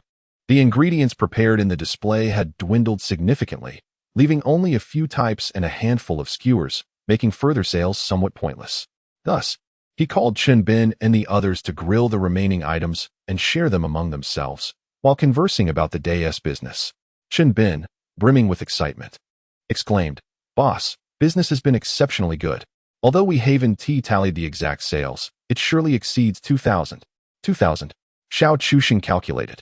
The profit margin on chicken fillets is relatively standard. This volume during a peak Saturday is quite average. Of course, this also relates to the surrounding environment. The stall has yet to establish a reputation. Despite the park being bustling with visitors, most come specifically for Xiao Chuxing's barbecue stall. The remaining businesses inevitably face their share of challenges, which explains the palpable frustration among the surrounding merchants. Regrettably, they dare not voice their anger, particularly with the presence of Chen Bin and his group of former delinquents. Xiao Chuxing is devoid of any guilt. After all, in the realm of commerce, for every loss, there is a corresponding gain. Each individual earns according to their own abilities, and with the overall market being finite, the notion of harmonious prosperity is utterly illusory. The reality has demonstrated that the so-called harmonious coexistence merely serves as a guise for capitalists to exploit the masses, shifting the burden of costs onto consumers. All right, let us return for now. The chicken chop stall can certainly be improved and will thrive again, Xiao Chuxing reassured as he patted Chen Bin on the shoulder. The chicken chop business follows a high-volume sales strategy and was never intended to be confined to this area alone, thus its sales figures were anticipated. On the way back, Chen Bin's two younger associates, tasked with overseeing Xiao Chuxing's stall, approached him. They were brought by Chen Bin. Boss, these two are eager to find some work. Find work? Xiao Chuxing responded with a hint of confusion, but explained, that will have to wait a few days. Our resources are currently limited, and we must proceed methodically. Not quite. Boss, I heard from Brother Bin that you're considering stepping away from the crayfish business? One of the young men, named Zhou Chun, interjected eagerly. Ah, yes. The procurement is in Shanghai, which complicates matters, and the cooking demands significant kitchen resources, Xiao Chuxing elaborated patiently. Immediately, Zhou Chun proposed, what if we too travel to Shanghai to fetch the goods for you, and then our brothers can help you with the preparation? You would only need to handle the cooking, and we would receive our wages from you. How does that sound? His demeanor was somewhat timid, as if apprehensive about Xiao Chuxing's response. Xiao Chuxing, perceptive to an underlying issue, inquired, are you facing some difficulties? At home, Zhou Chen's face flushed, and he awkwardly ran his fingers through his hair. My sister is about to enter university, but our family cannot afford it, So, you wish to support her education? Xiao Chuxing remarked, feeling a surge of admiration. Despite their seemingly carefree demeanor, these spirited young men exhibit genuine concern for their families. Yes, she is the first in our family to attend university. I've squandered my chances. I cannot allow her to waste hers. You are right. One must seize opportunities to alter their fate, Zhou Chen asserted, his gaze resolute as it met Xiao Chuxing's. At that moment, Xiao Chuxing posed a pointed question, both a curiosity and a test.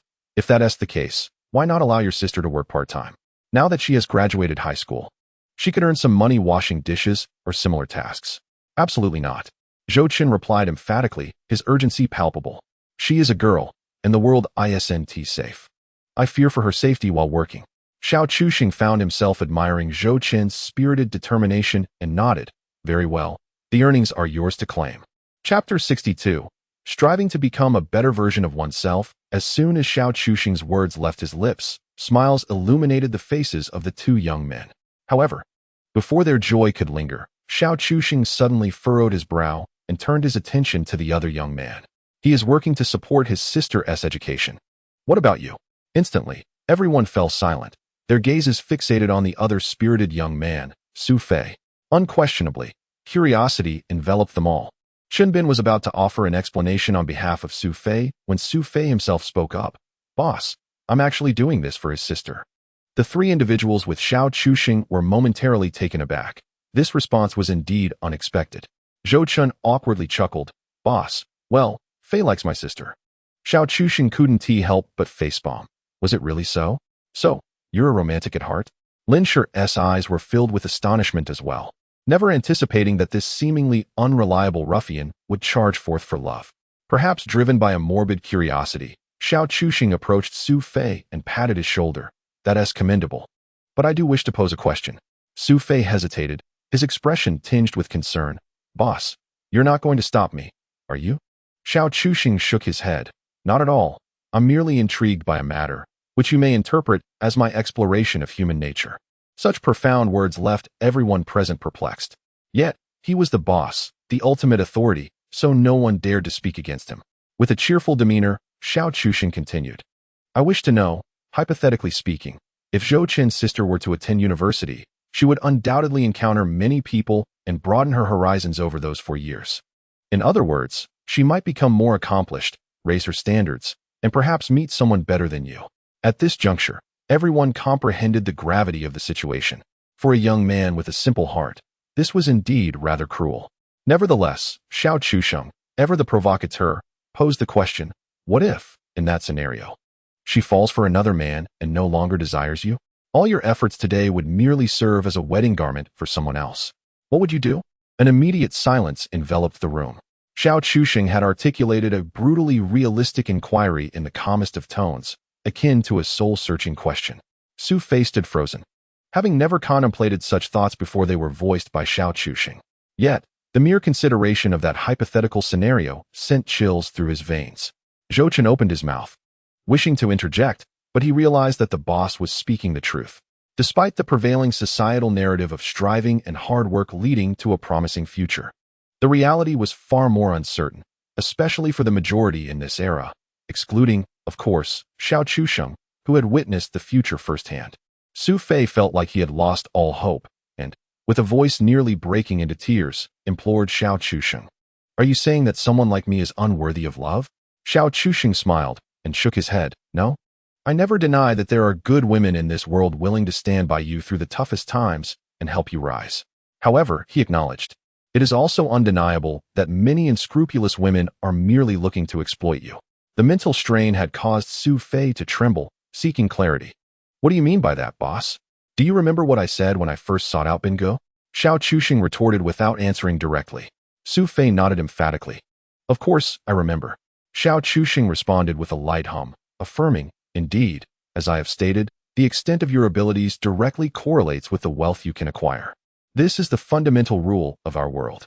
The individuals present stared blankly at Xiao Chuxing, perplexed as to why he chose to reiterate this statement at such a moment. A slight smile graced his lips as he continued.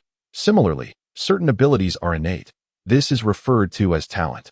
However, the heights you can achieve are not solely dictated by talent, but rather are a product of both effort and innate ability. Relying solely on talent without exerting effort may yield some accomplishments, yet they will ultimately be limited. Do you understand?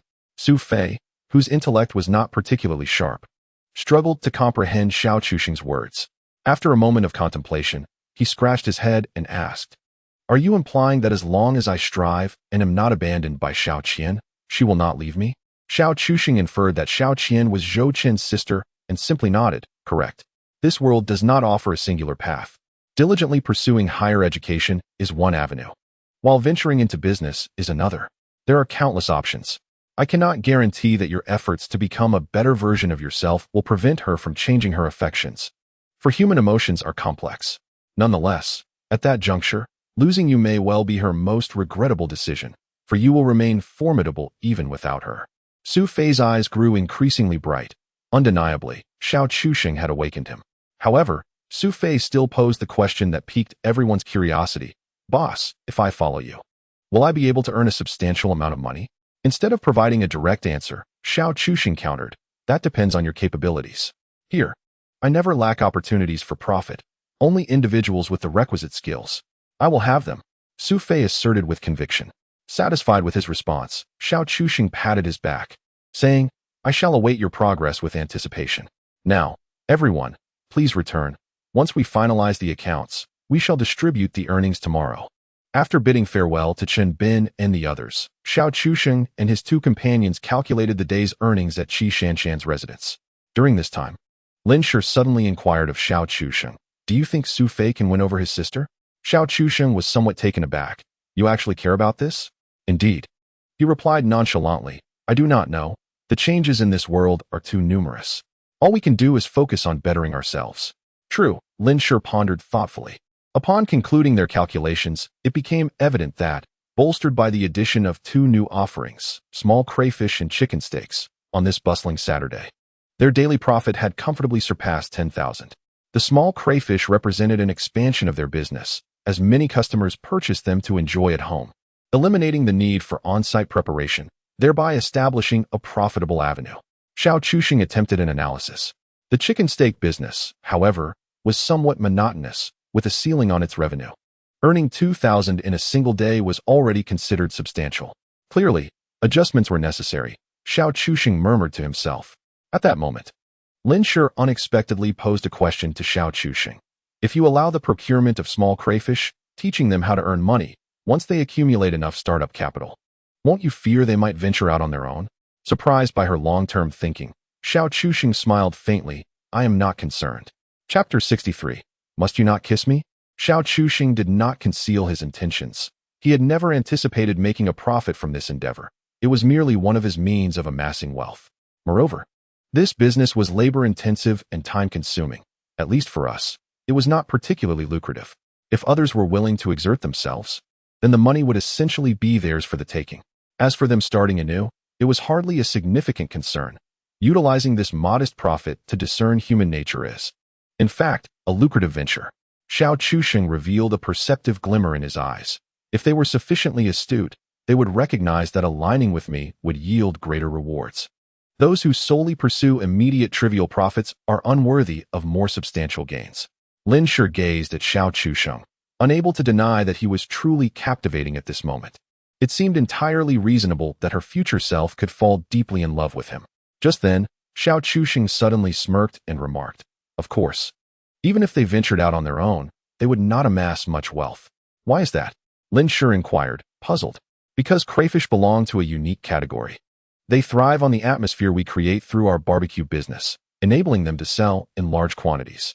Many people order them as an accompaniment to other dishes. However, if sold independently, they may not enjoy such favorable business prospects. Lin Shi rested her chin on her hand, contemplating, and found merit in Xiao Chuxing's reasoning. Actually, I had considered selling crayfish at my family's restaurant, but upon reflection, I decided against it, as I doubt many would purchase them, Xiao Chuxing explained. Patrons at restaurants typically gather for communal dining, ordering several dishes. However, for a restaurant of my family's scale, most diners are students or working-class individuals. Oh, is there a difference? Lin Shi blinked, aware of her intelligence, but lacking extensive life experience. Xiao Chuxing chuckled. Consider it from their perspective. A few orders of crayfish, each yielding only a morsel of meat, can hardly satisfy one's hunger. Students and workers often find their finances stretched thin. Lin Shi experienced a moment of clarity. Her questions answered. No wonder. Concurrently, her gaze towards Xiao Chuxing deepened with admiration. This man was a born merchant. His ability to empathize with different consumer demographics allowed him to discern their needs and preferences. This was precisely Xiao Chuxing's greatest asset upon his return to life. He possessed the right answers. All right, I must return now. Tomorrow, you need not rise early, sleep in a bit. We shall go shopping around 10, and in the afternoon, I will take you out to buy some things. Shopping? Lin Shi was momentarily taken aback. Xiao Chuxing's eyes fell upon Lin Shi's feet, clad in a pair of nondescript, well-worn shoes, devoid of any recognizable brand. I will buy you some clothes and shoes suitable for Hangchen. Lin Shi, flustered, quickly protested. There's no need. I have enough. Money should be spent when necessary. We are not lacking in that regard, Xiao Chuxing decisively countered. He earned money for the sake of this person. If he could not spend it on her, what was the point of earning it? Sure. Xiao Chuxing's gaze burned intensely into Lin Shi's eyes.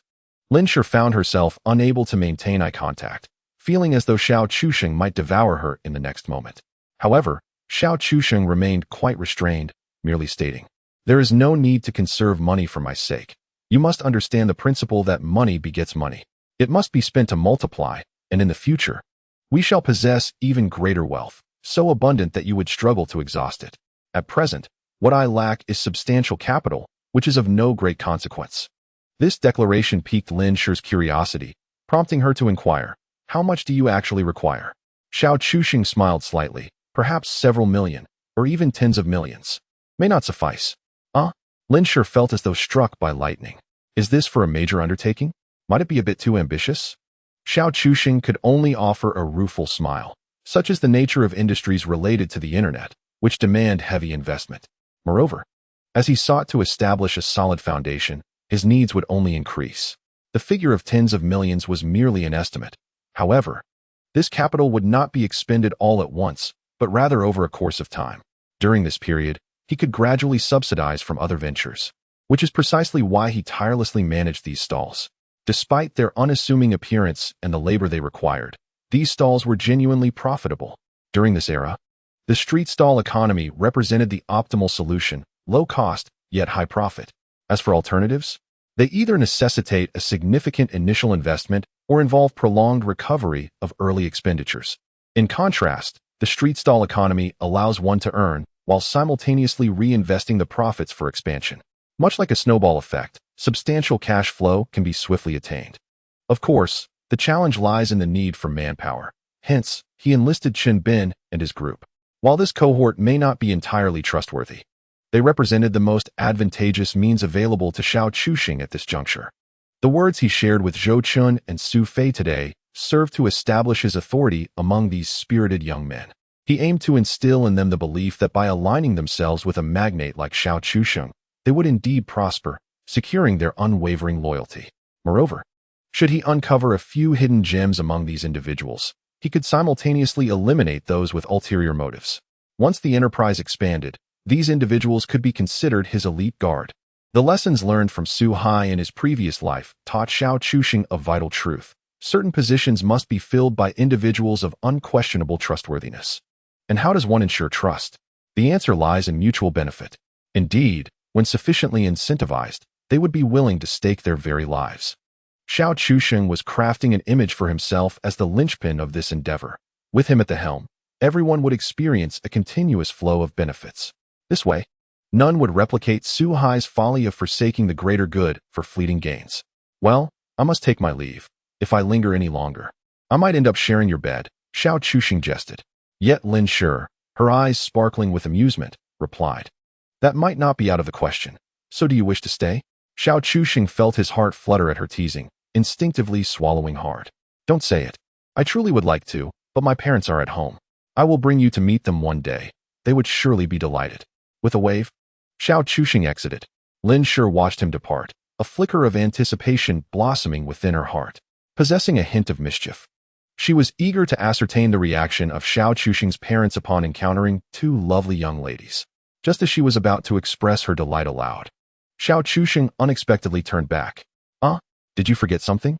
Lin Shi quickly suppressed her smile and inquired, perplexed by his behavior. However, Xiao Chuxing merely shook his head and gestured to his lips. "I just thought, since I am so kind to you, shouldn't you bestow a kiss upon me before you leave?" Chapter 64. Who, after all, is the prey? A delicate blush graced Lin Shi's stunning visage. Yet she displayed neither aversion nor hesitation. In fact, she appeared to be somewhat impatient. Their lips met briefly, parting like a dragonfly skimming the water's surface. It wasn't that she resisted a prolonged, passionate French kiss with Xiao Chusheng. Rather, it was simply because Qi Shanshan was observing them intently from a short distance away. The foolish beauty had seemingly become an integral part of their encounter. For someone who was somewhat oblivious to the nuances of romance, Lin Shi's mind struggled to process the scene unfolding before her. Meanwhile, Xiao Chusheng, that incorrigible rogue, raised his hand towards the foolish beauty. Silly girl. Do you want a kiss? No need to pay. This fellow, accustomed to frivolity, whimsically sought to provoke a laugh, as he often found amusement in teasing her. What caught him off guard, however, was the earnest contemplation of the foolish beauty, who then nodded in agreement. She actually nodded. Huh. Xiao Chusheng stood frozen, incredulous. Wasn't it supposed to be so easy to win her over? Before he could fully react, the foolish beauty had approached him and, cupping his face, fervently pressed her lips against his. Of course, it was but a single kiss. One could easily surmise that she lacked experience in such matters. Yet, Xiao Chusheng found himself utterly bewildered. Why did this evoke an inexplicable sensation akin to being overwhelmed? Not only was Xiao Chusheng taken aback, but Lin Shi too was stunned. She had always perceived Qi Shanshan as a simple-minded girl, not one to engage in such audacious acts. Could it be that her innocence rendered her all the more perilous? Lin Shi's intellect swiftly engaged, unraveling the intricate logic of the situation. Her simplicity granted her the audacity to love fiercely. She could discern kindness from malice far more readily than those who navigated the world with calculated cunning. Although Xiao Chusheng appeared rather roguish, he adhered to a personal code of ethics. He treated Qi Shanshan with the utmost care, despite occasionally teasing her. In that moment, Lin Shi felt as though she had grasped a multitude of truths. Perhaps the convergence of the three of them was not mere happenstance. Xiao Chusheng, feeling as though he had been thoroughly beset upon, stood in a daze at the threshold of Qi Shanshan's home. He touched his lips, still tinged with the affection of two women, and an uncontrollable blend of vanity and happiness surged within him. So much so that upon returning home, old Xiao could not help but inquire, "Why does your face beam as if you've struck gold?" In that fleeting instant, Xiao Chusheng found himself marveling at the uncanny bond of family, pondering the peculiar metaphor. However, he still endeavored to suppress his laughter, though he couldn't help but chuckle. No, nothing at all. Old Xiao did not press further, but inquired if he had eaten, remarking that he hadn't been home all day. Or had he been wandering? Xiao Chusheng, with a beaming smile, replied, "Isn't it natural for someone my age to enjoy a bit of fun?" In this life, Xiao Chusheng felt remarkably self-assured. Moreover, with his intellect, academic achievements, and qualifications, he was no longer bound by limitations. Old Xiao, in truth, did not dwell on such matters. He merely spoke without much thought. Upon returning to his room, Xiao Chusheng had yet to recover from the exhilaration of the moment. After all, it was quite overwhelming. What could he call this? Was he savoring the joys meant for a group? This was an experience he had never encountered before. Previously, it had only been a fleeting thought, but now, was this not a dream come true? Although it still fell just short of perfection. Two exquisite beauties, who others would scarcely dare to imagine, were now willing to accompany him. This was a tad too stimulating for the present Xiao Chusheng, leaving him so exhilarated that sleep eluded him. In that moment, he truly felt as though he had been granted a second chance at life, embodying the youthful spirit appropriate for his age. Perhaps, in matters of the heart, he was still merely a boy. With this surge of excitement, sleep was an elusive companion, and he found it quite distressing. Ultimately, he took a deep breath. I must resort to physical means for slumber. Meanwhile, Lin Shi and Qi Shanshan were engaged in a silent standoff, both maintaining a heavy silence, neither daring to broach the topic. It seemed a tacit understanding, or perhaps a reluctance, at least for Lin Shi. Ever since Xiao Chusheng had declared he wished to support her, she felt as though she had become a wicked woman. Now, she found herself somewhat enamored with the chaotic nature of their relationship. Although such a connection would be scorned by society, she felt no guilt, only excitement and anticipation. I must be out of my mind, Lin Shi sighed inwardly, feeling helpless, for she simply could not harbor any animosity towards the innocent Qi Shanshan. Rivals? They could hardly be deemed as such. Yet, this relationship was undeniably peculiar. Moreover, Qi Shanshan exuded an odd aura, despite lacking any ill intentions. She seemed to possess a wisdom that belied her apparent simplicity. Indeed, it was as if she were both wise and foolish. She appeared somewhat daft, yet her understanding seemed profound, as if she grasped everything. She skillfully leveraged this innate advantage. Lin Shi felt she had uncovered a truth. Who was truly the prey in this scenario? Thus, whether it was Xiao Chusheng or the two women, they remained in a silent camaraderie, awake well into the night. Until the following day, when Xiao Chusheng visited the home of the beautiful fool. All three bore the marks of sleeplessness, their dark circles evident.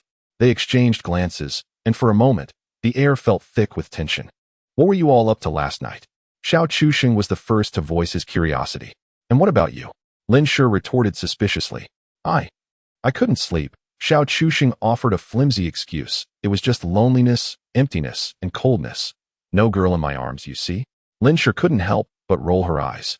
It was glaringly apparent he was alluding to her. However, Lin Shi tends to feign ignorance, exclaiming, "Oh, we too have trouble sleeping." The three then fell into a profound silence, as they were all acutely aware of the underlying reasons for their insomnia.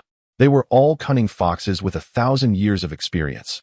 What need was there for tales of the supernatural? "All right then," he said. "Let us first venture to the market to procure the necessary items for this evening's gathering, and in the interim, I shall accompany you for a leisurely stroll." Thus, Chen Bin was summoned, and a few others joined, providing some much-needed labor assistance, which significantly alleviated their burden. Their efficiency surged beyond the usual pace, especially as Xiao Chusheng was keen on mentoring Chen Bin, understanding that these stalls would eventually be entrusted to them. "Boss, you and the boss lady enjoy yourselves. Leave the rest to us," Chen Bin declared, eager to prove himself and allowing Xiao Chusheng and the two ladies to relax, casting a flirtatious glance before departing. Chapter 65. Compensating for Lin Shi's childhood regrets, Xiao Chusheng had long desired to take Lin Shi out, particularly upon noticing the worn state of her travel shoes. Footwear holds great significance, given the extensive walking and prolonged standing required daily. Yet, he was reluctant to allow Lin Shi to purchase them independently. Why? Because she would undoubtedly opt for the cheapest option, sacrificing her own comfort for savings. After years of interaction with her in his previous life, he was well aware of this tendency. Thus, seizing the opportunity of the weekend, Xiao Chusheng resolved to indulge her extravagantly, at least to provoke some excitement within her. He was the first to lead her into a branded athletic shoe store, where they spent a considerable time merely browsing. Xiao Chusheng found the aesthetic rather jarring, as it was his first time critically examining the mainstream fashion of this era since his rebirth. It appeared that shoes from 2007 were quite unappealing, clumsy in appearance, and lacking the sleek lines that would later define beauty. However, a moment of reflection allowed him to understand. Much like the early mobile phones, take Apple's fourth generation, which initially embraced a realistic design style. As iterations progressed, the design ethos shifted towards simplicity and elegance. This principle is mirrored across various domains, including clothing and interior design. For instance, the contemporary trend of new Chinese-style furniture contrasts sharply with the European styles that dominated in 2007. Xiao Chusheng felt that his aesthetic sensibilities were ahead of their time, as every pair of shoes appeared unappealing to him. He resolved to let the two ladies choose for themselves, preferring to take on the humble role of a financial supporter. This moment in time felt abstract. Although prices were significantly lower compared to the future, acquiring quality goods demanded a greater expenditure, particularly with shoes and clothing, even ordinary. Counterfeit brands commanded prices around 200 yuan in this era.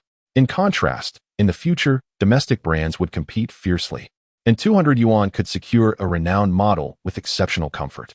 The root of this abstract predicament lay in the so-called information asymmetry, which permeated all aspects of life, including mobile phones, food, and dining.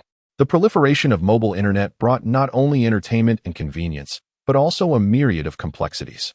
Xiao Chusheng became increasingly resolute in his chosen path, intending to ride the wave of opportunities presented by the burgeoning mobile internet. At that moment, the most comfortable footwear was the air-cushioned design, albeit at a slightly elevated price. Lin Shi gazed at a pair of relatively exquisite white shoes, wrestling with her thoughts for quite some time. Xiao Chusheng recognized her reluctance to part with her money. Despite earning enough in a single day to purchase 20 pairs, she still hesitated. Thus, he silently approached her. "All right, let us go with this pair." Lin Shi was taken aback by Xiao Chusheng's prompt decision on her behalf.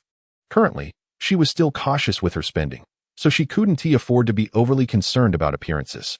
After some haggling, The originally priced 450 yuan shoes were reduced to 220.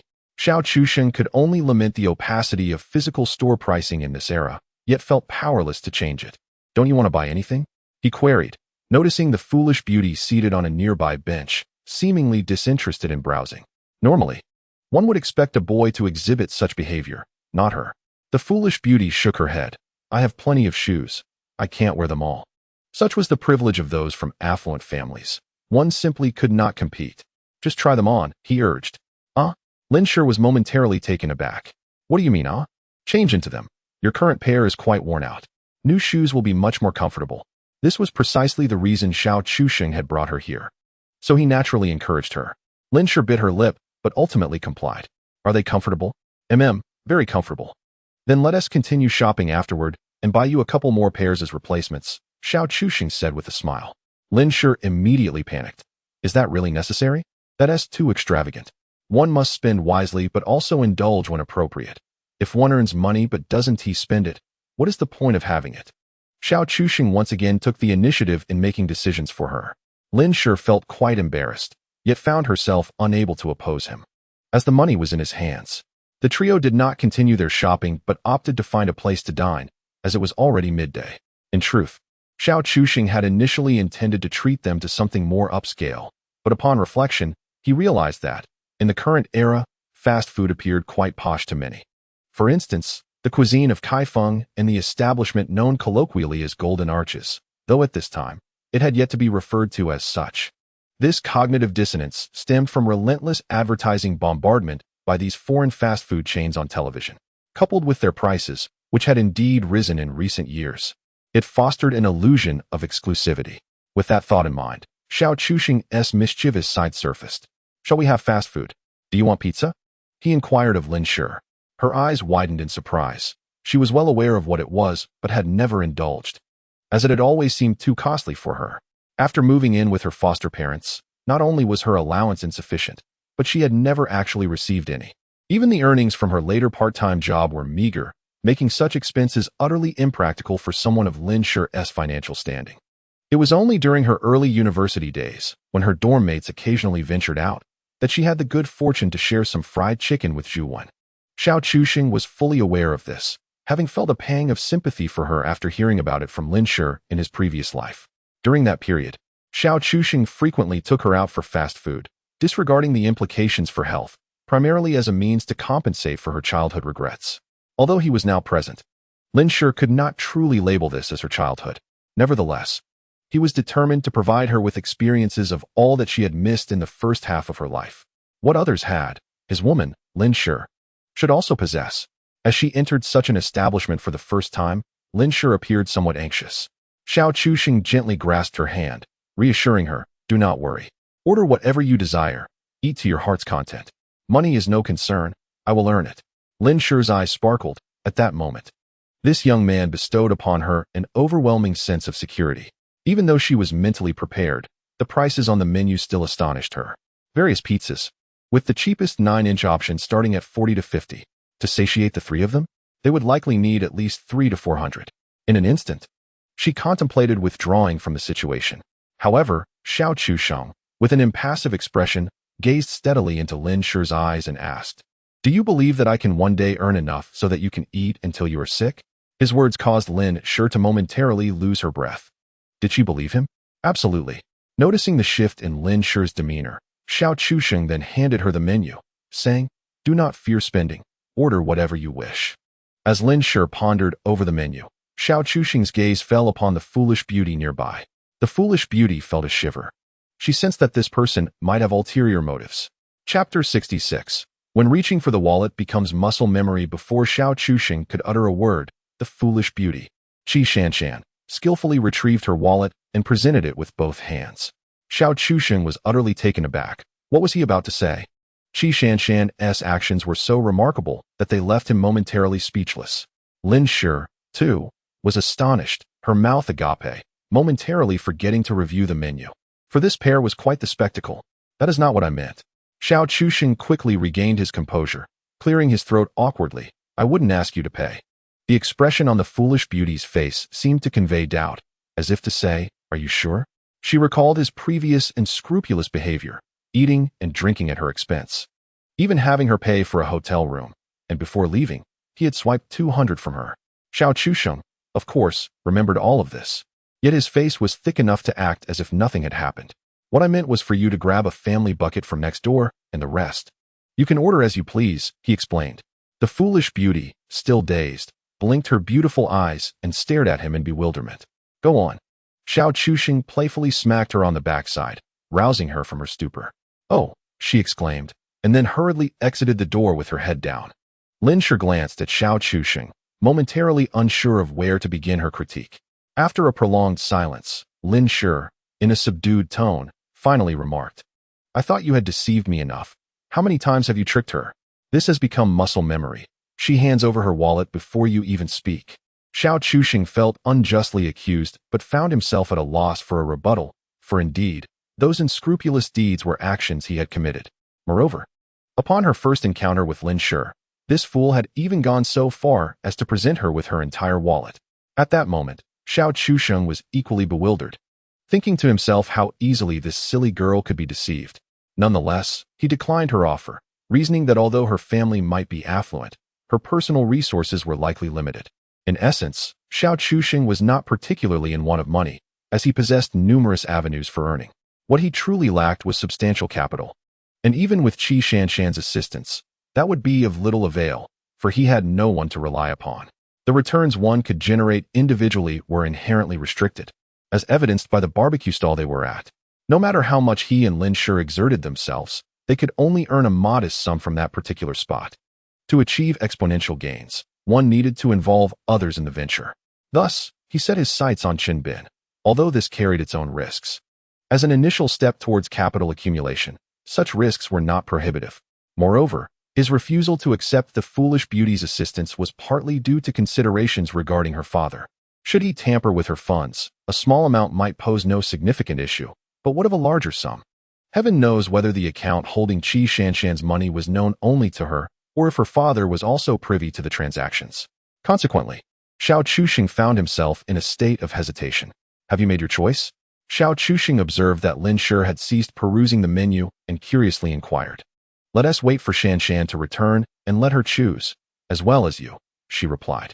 Xiao Chusheng was momentarily taken aback. It had been quite some time since he had dined at Pizza Hut, for in his previous life, it had gradually faded from public favor as a family restaurant.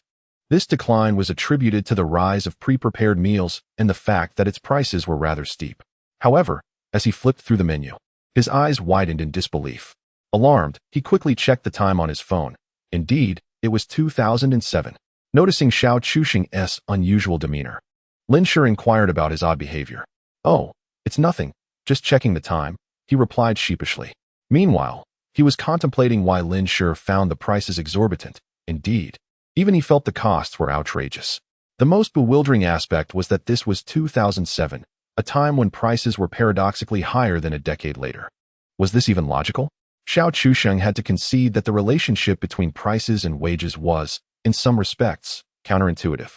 It was akin to how many people before his reincarnation lamented the rising costs of living, reminiscing about how a bowl of noodles once cost only a few coins, whereas now it was priced in the teens. Yet, in reality, while food prices had indeed risen, many non-transparent sectors bore prices that were absurdly high in comparison to the past. For instance, clothing, shoes, and electronics. Even fast food chains had pizzas starting at 55 yuan. Upon glancing at the beverages, he noted juices priced at 15, 18, or even exceeding 20. Xiao Chusheng almost felt as though he had slipped back in time. He ordered a few symbolic items like grilled wings. While they were somewhat pricey, he was willing to spend for Lin Shi's satisfaction. He himself opted for a classic Italian spaghetti with meat sauce. Have I ordered too much? Lin Shi expressed her uncertainty. Xiao Chusheng smiled and said, It's fine. If you can't finish it, we can pack it up and continue later. Lin Shi, having spent time with this young man, had come to understand his character quite well. He was resolute and somewhat domineering, and once he made a decision, it was unlikely to change. Thus, her opinions felt rather inconsequential. However, this was merely Lin Shi's current perception, unaware that Xiao Chusheng's insistence stemmed from a desire to provide her with the very best. Before long, the silly beauty returned, clutching a large bucket and carrying a bag. What a big bucket, Lin Shi thought, recalling the family bucket she had seen in a television advertisement, which had impressed her, though she had never tasted one herself. Xiao Chuxing smirked. Once you see what's inside, you won't be so surprised. Lin Shi responded, puzzled. When she finally lifted the lid, she discovered that, indeed, the contents were quite substantial, nearly full, enough to prevent her dreams from shattering. At least it was far better than the orphan bucket she would encounter years later. She pushed the menu towards the silly beauty. See if there's anything else you want to eat. Order some more. Qi Shanshan gazed at the menu for quite a while, her eyes sparkling with excitement. As she bent over, Xiao Chuxing knew what she was about to do and promptly cautioned, if you order too much, you won't be able to finish it. So don't think you can eat everything. Sure enough, had it not been for Xiao Chuxing's reminder, the silly girl might have even attempted to order an entire menu. Fast food was quite popular in 2007, with many indulging in it, often carrying an air of superiority while dining. For instance, it was common for college boys who worked part-time to bring their girlfriends here on dates. Why not eat? Xiao Chuxing observed Lin Shi hesitating. While the silly beauty had already grabbed a fried chicken leg and was devouring it, her mouth smeared with oil. Lin Shi felt a bit self-conscious, as she had never entered such an establishment before today. Understanding her thoughts, Xiao Chuxing rummaged through the assortment of food the silly beauty had brought back and retrieved a hamburger. He handed it to Lin Shi and sighed. Go ahead. Look to the future, for you have me now. Lin Shi quietly accepted it, unwrapping the greaseproof paper and taking small bites. Is it tasty? Xiao Chuxing inquired. She replied, though her tone was somewhat subdued.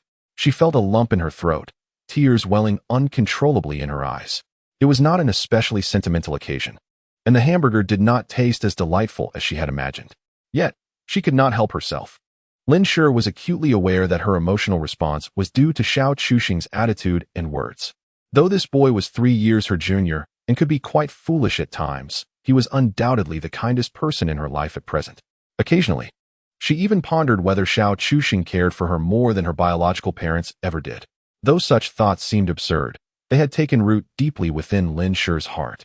She felt like a bad woman, an unfilial daughter.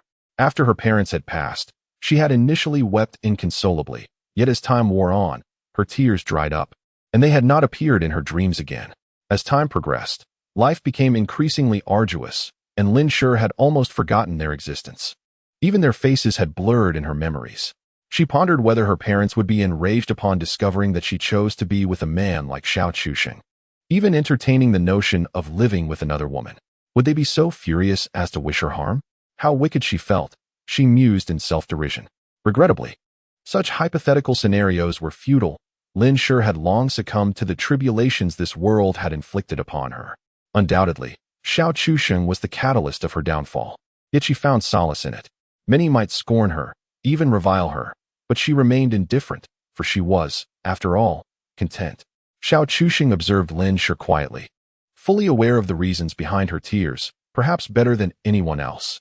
In her past life, Lin Shi had experienced similar moments, as if the tenderest part of her heart, the tightly strung cord deep within, had suddenly snapped. It was perfectly valid to feel vulnerable. Xiao Chuxing approached her, gently wrapping his arm around her shoulder. Lin Shi did not reject his gesture, yet continued to nibble on her hamburger. Once she finished one, she reached for a fried chicken leg. The foolish beauty's eyes were evidently fixated on that chicken leg. She craved it more. However, if it were Lin Shi, she would willingly share. What malice could the foolish beauty possess? She was merely a tad endearing. It was akin to revenge eating. Having missed out on certain experiences in her childhood, Lin Shi now yearned to savor everything in one go. Alas, her stomach had its limits, rendering this desire impractical. The waiter, arriving with their order, noticed Xiao Chuxing's embrace of Lin Shi, who appeared somewhat disoriented. Nodding to the server, Xiao Chuxing smiled gently, saying, "Just set it down. We can serve ourselves. And please, add 3 of your signature drinks, the fruity ones." He had forgotten the name, but recalled that they were still available at this time. Many items at these fast food chains had gradually been discontinued over the years, yet there were still plenty of delightful offerings. After the waiter departed, Xiao Chuxing gently wiped away Lin Shi's tears from the corners of her eyes, maintaining a calm and warm smile. "All right, the pizza has arrived. Shall I feed you?" Lin Shi decisively shook her head. Although she cherished the experience of living alongside Xiao Chuxing, it had not yet grown tiresome to the extent of a typical young couple. She believed their relationship transcended superficiality. Grabbing a slice of pizza, Lin Sure took small bites, genuinely enjoying it. It was generously topped and quite flavorful. Xiao Chuxing glanced over, surprised to find that it appeared even more abundant than a decade later. Skeptical yet intrigued, he took a slice to taste. Indeed, it was true. As prices rose, these fast food establishments had begun to shrink their offerings to maintain profit margins. For instance, the crust at this time was pleasantly thin, with ample cheese that stretched delightfully. Yet, in his recollection, the crust he had eaten later was disappointingly thick, and the cheese? He had never witnessed such elasticity. Moreover, there exists a notable distinction. At this juncture, the realm of prepared meals has yet to reach its zenith. Even the fast food offerings still necessitate considerable intervention from chefs, ensuring a modicum of flavor. It is truly challenging to ascertain whether history is regressing or progressing, as Xiao Chuxing increasingly reflects on the passage of time. The three individuals consumed their meal with remarkable speed, and one could only remark that with a charmingly foolish beauty present, nothing posed a problem. Oh, and there was also Lin Sure, who indulged in a bout of impulsive eating. When a woman allows herself to feast, her appetite truly knows no bounds. Xiao Chuxing quietly savored his portion of meat sauce noodles, yet he ultimately relinquished the remainder to Lin Sure, for her desire to eat was simply irresistible. He silently opened the bag brought back by the charmingly foolish beauty, only to be taken aback by its contents. Bone and meat connected? Xiao Chuxing's expression was peculiar. Had this delicacy not been discontinued? In his memory, the bone and meat connected dish had vanished many years ago, primarily due to its exorbitant price of 5 yuan 50 per skewer. Subsequently, it was deciphered by numerous street vendors and became widely popularized. Observing the two finish their meal, with one of them sipping a vibrant fruit drink, Xiao Chuxing's expression grew increasingly complex. Can they truly eat so much? He pondered, realizing that supporting these two women would be no simple feat without a substantial financial foundation. This meal only reinforced his determination to earn money, at the very least. This experience served as a valuable lesson. He quietly settled the bill, which amounted to nearly 300 yuan for the three of them, including the 3 cups of colorful fruit drinks, an outrageous sum for 2007. Are they robbing us? Xiao Chuxing mused as he glanced at the receipt. Lin Sure chuckled. Isn't this just daylight robbery? He found himself at a loss for words. Yet, he could not deny that these brands had amassed considerable wealth over the years. Even though business had declined in later times, there remained profits to be had. A smirk crept onto Xiao Chuxing's lips as he playfully inquired, Are you satisfied? Lin Sure blushed, recalling the embarrassing moment of her earlier melancholy, and merely nodded. She then swiftly retreated to the side of the charmingly foolish beauty, who appeared somewhat oblivious. Before she could react, Lin Sure embraced her tightly. She adored this girl. Her innocent charm was endearing, and even when Xiao Chuxing, that mischievous fellow, teased her, she never shed a tear. Unlike herself, who, despite not being bullied, would still cry inconsolably. Chapter 68. I owe him. Hey, Lao Xiao, is the shop not busy anymore? After finishing lunch and preparing to return to the store, Zhao's father had just locked the security door when he encountered a resident heading downstairs. Zhao's father's shop enjoyed a good reputation, making it a familiar spot for the neighbors. Isn't it the weekend? With the students on holiday. I thought I might take a day off and visit, he replied cheerfully. The two exchanged a few pleasantries about daily life when the other suddenly inquired, By the way, doesn't your Chuxing have a very beautiful cousin? Lao Xiao paused, taken aback by the abrupt shift in topic. He instinctively recalled that indeed, Xiao Chuxing did have a cousin. And she was quite attractive, wasn't she? The cousin of Xiao Chuxing can only be described as barely passing. Certainly, she cannot be deemed a top beauty. Old Xiao, oblivious to the other party's intentions, continued the conversation. Suddenly, he heard a voice filled with surprise. Oh, really? That's wonderful. My mischievous son mentioned seeing a particularly beautiful girl enter your home a few days ago, and he wanted to know if your cousin Chuxing had a relative visiting. My son, now in his 20s, still hasn't settled down. Old Xiao, what do you think about introducing them? Let the young ones get to know each other? Old Xiao felt a buzz in his head. A beautiful girl? Entered my home. Just recently? His cousin? How come I was unaware? Isn't Xiao Chuxing's cousin working in Shanghai?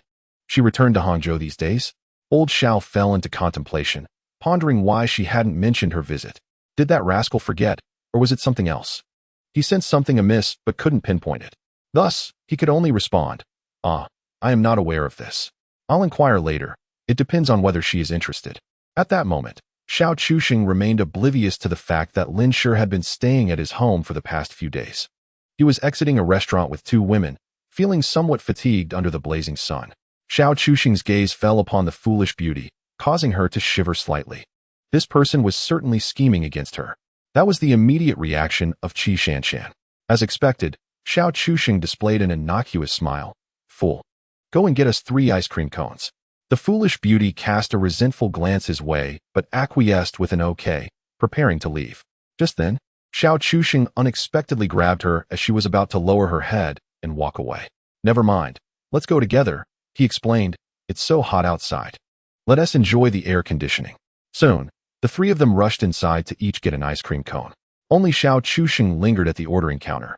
Seemingly lost in thought, Lin Shi and Qi Shanshan found a vacant seat, and as they indulged in their treats, Lin Shi curiously asked the foolish beauty, "Why do you listen to him so readily? Whatever he asks, you just comply." Instinctively, Qi Shanshan replied, "I owe him." Lin Shi was taken aback by her response and inquired what she owed Xiao Chuxing. Consequently, the foolish beauty was momentarily at a loss, her gaze drifting into contemplation. So much so that her ice cream began to melt unnoticed. It was only when Lin Shi prompted her that she hurriedly finished it. "I don't know." The foolish beauty replied defiantly. Lin Shi couldn't help but facepalm, feeling a mix of exasperation and curiosity. "You don't know, yet you claim to owe him? Doesn't that strike you as odd?" Their eyes met, revealing the foolish beauty's clear yet wise gaze. Qi Shanshan firmly asserted, "I don't know. He said so." In that moment, Lin Shi felt the dynamics between the 3 of them were indeed rather abstract. This girl was fortunate to have encountered a rascal like Xiao Chuxing. Otherwise, she might have been duped out of her very last undergarment. Although it seemed she had already been quite deceived. Indeed, Lin Shi could vaguely sense something. Yet she was not omniscient enough to grasp the entire picture. "What have you been searching for since earlier?" After finishing her ice cream cone, Lin Shi curiously approached Xiao Chuxing. This individual seemed to be in pursuit of something, yet had not found it. Xiao Chuxing, feeling somewhat awkward, cleared his throat twice. "I'm not searching for anything in particular, just hoping to see if there are any new delectable treats." "Is that so?" Lin Shi replied skeptically, aware that Xiao Chuxing was certainly being dishonest, though she chose not to expose him. In truth, Xiao Chuxing was merely seeking a long-discontinued item that he distinctly remembered. Indeed, it was the tender beef square. This dish had been sold for several years at a restaurant in Kaifeng, but was discontinued due to rising beef prices, rendering it unprofitable. Occasionally, it would be revived for a few days, each time with increasingly scarce meat. When Xiao Chuxing had the chance to taste it once, he found it pitifully meager in meat content. Having been reborn, he yearned to enjoy the original version, yet he had failed to locate it. Had it truly been taken off the menu? Or was it still in development? Xiao Chuxing pondered. He had initially intended to inquire if Lin Shi had ever heard of the tender beef square, but then realized that she had never dined there before. So even if it existed, she would be unaware. Thus, he resolved to search online after returning home. Rebirth is such that, even with the memories of a past life, not all details are crystal clear. For instance, while he knew of the tender beef square, he was oblivious to the exact dates of its launch and discontinuation. There were countless similar situations. For example, Xiao Chuxing was well acquainted with various paths to wealth, but lacked the specific details to execute them. Even regarding the most foolproof investment, Bitcoin, he did not know the precise date of its peak or its maximum price. He only remembered the approximate year it reached its zenith, which is the reality of a true reborn individual. Did one truly believe that a reborn person was invincible? Ultimately, it depended on their own abilities. A fool remains a fool, even in rebirth, which is undeniably true. Having failed to find what he sought, Xiao Chuxing waved his hand. "Have you finished eating? Once you're done, let us go look at some clothes." Lin Shi instinctively glanced at her attire, a pristine white short-sleeved shirt. Though purchased from a night market stall, it was still quite presentable. After all, she had a good foundation. A beauty looks good in anything. "Perhaps we can skip the clothes? I have plenty already." Lin Shi replied, biting her lip, inherently the frugal girl she had always been. To this, Xiao Chuxing had already devised a persuasive strategy. "You do have many clothes, but they are rather ordinary. It would be wise to purchase a few quality pieces. Before long, we will need to conduct business, and it would be advantageous for you to look appealing standing beside me, enhancing my stature. This way, he would inherently possess a superior position during negotiations, you see? Lin Shi was momentarily taken aback by his persuasion. She understood the rationale, yet felt as though he were deceiving her. Chapter 69. I prefer you without any clothes. Clothing differs from shoes. The latter often heavily relies on branding. However, in this day and age, Adidas and Peak have yet to develop the ultimate cushioning materials for their soles. Consequently, when it comes to comfort, the differences among various brands are negligible. The finest options available currently are air cushions and shock absorption technologies. I purchased a stylish pair of air-cushioned running shoes for Lin Shi. As for clothing, this realm has always been fraught with hidden costs. Even years down the line, this remains unchanged. The value of materials and designs is often obscured, with online goods and physical merchandise creating a convoluted marketplace. The intricacies of this world can be overwhelming, leaving Xiao Chusheng without a clear decision. So he allowed Lin Shi to choose for herself while he simply observed. Lin Shi is relatively frugal, so she wouldn't consider anything excessively expensive. Of course, even if he could afford it, Xiao Chusheng wouldn't be able to splurge on high-end or luxury apparel.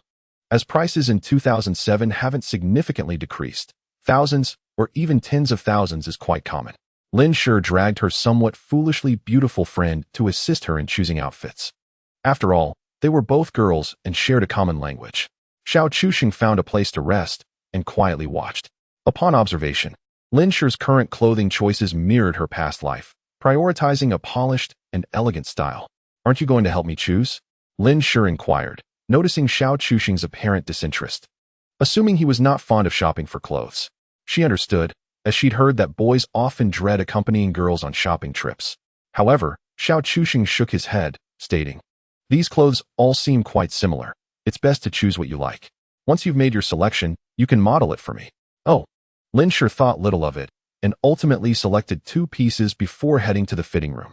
Shortly after, she emerged wearing a light blue spaghetti-strap dress, which instantly captivated Xiao Chusheng, igniting a spark in his gaze akin to that of a ravenous wolf. The youthful exuberance radiating from Lin Shi stirred something within him that was difficult to contain. "What do you think? Do you like me in this?" she asked, spinning around to showcase her graceful figure. Xiao Chusheng, unable to suppress a mischievous grin, nodded. "I do, but I prefer you when you're wearing nothing at all." Lin Shi's cheeks flushed crimson as she playfully reprimanded him. "You lecherous fool." Xiao Chusheng chuckled. "What man isn't a little lewd? Those who aren't are merely hanging on the wall." Lin Shi huffed in response and retreated to the fitting room to try on the next outfit. Suddenly, the naive beauty tugged at Xiao Chusheng, leaving him momentarily taken aback. "What is it? What do you mean by hanging on the wall?" Xiao Chusheng was pleasantly surprised by her inquisitiveness, not expecting her to possess such a thirst for knowledge. However, considering her innocent yet foolish demeanor, he pondered whether revealing the truth would corrupt her. Yet, he reasoned that sooner or later, he would have to introduce her to the realities of life. So it might be wise to give her a preliminary warning. It means that unless a man is dead, he is invariably inclined towards lewdness, he explained earnestly. Oh. The naive beauty's face lit up with understanding. During a casual conversation between the two, Lin Shi had already changed into another outfit, a crisp white shirt adorned with subtle stripes and delicate floral accents. To be honest, she looked rather striking in this ensemble, exuding both coolness and beauty. "I think it suits you well," commented Xiao Chusheng. "What about Shanshan? Does it look good?" The beautiful yet somewhat clueless girl replied. "It looks great." However, Lin Shi felt a twinge of indecision. The shirt was reasonably priced, but that suspender dress was rather expensive, nearing 800. Even with a discount, it still far exceeded her usual spending habits. Naturally, Xiao Chusheng discerned her dilemma and decisively declared, "These 2 outfits are the ones." He then summoned the sales associate and proceeded to engage in his notorious haggling tactics, leaving the salesgirl questioning her life choices. In 2007, haggling was the norm for most purchases, except for food. One had to negotiate fiercely, or risk being seen as an easy target. Such was the nature of commerce in that era, where information was far from transparent. Online shopping had not yet brought the same level of unscrupulous dealings, although it did lead to the demise of many small garment factories during the e-commerce boom. This was simply the way of progress. Some would inevitably be left behind. By the end of the negotiation, the salesgirl was almost in tears as Xiao Chusheng managed to reduce the price by half for both items. Eventually, she forced a smile and packaged Lin Shi's purchases. leaving Lin Sure momentarily dumbfounded. While Lin Sure had haggled for clothes before, she had never done so as aggressively as Xiao Chuxing. Once outside the store, she couldn't help but ask, is the profit margin for clothing really that high? Do they sell at such prices? Xiao Chuxing rolled his eyes and explained, that dress you chose looks lovely, but it's clearly a knockoff, given the mediocre materials used. How can you tell? Lin Sure was astonished. Intuition, he said, tapping his temple. In my understanding, the price of clothing is primarily determined by its design. But this design paired with such ordinary materials? It's akin to a legendary warrior riding a dog. Such commonplace materials do not do justice to the design, so I suspect it is an imitation of some luxury brand, evidenced by those faux diamonds. Is that so? Lin Sure was increasingly impressed by Xiao Chuxing's insight and experience. It was clear why he was successful. He continued to share his knowledge. These knockoff garments are typically procured at very low wholesale prices, so when you negotiate down to half, the vendor likely considers you a fool, just like that piece you're wearing, which I assume you bought at a night market stall. Ah, yes, Lin Sure replied instinctively. I'd wager you spent at least 50 or 60. Xiao Chuxing guessed. Yes.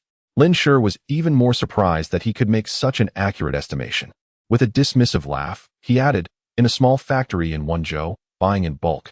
They can be had for as little as a few yuan up to 25, much cheaper than the seasonal markets in Hangzhou. Lin Sure was utterly astonished.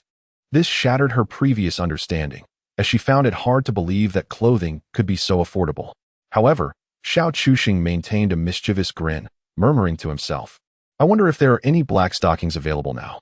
Such long legs ought not to miss out on the allure of black silk. Lin Sure recalled the last time this little lecherous fellow had taken her on his bicycle, during which he had brazenly touched her legs. Was he still fixated on her legs? Chapter 70. I want you to return in glory ultimately. Xiao Chuxing indeed fulfilled his wish and bought Lin Sure several pairs of stockings, including black, white, and nude. However, he had little affection for the white ones, as they simply did not complement Lin Sure's aura. On the spot, Lin Sure donned a pair for his enjoyment, and paired with her casual attire. Her ethereal charm was magnified. Yet, Xiao Chuxing furrowed his brow, commenting, black stockings are typically synonymous with seduction, but seeing you in them makes me reluctant to touch. Lin Sure was left utterly speechless. This fellow truly had peculiar tastes. It wasn't entirely unreasonable for Xiao Chuxing to think this way, as the very design of black stockings leaned towards desire, while Lin Sure exuded an overwhelming purity. Coupled with her youthful outfit, this purity was further amplified. Consequently, the allure of the black stockings was subverted, becoming an enhancement of her innocence instead. Generally speaking, an extreme purity often evokes a sense of fragility, a desire to disrupt it for excitement. Ah, yes, the foolish beauty embodies this. Her innocence is almost excessive. Yet, Lin Sure possessed a purity that far surpassed desire, maintaining a delicate balance with just a hint of allure. Xiao Chuxing mused that perhaps this was the essence of Lin Sure's charm. While the foolish beauty was indeed attractive, she paled in comparison to Lin Sure by a slight margin. Suddenly, Xiao Chuxing exhaled in relief. Fortunately, he could have both. Upon exiting the store, Lin Sure curiously inquired why he hadn't haggled this time. These stockings were not inexpensive, and their quality left much to be desired, being prone to snagging. She was met with Xiao Chuxing's incredulous gaze. Of course, stockings are meant to be torn. If you don't let me tear them, what is the point? Had it not been for Xiao Chuxing revealing the truth, Lin Sure would have remained oblivious, her face visibly flushing. Nevertheless, Xiao Chuxing earnestly explained, haggling would be rather impolite. Lin Sure was perplexed. Why is that? It's akin to us being in a hurry to accomplish something, yet still needing to negotiate the price for 2 boxes of condoms. Lin Sure was genuinely taken aback. What peculiar thoughts filled this person's mind? Why so many strange analogies? Seeing the bewildered expression on Lin Sure's face, Xiao Chuxing couldn't help but chuckle. The salesgirl at the clothing store must have thought, this guy can attract 2 such beautiful girls. He must be wealthy, only to find him penny pinching and haggling for half the price. Sure enough, the rich were often the most frugal. Upon hearing this, all 3 laughed. Imagining the perspective of the salesgirl, it indeed seemed plausible. After wandering the streets for a while longer, they bought some snacks for the 2 girls to enjoy when they returned home that evening. Spending money felt delightful. Xiao Chuxing thought that if he could relive this moment, it would be quite wonderful. At the very least, the joy he experiences now is something he never had in his past life. In the evening, Xiao Chusheng prepared to venture out with them again, only to find Lin Shi still clad in her old attire, prompting him to curiously inquire, "Why haven't you changed into new clothes?" Lin Shi paused for a moment, then replied, "If I get covered in grease, wouldn't that be a waste?" "Oh, quite a valid point. Then make sure to wear it when you return to school tomorrow," Xiao Chusheng said, narrowing his eyes with a resolute tone. "I want you to return to school in style, so everyone knows just how well you're doing now." A warm sensation surged within Lin Shi. This young man truly cared for her with all his heart. Yet, she feigned ignorance, eager to hear some sweet, sentimental words from him. "Why? Aren't you afraid that if I dress up so beautifully, it might attract rivals?" Xiao Chusheng chuckled lightly. "Rivals? Only those of equal standing can be called rivals. Those who are not are merely clowns." His words struck home, making Lin Shi laugh uncontrollably. "Are you really that confident?" she asked. "Of course. I've already made an appearance at your school last time. So many should already know you have a boyfriend. You must return with flair. When they see how well you're doing, they'll fully grasp the disparity." Lin Shi could not help but acknowledge that this boy's perspective was something her peers at school could hardly comprehend. The business on weekend evenings might surpass that of Saturday, so be mentally prepared, Xiao Chusheng warned Lin Shi. She was puzzled by this. Isn't Saturday a holiday when everyone goes out to have fun? Why would Sunday be busier? Xiao Chusheng explained that Sunday was when boarding students returned to school. Some school cafeterias might even remain closed that day, and even if they were open, there would be limited options. Moreover, with students returning, some might have money in their pockets and choose to dine out with friends, roommates, or significant others. After hearing this, Lin Shi's gaze toward Xiao Chusheng shifted slightly. She thought to herself that this guy had an uncanny understanding of human nature, and it was no wonder he could make money. Such an ability should not be taken for granted. The true distinction among individuals lies in applying their talents effectively. "So, how did business go today?" Xiao Chusheng handed the stall over to Lin Shi and her companions before checking in with Chen Bin, who had set up shop earlier. Unlike barbecue, chicken steaks attracted customers by the afternoon.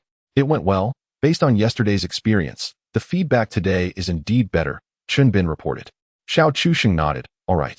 Tomorrow I will head to Shanghai to retrieve the soda machine. We need to prioritize the fried food business."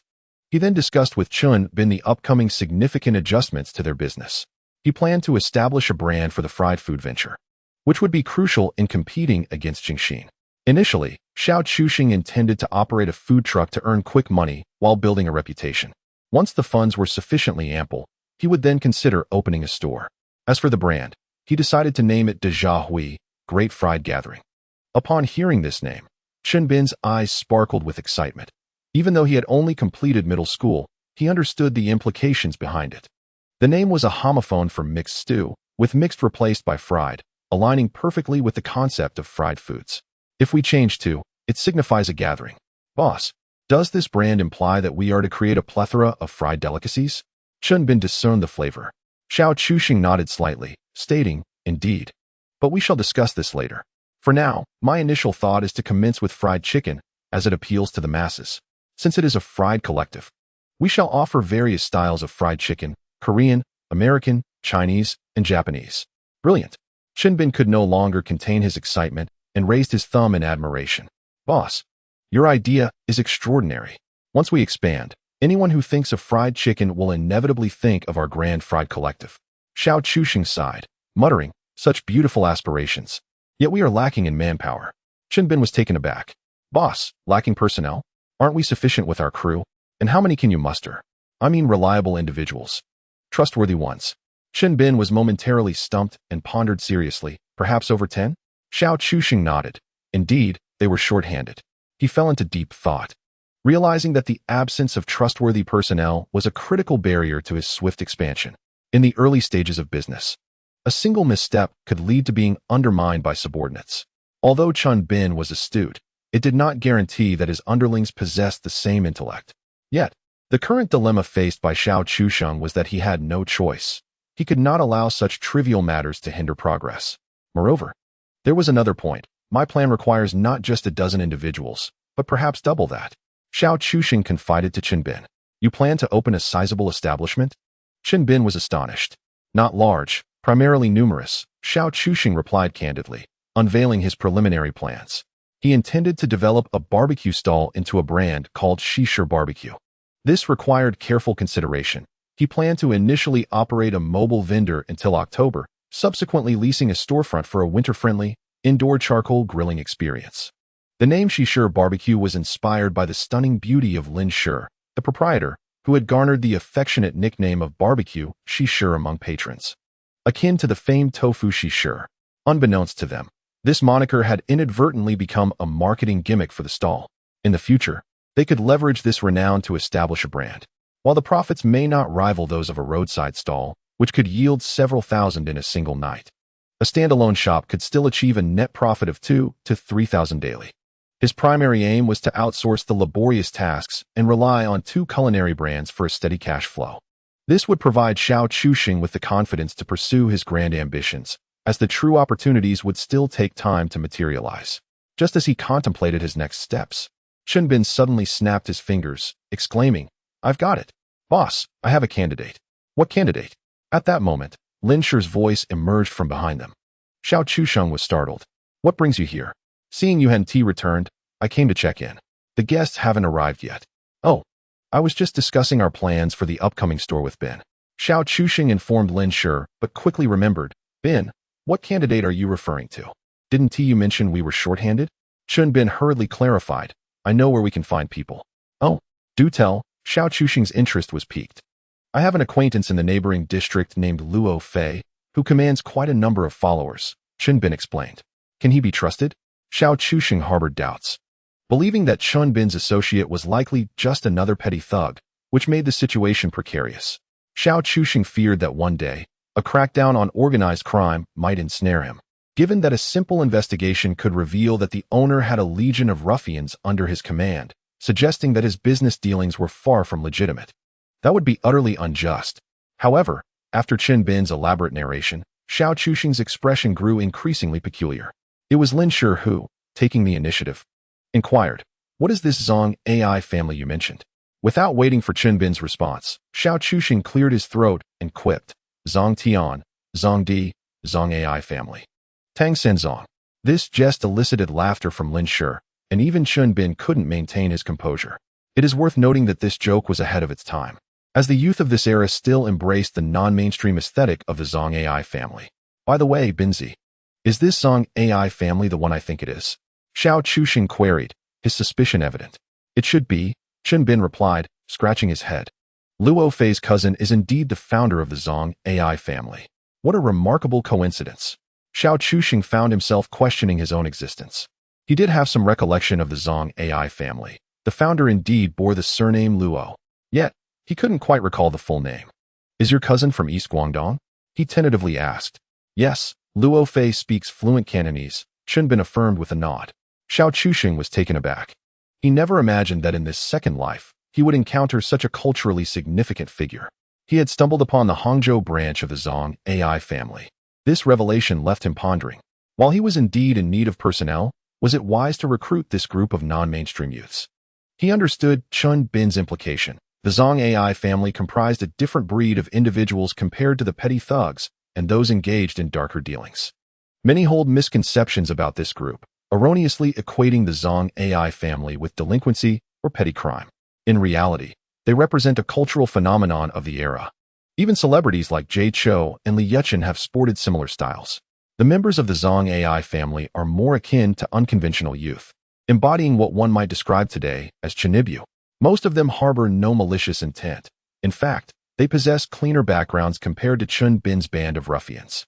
After considerable reflection, Xiao Chuxing resolved to proceed, albeit with careful planning. "For now, you should speak to your associate. Just mention that I'm planning to start a business and wish to hire a group of individuals. If they are interested, they can reach out to me," he instructed. Chun Bin readily agreed and subsequently inquired about the schedule for the grand plan. "Tomorrow, I will head to Shanghai to see if I can procure the necessary supplies," Xiao Chuxing replied. To create a comprehensive line of fried chicken, many ingredients are simply unavailable in Hangzhou, prompting Xiao Chuxing to venture to Shanghai's Walmart, a haven for imported goods. Time was indeed of the essence. With a weary sigh, Xiao Chuxing lamented his predicament. After finally amassing enough wealth to live comfortably in his previous life, he found himself entangled in the chaos of a reset orchestrated by a foolish beauty. Once again, The arduous toil of daily life beckons. Very well, let Chun and Su accompany me to Shanghai tomorrow. I shall take this opportunity to familiarize them with the procurement process for crayfish. Before departing, Xiao Chuxing casually mentioned this to Chen Bin. All right, boss. Feel free to employ them. Let them handle the goods. Chen Bin has remarkably transformed from his previous delinquent demeanor. This reassures Xiao Chuxing that nurturing him was indeed a prudent decision. To engage a group of aimless societal misfits in some legitimate endeavors is, in its own right, a commendable achievement. Upon returning to his barbecue stall, Xiao Chuxing suddenly caught sight of a familiar figure, and his eyes gleamed with delight. Like a raven swooping down from the sky, he rushed over to a seemingly anxious young lady, enveloping her in a surprise embrace. At last, I have captured you. Chapter 72. Xiao Yurong Shi Shanshan and Lin Shi, who were initially assisting each other with collecting payments and grilling food, witnessed their little man suddenly seize a rather endearing girl in his arms. The bewildered beauty blinked her innocent eyes, glancing from Lin Shi to the embrace of Xiao Chuxing, and exclaimed in astonishment, "Has he taken on another mistress?" Lin Shi nearly burst into laughter. She had harbored similar thoughts at first, until she observed that Xiao Chuxing's hold on the girl did not convey intimacy. "Ah, you little rascal, try to escape again. At long last, I have you cornered." Xiao Chuxing chuckled mischievously, resembling a villain in a tale. "Oh, brother, spare me. I shall not dare again. Please, have mercy." The young girl, under Xiao Chuxing's playful control, pleaded for clemency.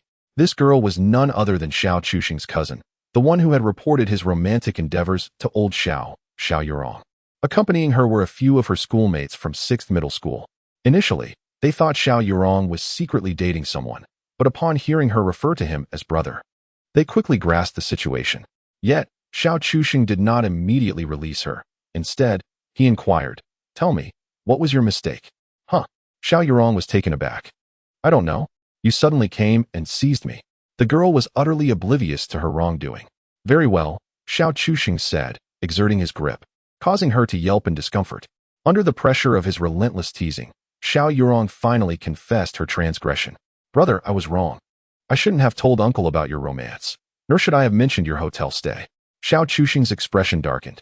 She was clearly aware of her actions and had intentionally put him in an awkward position. Who would dare to speak of such matters in front of so many? Thus, the interrogation continued. After enduring his playful torment, Xiao Yurong, compelled by his relentless pressure, had no choice but to admit her guilt. "All right, what brings you here?" Xiao Chuxing released her and turned to address the matter at hand. His stall was quite a distance from Xiao Yurong's home, making her presence here rather unusual. Xiao Yurong pouted, but upon meeting Xiao Chuxing's gaze, she reluctantly divulged her purpose. "It has come to my attention that there exists a particularly popular barbecue stall in this vicinity, attracting numerous patrons who venture here specifically to indulge in its offerings. With little else to occupy our time today, we decided to pay a visit." Xiao Chuxing suddenly grasped the rationale behind this. It was indeed plausible. Though somewhat unexpected, had this barbecue stall gained such renown that it reached your locale? Indeed, I have heard whispers of its exceptional flavors and unique delicacies, alongside the fact that the proprietress is exceedingly beautiful. As Xiao Yurong spoke, tears inexplicably welled at the corners of her mouth, revealing her true foodie nature. It was evident that her indulgence had yielded notable physical growth, particularly in areas deemed appropriate for her age, leading to a sense of urgency regarding her development. True to her name, which signifies abundance, her figure, even among university students, stood out remarkably. However, it was the arrival of his cousin that made Xiao Chuxing realize that perhaps his plans could soon be set in motion. The rapid ascent of this barbecue stall's fame posed a risk. Should he delay even slightly, it could be seized by others. This was not surprising, as the absence of the internet meant that information spread primarily through word of mouth or local social groups. The local social media platforms were predominantly used for non-acquaintance interactions, with the majority of social circles confined to city-specific groups. Hangzhou, while not vast, had a relatively small community, given the limited entertainment options. The traffic within these social groups was unprecedentedly large. In addition to this, there were online forums where the entirety of internet traffic seemed to converge. With the barbecue stall gaining traction in this area, it was only a matter of time before word spread widely. It appeared urgent to arrange for additional barbecue carts to extend their reach throughout Hangzhou. Xiao Chuxing mused silently. He recognized that this was an opportunity to build a brand. Otherwise, should someone else discover this trend, they might exploit his name to dominate other regions. "Brother, what are you mumbling about?" Xiao Yurong inquired, her beautiful eyes sparkling with curiosity. "Are you here for leisure as well?" Xiao Chuxing did not respond. Instead, he took her hand, calling upon her friends, "Finish your meal quickly. It is unsafe to linger outside at night." "Oh," Xiao Yurong replied, though internally she scoffed at the irony of his concern for safety while he was in a hotel with the girls.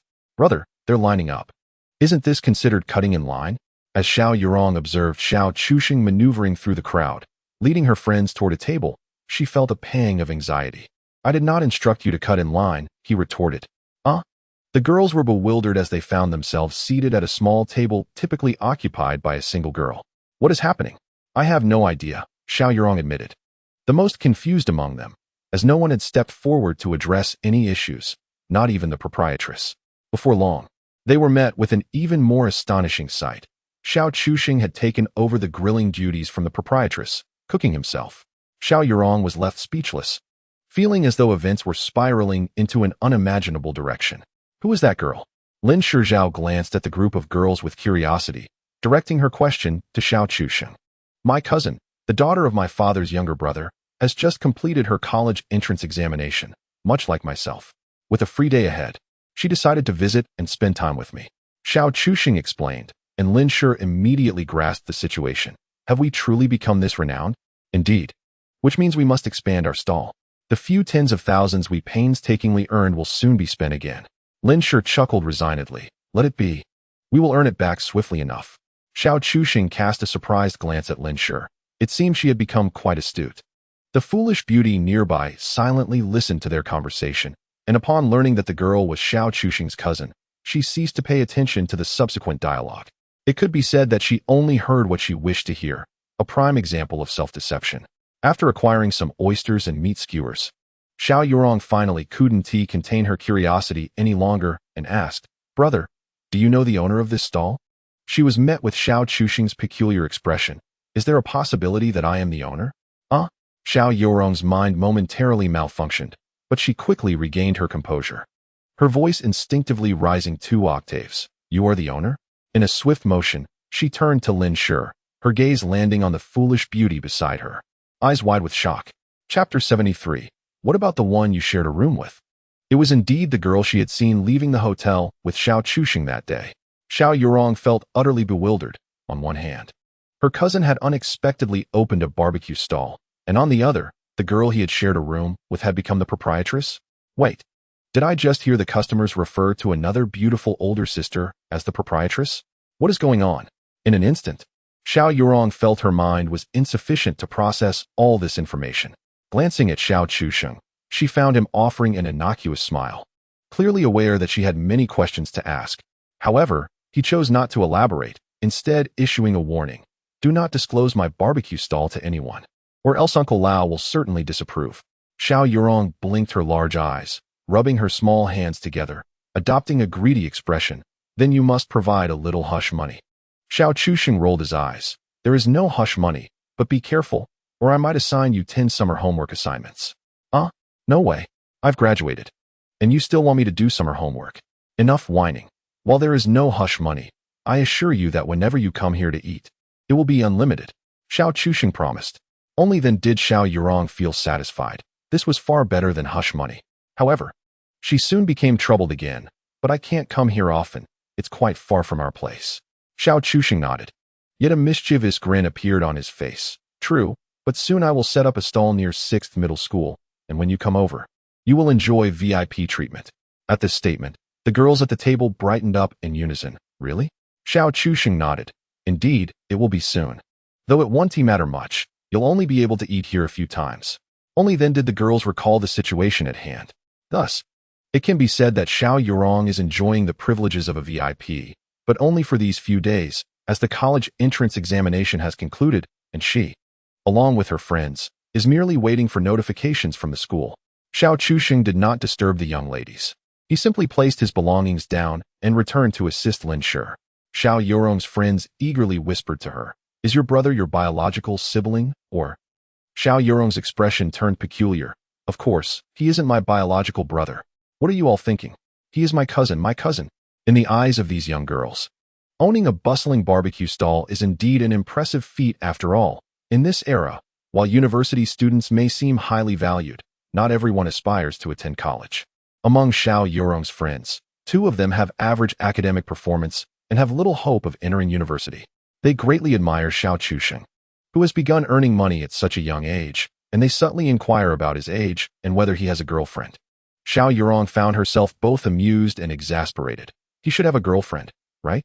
Upon hearing this, the disappointment among the girls was palpable. The rebellious charm of Xiao Chusheng is particularly appealing to girls of their age. As for whether Xiao Chusheng is in the same school, that remains unknown to many, compounded by the shadow of Zheng Jiayi's past, which has tarnished his reputation. In truth, Xiao Yurong is more concerned about the relationship between Xiao Chusheng and the beautiful older sister, Lin Shi. It can be said that she understands Xiao Chusheng well, immediately sensing that her cousin might be involved in something more than just business.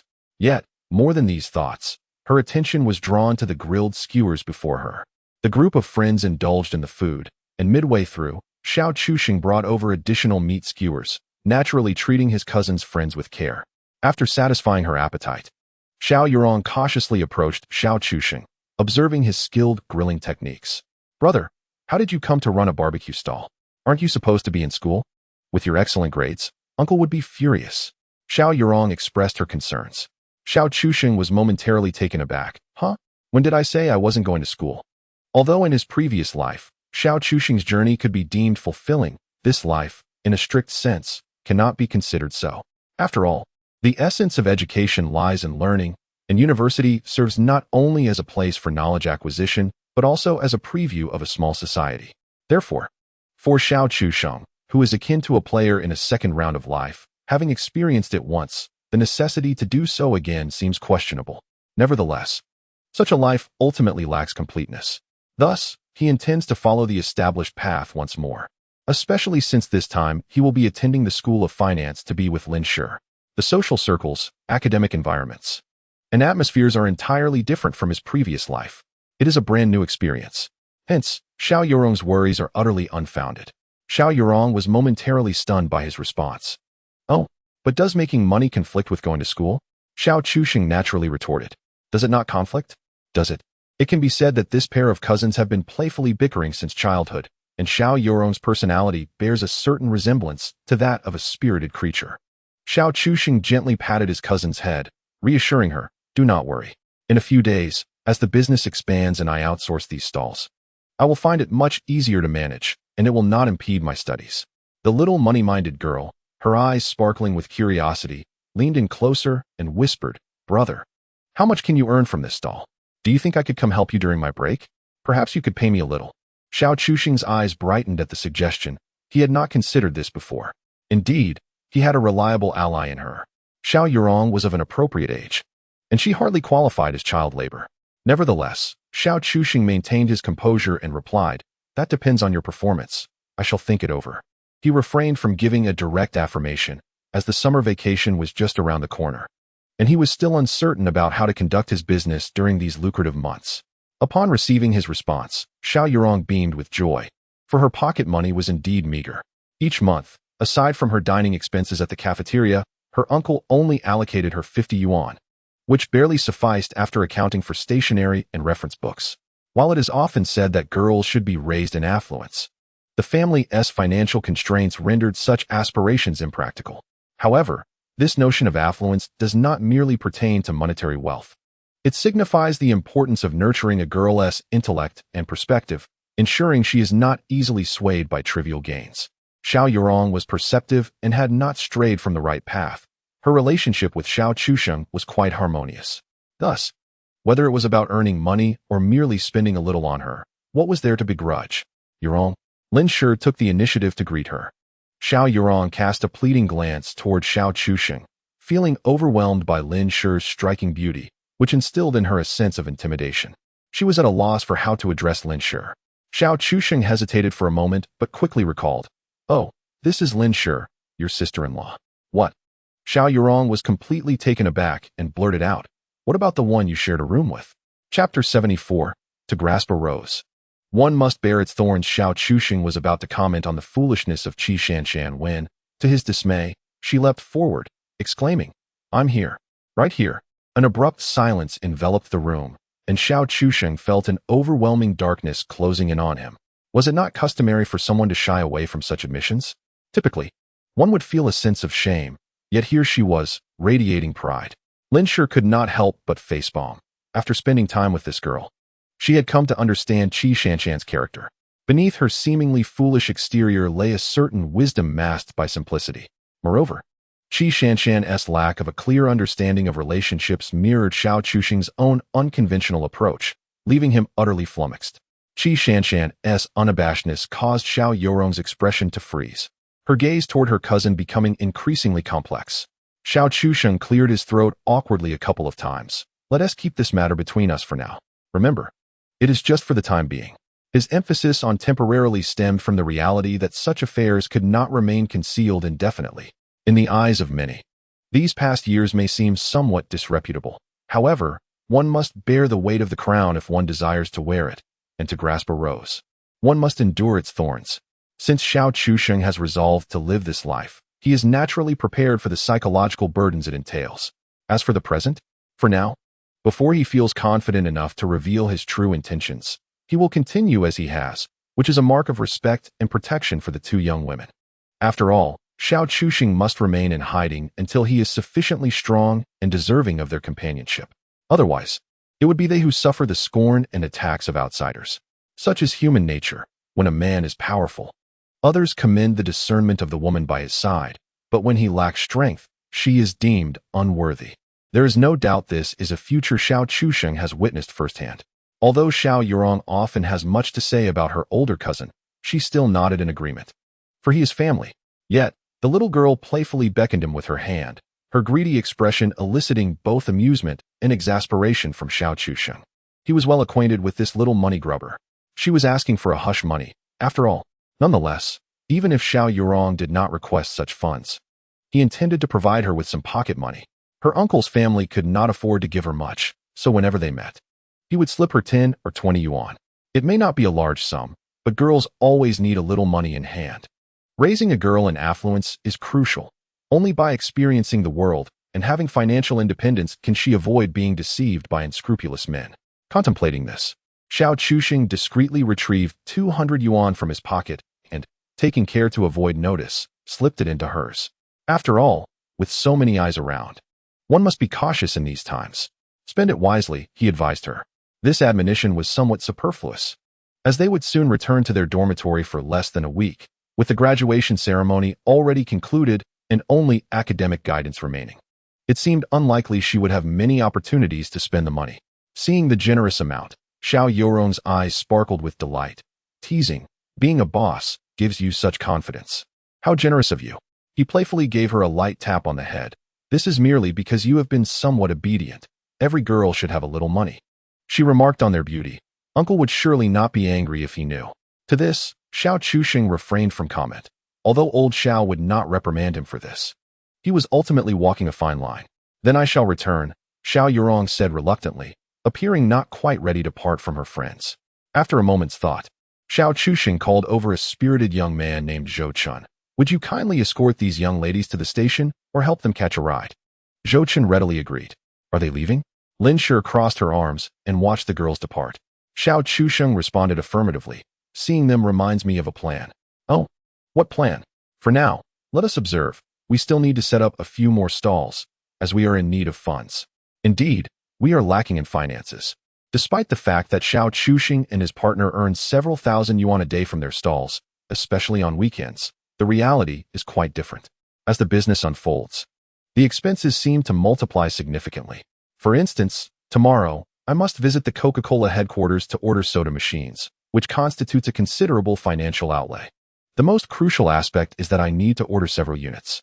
The specifics will only become clear upon my visit, especially considering that the commercial soda machines rented by Xiao Chuxing were from many years ago. Who knows what the situation was like back in 2007? After bidding farewell to Xiao Yorong, the atmosphere noticeably dulled. Indeed, the lively spirit she brought was sorely missed. As Xiao Chuxing had anticipated, the customer flow on Sunday was even higher, and this time, we truly sold out all the prepared ingredients. It's worth noting that we had prepared more than in previous days, even bringing out the last of the small crayfish, which also sold out. The crayfish were in short supply, so I thought it a good idea to procure more from Shanghai. Upon returning to Shirshan's home, I calculated the profits, which, if all goes well, exceeded 10,000. Of course, this figure accounts for both stalls combined, including the profits from the crayfish. Is it a lot? It's reasonable, considering it equates to the income from 2.5 stalls. Currently, the crayfish sales model at my stall differs from the future night markets, primarily selling them packaged. In the future, it will be common to use frozen shrimp tails for quick stir-frying, which is far more convenient. However, in 2007, few people consumed such items, and there were hardly any places to purchase frozen shrimp tails, which is simply an unavoidable circumstance. After deducting the necessary operational costs, the cash I can currently access amounts to just over 40,000. In less than a week, this figure is quite impressive. This money is hard-earned. Unlike the ridiculous scenarios in nonsensical novels where a system grants billions with a mere notification, I contemplated taking 20,000, but ultimately decided it would be best for me to keep the entirety for myself. Shirshan's home is empty during the day, and being from a wealthy family, it is susceptible to unwanted attention. I'll take you to the station tomorrow morning, Xiao Chusheng reminded Lin Shi before leaving. He knew that without his reminder, she would likely slip away quietly. Lin Shi, with her considerate nature, preferred not to trouble others. Is that necessary? I have to wake up so early. And you need to return to school after taking leave, right? Lin Shi expressed her concerns. It's settled then, Xiao Chusheng declared decisively, leaving no room for Lin Shi to refuse. For someone with Lin Shi's temperament, certain matters were not open to discussion. Meanwhile, back in the girls' dormitory at High School 6, several of Xiao Yorong's roommates cornered her, inquiring about her cousin. Girls, much like boys, harbor interests in the opposite sex. Xiao Chusheng, with his slight handsomeness and impressive academic performance, along with his newfound knack for making money, naturally attracted the attention of many younger girls who developed crushes on him, seeking to connect through Xiao Yorong. Astute as ever, Xiao Yorong was well aware of her friends' intentions and directly told them, "Stop asking. There's no chance." "What? Why not? Does he really have a girlfriend?" Su Weiwei, Xiao Yorong's roommate, expressed her curiosity but said, "Yorong, having a girlfriend is nothing to worry about. It's just a girlfriend, and who knows, they might break up someday." Indeed, as many would agree, relationships during school often fade after graduation. We are all close here. After all, there's no need for outsiders to encroach upon our territory. A few of her friends echoed this sentiment, which held a degree of truth. However, that was under normal circumstances. Unfortunately, Zia Kashing's situation was anything but normal. Zia Yurong felt helpless and could only explain, "My brother's girlfriend is exceptionally beautiful. I don't mean to discourage you, but you really can't compare." Upon hearing this, her friends' eyes dimmed instantly. The fear of comparison loomed large. Having witnessed Lin Shi's astonishing beauty, they understood that Zia Yurong's words might very well be true. If they were to compare themselves to any moderately attractive girl, they might have felt a glimmer of hope. But against Lin Shi? That was a different story altogether, exhausting and futile. "Is that stall owner your brother's girlfriend?" one of her friends inquired, having picked up on the implication. Zia Yurong did not conceal the truth, especially since Zia Kashing himself had referred to Lin Shi as sister-in-law. This revelation plunged her friends into despair. Lin Shi's beauty was on a crushing level. How striking was she? Even if one were to disregard all of Lin Shi's admirable qualities and consider her merely a pretty face, she would still captivate countless hearts. Such beauty only deepened their sense of hopelessness, for these young women knew that a girl possessing such allure, as long as she was not disheveled or tomboyish, would have no rivals. Clearly, Lin Shi did not belong to that category. In an instant, Zia Yurong's friends abandoned any thoughts of being introduced to her cousin, recognizing that they could never compete with the enchanting barbecue queen. Upon returning home, Zia Kashing found the house empty. The restaurant owned by his family was thriving that weekend, ensuring his parents would not return. Although he could have invited Lin Shi to stay over, he understood that with the foolish beauty as her roommate, he had heard about her nightly solitude from Lin Shi. He felt a pang of sympathy. "Perhaps I will just keep my empty room for now," he muttered to himself in resignation. After enduring this year, when he eventually moved to Shanghai, Zia Kashing planned to purchase an apartment there, envisioning a life filled with unrestrained excitement. With property prices expected to soar over the next decade, buying a home seemed a wise investment. Moreover, after a year, he would undoubtedly have enough funds for a purchase without financial strain, viewing real estate as a lucrative venture. Thus, he successfully convinced himself, to the point where he believed his own words. The thriving business came with its own toll, leaving him utterly exhausted. After a long day, Zia Kasheng washed up and collapsed into bed, too tired even to dream. Despite having spent countless days managing the stall, he found it overwhelmingly draining. This was the reason why. Although such a bustling business might yield quick returns, it was ultimately not worth the effort. Laboring for monetary gain often leads to a day when the exhaustion and ailments incurred will necessitate the return of those very earnings. This encapsulates the lamentable plight of the lower classes, an inescapable reality. Awakening to the dawn, Xiao Chusheng, still bleary-eyed, pedaled his bicycle to the residence of Qi Shanshan. Lin Shi had already risen and begun her morning routine, yet the absence of the foolish beauty was conspicuous. Where could she be? Xiao Chusheng mused with curiosity. Let her sleep a little longer. She is quite well behaved, Lin Shi replied, her gaze softening. Xiao Chusheng nodded, though a part of him yearned to ascend and behold the foolish beauty's sleeping visage. He had previously been fortunate enough to witness her slumber on the train, where her peaceful countenance was irresistibly endearing, a sight that evoked a sense of healing. As for that occasion, when they had the opportunity to share a room, alas, he had inadvertently roused her just as their conversation was unfolding. Yet, in a rather foolish manner, the beauty, Qi Shanshan, had then risen and descended the stairs. Although she was awake, she was not fully alert. Qi Shanshan ambled toward the bathroom as if in a dream, her eyes closed, appearing to be in a somnolent state. The disheveled hair atop her head was crowned by a single errant strand. Adorned in a loose-fitting camisole nightgown, one strap had slipped down during her slumber, leaving a shoulder exposed. From Xiao Chusheng's perspective, her well-developed figure was clearly visible. Initially, he instinctively thought to shield his eyes, but a moment's reflection led him to reconsider. After all, he had already seen far more than he ought to have on their previous encounter. Why bother with modesty now? Thus, he gazed unabashedly, appreciating the view as one would a refined spectacle. He even emitted a couple of sounds of approval, sharing his thoughts on the scene before him. It must be said that despite her occasional foolishness, she was, in fact, utterly impeccable. Lin Shi, caught between laughter and exasperation, poked Xiao Chusheng's forehead with her finger, teasing, "You really are a little lecher." As the playful banter unfolded, an unexpected scene materialized. In a dazed state reminiscent of sleepwalking, the foolish beauty settled upon the toilet, preparing to relieve herself. "Goodness, I must exit at once," Xiao Chusheng exclaimed, hastily vacating the bathroom, while Lin Shi erupted into genuine laughter. Emerging from the restroom, the foolish beauty had regained some clarity, only to find Xiao Chusheng staring at her with a complex expression. "Well, look who it is," he said, unable to suppress a sigh. "Ah, you're here," she replied, the exchange lacking in substance yet curiously appealing to Xiao Chusheng. There was a warmth to it, an intimate sensation of waking each day beside someone destined to share their life. That feeling of happiness and contentment filled his heart. After a brief wait, Zhou Chun and Su Fei arrived, accompanied by an exuberant young man. "Wow, you all certainly know how to have fun," Xiao Chusheng remarked, nearly unable to contain his amusement at the sight of the vibrant, three-wheeled vehicle. "Hee, borrowed it from my uncle," Zhou Chun sheepishly admitted, scratching his head.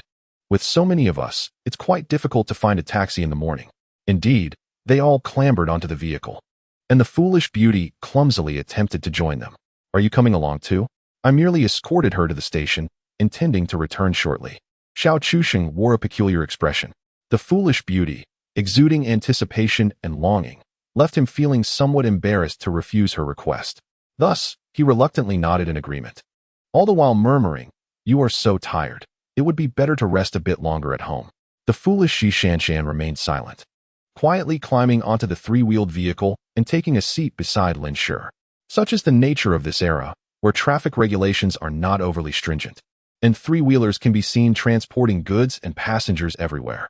Of course, it is rare to see two beautiful women alongside a group of young people. Nonetheless, it must be acknowledged that a three-wheeler is indeed more comfortable than a bicycle, and it travels swiftly, allowing them to reach the train station with ease. Xiao Chusheng couldn't help but reflect on the glory days of the three-wheeler, which faced sanctions from the beautiful nation. Perhaps there was some justification behind it. The mere act of smuggling three-wheelers abroad could yield a substantial profit. However, in this lifetime, Xiao Chuxing need not concern himself with such matters. He wouldn't need to fill his pockets with money. Since they arrived early, Xiao Chuxing treated a few of them to breakfast. Naturally, he paid for the meal, as Zhou Chun and Su Fei were, after all, his employees, and it was unnecessary to be stingy in this regard. You two will accompany your boss lady, keeping your distance to serve as her bodyguards. See her off to class, and should you encounter any unruly individuals harassing her, don't hesitate to teach them a lesson. Xiao Chuxing instructed the pair before they departed. Following the previous encounter with Song Yu, it was likely that few would dare to provoke Lin Shi again. However, given Lin Shi's radiant charm upon her return, it was not entirely out of the question that someone might have ulterior motives. Yet, Xiao Chuxing held no concerns regarding these individuals, as they posed no real threat to Lin Shi, merely a minor annoyance. But that was of little consequence. After all, her time at school would soon be quite limited. The true predicament lay with Feng Weiming and his parasitic family. Having not received any financial support from Lin Shi for some time, they were likely nearing desperation. They had probably begun inquiring about her whereabouts, unaware that she had left Shanghai altogether. This was a point Xiao Chuxing had considered, prompting him to assign Zhou Chun and Su Fei to temporarily act as Lin Shi's guardians. He particularly emphasized that if they encountered her adoptive parents, there would be no need for discussion. They were to deliver a severe beating without hesitation. While he might grant others a chance, the Feng family, there is plenty of time in this lifetime. They could take their time. As for how to distinguish them, did Xiao Chuxing really need to explain? They were her adoptive parents, after all, and they certainly could not be of the same generation. After sending the three into the train station, Xiao Chuxing and the foolish beauty were returned by the same young man who had initially driven them there. They were conveniently dropped off at the school entrance. Ji Shanshan, lacking any sense of shame, was blissfully unconcerned about the gazes of others. For her, the philosophy was simple: as long as I am not embarrassed, it is the others who should feel awkward. As for someone with Xiao Chuxing's thick skin, he had even less reason to worry. If one thought he was embarrassing now, the real embarrassment would befall them later. With Xiao Chuxing's knack for accumulating wealth, acquiring a luxury car within 6 months would be a trivial matter, though he had no need for such extravagance. As the time approached for him to request leave, Xiao Chuxing inquired of the foolish yet charming girl, "Will you be all right having lunch on your own?" There was an indescribable feeling accompanying his words, a tinge of reluctance stemming from their near-constant companionship over the past few days. He found himself somewhat attached to this endearing yet somewhat daft individual. However, the foolish beauty seemed entirely oblivious to his sentiments, tugging at his sleeve and insisting, "Let us eat together. I've already mentioned it. I need to head to Shanghai." Xiao Chuxing repeated, feeling a wave of exasperation. Yet, her ears seemed to have filtered out his unwillingness, fixating instead on the notion of togetherness. With a pitiful expression that evoked an unwarranted sense of guilt in him, it was as if he were abandoning a helpless creature. "Why does it seem as though I'm abandoning you? I merely intend to be away for a day." Nevertheless, the foolish beauty blinked her lovely eyes and reiterated, "Together. When you say together, do you mean you wish to accompany me to Shanghai?" At this moment, Xiao Chuxing finally grasped her intentions. This foolish girl had a penchant for misunderstanding, and without a degree of comprehension, she might not fully appreciate his meaning. With a nod, Chishinshin affirmed, "Yes. Together."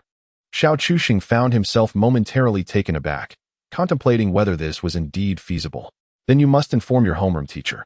Is that possible?" he inquired hesitantly. "Yes," she confirmed. "All right then, let us each speak with our respective homeroom teachers and meet at the school entrance," he instructed.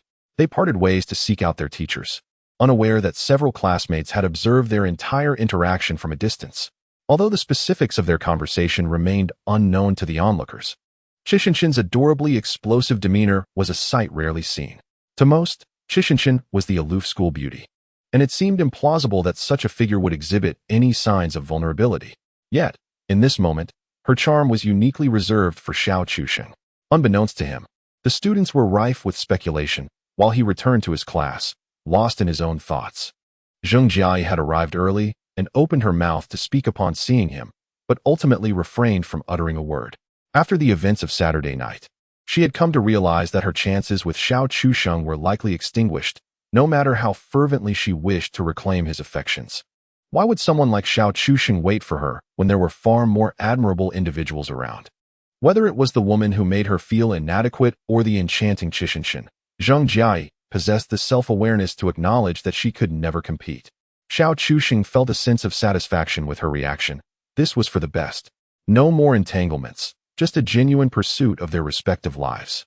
He resolved never to squander his energy on those unworthy of it. When old Lu entered the classroom, Xiao Chuxing quickly approached him to explain his absence from school that day, leaving old Lu somewhat speechless. Is this not your umpteenth time in recent days? Although you have completed your college entrance examinations, what if something arises in the meantime? Are you not afraid of mistakenly choosing the wrong goal without proper guidance? Xiao Chuxing chuckled awkwardly. Well, it's just a temporary issue. There's nothing I can do about it. Besides, what could possibly go wrong? It's still early for application choices, and I have already determined my target university. Old Lu did not press the matter, merely stating, as long as you are aware of your own intentions, that's sufficient. However, just a couple of days ago, you stirred up that incident with Qi Shanshan. It truly leaves me at a loss for words. Chapter 77. The freshness Lin sure lacks. As for excuses to leave, one could easily fabricate a trivial reason. The homeroom teacher wouldn't go out of their way to verify. Upon exiting the office, Xiao Chuxing made his way directly out of the school gate. Once outside, he surveyed his surroundings but did not spot the foolish beauty. This unexpectedly brought him a sense of relief. Perhaps it was the first time he had come out ahead of her. Previously, every time he stepped out, he would catch sight of her, evoking an inexplicable feeling that she seemed eager to see him. This left Xiao Chuxing with a lingering sense of guilt. After waiting for approximately 10 minutes, the foolish beauty dashed out of the school gate. Just as Xiao Chuxing had been peering around moments earlier, she too scanned the area with her small eyes. Upon spotting Xiao Chuxing, her aloof demeanor vanished, replaced by a radiant expression as she rushed towards him.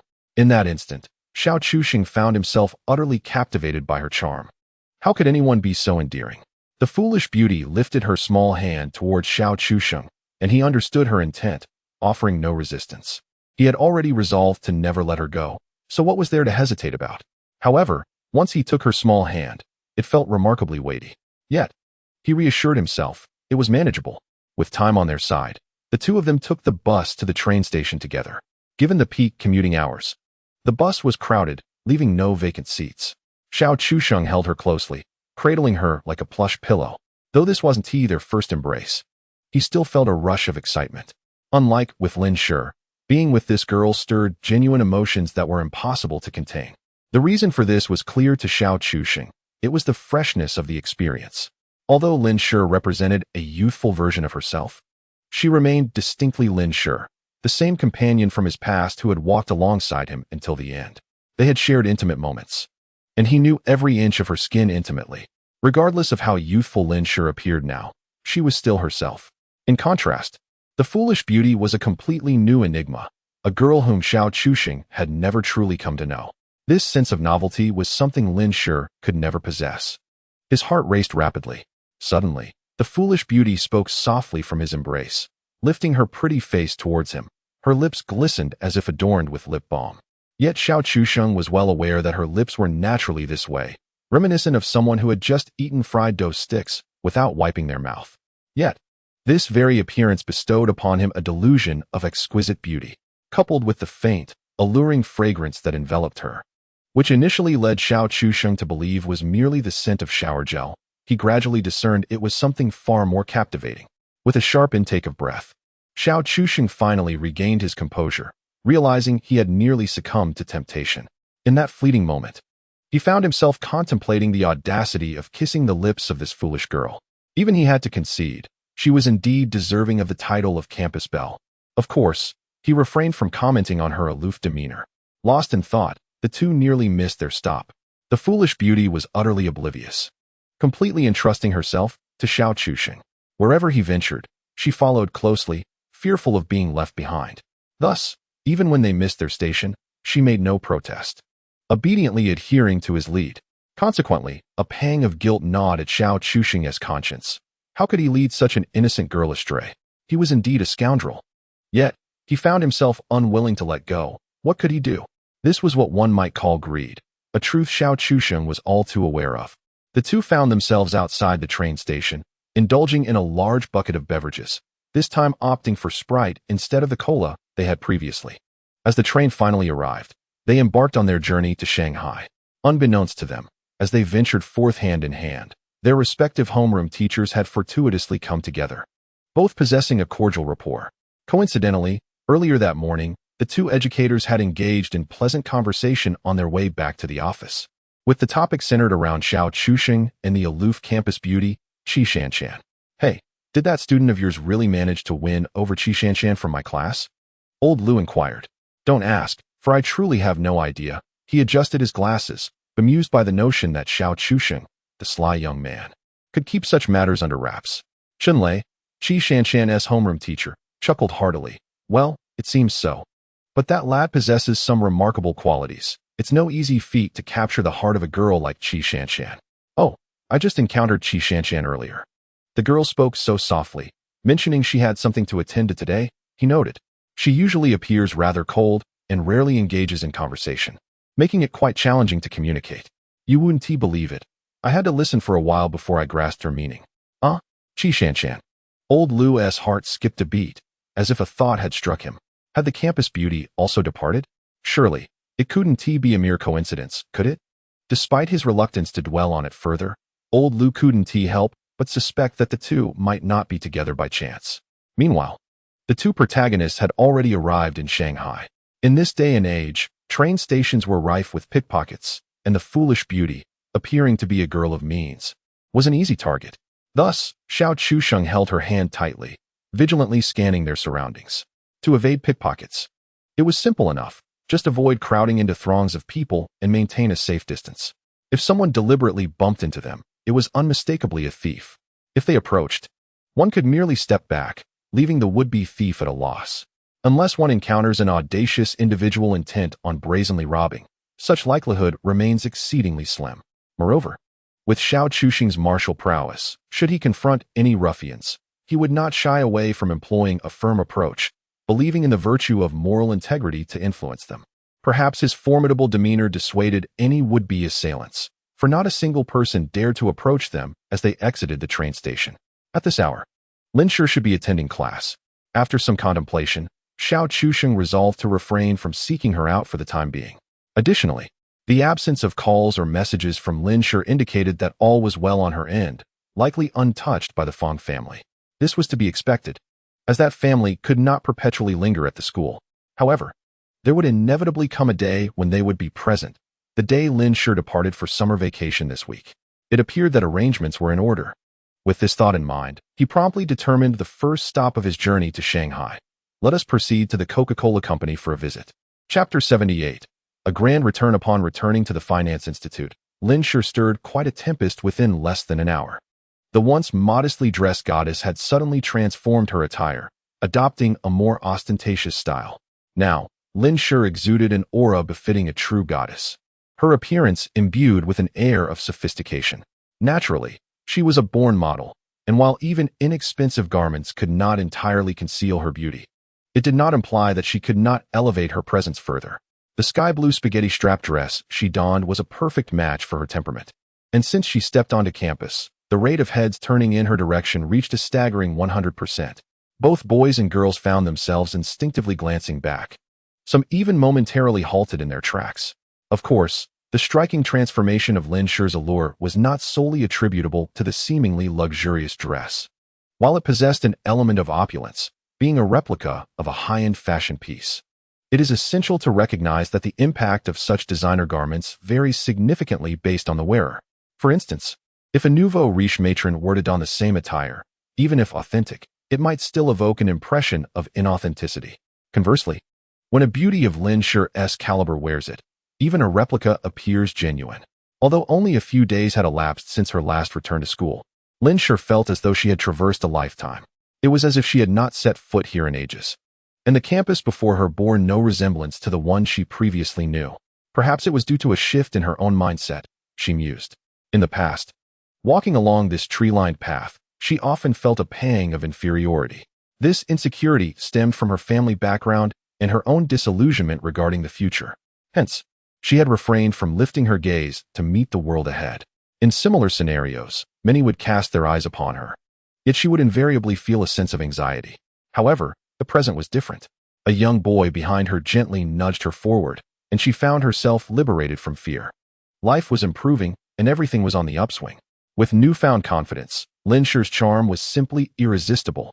"Ah, sure," called out Zhu Wen, the bespectacled girl, as she hurried to catch up with Lin Shu, clutching the professional books she had brought for her. "Wow, Ash, you are absolutely radiant." Zhu Wen gazed at Lin Shu today, nearly enamored, for who could possibly harbor any disdain for a woman as beautiful as Lin Shu? Furthermore, Lin Shu possesses an exceedingly amiable disposition. As she received the textbook from Zhu Wen, she uttered a simple thank you, a phrase rich in double entendre, expressing gratitude not only for Zhu Wen's assistance but also for her compliment. On their way to class, Zhu Wen's gaze frequently lingered on Lin Shu. It was inevitable, as she was simply too striking to ignore. "By the way, is that outfit a gift from your boyfriend?" Zhu Wen inquired, curiosity evident in her voice. "It looks quite expensive." Lin Shu responded with an affirmative hum. "Yes, it's rather pricey. I wouldn't have splurged on it myself." In truth, Lin Shu had little awareness of clothing prices, merely adhering to Xiao Chuxing's preferences. The tag price, just under 1,000, was not particularly exorbitant in 2007. However, one must consider the societal context of that era. It was a time characterized by a lack of transparent information, with many prices defying common sense, particularly in the realm of fashion. For instance, a pair of no-name sneakers could cost 200 to 300. This phenomenon was only curtailed later when online shopping became ubiquitous, revealing the true nature of inflated prices. Lin Shu and Zhu Wen, being typical university students without substantial financial means, found such pricing to be quite steep, if not exorbitant. Given that a university student's monthly allowance in Shanghai typically ranged from 600 to 800 yuan, seldom exceeding 1,000. Only those from affluent backgrounds might have access to 1,500 or 2,000. The notion of spending an entire month's allowance on a single dress was utterly unrealistic, let alone multiple garments. Moreover, Lin Shu's air-cushioned shoes could be deemed a brand in that era, easily recognized by fashion-conscious youth. Thus, while Lin Shu's attire may not surpass that of wealthy science, she certainly stood out among her peers in the realm of ordinary university students. Yet, Lin Shu remained blissfully unaware of this distinction, nor did she grasp the significance of Xiao Chuxing's words regarding her splendid appearance. Zhu Wen couldn't help but feel a twinge of envy, remarking, "It seems he truly cares for you. That puts my mind at ease." Indeed, upon entering the classroom, Lin Shu's presence rendered her classmates incredulous. In their eyes, Lin Shu had been somewhat of a phantom lately. Previously, during her working days, she would at least return to the dormitory, so her absence was not as pronounced. But now, it was as though she had vanished entirely. Suddenly, she reappeared, seemingly transformed. Just days prior, whispers had surfaced about Lin Shu, the goddess, entering a romantic relationship, and some had remained skeptical. However, the evidence was now undeniable. Lin Shu's life had been fraught with challenges, a fact well known among her classmates. If she were not in a relationship, how could she possibly acquire such a wardrobe given her circumstances? The answer was evident. Suddenly, the students who had not witnessed the events outside the girls' dormitory that day were filled with curiosity about the kind of boy who could capture the heart of a goddess like Lin Shu. Meanwhile, Zhu Wen, who was well aware of the details, had gathered Lin Shu with a few roommates, all eager to extract information from her. The last time Lin Shu returned, she had been rather low-key, leaving her roommates oblivious to any irregularities. It wasn't until the incident downstairs spread that they realized Lin Shu had already left with Xiao Chuxing. They had learned some of the circumstances from Zhu Wen. Although there were minor issues among the roommates, they were all quite amiable. For instance, when Fang Weiming's family came looking for Lin Shu, they willingly helped her avoid them. Previously, when they had snacks, they would always share some with her. Lin Shu found it difficult to articulate her current situation, particularly regarding her somewhat ambiguous relationship with Xiao Chuxing and Qi Shanshan. Zhu Wen, understanding this, provided cover for Lin Shu, saying, "Oh, don't ask too many questions. When the time is right, Shu will definitely introduce her boyfriend to you. It's not easy for him to come visit, you know." Zhu Wen did not conceal the fact that Xiao Chuxing was from out of town, as it helped explain why Lin Shu's boyfriend was not frequently present. Lin Shu cast a grateful glance at Zhu Wen, who returned with a somewhat nuanced expression. Though she had reservations about Lin Shu's choices, it was ultimately Lin Shu's life, and she was evidently thriving. Zhu Wen had no grounds to voice her opinions, nor any justification to suggest that Lin Shu abandoned her current happiness for the past. Sure, You seem to be in much better spirits than before, remarked her roommate Dong Siqing, suddenly interjecting as she pinched Lin Shi's cheek. Hey, it's true. There's some flesh there now. Indeed, Lin Shi had been eating well lately. Lin Shi instinctively touched her own cheek, realizing it was true. Previously, she had exhibited signs of slight malnutrition, with minimal flesh on her cheeks, unlike now, where they felt pleasantly plump. This surprised her. Had it only been a few days since she had started dating Xiao Chuxing? Could she have gained weight so quickly? However, upon reflection, since the day she arrived in Hangzhou with Xiao Chuxing, she had not missed a meal. Every day, the lamb and beef he sold at his stall were hers to enjoy as she pleased. Moreover, the oysters they consumed daily alongside Qi Shanshan could fetch a good price. Given their nutritional value, with such sustenance, it was no wonder that Lin Shi had gained weight so rapidly. Zhu Wen then remarked meaningfully, it must be because of happiness. Once a person finds happiness, it's easy to gain weight. This statement left Lin Shi and her roommates momentarily stunned, as they had indeed heard similar notions before. It was said that those in loving relationships or marriages tended to gain weight. With Lin Shi as a living testament, the girls could not help but believe it. Lin Shi, however, was lost in thought. She undeniably felt as if she were being overwhelmed by happiness. Before encountering Xiao Chuxing, even when she was not in need of money, she did not possess such a hearty appetite as she does now. Perhaps there were matters weighing on her heart, which limited her capacity to indulge. However, recently Lin Shi has come to realize that she has developed a penchant for savoring delicacies, a transformation brought about by Xiao Chuxing. She now truly feels blissful. Concurrently, Xiao Chuxing has left the Coca-Cola Company. Being part of a globally renowned corporation, the commercial framework is well established, and the processes are quite clear. Xiao Chuxing swiftly attained the cooperative model he desired and found it satisfactory. Compared to a few years later, the price of commercial soda machines has not significantly decreased. In fact, it is somewhat higher. The rental costs are similarly steep. Xiao Chuxing contemplated that, if calculated by rental, he might not earn much from a mobile fried chicken stall, as not all customers would order cola, unless bundled like Jingxin does. But isn't that the same? Therefore, Xiao Chuxing chose to invest more and purchase the machine outright. He had his own considerations, namely the prospect of transitioning to a storefront when the weather turns cooler, as these machines could still be utilized indoors. There are several types of commercial soda machines, including large integrated models and smaller ones suitable for mobile stalls. Xiao Chuxing opted for the smaller machine, acquiring it at a remarkably low price. Naturally, such pricing would not typically be available to him, but he negotiated a different cooperative model. He signed a contract stipulating that by the end of the year, he would purchase over 30 units from Coca-Cola. An order worth hundreds of thousands in 2007 is indeed substantial, making it relatively easy to secure a favorable price. At over 4,000 per unit, it is, in fact, more expensive than it would be more than a decade later. However, several factors are involved, such as production volume and maintenance costs. To maximize his profits, Xiao Chuxing negotiated an additional 2 years of free maintenance from the manufacturer, along with discounts on gas canisters and raw materials. In truth, the machines themselves are not the primary expense. It is the consumables and raw materials that incur the greatest costs, but they also yield greater profits. It was agreed that within 3 days, the manufacturer would send technicians to Hangzhou to install and provide usage guidance for Xiao Chuxing. Only then did he depart from the Coca-Cola building with the dim-witted Qishan. Looking for Shi?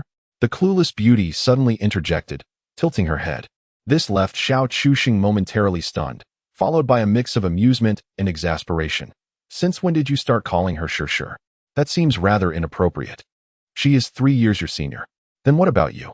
The naive beauty, lacking understanding of the significance behind the names between him and Lin Shi, failed to grasp the romantic nuance. Her innocent demeanor genuinely restrained Xiao Chuxing, giving him the sensation of striking cotton. Ahem. Well, if you wish to call her that, then go ahead. He resolved not to dwell on the matter any longer. As noon approached, Xiao Chuxing made a call to Lin Shi, informing her to wait for him so they could dine together. Lin Shi agreed and bid farewell to her dormitory sisters. Hey, Shi.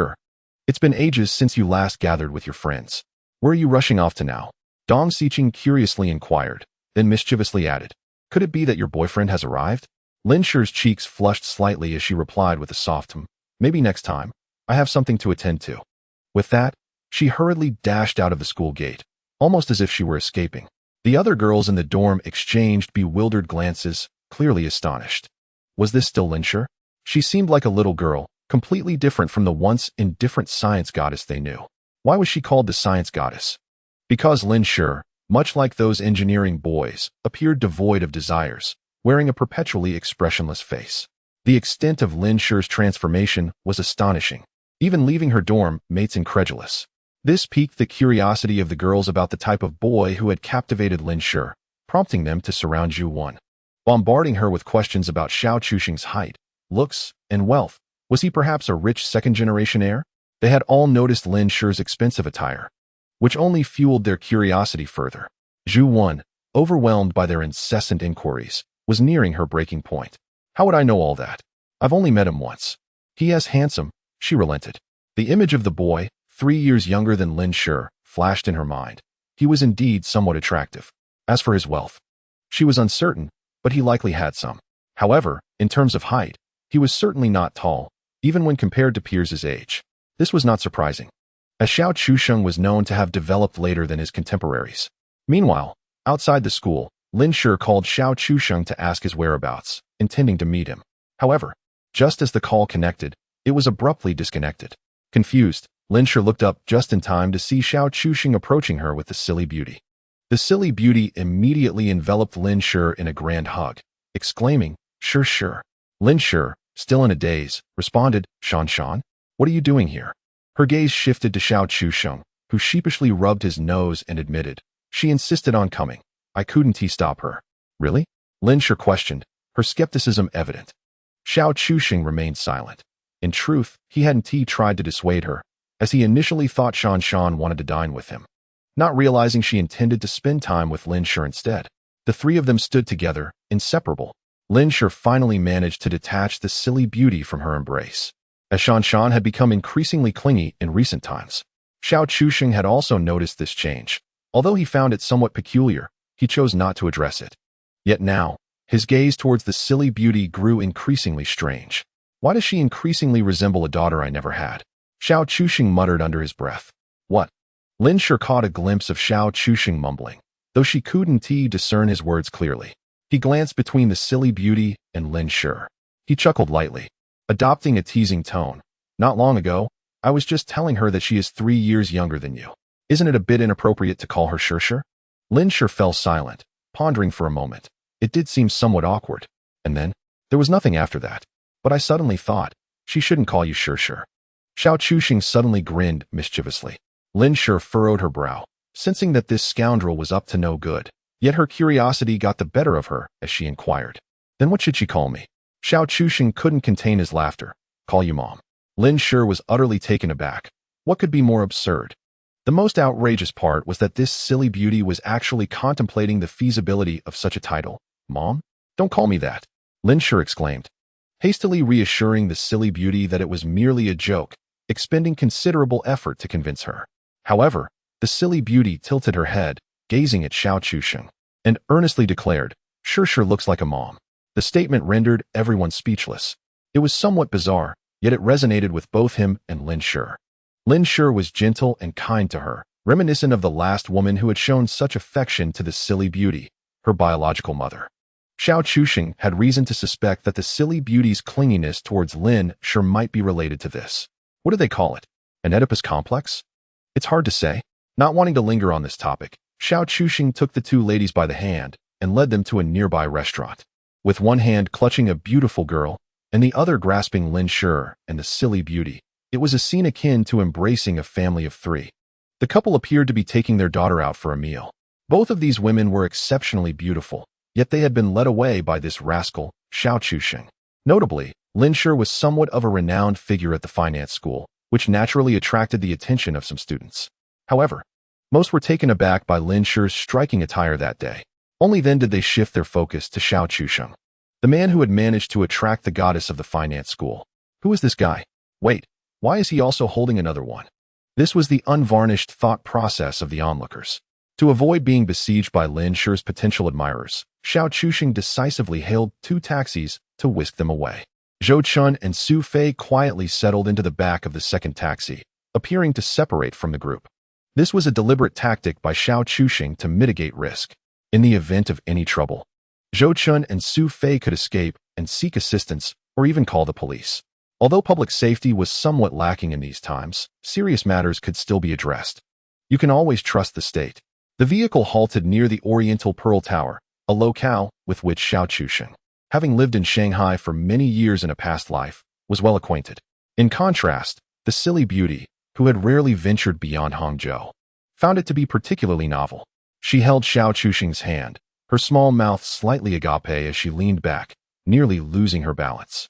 It was only Lin Shi's supportive grip from behind that prevented her from tumbling over. Shi and Xiao Chusheng exchanged a glance, both smiling wryly. Yet the affection they held for this simpleton was unmistakable. "What do you wish to eat?" "There is a food street at Lujiazui, where delectable treats abound," Xiao Chusheng inquired. Though the foolish beauty verbally expressed indifference, her gaze remained fixated on the towering Oriental Pearl, exuding an endearing charm. It was her first encounter with such a grand structure, prompting similar reactions from many. Nevertheless, this marvel was not the tallest building in Shanghai. Wait, is it still the tallest? Xiao Chusheng pondered, recalling that he had not yet arrived in Shanghai for his studies at that time. His memories were somewhat hazy, yet he remembered that during his second summer in university, the title of the tallest building had passed to the Jinmao Tower, constructed by the Japanese, or perhaps the Shanghai World Financial Center. Urban legends had circulated wildly, suggesting that the Japanese had malevolent intentions in their design, disrupting the feng shui of the Huangpu River's dragon veins. Initially, Xiao Chusheng had merely regarded such beliefs with reverence. But now he found himself a true believer. After all, he had been reborn. What could he not believe? At that time, he had even ventured with a few roommates to witness it firsthand. "All right, no more gawking. We are on a tight schedule today. I promise to take you up there next time," Xiao Chusheng said, playfully pinching the soft cheeks of the foolish beauty. The sensation was delightful. She responded with a soft "oh" and shifted her gaze away. In that moment, she resembled a little girl. Perhaps due to having lost her biological parents at a young age and facing unkindness from her stepmother, who had not taken her on adventures. Much like Xiao Chusheng taking Lin Shi to enjoy fast food, it felt like a way to compensate for lost experiences. The foolish beauty now appeared to be relishing the childhood joys she had missed out on, such as parental love. This thought triggered an all-too-familiar feeling within Xiao Chusheng, causing his eyelids to twitch. Why did it increasingly feel as if he and Lin Shi were raising a grown daughter? He swiftly redirected the conversation, asking them what they wished to eat, as long as it was not too extravagant. Although Xiao Chusheng had a modest amount of money at present, he had to acknowledge that the culinary scene in Great China truly knew how to indulge. In 2007, it was not uncommon for a single meal to cost tens of thousands. One could say that luxurious ingredients were timelessly available. The food street at Lujiazui thrived in 2007, bustling with activity.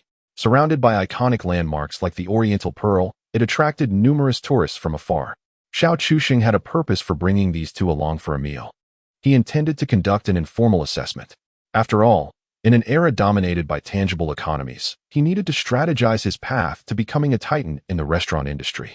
Establishing a culinary venture in Shanghai was an inevitability he had to consider. Thus, Lujiazui was a primary target for his endeavors.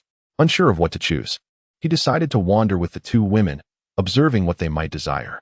Before long, the foolish beauty's hands were laden with various snacks, delighting in an array of flavors as she indulged joyously. In recent days, Zhou Chun and Su Fei have managed to earn some money, thus relieving Xiao Chusheng of the responsibility for meals. Consequently, everyone dined independently, eager for personal advancement. With their own boss and two proprietresses on a date, how could they possibly lack romantic insight? It is quite astonishing that one can consume so much food and still manage to maintain such a flat abdomen. Xiao Chusheng instinctively glanced at the silly beauty's midriff, which, due to the summer heat, was clad quite lightly. Observing how she had already indulged in a fair amount of food, he found it hard to fathom how much one would need to consume to achieve a protruding belly. His expression grew increasingly serious. Indeed, girls' appetites are a realm unto themselves. Unexpectedly, Lin Shi interjected, "I know." "Oh, you know?" Xiao Chusheng replied instinctively. Having a child would certainly cause one to grow. Her words shattered his composure, and he had to admit, she was quite right. However, he became even more curious about how much she could consume now. If she were to be pregnant, goodness gracious, how much would she have to eat? It seemed that Hangzhou did not offer such a plethora of snacks. Lin Shi glanced around, sharing her thoughts. Certainly, it's known as a culinary desert for a reason. Xiao Chuxing felt compelled to retort, despite the fact that even after a decade, Hangzhou's most prevalent snack was, incredibly, the Zilongbao. The irony lay in the fact that this delicacy, much like the Lanzhou noodles, was not crafted by the locals, but rather by those from Qinghai. It did not originate from Hangzhou, but was instead a creation of the Shenzhou folk. Hangzhou could barely boast of its West Lake vinegar fish, yet the flavor was notoriously hard to articulate. In truth, even this native of Hangzhou found it unpalatable. If there's anything you wish to bring back, feel free to take a little, Xiao Chuxing suggested to the two ladies. No need, Lin Shi decisively declined. We still have to bring back a considerable amount of crayfish this afternoon. Instead of purchasing these, it would be wiser to load up on more crayfish. Considering the round-trip fare is quite steep. Her words left Xiao Chuxing momentarily silent, prompting him to embrace Lin Shi briefly before letting go. Primarily due to the throngs of people, even he, with his thick skin, could hardly withstand it. Lin Shi's cheeks flushed. She understood the implications of the young man's actions all too well. Cough, it's not that serious. In a few days, I'll have Zhou Chun and the others come again. Afterwards, I will contemplate expanding the crayfish business. When the time is right, I'll drive over to fetch them. Xiao Chuxing clarified. Drive over to fetch them? That would require at least 1,000 or 2,000 pounds, wouldn't it? Lin Shi's eyes widened in disbelief. How large do you intend to make this venture? Xiao Chuxing pondered for a moment. I'm not aiming for something colossal, perhaps around 10 stalls. We'll sell until October, aiming for a significant profit, as it's only for a few days. Lin Shi was astounded, her mind racing to calculate the potential income from 10 stalls based on the current daily earnings from crayfish over 3 months. Xiao Chuxing, well aware of her tendency to overthink, gently tapped her forehead. All right, stop calculating. It's impossible to predict. Not every location will perform as well as our stall. Some are merely to build recognition. I need to pave the way for our Shi barbecue.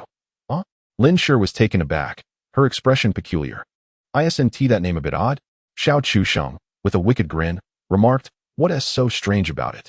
It's just Shi, the poetry of Lin Shi. Lin Shi, taken aback by such an unexpected association, was momentarily speechless. Xiao Chuxing's mischievous laughter faded as he added, I was just joking. Regardless, the barbecue business is bound to succeed. It's essentially risk-free, serving as a foundation for future endeavors. However, Lin Shi, astute as ever, quickly grasped the implications. So besides this, you have plans for that fried chicken shop as well? Xiao Chuxing nodded, his gaze drifting to 2 nearby establishments. Following his line of sight, Lin Shi's expression shifted to one of surprise. Beverages? Xiao Chuxing found himself momentarily perplexed by her reaction, but soon understood. In Lin Shi's perspective, a milk tea shop filled with drinks seemed rather indistinct. He elucidated, it's milk tea and fruit tea. These are far more in tune with our national preferences than Starbucks coffee, and the profit margins are astonishingly high, ensuring a lucrative venture. Lin Shi furrowed her brow, aware of her unfamiliarity with such matters. Previously, she never indulged in such luxuries, as a single cup was quite costly. Yet, she could not deny that many female classmates often bought a cup to enjoy. This reflection through the lens of her peers led her to a conclusion. You must be right. Xiao Chuxing thought to himself that indeed, he was correct. This market had been inflated to hundreds of billions through capital gains. However, he had his own aspirations that extended beyond mere financial maneuvering. I wish to establish my own brand, generating a continuous revenue stream to support other industries. This ambition necessitated renting a storefront, which would not come cheap. Lin Shi, unable to suppress her skepticism, interjected, it would cost at least several tens of thousands. With a sigh, Xiao Chuxing acknowledged the truth in her words. A storefront indeed required considerable investment, yet the returns could be swift. Moreover, this business needed to be expedited, as each night spent operating meant a significant loss of potential earnings. He recognized that securing cash flow through the barbecue and fried chicken stalls was paramount before the impending financial crisis swept the globe. With a contemplative expression, he led the 2 women to purchase 3 cups of pearl milk tea. Delicious, declared the dim-witted beauty, sipping and narrowing her eyes in delight. Lin Shi, though less expressive, offered a compliment as well. In contrast, Xiao Chuxing took a sip, smacking his lips in discontent. Instant milk tea, devoid of real milk. At 8 yuan a cup, what a ripoff. This was in 2007, and such pricing was indeed steep. Having tasted authentic milk teas in his previous life, He could easily discern the difference. "I've formulated a concept," Xiao Chuxing said with a mysterious smile directed at Lin Shi. "What concept?" Lin Shi's curiosity was piqued. "The concept of making milk tea. I've even thought of a brand name." Xiao Chuxing stifled a laugh, his lips curling upward. His recent visit to Shanghai had inspired him with the notion that a certain brand had yet to emerge during this period, and he could potentially seize the opportunity. Of course, he had no intention of poaching the brand's team. Milk tea had minimal research and development barriers, lacking only in creativity and innovative ideas. What truly mattered to him was the brand itself, or more precisely, the name of that brand. Indeed, other brands fall short. Yet this particular brand exhibits remarkable efficacy at this juncture. Why is that? The answer lies in the relatively lenient advertising policies of the state. Lin Shi, perceiving the malevolent grin on this individual's face, felt a chill run down her spine.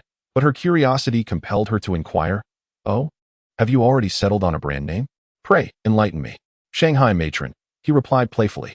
"Huh, matron. Chapter 82. I won't believe it unless you let me touch it. Isn't that name a tad vulgar?" Lin Shi expressed her discomfort. Xiao Chuxing chuckled mischievously, "Just a jest. It should actually be called Hushang Annie." "Huh?" Lin Shi paused, murmuring, "Auntie? Matron? Oh, it makes sense now." In a moment, realization dawned upon her, and her eyes widened in astonishment. "Wait a moment, I understand now. That was the name used for marketing purposes, wasn't he it?" Xiao Chuxing sighed in admiration. "Indeed, you are truly the goddess Lin Shi. Your intellect is remarkable," immediately discerning my intent. He then openly acknowledged, "Yes, this is merely a marketing strategy. I am preparing to launch a high-end milk tea brand, entering the market with pure milk tea, and I also plan to introduce a fruit tea series, though that will come later. In short, I aim to open the store this year. The reason for delaying the fruit tea launch is due to the current inadequacies in the domestic logistics system. Fruit supply is prone to significant issues and quality discrepancies. To put it plainly, would it not be reckless to plunge into the market before conditions are ripe?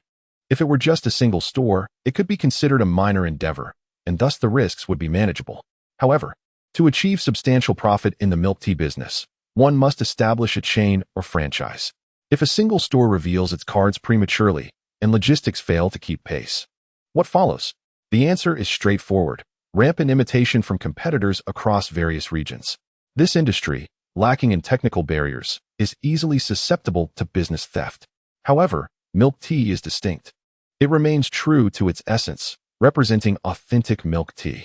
Ultimately, those street vendors selling instant milk tea should be condemned for relying on artificial flavoring and powdered substitutes. What is this called? It is a return to simplicity. Should we not, as common folk, indulge in genuine, quality ingredients? After sharing his plans with Lin Shi, she fell into deep contemplation. In truth, Xiao Chuxing had a daring strategy up his sleeve, but it was not yet the right moment to unveil it. So he kept it to himself. Lin Shi pondered for a moment before nodding. "I believe this can be accomplished. Much like when you sold lamb skewers. The market is currently saturated with instant milk tea, yet you offer genuine ingredients. Even if your prices are slightly higher, as long as they are not excessively so, there will certainly be buyers."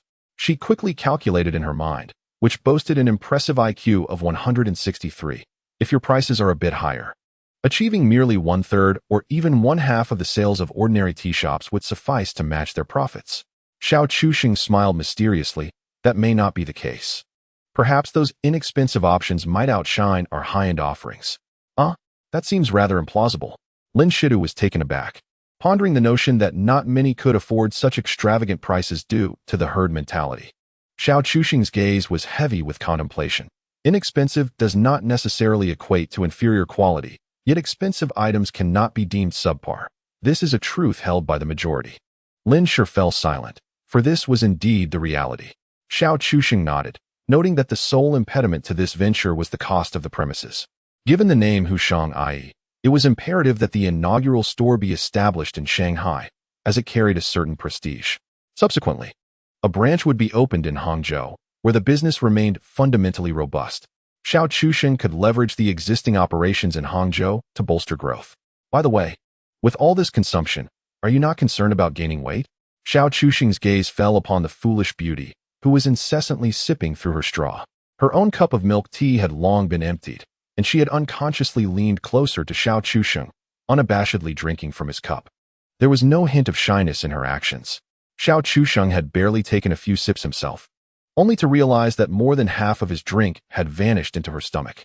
The foolish beauty, hands on her hips, wore a smug expression as if to proclaim, "Look at me, I'm amazing." She confidently declared her slenderness.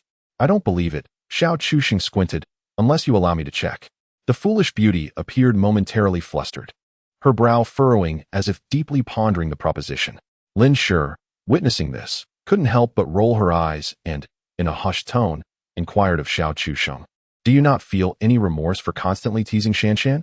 Surprisingly, Xiao Chusheng took a moment to reflect on the question before concluding, "Initially, perhaps a little, but now, not at all. After all, money can be earned again, but once one's conscience is lost, it cannot be replaced. How much is a conscience worth?" Lin Shi was rendered speechless by his response, her lips twitching in disbelief. This fellow truly lived up to his name. How utterly beastly. At that moment, the foolish beauty suddenly exclaimed, startling both of them. "What is it now?" Xiao Chusheng asked, exasperation evident in his gaze. To his surprise, she pointed at him, declaring, "You touched me just a few days ago."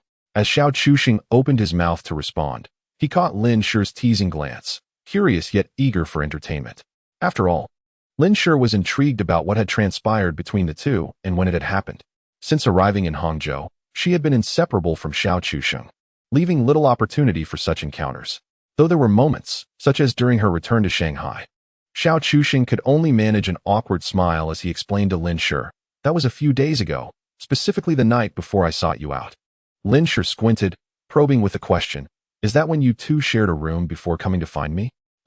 Yes, he stammered, realizing the awkwardness of the situation. "But that shouldn't be termed as catching someone in the act, right?" "Well, that's not too bad," Lin Shi shrugged, not lingering on the topic, having grown accustomed to such occurrences and, in a way, accepted them. Afterward, Xiao Chusheng took everyone to several renowned wholesale markets in Shanghai. As a result, he found some essential seasonings needed to establish the Daijiahui brand. The marinade required careful calibration of proportions, while the coating sauces and dry powders were generally pre-made products. Without a dedicated supply chain or production line, relying solely on manual labor would lead to inconsistent quality and exorbitant costs. These aspects could be addressed once the brand was established, but the initial focus remained on cost. After all, Xiao Chusheng had numerous ideas for wealth accumulation, some of which were rather audacious, yet all remained unfeasible due to a lack of funds. "Is that all?" Lin Shi inquired, glancing at the few bags Xiao Chusheng was carrying, somewhat uncertain. "Let us take these back and test them first. We need to devise a plan before making bulk purchases." "Oh, understood." Subsequently, they visited the seafood market again, this time bringing a batch of small lobsters. Fortunately, with 5 people handling a total of 250 pounds, it was manageable, especially with Zhou Chun and Su Fei lending their greater strength. Moreover, a taxi was available to take them to the train station, and upon returning to Hangzhou, they had a tricycle awaiting them outside. Thus, the journey through the station was not particularly strenuous. Given their current scale of operations, they decided to proceed this way for now, planning to acquire a van for direct transport from Hangzhou as their business expanded. Xiao Chusheng and Zhou Chun discussed this matter. Both had learned to drive, and Zhou Chun had already obtained his license, making the plan entirely feasible. "Do you two have anything else in mind to purchase?" Before they left, Xiao Chusheng's gaze fell upon Lin Shi and the somewhat foolish beauty. Both shook their heads in unison, indicating they had no additional items in mind. Xiao Chusheng pondered briefly before refraining from further comments. Although Shanghai was a first-tier city and Hangzhou barely qualified as a second-tier one, it still offered a sufficient variety of goods. Considering it was 2007, there weren't many novel items available for purchase. He called Qin Bin to inform him of their return, essentially arranging for the tricycle to pick them up. As for the barbecue cart, he had already entrusted it to Qin Bin the previous night. Xiao Chusheng was aware that his return would likely be delayed, affecting their stall's operating hours, but he was confident that Qin Bin could temporarily substitute without issue. In recent days, to expand the barbecue stall, he had begun involving a few trusted, spirited young men. Of course, the core seasoning recipe remained firmly in his hands. Ultimately, seasoning was merely a matter of proportioning ingredients, which could be easily accomplished with a bit of time. Once prepared, the mixture could be distributed uniformly. The Shi barbecue brand had already gained a solid reputation and recognition in Hangzhou, and Xiao Chuxing resolved to leverage the daily influx of diners to disseminate the news. Many of these patrons traveled from various regions of Hangzhou specifically to visit, and the establishment of a stall nearby would undoubtedly be welcomed by them. Indeed, upon their return to Hangzhou, they subtly hinted to some customers about plans to open additional stalls in the area. The patrons responded positively. Lin Shi fell into deep contemplation, pulling him aside. While the profit sharing seems promising, could it be misleading? Oh, what do you mean? Xiao Chuxing inquired deliberately, fully aware of Lin Shi's implication. With a hint of indignation, Lin Shi retorted, "It's just like Shisher Barbecue. Where's your Shisher?" The brand's name stemmed from the affectionate nickname bestowed upon Lin Shi by her patrons. Thus, if the proprietress were absent, the establishment would indeed be misrepresented. Lin Shi's apprehension was not without merit. "Rest assured, I have my own considerations," Xiao Chuxing replied with a mysterious smile.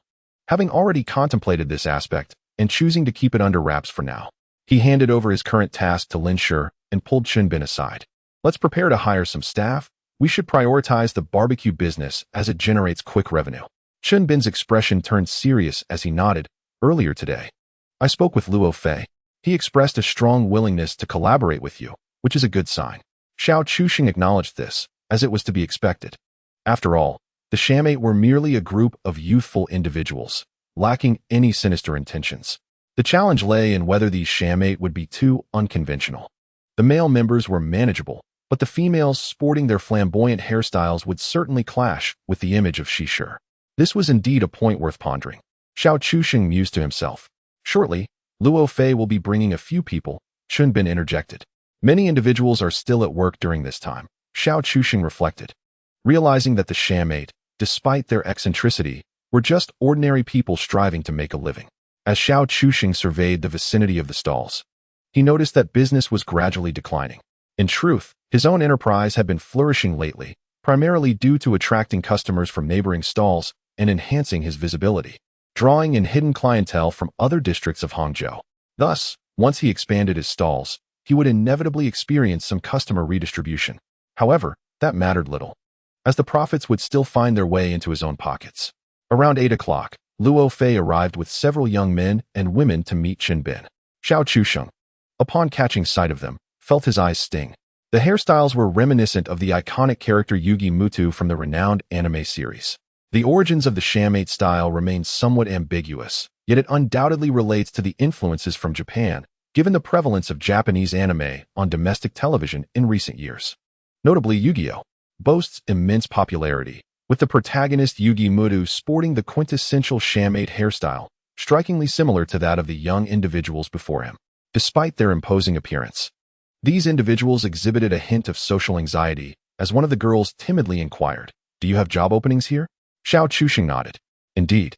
But the positions I offer are primarily suited for ordinary individuals, and your hairstyles may adversely affect business." The young people exchanged glances, with some already reconsidering their decision. Xiao Chuxing refrained from elaborating further. This was merely a matter of trade-offs, and he could not afford to compromise. After all, he was a shrewd businessman, intent on profit, and could not allow them to act recklessly. Luo Fei bears a striking resemblance to his cousin. Despite his wild hairstyle, his countenance exudes a certain endearing simplicity. This aligns with Xiao Chuxing's perception of this era, where the majority of individuals navigate their existence in the margins. Upon learning of Xiao Chuxing's request, Luo Fei's expression reflected a reluctance, for to them, in this age, one might sacrifice their life and shed blood, but they could never dishevel their hairstyle. The explosive curls were emblematic of their very being. For Xiao Chuxing to suggest their removal would be akin to desecrating their soul. Nevertheless, some individuals remain indifferent to such matters. Take, for instance, the young lady who had initially posed the question. She found herself targeted by her superior, struggling to survive. By chance, she stumbled upon a message from Luo Fei in a local group chat and approached with a mindset of tentative hope. After all, what did she have to lose? With her situation already dire, what significance did a hairstyle hold? Xiao Chuxing observed the young woman. Aside from her hair, her features were rather exquisite, and her complexion fair. She could certainly be deemed attractive, meeting the standards of beauty. Taking a deep breath, he resolved to present his proposition. "I have 2 plans available. One offers a fixed salary, while the other provides a daily revenue share. You may choose one." Chapter 84. The heartless capitalist naturally exploits the laboring class. Two plans, two choices. Either option would undoubtedly benefit Xiao Chuxing. However, the implications varied significantly based on location and timing. In areas with lower foot traffic, sales would naturally be limited, resulting in diminished shares. This opportunity was singular. A misstep would preclude any chance for rectification. How long can I work in this position? The young woman inquired, voicing her concern. After some contemplation, Xiao Chuxing acknowledged that although business would likely decline after October, there was potential for employment until November, ensuring no losses would be incurred. Transitioning to a physical storefront would also require time, as funding gaps posed significant challenges. Furthermore, renovations would necessitate additional time, prompting him to suggest a rather conservative duration for months. Initially, he had considered extending the time frame into October, but now, as he embraced the role of a heartless capitalist, he was determined to exploit the laboring masses to the fullest. The young woman pondered, for months isn't particularly long. Xiao Chuxing nodded in agreement. You need not overthink it. While the revenue share has a high ceiling, the guaranteed salary is quite appealing. It will certainly surpass what you might earn from seeking employment elsewhere. It's merely 4 months. Even if you choose poorly, regret will not loom large. Subsequently, Xiao Chuxing elaborated on his plans for a physical store. In any case, those who perform well during this period will be considered for managerial positions in the future, leading to a stable income. Once again, he painted an enticing picture, and it was evident that many were already captivated by the prospect. Luo Fei even leaned in, lowering his voice to inquire, Boss Xiao, how many people are you looking for? Do you think I could fit in? The allure of Xiao Chuxing's guaranteed salary was hard to resist, requiring merely a timely collection of goods from Chunbin each day, followed by evening sales. The remaining time would be entirely free, with Xiao Chuxing offering a daily stipend of 100 yuan. In 2007, a monthly income of 3,000 yuan was considered a high salary, even without a formal degree. This month, if Xiao Chuxing were willing, he could easily recruit numerous part-time students from universities. However, the students' work hours were quite unstable, and the nature of this business required skill. Those who were too inept would struggle to master the art of roasting, resulting in unpalatable food that could not be sold. Thus, Xiao Chuxing resolved to bring in a group of reliable and stable individuals, which would also facilitate the cultivation of future store managers when he eventually opened his establishments. In due course, he aimed to establish at least 5 outlets in Hangzhou, and if the opportunity arose, he even aspired to expand to Shanghai and further inland. Of course, the likelihood of this was slim, as the business lacked technical sophistication and would primarily rely on franchising, with direct operations likely resulting in losses. Ultimately, this group of eclectic individuals left behind 3 men and 2 women, while the others were reluctant to alter their distinctive hairstyles. Xiao Chuxing did not press the matter. After all, individuals must make their own choices. Surprisingly, Luo Fei, the leader of a faction of the Burial Love family, expressed a willingness to join. Wasn't it you who had previously defected? Xiao Chuxing found himself both amused and bewildered. Luo Fei chuckled awkwardly, stating, It's not shameful to earn money. One must live. After all, in fact, my cousin has started to lose interest in this Burial Love family business. Xiao Chuxing nodded in agreement, reflecting on youthful exuberance, realizing that as one matures, the adolescent pretensions can become rather embarrassing. Luo Fei felt a tinge of embarrassment. Although Xiao Chuxing was younger, his words carried the weight of a mentor imparting wisdom. Unbeknownst to Xiao Chuxing, he unconsciously viewed many issues through the lens of his past experiences and age from before his rebirth. Naturally, such a mindset is difficult to control, as the additional years of experience cannot simply vanish. The numbers were still insufficient. Xiao Chuxing sighed. At this moment, I particularly need a few attractive young women. Could you search further? Luo Fei's expression grew complex as he queried, Boss, are you recruiting employees or seeking other services? Xiao Chuxing nearly laughed in irritation. But upon reflection, he recognized the normalcy of such assumptions in this era.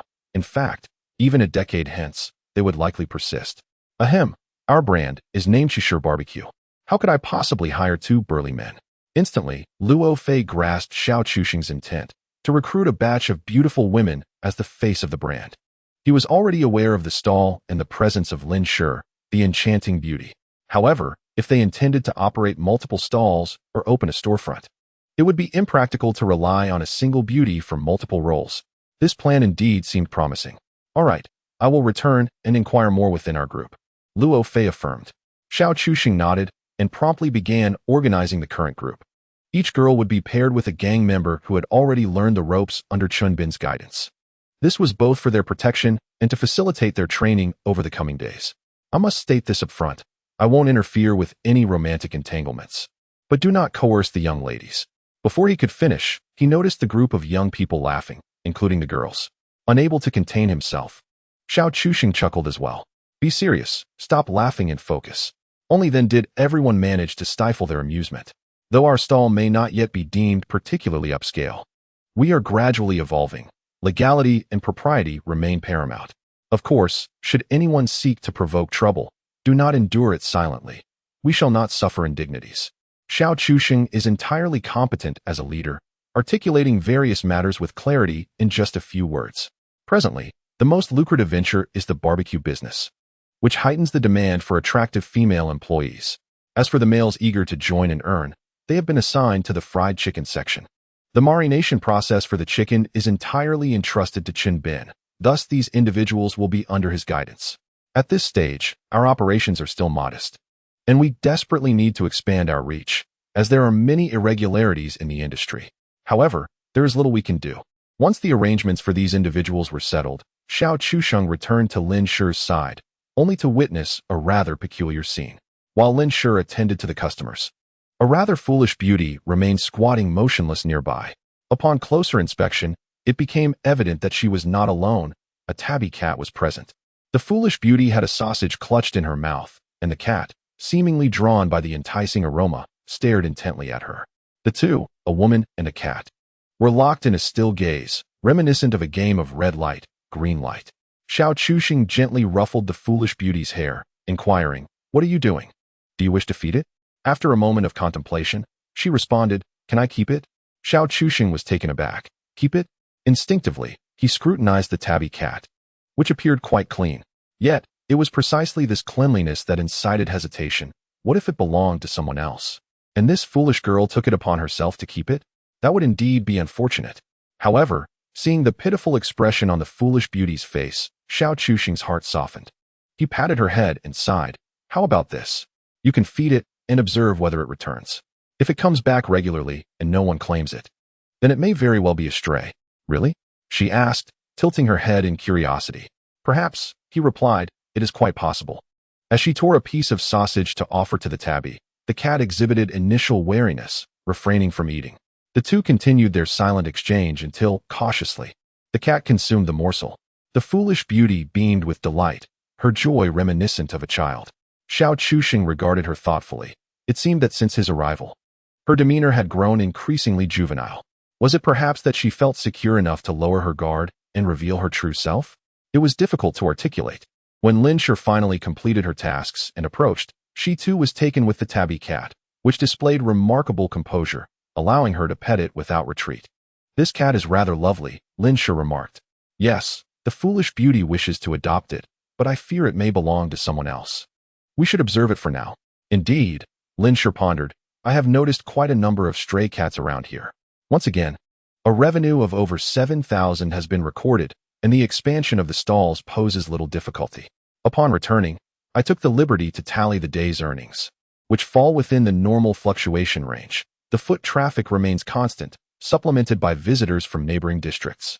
It can be said that the market for this stall has reached saturation, and Xiao Chuxing does not expect daily sales to reach 10,000. As for the newly expanded stalls, they can recoup the initial investment within a maximum of 3 days of operation. Any additional sales thereafter yield profit. Such is the remarkable nature of street vending, guaranteed gains. Even a decade later, the principle remains unchanged, albeit with the necessity of labor in exchange. It is well known that physical labor seldom proves sustainable over time. After a trip to Shanghai and a night of vending, coupled with prolonged conversations with Luo Fei and others, I find myself parched and fatigued. Thus, Xiao Chuxing, nearly on the verge of collapse, leans against the sofa in Qishanshan's home, struggling to stave off sleep while inquiring of Lin Shi, when does your school dismiss for the break? I shall come to fetch you that day. Lin Shi, filled with concern, reflects on the fact that this young man frequently travels to Shanghai for her sake, pondering whether it might affect him. Aware of Lin Shi's worries, Xiao Chuxing merely smiles. Rather than concern yourself with me, you should worry about that foolish girl. Given his inevitable entanglement with the Na'vi beauty, Xiao Chuxing has taken some heed of her affairs. Upon hearing this, Lin Shi looks anxiously at her. Shan, if something troubles you, do not keep it to yourself. The silly beauty responds with a perplexed "oh," oblivious to the conversation between Xiao Chuxing and Lin Shi, yet adorably trying to engage. Lin Shi, exasperated, rubs with a yawn. Xiao Chuxing rose from the sofa and made his way home. The following days would indeed be quite hectic. He had delegated the task of procuring ingredients to Qin Bin, providing him with a set price while leaving the negotiation of costs entirely to Qin Bin. The remainder would be his reward, serving as a modest incentive, albeit a motivating thought nonetheless. However, the next day, before class had even concluded, his phone began to vibrate. Upon checking, he noticed it was an unknown number, registered in Shanghai. Xiao Chuxing quickly thought, could it be? So soon?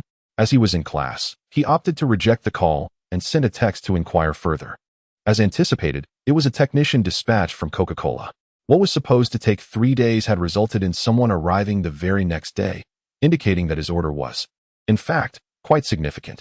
In retrospect, this was quite reasonable, considering it was 2007. At that time, purchasing machines outright was rare, with rentals being even scarcer. Typically, only large shopping malls would be equipped with soda machines. It was rare to see someone like Xiao Chuxing operating a mobile fried chicken cart, acquiring such a luxury. Since he was at school, he entrusted Lin Shi to handle the assembly and learn how to operate the machine. Such equipment is inherently straightforward to use, easily mastered with a bit of practice. Nonetheless, Xiao Chuxing was eager. The revenue generated from a soda machine could be quite substantial. It could even support his barbecue stand, as patrons might quench their thirst with a drink while enjoying barbecue. The carbonation from the machine would far surpass that of bottled beverages, offering a superior taste. Xiao Chuxing certainly preferred freshly dispensed drinks. This venture promised financial returns, albeit modest. Selling several hundred to 1,000 cups daily would pose no challenge. Upon leaving school, he promptly took the hand of his charming companion, eager to see their new soda machine. Isn't Shi coming for dinner? The charming lady stammered, her speech slightly faltering as Xiao Chuxing held her hand. Chapter 86. Taking advantage while appearing innocent. Even her sheep-like bleats emerged, quite adorable indeed. Xiao Chuxing cast her a bemused glance.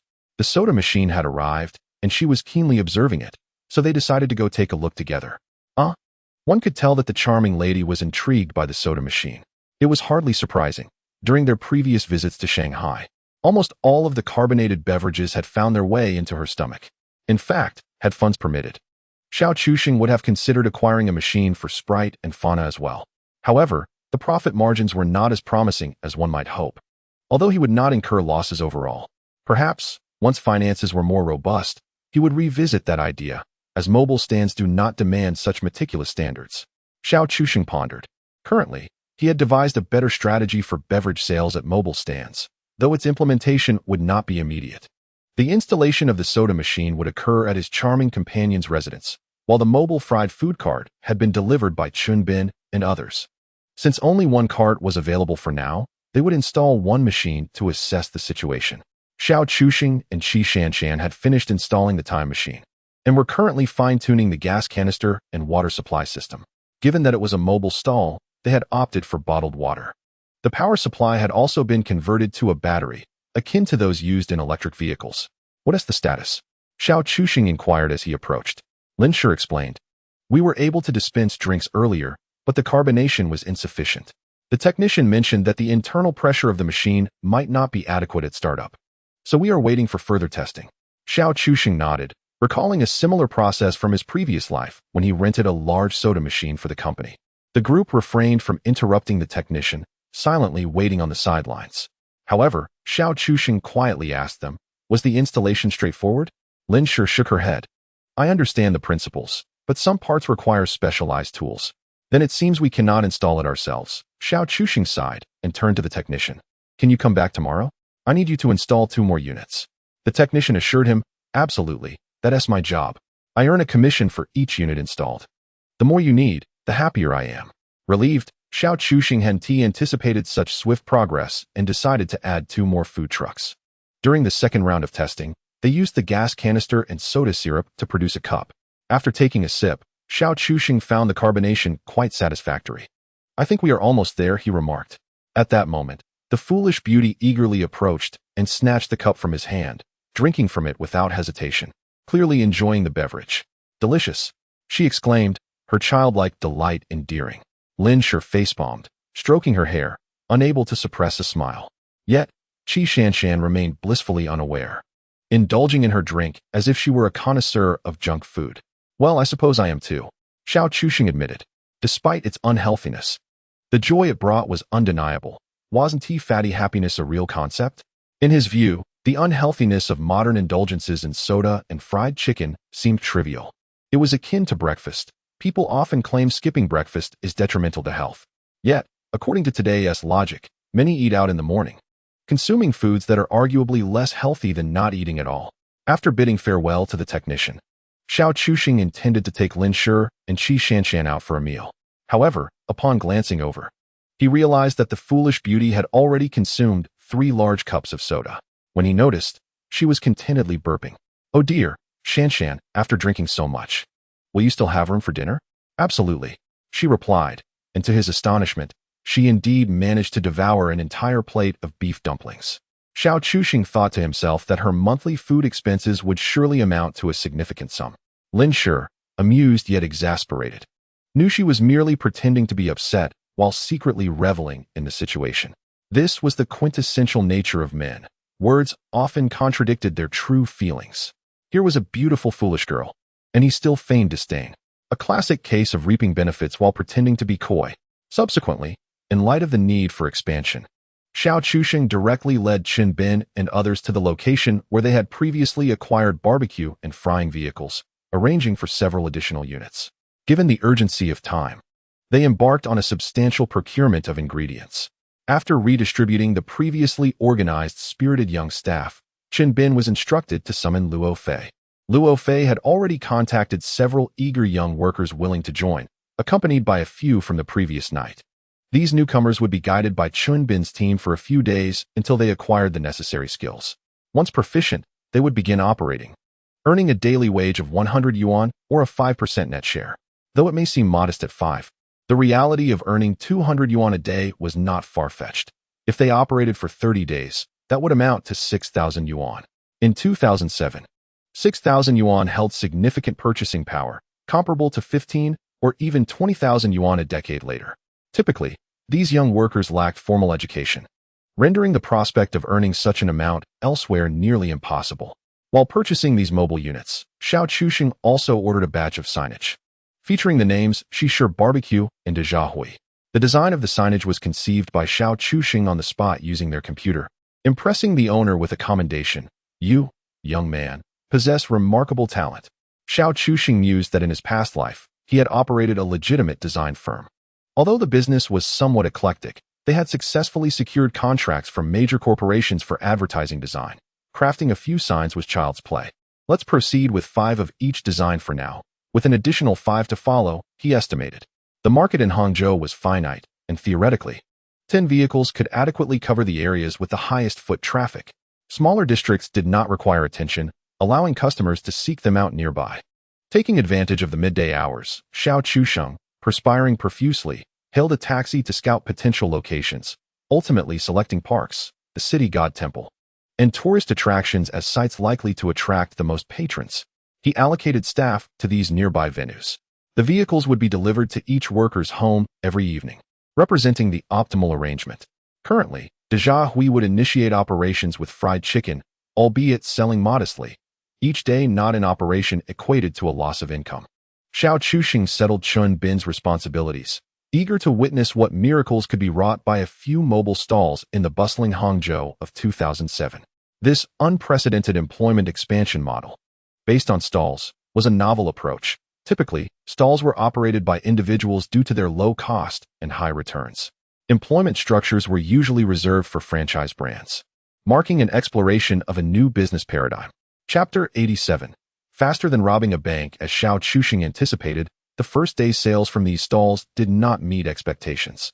Nevertheless, each stall achieved a turnover exceeding 1,000 yuan, with the fried chicken stall performing slightly below par. This outcome was anticipated, primarily due to the lack of brand recognition and the absence of signage. Once the signs were displayed at all stalls, the reputation would undoubtedly spread like wildfire. At that time, a surge of customer traffic would arrive, and with that sum of money, Xiao Chuxing could fully exploit the street vendor economy in Hangzhou over the ensuing months. The profits thereafter could be entirely reinvested elsewhere, such as the long-desired bubble tea shop. The emergence of new Chinese-style tea beverage brands in later years was not solely dependent on quality ingredients.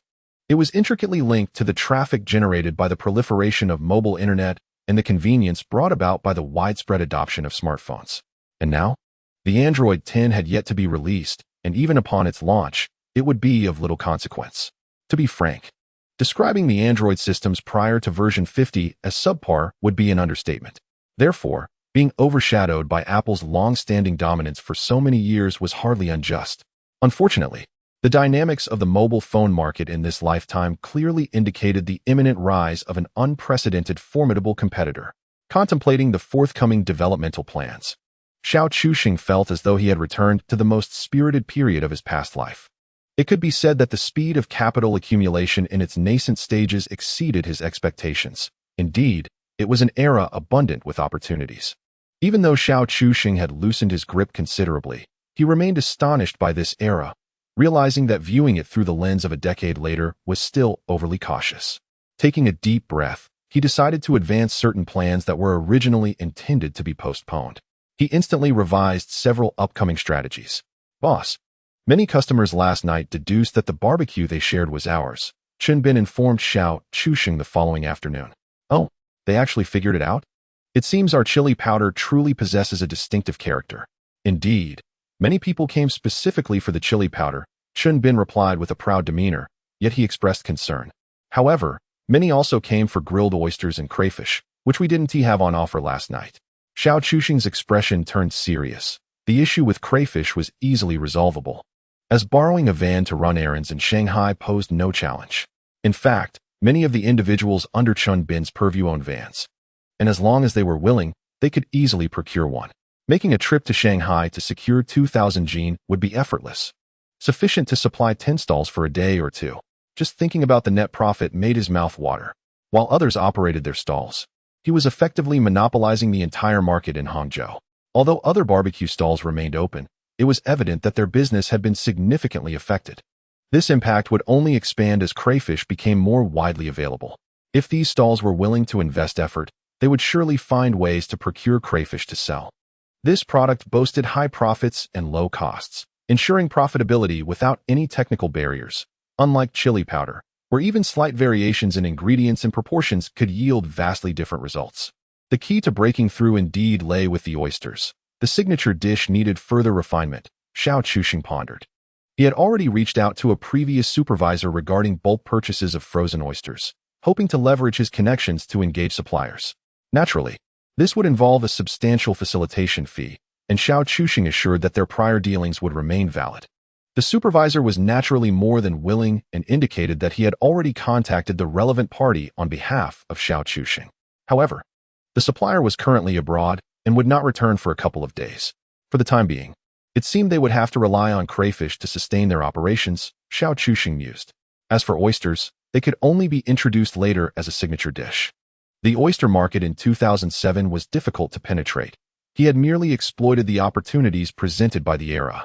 Individual vendors were unable to procure frozen oysters, which were only available in bulk supplies. Fresh oysters? That was akin to selling at a loss. It was no exaggeration to say that Xiao Chuxing was the sole player in the market, having reaped 4 months of profits. He had successfully accomplished a primitive accumulation of capital.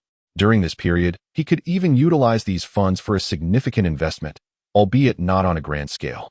Yet, it was sufficient to alter his fate in the impending financial storm. Meanwhile, the crayfish from Zhouchun and Sufei were being sent back in large quantities due to the overwhelming supply. Consequently, Xiao Chuxing shifted his strategy to employing workers for washing the crayfish. The rationale was simple. There was currently a shortage of manpower. If Chunbin's team were tasked with this, it would inevitably impact other business ventures. Washing crayfish did not involve any confidential processes and could easily be outsourced. Moreover, it required no specialized skills. He could recruit individuals from the local community without issue. Many individuals were reluctant to part with their flamboyant hairstyles, but were eager to earn money. This presented a splendid opportunity, albeit modest, yet sufficient to satisfy their needs. Everyone had a bright future ahead. With the successful distribution of the crayfish, Xiao Chuxing's pockets grew increasingly full. Within just a few days, the money he had spent had almost entirely returned, and even increased substantially. During this time, the development of various fried chicken recipes was nearing completion. The flavors and forms were inspired by all the information currently available, as well as the tastes and elements embedded in Xiao Chuxing's memories from his previous life. While it could not be deemed perfect, it was entirely adequate for commercial use. As for the remaining aspects, improvements could be made while selling, and in the future, he could establish his own supply chain. Within a few days, the new fried chicken offerings had been successfully distributed, and Xiao Chuxing's wealth had swelled. That night, at the home of the delightful beauty, Lin Shi's breath quickened as she gazed at the stack of money. It was happening far too quickly. Xiao Chuxing, equally serious as he observed the piles of cash, reflected that this was before the introduction of oysters. It was difficult to fathom how explosive business would be thereafter. With summer vacation approaching and students returning home, the mere thought of it was exhilarating. This money could not be kept. Xiao Chuxing decisively made his plans. Lin Shi was bewildered, her expression incredulous. What are you going to buy now? You already have 10 barbecue carts and 10 frying carts, 5 of which were arranged the day after making a profit. Money simply did not stay in Xiao Chuxing's hands for more than 2 days. He flashed Lin Shi an innocuous smile. Naturally, I shall open a milk tea shop. This venture is a true gold mine, with profit margins rivaling that of a bank heist. Yet, he quickly shook his head. No, not even a bank heist is this swift. Tomorrow, you shall depart from the school. Seizing the opportunity, I intend to lease a storefront in Shanghai, aiming to earn a substantial profit during the summer vacation. Chapter 88. The abundance enters easily once the capital accumulates.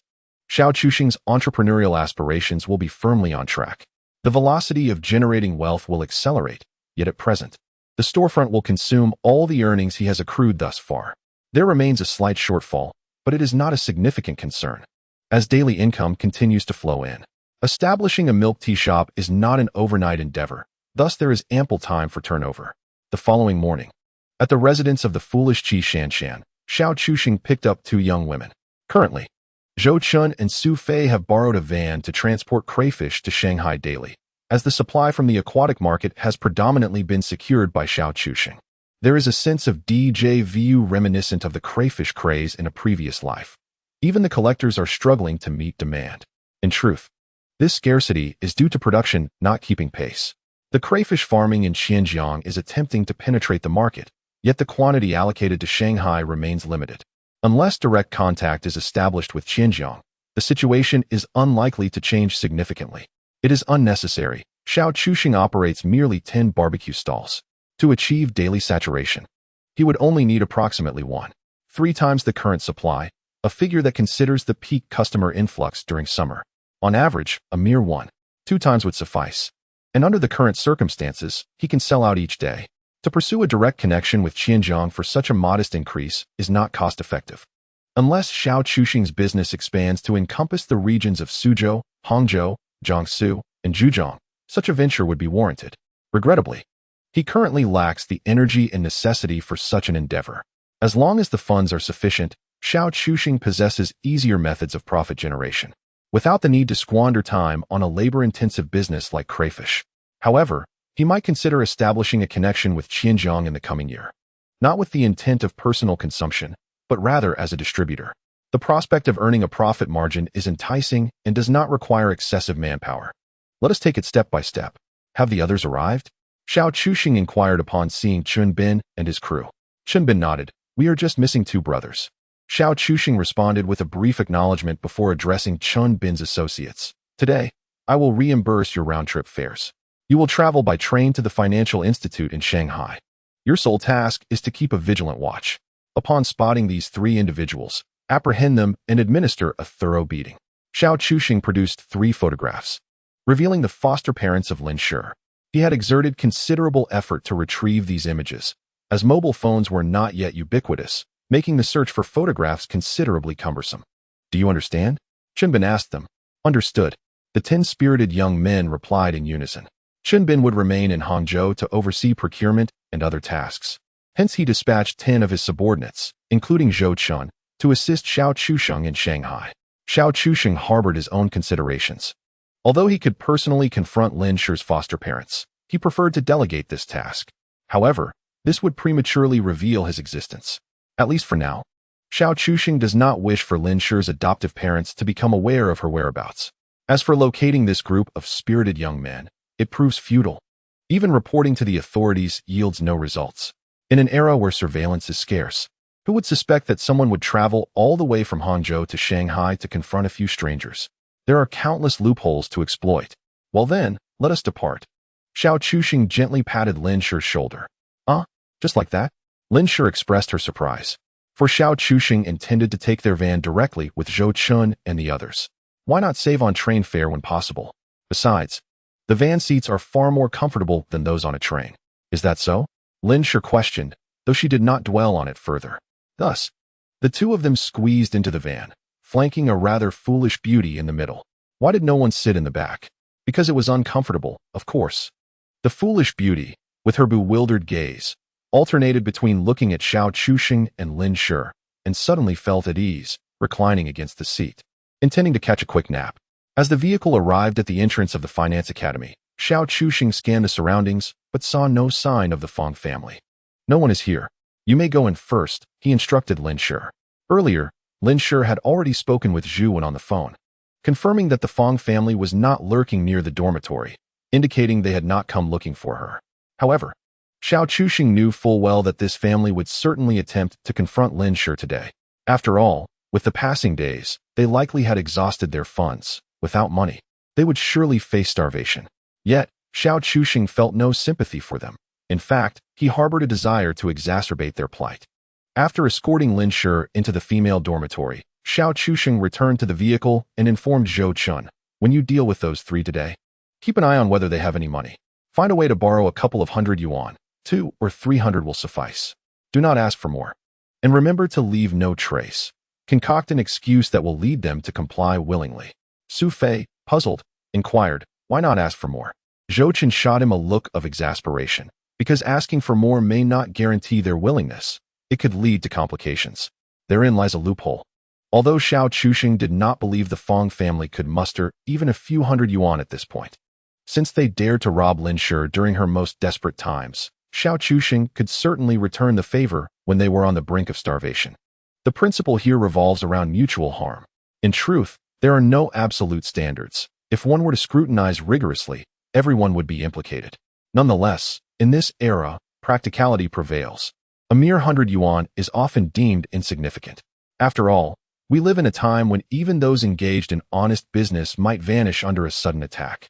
This is the dark hour before dawn. Furthermore, Xiao Chusheng has never been a good person. In his past life, he relentlessly sought vengeance against the Fong family for Lin Shi, intent on their utter destruction, the severity of his actions far exceeding mere retaliation. It is a matter of life and death. Does the form truly matter? What of employing unscrupulous means? At most, Xiao Chusheng is not as wicked. But he could never embody goodness, nor could he ever aspire to be virtuous. In today's society, virtuous individuals often find themselves subjected to bullying. The consequence of being good is that one ends up with nothing but scraps. Su Fei, keep an eye on things. Zhou Chun, hand him your phone. And once you identify that establishment, contact both me and your boss. Very well. Once arrangements are made, Xiao Chusheng instructed Zhou Chun to drive him to the culinary street in Lujiazui. They directly approached the property management center of the commercial district to inquire about shop leasing. Upon seeing the youthful Xiao Chusheng, the person in charge expressed some doubt. Are you the one looking to lease a shop? It's primarily due to his youthful appearance that made him seem unlikely to afford such a venture. It wasn't a case of condescension. Even back in 2007, the rental prices in such a prime location were exorbitant, so skepticism was justifiable. Xiao Chusheng calmly nodded. Yes, if there are suitable options, I can sign the contract today. The responsible individual's eyes lit up. Based on his experience with numerous clients, he sensed that this young man was not attempting to deceive him. It appeared that this young man might indeed possess substantial wealth. Consequently, the individual promptly decided to take Xiao Chuxing to inspect the available properties. What type of shop do you intend to open? We currently have limited vacant spaces. After a moment's reflection, Xiao Chuxing nonchalantly replied, well, it's not set in stone. I plan to conduct a fair amount of business here. It depends on the available space. Upon hearing this, the responsible person immediately recognized the potential for a significant transaction. This young man could very well be the offspring of a wealthy family. He observed Xiao Chuxing's understated attire and speculated that he might not be a mere rich kid, but rather the scion of a powerful family. This assumption stemmed from the common tendency of such individuals to maintain a low profile, to evade gossip. Chapter 89. All the bosses are the same person. This unspoken assumption proved to be quite perilous. Of course, Xiao Chuxing remained oblivious to the fact that the individual in charge had subconsciously classified him as someone with substantial connections. He merely noticed the growing respect directed towards him. However, he thought little of it, as business dealings rarely involve excessive complications. After viewing merely 3 vacant shops, Xiao Chuxing decisively chose the third one. This one, I shall sign for this location today, he declared, pointing to a vacant shop bordered by a hot pot restaurant on the right and an empty space on the left. The responsible person paused. Isn't this space a bit small? Xiao Chuxing shook his head. No, this space perfectly aligns with my needs. He had his own plans. And this location was indeed ideal. The individual nodded in agreement and refrained from further comments, yet remained curious. So, are you planning to open a noodle shop? A noodle shop? Why would you think that? Xiao Chuxing responded. I actually intend to open a milk tea shop. The person in charge was taken aback. Who would require such a large area for a milk tea shop?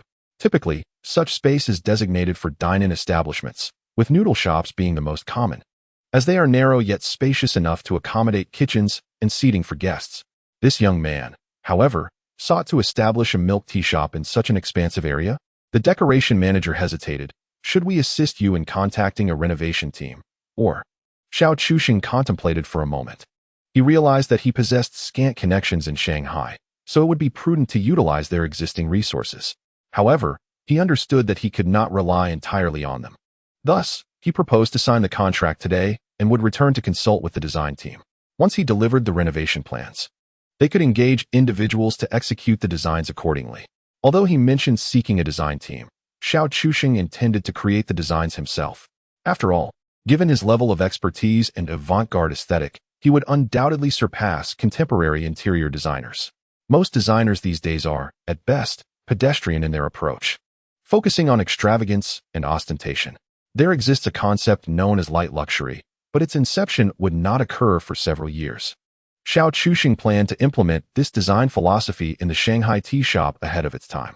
Suddenly, he called the person in charge and, with a smile, inquired, May I ask if I can partition this space into 2 separate shops? The person in charge was momentarily taken aback, frowning as he replied, 2 shops? Are you planning to build a wall in between? No, Xiao Chuxing quickly denied. I mean using lightweight partition panels. After some contemplation, the person responded, that should not pose a problem. In principle, we do not permit excessive renovations, but removable partition panels should be acceptable. Pleased with this answer, Xiao Chuxing bid farewell to the person in charge, revealing a benign smile. You look rather sinister when you smile, remarked a beautiful woman with a pout. Xiao Chuxing's expression froze, an inexplicable sensation akin to being caught unawares. Hey, you shouldn't point that out, he retorted, glancing at the yet-to-be-renovated shop, already plotting in his mind. Operating 2 businesses from one location was indeed a clever strategy. From Xiao Chuxing's understanding, the cost of a standalone tea shop was not insignificant. Establishing 2 would cumulatively exceed the rental of a single shop by a considerable margin. Therefore, he resolved to seize this fortuitous opportunity to execute some cunning maneuvers. The urgency behind Xiao Chuxing's desire to open this shop stemmed from his need to circulate the capital he held. Before the financial crisis, the more cash one possessed, the more secure one was, provided one remained debt-free. Thus, determining the appropriate balance to maximize cash flow during this period was paramount. Should expansion exceed expectations, it could lead to devastating consequences. Namely, the financial crisis could jeopardize Xiao Chuxing's existing ventures, leaving no time to recoup cash. Consequently, The intricacies of how far to expand and which businesses to develop were of utmost importance.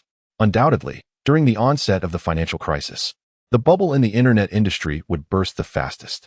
This was precisely why he had no intention of entering the internet sector for the time being. It was neither the right moment, nor did he possess the funds to invest. It is essential to recognize that the concept of capital expenditure in the internet sector before and after the financial crisis diverged significantly. In essence, the first to deplete their resources would ultimately be the loser. Loans. He deemed it inconceivable to ever take out a loan. He had stable sources of income. He could hardly spend all his cash, let alone consider borrowing. Moreover, Xiao Chusheng was acutely aware that he possessed a reliable financial fallback, thus alleviating any concerns regarding immediate cash flow. However, his intention to establish a milk tea shop was not without ulterior motives. During this period in Shanghai, a brand also specializing in milk tea, Xieji desserts, was burgeoning, later known as 7-Point Sweet.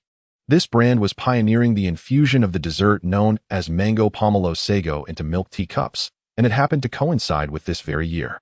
Xiao Chusheng aimed to harness the burgeoning trend of mango pomelo sago to propel his milk tea establishment. Essentially, mango pomelo sago does not fall neatly into the categories of fruit tea or milk tea. Rather, it is classified as a dessert. Yet, this distinction does not preclude it from withstanding the scrutiny of the new wave of tea beverage markets. Xieji was founded in 2006, and although it had been operational from the outset, it was still in the exploratory phase of market adaptation with limited expansion. In other words, its strength was not yet formidable. Mango pomelo sago could be deemed the linchpin of Xieji's success, propelling their peak monthly revenue per store to a staggering 90,000. Quite remarkable. At that time, Xieji's presence in Shanghai was relatively modest, lacking prime retail space. Their decor was indistinguishable from that of typical milk tea outlets. But facing Xiao Chusheng, a seasoned player in this second iteration, their aesthetic appeal was markedly diminished. The preparation of mango pomelo sago itself posed no significant technical challenge. Essentially, the first to innovate and capture public awareness would reap the financial rewards.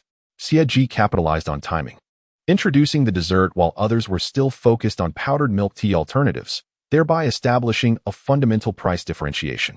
Naturally, this sequence of events aligns with the original trajectory of history. However, the introduction of an unpredictable variable, Xiao Chusheng, renders the outcome uncertain. Yet, Xiao Chusheng felt that completely eclipsing Xieji would prove somewhat challenging, as they already possessed a well-established storefront, with their mango pomelo sago set to debut in the summer. Meanwhile, Xiao Chusheng estimated that his own launch could occur within a week, at most. He contemplated implementing a few creative strategies to outmaneuver Xieji. Xiao Chusheng devised a counter-strategy, one of which involved dual storefronts, akin to the prevalence of blue-green factories and giant mobile stores, often under the ownership of a single entity. He intended to orchestrate a similar maneuver in the milk tea industry. Chapter 90. Business is not about conflict. Believing in you is tantamount to defeat. He instructed Zhou Chun to drive around the local markets and wholesale venues, while Xiao Chusheng procured a selection of ingredients related to milk tea. Before the completion of renovations at the Shanghai location, he aimed to experiment with milk tea recipes at home, specifically at the residence of a somewhat oblivious yet charming young woman. This was not the typical concocted or flavored milk tea found in today's market, nor was it the instant kind. Rather, it was authentic milk tea brewed from tea leaves and milk. Such a genuine form of milk tea had been virtually absent from the market before the emergence of the new wave of tea beverages, primarily due to its complexity of preparation, high costs, and unpredictable flavor profile. Moreover, achieving a taste that could rival that of concocted milk tea was no simple feat unless it is a long-established family-run business. The consistency of flavor cannot be guaranteed, as this requires considerable experience. However, this flavor may not necessarily appeal to all consumers. It demands extensive research and development over time. At least during the year 2007, the costs were not negligible, and naturally, the prices reflected that. A cup of milk tea priced at over 10 yuan is something that few would willingly consume. In fact, the reason new tea beverage brands only began to flourish after 2012 lies precisely here. Prior to that, many simply could not afford to indulge, nor did they possess a relevant consumer mindset. Issues such as additives and the level of concern for food safety are interconnected with societal development. This is even related to the penetration of the internet, Without the mobile internet dismantling the so-called information barriers, many would not even notice the concerns surrounding cocoa butter versus cocoa fat. However, for Xiao Chusheng, who possesses the answers to these questions, this is hardly an insurmountable issue. Xiao Chusheng does not aspire to establish a vast number of stores nationwide at this stage. Nor does he intend to create a milk tea brand valued in the tens or hundreds of billions during 2007. Such aspirations are unrealistic. He remains anchored in his original logical framework, the ratio of profit to investment. As long as the milk tea is sufficiently delicious and located in a high foot traffic area, it does not matter whether the pricing is high or low, substantial profits will inevitably follow. The profit margins do not need to be as exorbitantly inflated as those of a daily barbecue stall. They primarily provide a stable source of income. Throughout this process, a lasting impression will gradually form in the public's mind, essentially, customer goodwill, which lays a foundation for the impending mobile internet era. Of course, if along the way he could conveniently eliminate a few potential competitors, that would be even better. Business is not about ruthless competition. It is about human relationships and the value of harmony. This notion, while seemingly reasonable, can lead to one's downfall if taken to heart, something Xiao Chusheng certainly does not subscribe to. Boss, what are our next steps? Zhou Chen inquired of Xiao Chusheng. Typically, at this hour, he would have already been en route to Hangzhou with the freshly procured crayfish and souffle, as the business has expanded, necessitating the preparation of crayfish before nightfall. With 10 stalls, they could easily consume 2,000 jin of shrimp each day without any strain. Thus, every moment is a race against time. Xiao Chusheng pondered for a moment, patting the seat and the thigh of the seemingly oblivious beauty beside him. No questions, as it was purely accidental. The beauty, with her clear yet naive eyes, gazed at Xiao Chusheng in a daze, seemingly unaware of his ulterior motives. Xiao Chusheng, maintaining his composure, instructed Zhou Chen to drive him around several locations in Shanghai that appeared to have significant foot traffic. The purpose was simple. He wanted to ascertain whether there were any substantial discrepancies between Shanghai in 2007 and his memories of the future. After all, a single milk tea shop could not possibly dominate the market. To fully capture the Shanghai market, at least 10 large stores would be needed. It is no easy feat. Merely renting a storefront entails a significant expenditure, akin to squandering the hard-earned money in one fell swoop. Xiao Chusheng could not help but reflect on the fact that as business expands, the influx of capital is swift, yet so too are the outflows. Presently, he finds himself gambling his entire fortune almost daily. Gambling, in this context, is a form of astuteness. As he passed by the People's Square, Xiao Chusheng caught sight of a Xieji store. It seemed to be the very place where Xieji originated. Suddenly, memories flooded back. Xieji, the progenitor of the future brand 7 Point Sweet, initially started as a mere employee, without even a university education. It was here that he opened the first storefront of Xieji, and it appeared that business was thriving. Xiao Chusheng observed from a distance for a while. The milk tea industry boasts high profit margins. As long as the business does not perform dismally, losses are unlikely. However, there are indeed many closures, primarily due to the poor taste of the beverages. Most of these establishments rely heavily on flavored milk tea, which, despite its low cost and affordability, does not deliver on flavor. Occasionally, unsuspecting customers may try it once and learn their lesson, but to cultivate repeat customers? That seems implausible. Evidently, Xieji had yet to introduce the mango pomelo sago. Xiao Chusheng mused, recognizing this dessert as a veritable game-changer in the current milk tea market. Its unique flavor and distinct classification set it apart from traditional milk tea. Consequently, consumers do not perceive spending over 10 yuan for a cup of mango pomelo sago as excessive. The rationale is straightforward, since it is not subconsciously regarded as milk tea. A new pricing standard emerges. Another similar product concept is grass jelly. Like mango pomelo sago, it manages to generate substantial revenue in a market where the average price hovers around just a few yuan. The new wave of tea beverages primarily focuses on the fruit tea segment, having initially refrained from heavily investing in the traditional milk tea market. In Xiao Chusheng's recollection, this new wave began to exert its influence on milk tea only in the later stages, aiming to thoroughly saturate the traditional market. With economic growth, consumer perceptions evolved, leading to a desire for not only flavor but also health consciousness, such as clean ingredient lists and quality materials. The journey remains long and arduous, Xiao Chusheng sighed. All right, I shall procure some items. he informed Zhou Chen before disembarking and heading toward the Xieji store. A delicate hand slipped into his own, soft as if lacking bone. "What brings you here? Are you not feeling the heat?" questioned the charming young lady, who hurried to catch up with Xiao Chusheng, piquing his curiosity. She pouted slightly. "It's hotter in the car." Upon reflection, it made sense. Their vehicle was an old van on the verge of being discarded, with uncertain air conditioning functionality. It seemed that once he had the means, he should not skimp on this necessity. Having a car is indeed quite advantageous, especially in the convenience-driven era of 2007. Yet, Xiao Chusheng found himself in a quandary. Having grown accustomed to the designs of new energy vehicles, he struggled to muster any interest in the models of this bygone era. Primarily, it is the appearance that he finds unappealing. Of course, those that are visually appealing come at a premium. Moreover, in this era, most vehicles still operate with manual transmissions, and after years of driving automatics, he has long forgotten how to handle a stick shift. Alas, in the short term, it is unlikely that he will possess the disposable income to acquire such luxuries, and obtaining a driver's license is a formidable challenge in itself. The difficulty mentioned here is not in passing the test, but rather in navigating the cumbersome procedures involved.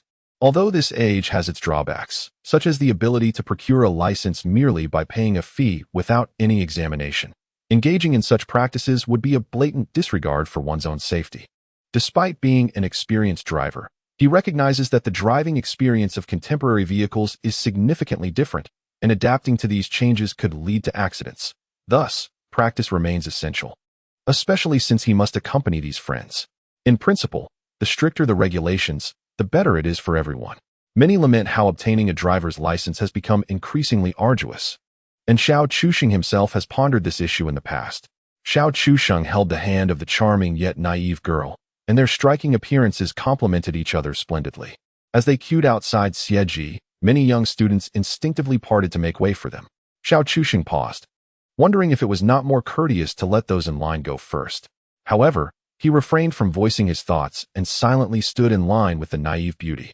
Observing the offerings at Xieji, he noted the monotony of the menu, primarily consisting of traditional milk teas. Glancing back at the departing customers, he saw that they too had opted for the classic pearl milk tea. After ordering a few cups, Xiao Chusheng cautiously led the naive beauty away. Feeling the weight of the curious gazes from the surrounding students, who appeared utterly enamored by their pairing, was he truly such a fitting match for her? Xiao Chusheng felt a twinge of uncertainty. The naive beauty was somewhat taller, and he was acutely aware that he appeared more like her younger brother. Yet, the dynamic felt inverted, reminiscent of an uncle with a young girl. An uncle and a young girl? An older sister and a younger brother?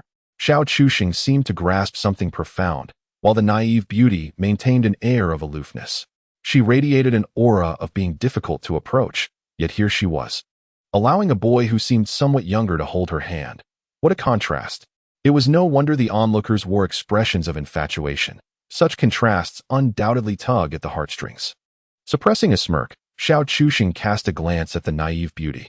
She was blissfully sipping her milk tea, clearly relishing the experience. She had a penchant for biting the straw, leaving a series of tooth impressions on it after just a short while. "Is it delicious?" he inquired. "Yes. It's better than the last time," she replied, her eyes narrowing in delight. The last time? Xiao Chusheng quickly recalled. The day they purchased drinks at the food street in Lujiazui after dealing with the soda machine. "Let me have a sip," he said to her. Without hesitation, the naive beauty offered the straw, showing no concern for having used it herself. Xiao Chusheng felt no discomfort either and took a sip. To understand your competitors is to swiftly surpass them, he mused. The beverage indeed tasted superior. It seemed to contain a generous amount of condensed milk and a fair share of powdered milk as well. Xiao Chusheng, endowed with an extraordinary palate, discerned the nuances with remarkable clarity. The last experience at Lujiazui was nothing more than diluted milk tea. It was so insipid that one could scarcely detect any milk, let alone powdered milk. In this current era, the success of Xieji is indeed justified. Once back in the car, Xiao Chusheng divided the takeaway milk tea, offering a cup to Zhou Chen, who was taken aback by the gesture. "Boss, how can you indulge in such extravagance?" he exclaimed. Xiao Chusheng shot him a glance. "Enough of the pretense. The profits you generate in a single day would easily allow me to purchase 100 cups." Zhou Chen chuckled, his secret thoughts laid bare, and graciously accepted the treat from his employer. "Boss, are we considering opening a milk tea shop?" Zhou Chen inquired suddenly. Xiao Chuxing responded with a slight nod, acknowledging that it was no secret. I believe we should establish our outlets near universities, where the student demographic is plentiful. Their spending is undoubtedly lucrative. Zhou Chen shared his immature thoughts, prompting Xiao Chuxing to regard him with newfound respect. Despite Zhou Chen's youthful exuberance, his insight was indeed commendable. As he rightly pointed out, the most profitable locations for a milk tea business, aside from bustling tourist hotspots like Lijiazui, are universities. After all, college students embody a youthful spirit, unrestrained in their spending habits, and are often willing to splurge. You are correct. I have such intentions, but for now, it is not feasible due to insufficient funds for expansion, Xiao Chuxing confided, revealing his struggles. This was a candid truth. The initial business ventures had grown rather ambitious. Establishments like fried chicken shops, barbecue joints, and milk tea stores all necessitate substantial capital for physical locations. Nevertheless, Xiao Chuxing leaned towards the expansion of the milk tea shop. Each additional outlet would effectively double the revenue, akin to a hen that lays eggs indefinitely. The fried chicken shop was earmarked as the second phase of expansion, as this type of business promises consistent profits regardless of seasonal fluctuations. Conversely, barbecue establishments faced diminishing returns post-summer, with profits declining linearly. The operations of these ventures were all meticulously planned by Xiao Chuxing. What do you mean by that? Xiao Chuxing inquired, intrigued by Zhou Chen's intentions.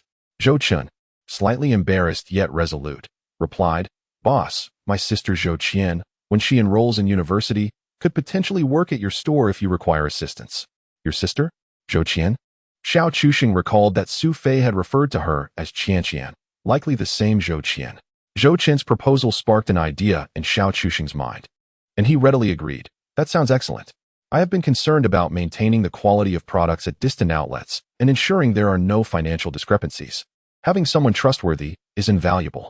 Xiao Chuxing understood well that even those close to him might not be entirely reliable, as many family-run businesses have crumbled due to internal corruption. However, it must be made clear that, at least for the present Xiao Chuxing, having one's own people is far preferable to placing hope in those unfamiliar outsiders. The character of this younger sister, Zhou Qian, is difficult to ascertain, as there has been no prior interaction.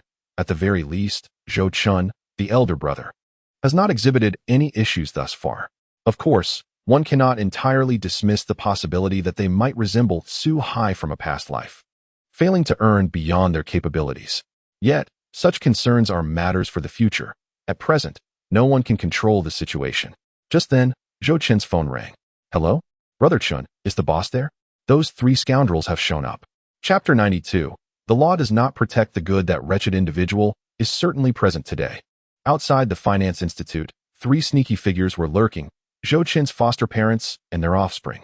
Even Feng Sudong, a student who had not yet begun his holiday, was among them, revealing the shamelessness of this family.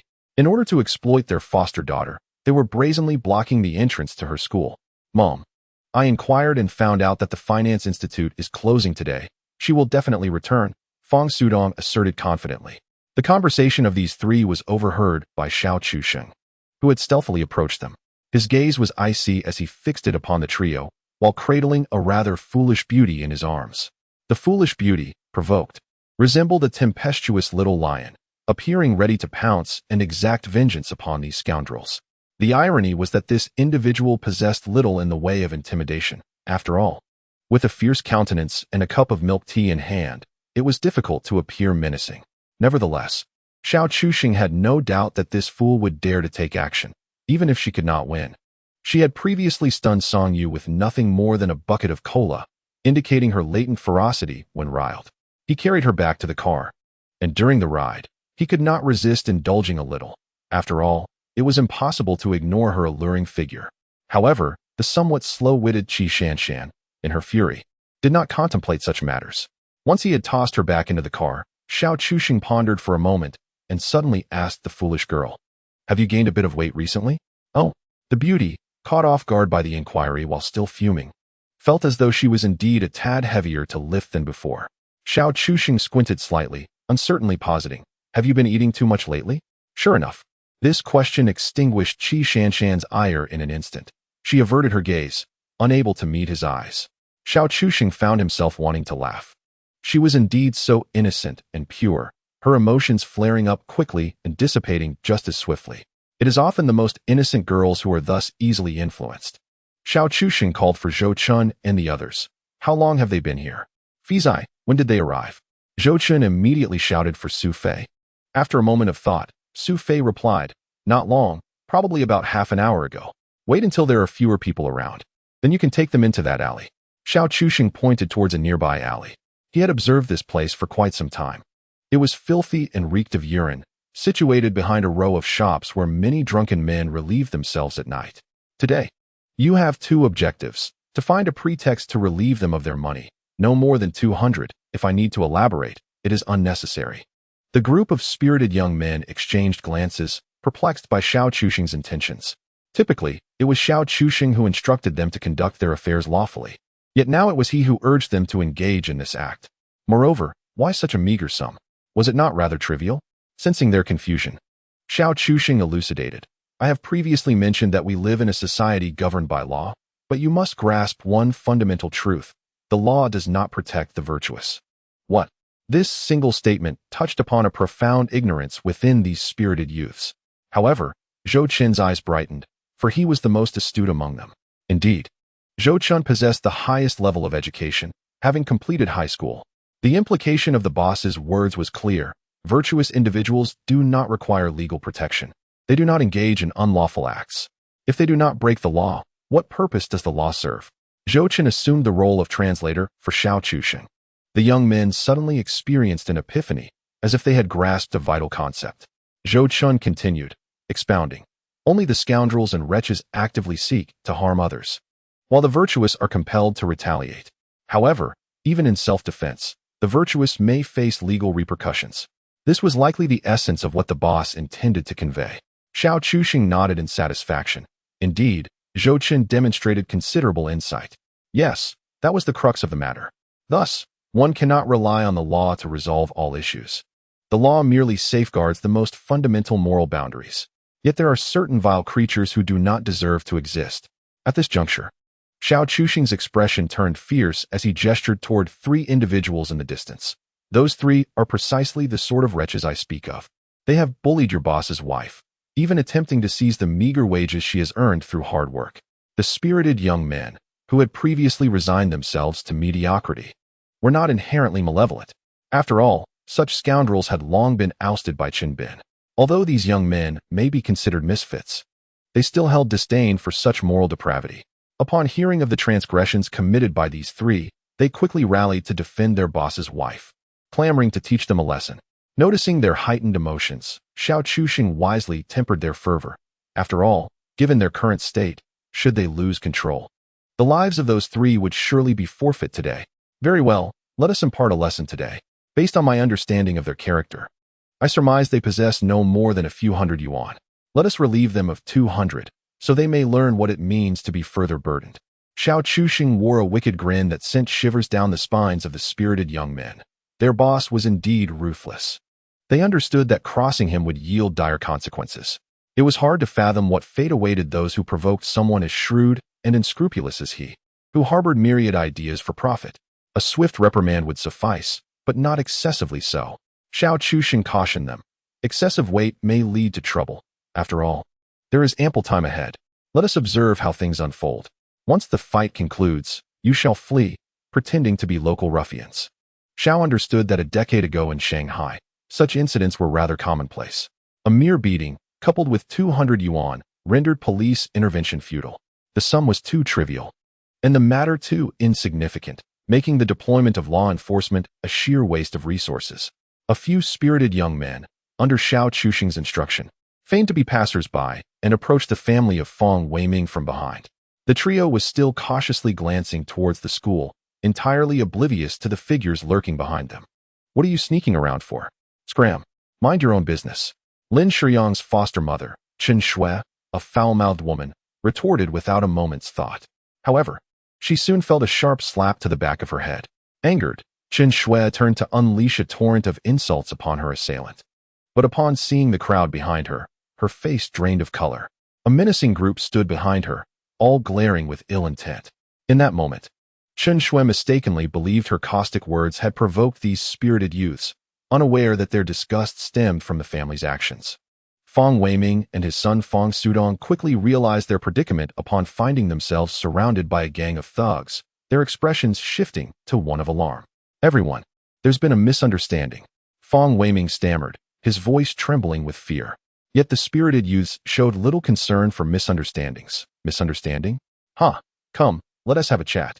With that, they encircled the trio, ushering them into a narrow alley, leaving onlookers to assume they were the best of friends. As soon as they entered the alley, Chen Shui felt a kick to her rear, sending her sprawling to the ground. The acrid stench of urine assaulted her nostrils, nearly causing her to retch. Nevertheless, she dared not resist. In her eyes, these ruffians were merciless demons, capable of heinous acts without a second thought. "My brothers, this is truly a misunderstanding." Fang Weiming was on the verge of tears. Fang Sudong, unaccustomed to such intimidation, was merely a petty delinquent, skipping classes for internet CAFS and game halls. The sight before him was overwhelming, rendering him utterly terrified. One of the spirited youths, with a look of disdain, delivered a resounding slap to Fang Sudong. His face instantly swelled, and he broke down in tears. "Brothers, we apologize. We offer our sincerest apologies." Fang Weiming, quick to react, fumbled for money. "Here. This is for you all. Please accept it." The spirited youths exchanged glances. This old man was surprisingly compliant, sparing them the trouble of concocting an excuse. They deemed it as voluntary. However, upon inspecting the money, their expressions soured. They had expected a substantial amount, only to find a meager sum of just over 140 yuan, including coins. It was indeed as the boss had claimed. This family relied entirely on the boss's wife for sustenance.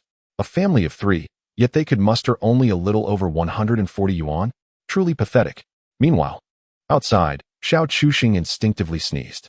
"Huh, who's cursing me?" Xiao Chuxing muttered to himself, a nagging sensation that he had been insulted. Yet he possessed no evidence to substantiate such a claim. Shortly thereafter, a group of sprightly youths emerged from the alley, casting a knowing glance at him. Xiao Chuxing nodded in response, and they swiftly departed along the prearranged route. Moments later, the Fang Weiming family limped out of the alley, their bodies and faces marred with bruises, their clothing sullied with footprints. It was evident that the group of spirited youths had not exerted their full strength when confronting them, although they had not been brutal either. Xiao Chuxing's gaze turned icy as he fixated on the family, a surge of bloodlust welling up within him, an urge to subject them to unspeakable torment. However, he suppressed this impulse, choosing instead to savor the prospect of methodically tormenting them over time. He was determined that they would not be allowed an easy reprieve. Observing the trio as they limped towards the police station, a disdainful smile crept across Xiao Chuxing's face. In 2007, it could not be said that there was a complete absence of surveillance. At the very least, there were no cameras in the vicinity. The Fang Weiming family was destined to suffer in silence. The beating they received was in vain. As predicted, they rushed to the police station, wailing for assistance. The young officer merely took notes and instructed them to await further communication. The entire process dragged on for half an hour, culminating in such a lackluster outcome. There was no mention of an investigation at the scene, nor any medical examination. All procedural steps were conspicuously absent. The Fang Weiming family was left bewildered. Were the authorities truly this negligent in their duties?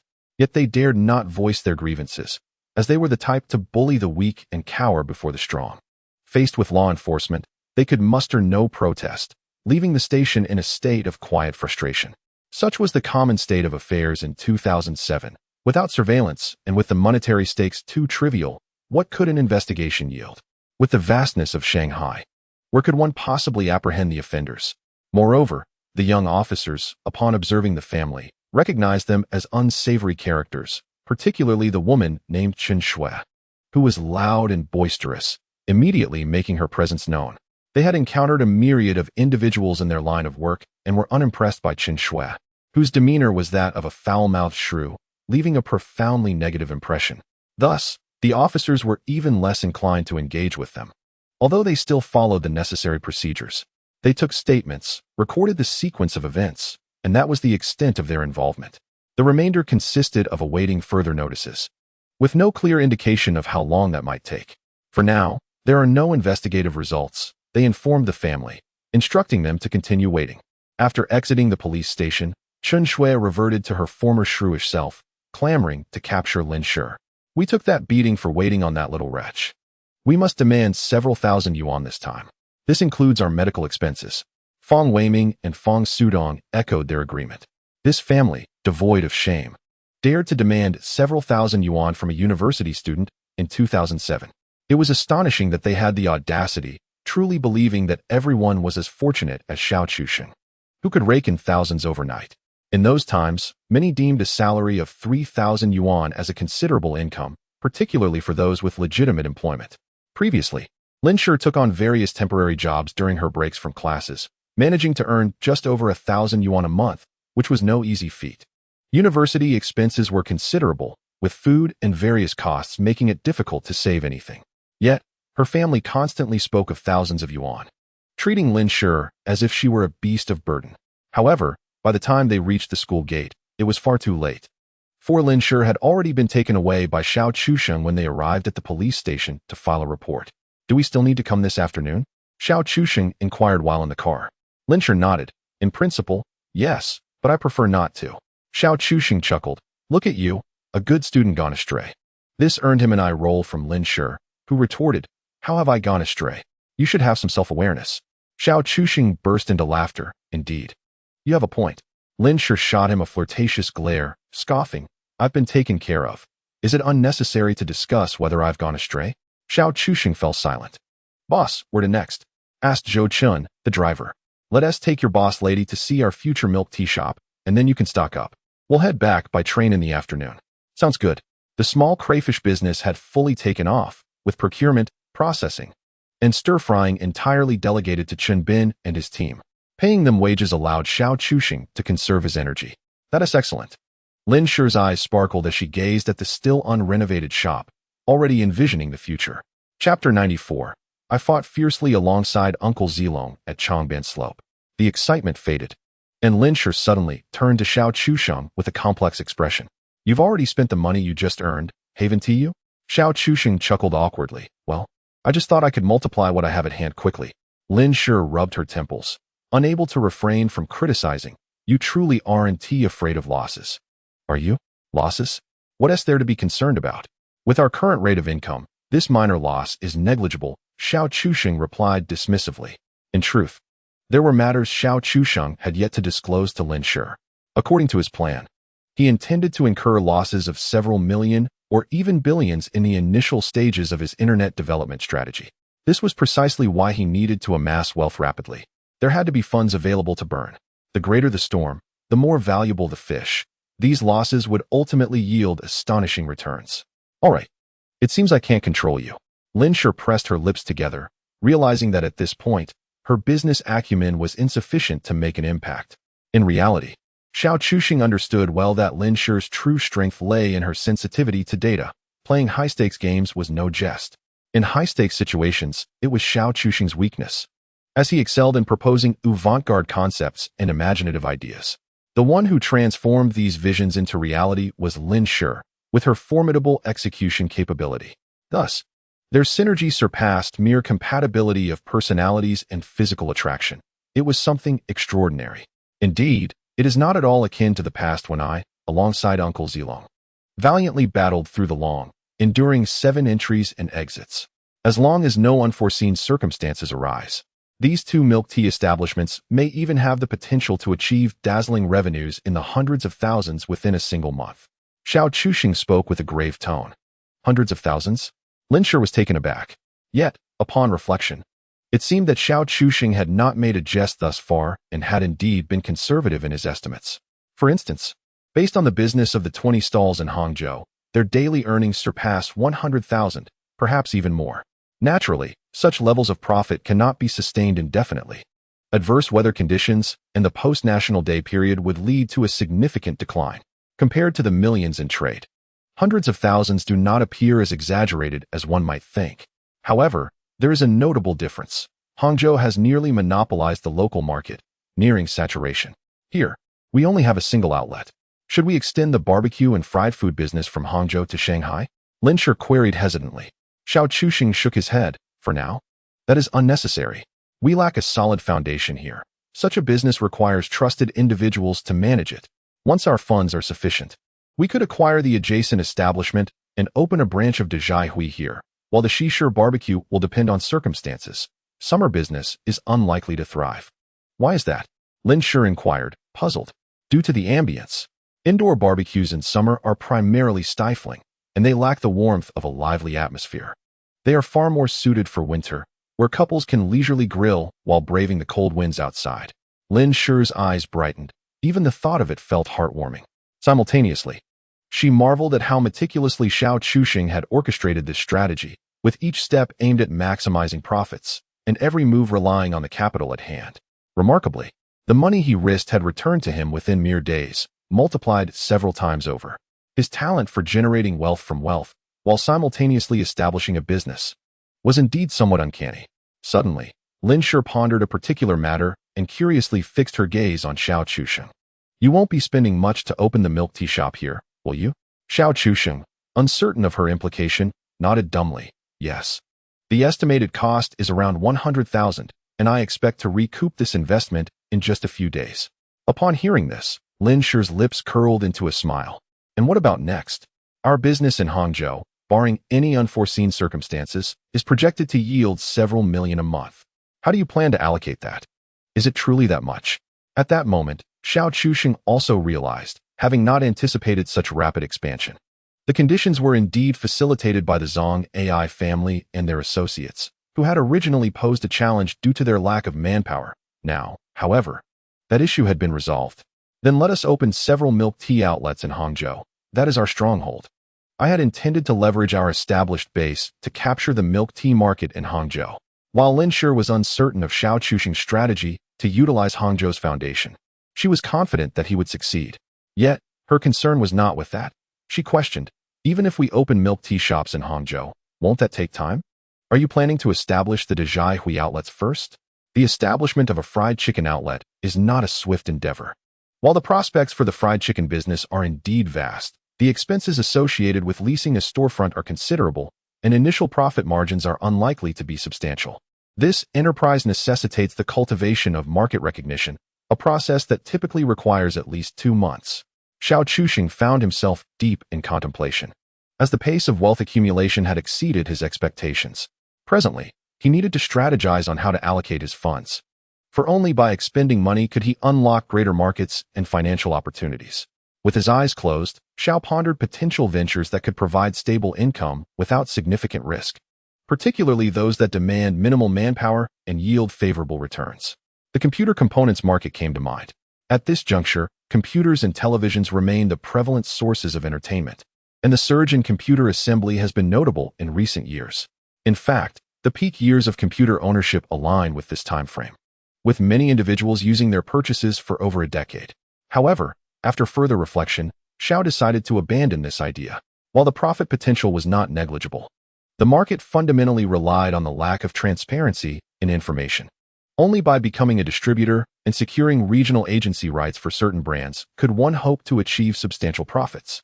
Nonetheless, given the scale of the market in 2007 and the relatively low prices of the components, the reality was that high profit margins would not translate into considerable returns. It was a simple truth. In these times, most individuals lack disposable income, and the majority of those assembling computers are not pursuing high-end configurations, but rather seeking functional alternatives. This reality explains the thriving existence of subpar power supply and memory manufacturers. For instance, a graphics card priced at 750 yuan can still attract many users even 2 decades later, reflecting the industry's less than optimistic outlook. High returns necessitate substantial investments, and becoming a regional distributor requires millions in capital with a prolonged recovery period, a situation ill-suited for Xiao Chuxing's current needs. What he sought was quick cash. Xiao Chuxing realized he needed accessible funds that could be quickly channeled into a venture with rapid returns, ideally within a year. An epiphany struck him. Not only had he identified a viable path to generate income, but this strategy could also serve as a hidden gambit, bolstering his future ambitions in the internet realm. After thoughtful consideration, he informed Lin Shur, upon your return, please assist me in networking at talent markets or through your classmates to find individuals proficient in computer science. I require a cohort of skilled developers. Lin Shi was momentarily taken aback, unable to grasp the sudden shift in direction. Just moments ago, they were contemplating a milk tea shop, then discussing computer components, and now he was pivoting to software development. What exactly are you planning to do? She inquired. Her curiosity piqued. Xiao Chuxing smirked mischievously. I intend to engage in farming. Lin Shi was perplexed by this term, and Xiao Chuxing had no immediate plans to elaborate further. However, he understood the vastness of the market for this product and how popular it once was nationwide. It can be said that every person of Chinese descent harbors a dream of farming deep within their bones, and Happy Farm was born from this very idea. Countless individuals once rose in the dead of night during that era to steal their friends' crops. Of course, Happy Farm was merely the beginning. This browser game was developed by a small team known as 5 Minutes. If Xiao Chuxing's memory serves him correctly, the initial version of Happy Farm was only released in 2008. He recalls this vividly because 2008 was a remarkable year, especially with the Olympics taking place. At that time, Xiao Chuxing had also played the early version of Happy Farm. However, when Tencent entered the scene and integrated it into their platform, the game truly exploded in popularity across the nation. Prior to that, it had only been played by a select few. Xiao Chuxing's motivation for creating this game was not solely to earn money, but also to leverage it as a means to connect with Tencent.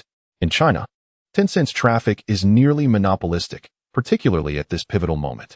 What is the most crucial aspect of internet development? Indeed, it is traffic. The market potential and revenue generated by Happy Farm were exceedingly remarkable. If he could gain subsequent traffic support from Tencent for his development, it would be nothing short of perfect. Furthermore, in the realm of domestic internet, Tencent, despite its share of controversies, remains a bastion of integrity compared to other players in the industry. One cannot overlook the fact that, despite its dark history of original content infringement, it stands as a refreshing alternative amidst a sea of companies notorious for their predatory practices and unethical behavior. Tencent primarily focuses on acquisitions while allowing for a degree of autonomy in development. This creates a favorable environment. Even if studios acquired by Tencent eventually fold, the developers still manage to profit. To scale a business, capital is an indispensable element. Hence, the choice must be made wisely, favoring comfort. Aligning oneself with the right partners is paramount. Currently, Xiao Chuxing intends to recruit a team of programmers to expedite the launch of Happy Farm, aiming to capture the market before the 5 Minutes team can do so in 2008. This venture does not pose significant technical challenges. It is primarily driven by creativity. In comparison to the 5 Minutes team, Xiao Chuxing possesses an inherent advantage. His question is, the Zong AI family. One should not underestimate this non-mainstream group. The trendiest and most avant-garde youth of this era are found within its ranks. This group initially emerged from the dance game community, indicating that its members are well acquainted with computers. It can be said that a vast pool of youthful internet traffic resides in the Zong AI family. Whoever wins their favor will undoubtedly dominate the market. Interestingly, the Zong AI family in Hangzhou is easily accessible to him. Even more fortuitously, the founder of the Zong AI family is the cousin of the leader of the Hangzhou chapter. As long as Xiao Chuxing desires, he can effortlessly leverage these connections to promote high-quality internet products like Happy Farm. With a mere push in the local groups of the Zong AI family, the momentum could easily amplify. He wouldn't even need to ride the coattails of the Penguins' favor to bring this venture to fruition. The exceptional prowess of the Zong AI family was something Xiao Chuxing had not anticipated upon his rebirth. He never imagined he could connect with the bygone internet celebrities of the current era. By the way, since you intend to open a milk tea shop in Shanghai, Lin Shi suddenly tugged at Xiao Chuxing's sleeve. What's the matter? Xiao Chuxing inquired, puzzled. We have no one here. There's not a trustworthy person in Shanghai. How can we proceed? Lin Shi expressed her concern. Oh, is that what you're worried about? Xiao Chuxing chuckled nonchalantly. Isn't it simple? Just persuade Zhu Wen to come over. Lin Shi was taken aback. Wen. Xiao Chuxing had already considered this. Regardless of his past life or this one, Zhu Wen had always treated Lin Shi well. Even to repay that kindness, Xiao Chuxing planned to bestow upon Zhu Wen an immense fortune. However, Lin Shi's lips twitched as she remarked. But when one is returning to Jinling for the summer vacation. She's not from Shanghai? Xiao Chuxing was genuinely unaware of this. No. She came over from Jinling for school and will return home for the summer, Lin Shi clarified. That's indeed tricky. Can't she stay? This is a lucrative opportunity. Xiao Chuxing was considering Zhu Wen's character and her support for Lin Shi, which is why he wanted to entrust this business to her. He wouldn't feel at ease with anyone else. Moreover, he and Lin Shi couldn't possibly travel back and forth every day. With a sigh, Lin Shi had no choice but to call Zhu Wen. Sure? Where are you? Zhu Wen greeted casually once the call connected. Lin Shi wasted no time and laid out Xiao Chuxing's plan.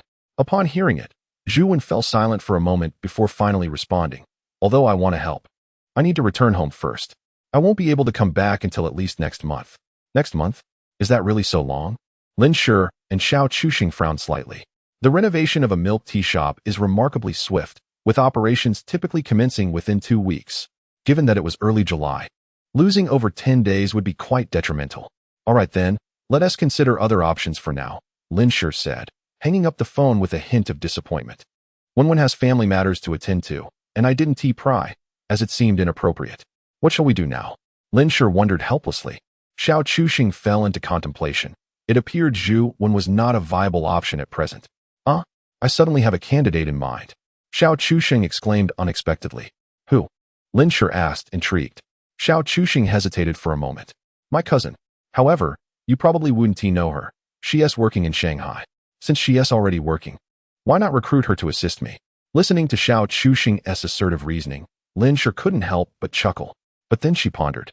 It seemed that anyone aligned with this little man was bound to profit, so she refrained from voicing her concerns. However, she questioned whether it was appropriate to engage in such business dealings alongside a relative.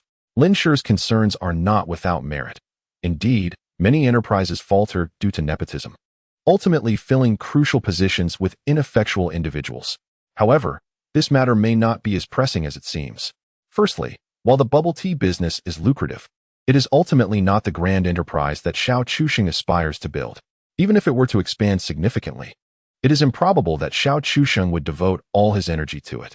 Thus, delegating authority is both inevitable and timely. Secondly, this cousin is relatively trustworthy. In his previous life, when Xiao Chuxing embarked on his entrepreneurial journey, he borrowed a sum from her family, which he repaid later, yet they never pressured him for it, maintaining familial ties during festivals.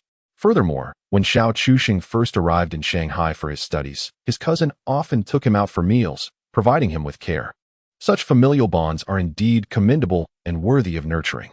Experiencing certain relationships reveals their rarity. While one cannot entirely dismiss the potential for a butterfly effect, Xiao Chuxing firmly believes in one principle. The fundamental nature of human hearts remains unchanged. Take Su Hai from his previous life, though he had betrayed him. Was Su Hai truly malevolent? Not particularly. Greed is a universal trait, inherent to all, and Su Hai was merely an ordinary individual with limited vision. Had Xiao Chuxing engaged in minor trades with him, perhaps Su Hai would have harbored no ulterior motives. However, as their business expanded, the dynamics shifted, and Su Hai's capabilities and mindset could not keep pace. This world is predominantly populated by ordinary people, an undeniable reality. In choosing his cousin, Xiao Chuxing has his rationale. Over 2 lifetimes, her family has treated him well, and he trusts them. Moreover, he does not intend for her to occupy a significant position long-term. Additionally, since the industry is still nascent, gaining early insight into people's true natures is advantageous. Even if his cousin's family were to profit, at least they are kin. This is the culmination of his considerations. The adult world is inherently complex, requiring more than superficial contemplation. Lin Shi had no objections to this, merely inquiring when Xiao Chuxing would visit his cousin. He replied that they should first focus on the renovations and that they needed to refine the bubble tea recipe. Xiao Chuxing added that he was unsure where she was currently employed and would inquire with old Xiao upon his return. This statement, however, was not entirely accurate. He was in a state of uncertainty regarding his cousin's current employment. In his previous life, when he first arrived in Shanghai, she had taken him out to eat, and at that time, she was working as a waitress in a restaurant. Yet, Xiao Chuxing was not certain of her current situation. Once he had clarified his plans, Xiao Chuxing led Lin Shi and the Navi beauty to a dining establishment in the food street of Lujiazui for lunch. Zhou Chun and the others had already gone to procure goods, aiming to prepare the day's portion of crayfish before their evening stall opened. With 10 booths now operational, the consumption rate of crayfish was astonishing. It could be said that all the shrimp from the previous seafood market had been monopolized by Xiao Chuxing. Next, He contemplated the oyster business. Xiao Chusheng remained optimistic. At the very least, the other party showed willingness to negotiate, indicating there was potential for dialogue. "What would you like to eat?" he asked. Xiao Chusheng was accompanied by two young ladies in the restaurant, where he encouraged them to order their meals. Upon leaving Hangzhou, the cuisine here was decidedly richer in flavor, yet undeniably more appetizing. With a smile, Xiao Chusheng remarked to Lin Shi, who readily nodded in agreement, acknowledging, "Indeed. During my time in Hangzhou, I could distinctly sense the lack of flavor in your dishes. Dear guests, we offer fresh seafood, all alive and swimming in the tanks," interjected a waiting staff member. Upon hearing this, Xiao Chusheng felt it would be delightful to treat them to something special. Although Hangzhou is considered a semi-coastal city, the consumption of seafood remains limited for most ordinary families, primarily due to financial constraints. Lin Shi, who had lived in Shanghai, had never had the means to indulge in such delicacies. Curiously, Xiao Chusheng turned to the somewhat naive beauty and inquired, "Have you had much seafood before?" The innocent beauty looked up with wide, beautiful eyes, replying, "We often had it when my mother was around." Both Lin Shi and Xiao Chusheng felt a pang in their hearts and instinctively asked, "What about afterward?" The naive beauty's demeanor visibly dimmed as she responded, "I haven't had it since." This revelation did not come as a surprise to either of them.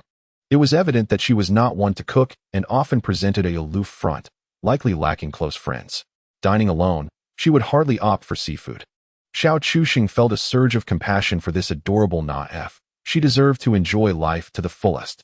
Thus, he ordered a few stir-fried dishes and led the two ladies to the tank housing the live seafood, inviting them to choose their favorites.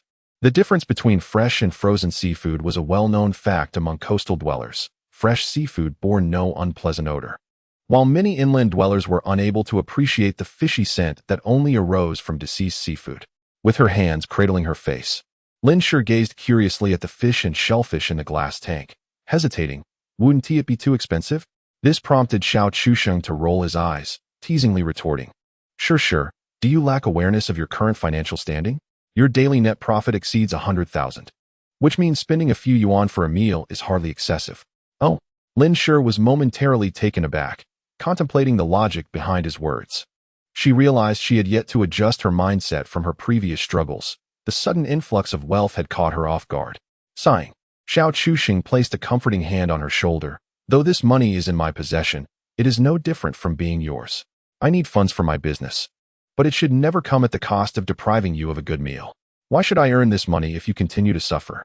Lin Shi's eyes sparkled with understanding, grasping Xiao Chusheng's intent. He was gently conveying that she no longer had to endure hardships. Everything was improving. Moreover, he had indeed offered her financial support in the past, yet it was she who had refrained from accepting it. Xiao Chusheng would provide for her. Whether the money was in her hands or not made little difference. In fact, possessing it could pose a risk, especially if her adoptive parents were to seize it. The potential loss outweighed the gain. Thus, it can be said that you have now become a little Xiao Chusheng, hesitating to voice his thoughts. His gaze lingering on Lin Shi's collarbone and then drifting downward, swiftly altering his words. "All right, wealthy lady." Lin Shi naturally noticed the mischievous glint in his eyes and, connecting it with his words, understood his double entendre. With a light huff, she replied, "As for being a wealthy lady, I truly lack any tangible experience. Perhaps it is because your worth is still insufficiently high, and in this era, there are not many avenues for spending." Xiao Chusheng pondered this seriously before articulating his thoughts. This is not surprising, as in 2007, the opportunities for expenditure were rather limited, and the disparity between the rich and the poor was not so acutely perceived. The most significant difference between the affluent and the impoverished was subconsciously believed to be in food and housing. Wealthy individuals dined extravagantly, spending thousands or even tens of thousands on a single meal. In other aspects, the distinctions were not as pronounced. Once the issues of information isolation in the internet age were resolved, ordinary people could also experience the impacts of technology, and these disparities became starkly evident. For instance, in the early days, a premium smartphone cost several thousand, sometimes requiring a scramble to acquire, with prices soaring to over 10,000. Most individuals needed to forego food and drink for months to afford it. If merely purchasing a phone was so challenging, what of other expenses? This was compounded by the geometric rise in housing prices, particularly in places like Shanghai, where even a modest unit could reach hundreds of thousands, or over 1 million. Many individuals would spend their entire lives toiling away, and even then, might struggle to pay in full. Numerous young dreamers headed to Beijing, Shanghai, and Guangzhou to transform their lives, only to be confronted with harsh realities, ultimately returning home in search of opportunities. This was the future that Xiao Chuxing had witnessed in his previous life, where the societal divide between wealth and poverty gave rise to numerous issues. To divert social tensions, society turned to entertainment, distorting values and perspectives. Xiao Chuxing felt fortunate to have recognized this early on. Otherwise, his path to advancement would have been entirely obstructed, leaving him feeling hollow. Although he had reset his progress, he still empathized with the suffocation experienced by the majority of ordinary individuals in his past life. This suffocation, coupled with numbness, was a reality that most people were aware of, yet due to their inability to effect change, they chose to anesthetize themselves. Hey, where's that silly girl? At that moment, Xiao Chuxing suddenly realized that the silly beauty had been silent for quite some time. Upon this reminder, Lin Shi also became aware, her demeanor shifting to one of mild panic. However, they soon spotted her not far away by an ornamental fish tank, and they both breathed a sigh of relief, thinking they had lost her. Sharing a knowing smile, Lin Shi giggled. Shan is just a bit daft. She's not truly foolish. At her age, how could she possibly get lost? Xiao Chuxing chuckled awkwardly, realizing the truth in her words. Although she had never ventured outside Hangzhou alone, having grown up there, it was improbable she lacked any common sense. One could only say that after truly getting to know her, he found her endearing, prompting him to unconsciously treat her like a precious gem. Aren't these fish beautiful? As the charming yet foolish beauty gazed intently at the dragon fish in the aquarium, Xiao Chuxing assumed she was captivated by its striking beauty. Is this the golden dragon fish? Lin Shi inquired, her curiosity piqued. Xiao Chuxing responded with a soft affirmation. Indeed. It's quite expensive. Something of this size must cost several tens of thousands. His understanding of the prices of ornamental fish was limited, knowing only that even the least expensive large dragon fish would still fetch a hefty price. Lin Shi was taken aback. Several tens of thousands? She playfully ruffled the foolish beauty's hair, asking, do you like it? The foolish beauty instinctively turned to Xiao Chuxing and replied, it looks quite delicious. Xiao Chuxing was momentarily speechless, his mouth agape as he struggled to comprehend her logic. It dawned on him that she had been staring at the fish not because of its beauty, but rather due to her desire to eat it. With a tilted head, the foolish beauty confidently asserted, it is beautiful.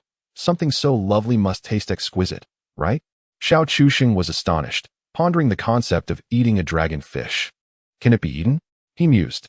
The foolish beauty earnestly asked him, is it not edible?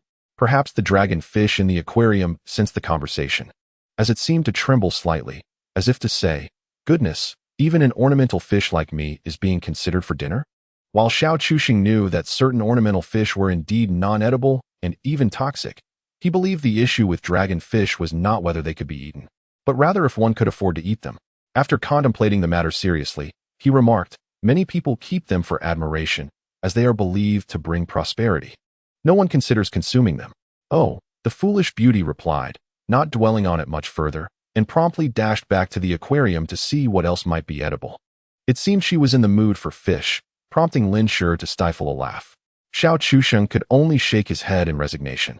Pointing to a beautiful red fish in the tank, he asked the foolish beauty, what about this one? It's quite lovely, shall we eat it?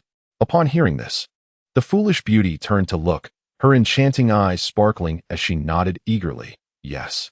Then let us have it steamed, Xiao Chuxing instructed the waitress. The waitress, who had been observing the amusing exchange, had been holding back her laughter, nearly bursting when she heard the little girl express her desire to eat the dragon fish that belonged to her boss. At that moment, the waitress revealed to Xiao Chuxing, actually, that dragon fish belongs to our boss. He previously kept another one in his office, but when the oxygen valve in its tank malfunctioned, that fish sadly perished, prompting him to acquire a new one. The previous one was said to have been consumed by the boss, and the taste was surprisingly good. Such juicy gossip nearly made Xiao Chuxing laugh aloud. Who would have thought such a thing could happen? Afterward, Lin Shi ordered a few more dishes. And based on his experience, Xiao Chuxing selected some items as well. The trio then returned to their seats, awaiting their meal. I noticed they also have pufferfish on the menu, Xiao Chuxing said mysteriously to Lin Shi. Pufferfish. It is said to be extraordinarily delicious. Yet if not handled properly, it could potentially lead to poisoning. Such tales are well known, even to Lin Shi. Xiao Chuxing responded, "Indeed, although I wish to let you experience it, I fear that indulging might lead to dire consequences, so I refrained from ordering." He certainly did not want to restart his life over a mere meal. Chapter 98. Are you still thinking about that golden dragon fish? Lin Shi felt a flush of embarrassment, but as Xiao Chuxing remarked, to indulge in fleeting gastronomic desires at the risk of losing one's life would be utterly foolish. However, this very notion piqued Lin Shi's curiosity. Do you think that those who knowingly consume such poisonous delicacies do so because they truly are delectable? This question momentarily stumped Xiao Chuxing, yet he replied, "Once we have access to farmed, non-toxic pufferfish in the future, you shall taste it for yourself. Let us avoid the toxic ones. You have yet to fully savor the joys of life." These words warmed Lin Shi's heart. She hadn't anticipated that this mischievous young man could utter such heartfelt sentiments at such a moment. Indeed, the days of happiness were just beginning, and she was reluctant to depart so soon. Lin Shi had never felt such a desire to embrace life as she did now. In his previous life, Xiao Chuxing had tasted pufferfish, but those were the artificially cultivated, non-toxic varieties. According to the connoisseurs, while the non-toxic pufferfish is also delightful, its flavor and freshness are diminished in the process of cultivation. In essence, it is the consumption of toxic corals that bestows these fish with their exquisite taste. This phenomenon can be regarded as a marvel of nature, which explains why so many would willingly risk poisoning for the sake of indulging in such delicacies. It is akin to the many who consume the dangerously toxic green shellfish each year and end up in the hospital. Of course, Xiao Chuxing had never sought to verify this, as he did not wish to court disaster. Thus, he could not satisfy Lin Shi's curiosity, a mystery he would never unravel in this lifetime. By the way, I just noticed that they have oysters here. Lin Shi suddenly tugged at Xiao Chuxing and whispered, "But they must be many times larger than those we have every night. They must be quite expensive, right?" Xiao Chuxing nodded, "Indeed. Those here are fresh and of a different variety. The ones we have are suited for street vendors, while these are sushi grade, supplied to restaurants, such as Gina's, costing dozens or even hundreds each." So expensive? Lin Shi's eyes widened in astonishment, as if she were encountering the world anew. Xiao Chuxing was unsure, merely speculating based on the prices from his past life. However, it was 2007, and prices could not have remained static over the years. Nonetheless, this did not prevent Lin Shi from being utterly bewildered, as the dishes Xiao Chuxing ordered began to arrive, accompanied by 3 bowls of rice. The naive beauty eagerly dove into the meal, seemingly unfazed by any dietary restrictions, making her easy to please. It appeared she was indulging just a tad too much. When the main dish, the East Star Grouper, was presented, Xiao Chuxing smiled and remarked, "Silly girl, isn't this fish visually stunning? Do take a bite." With that, he selected a piece of flesh near the head of the fish, which he deemed the most delectable portion. The clumsy beauty cautiously placed the food into her mouth, leaving him both amused and bewildered. This prompted him to remind her, "There's no need to be so careful. Aside from ribbon fish, most sea fish lack small bones." The clumsy beauty responded with a nod, her expression reflecting surprise, indicating her lack of knowledge about these matters. Perhaps it was because she had indeed tasted them under her mother's guidance in her childhood, yet she had never paid attention to such details. After her mother was no longer around, she had ceased to indulge in these delicacies, thus missing the opportunity to learn more about them. After all, such things were not taught in textbooks. Lin Shi observed the two with a complex expression. She too had not had the chance to gain such knowledge. At least Qi Shanshan had tasted them before, but it seemed she had never encountered such expensive fish since she could remember. "Delicious, isn't it?" Xiao Chuxing inquired of the clumsy beauty. She responded, and soon she was using her chopsticks to devour the dish with great satisfaction. Watching her eat was quite heartwarming, as it seemed to whet his own appetite. However, after consuming a few pieces of fish, she suddenly stopped, her expression blank. This alarmed both Lin Shi and Xiao Chuxing, particularly Lin Shi, who anxiously asked, "What's wrong, Shanshan? You're not choking on a fishbone, are you?" Even in the absence of small bones, a large spine could still pose a danger if not careful. To their relief, the clumsy beauty shook her head and earnestly stated, "I was just thinking. This red fish is so beautiful and delicious. Then that one we saw earlier was even prettier. Doesn't that mean it must be even tastier?" Xiao Chuxing found himself questioning his existence. Are you really fantasizing about that ornamental fish? It's an ornamental fish. Lin Shi couldn't help but chuckle. The two were quite the comedic pair, one daring to think and the other daring to respond. Speaking of which, Xiao Chuxing suddenly recalled. There is indeed a fish that looks somewhat similar to the ornamental fish, but is quite delectable, the yellow croaker. Though, if I remember correctly, it tends to be rather pricey. His use of tends to be was due to his unclear recollection regarding this fish. Wild yellow croaker was expensive, while farmed varieties in later years became affordable at around 20 to 30 yuan per pound. However, he couldn't recall exactly when farming began. This is the nature of true reincarnators. They cannot know everything, and their memories are not always reliable. They must navigate their journey using what they know and even deduce correct historical facts from vague recollections. It's absurd to think that someone who was once inconsequential would suddenly possess vast knowledge upon rebirth. After all, a normal person would not remember every trivial detail with such clarity. The brain naturally tends to obscure irrelevant memories. After all, one cannot predict their own reincarnation. So how could they force themselves to remember certain things? Once the meal concluded, all three felt too full to move. This had been the most satisfying meal Xiao Chuxing had experienced since his rebirth, leading him to inadvertently overindulge. In truth, given his current financial status, there was no longer any need for frugality. After settling the bill at the front desk, Xiao Chuxing took Lin Shi and the clumsy beauty with him to explore the surroundings. Consider it a leisurely stroll after dinner, while also discussing the forthcoming plans with Lin Shi. With a beautiful woman on each arm, one tall and one petite, the sense of pride and vanity that swells within a man is simply overwhelming. I intend to establish the milk tea business, while simultaneously recruiting individuals for online gaming. Xiao Chuxing informed Lin Shi. She was not taken aback, as Xiao Chuxing had previously mentioned this matter to her. Therefore, what follows should be the crux of the discussion. The upcoming months are likely to be quite busy, as Xiao Chuxing remarked to Lin Shi. Oh, that shouldn't pose a problem, right? Lin Shi raised an eyebrow. If it's this lucrative, being busy is only to be expected. She considered it a natural consequence. With such rewards, one must inevitably pay the price. Xiao Chuxing chuckled. Indeed, busyness is a given, but I plan to keep you even busier. Huh. Lin Shi paused, alarmed. What else do you want me to do? She was genuinely wary, especially since Xiao Chuxing had already stirred such a significant commotion in a short time. However, upon hearing his next words, Lin Shi felt a wave of relief.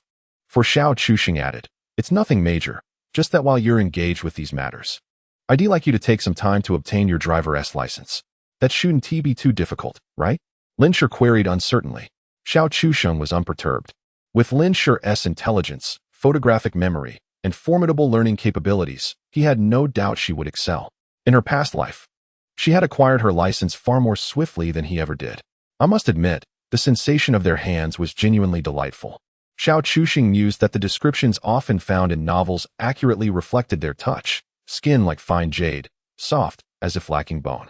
Previously, he thought those terms exaggerated, but on them, they seemed almost insufficient. Observing the throngs of people on the street, Xiao Chuxing reflected, indeed, the era of tangible commerce attracts the most crowds. Just the food street in Lujiazui surpassed the foot traffic he remembered from over a decade later by several multiples. This is the peak of opportunity.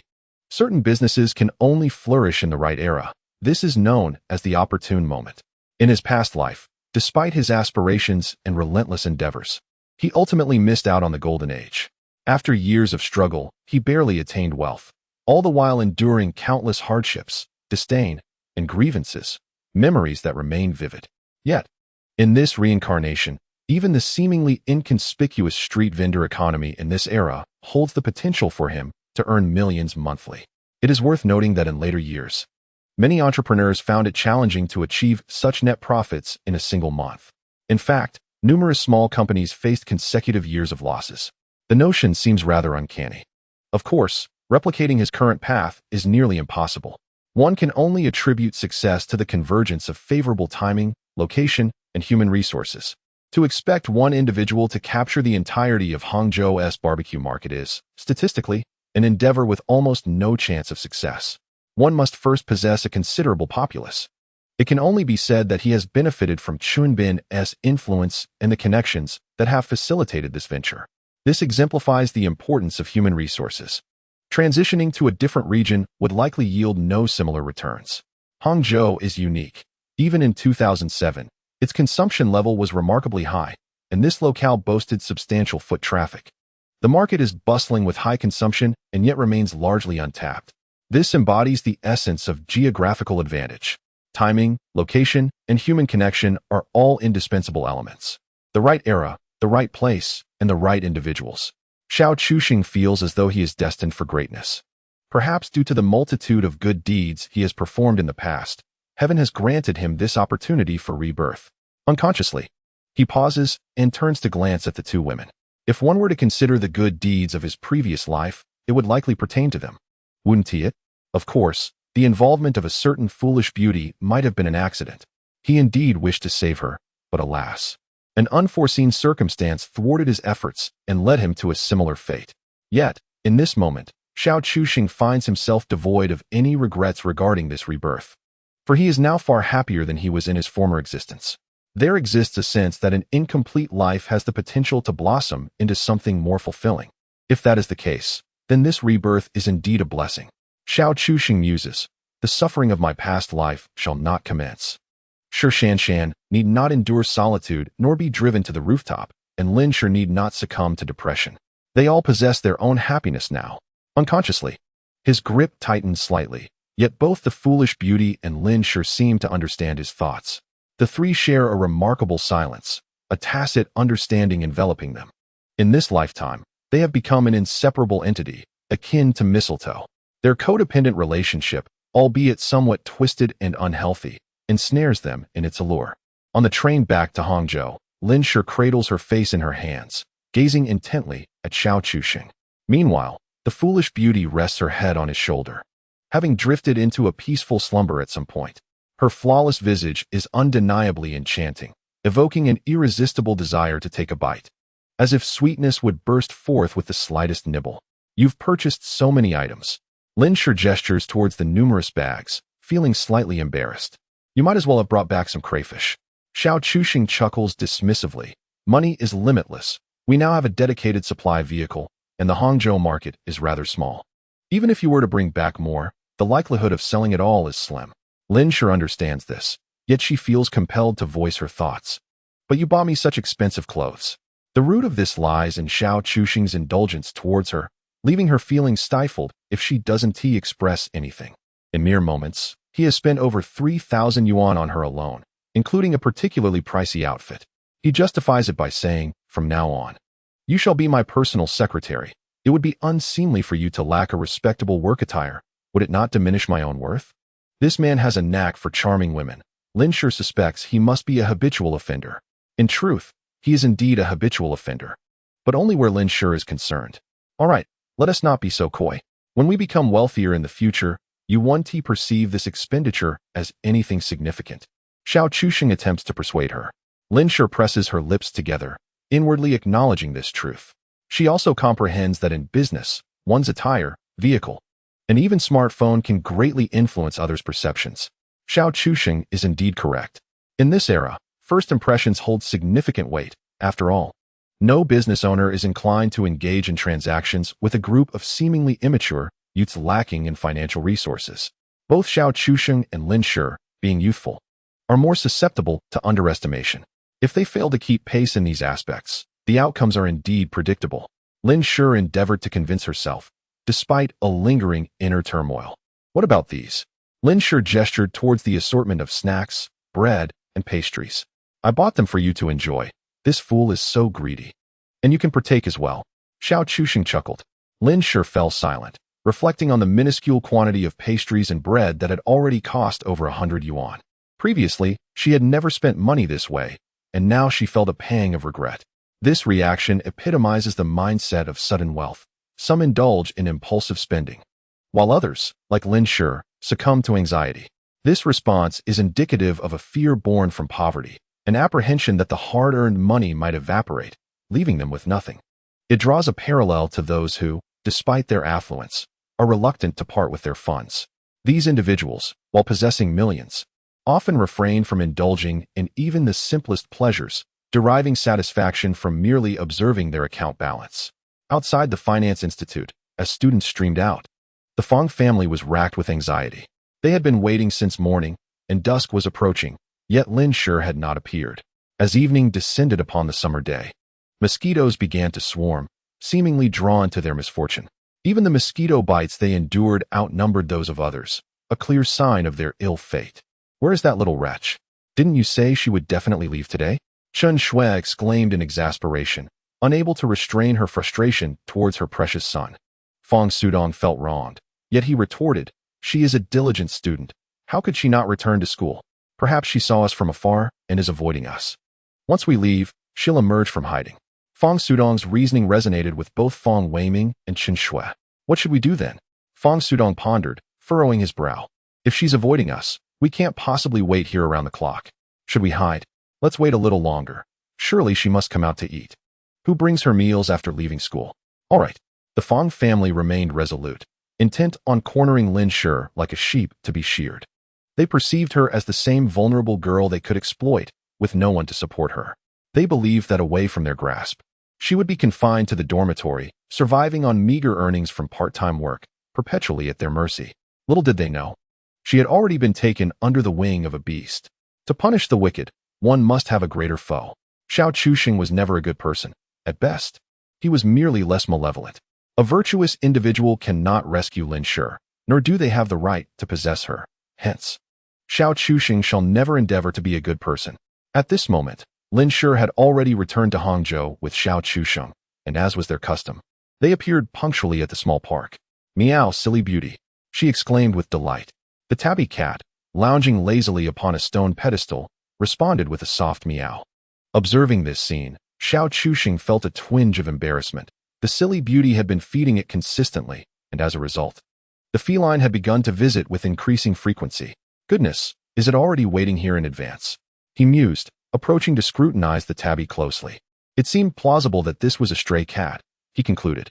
"Oh, how did you discern that?" Lin Shi inquired, intrigued.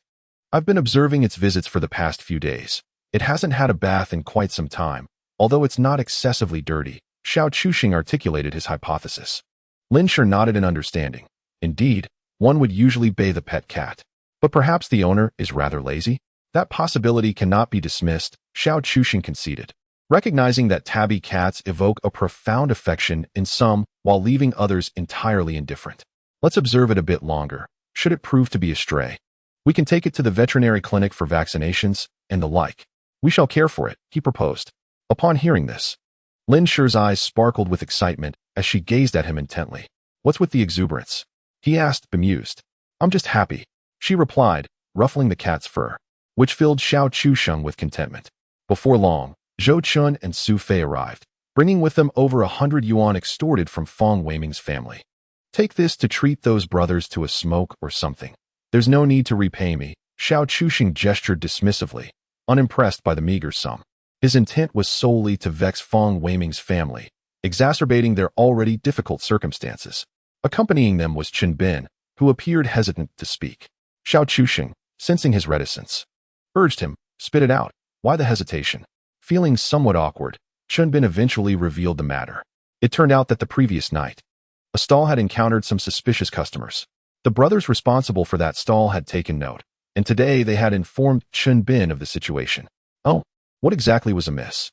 Xiao Chuxing inquired with raised eyebrows, intrigued. "They were subtly praising our lamb skewers, inquiring about the seasoning, expressing their fondness, and asking where they could purchase it," Chen Bin explained. Upon learning that this was information disseminated by the owner, they then asked if they could get in touch with you, expressing a desire to buy the seasoning. "Ah, I see," Xiao Chuxing comprehended, recognizing that these individuals were likely not mere patrons. In recent days, as the notoriety of his 10 stalls within the Zong AI family group grew, it signified that they had thoroughly captivated the youth. The awareness of this stall among the younger generation meant that the majority of Hangzhou's populace had become acquainted with it. Previously, in this quaint little park, the stall thrived primarily due to its exclusive offering of grilled oysters. After all, competitors found it challenging to maintain costs, rendering them incapable of replicating such a specialty. However, with 9 other stalls vying for market share, the focus shifted to the taste of lamb. The flavors of various dishes were largely indistinguishable, with patrons often determining their choice based on which vendor offered a more palatable dipping sauce. It was always possible to procure similar items in the market.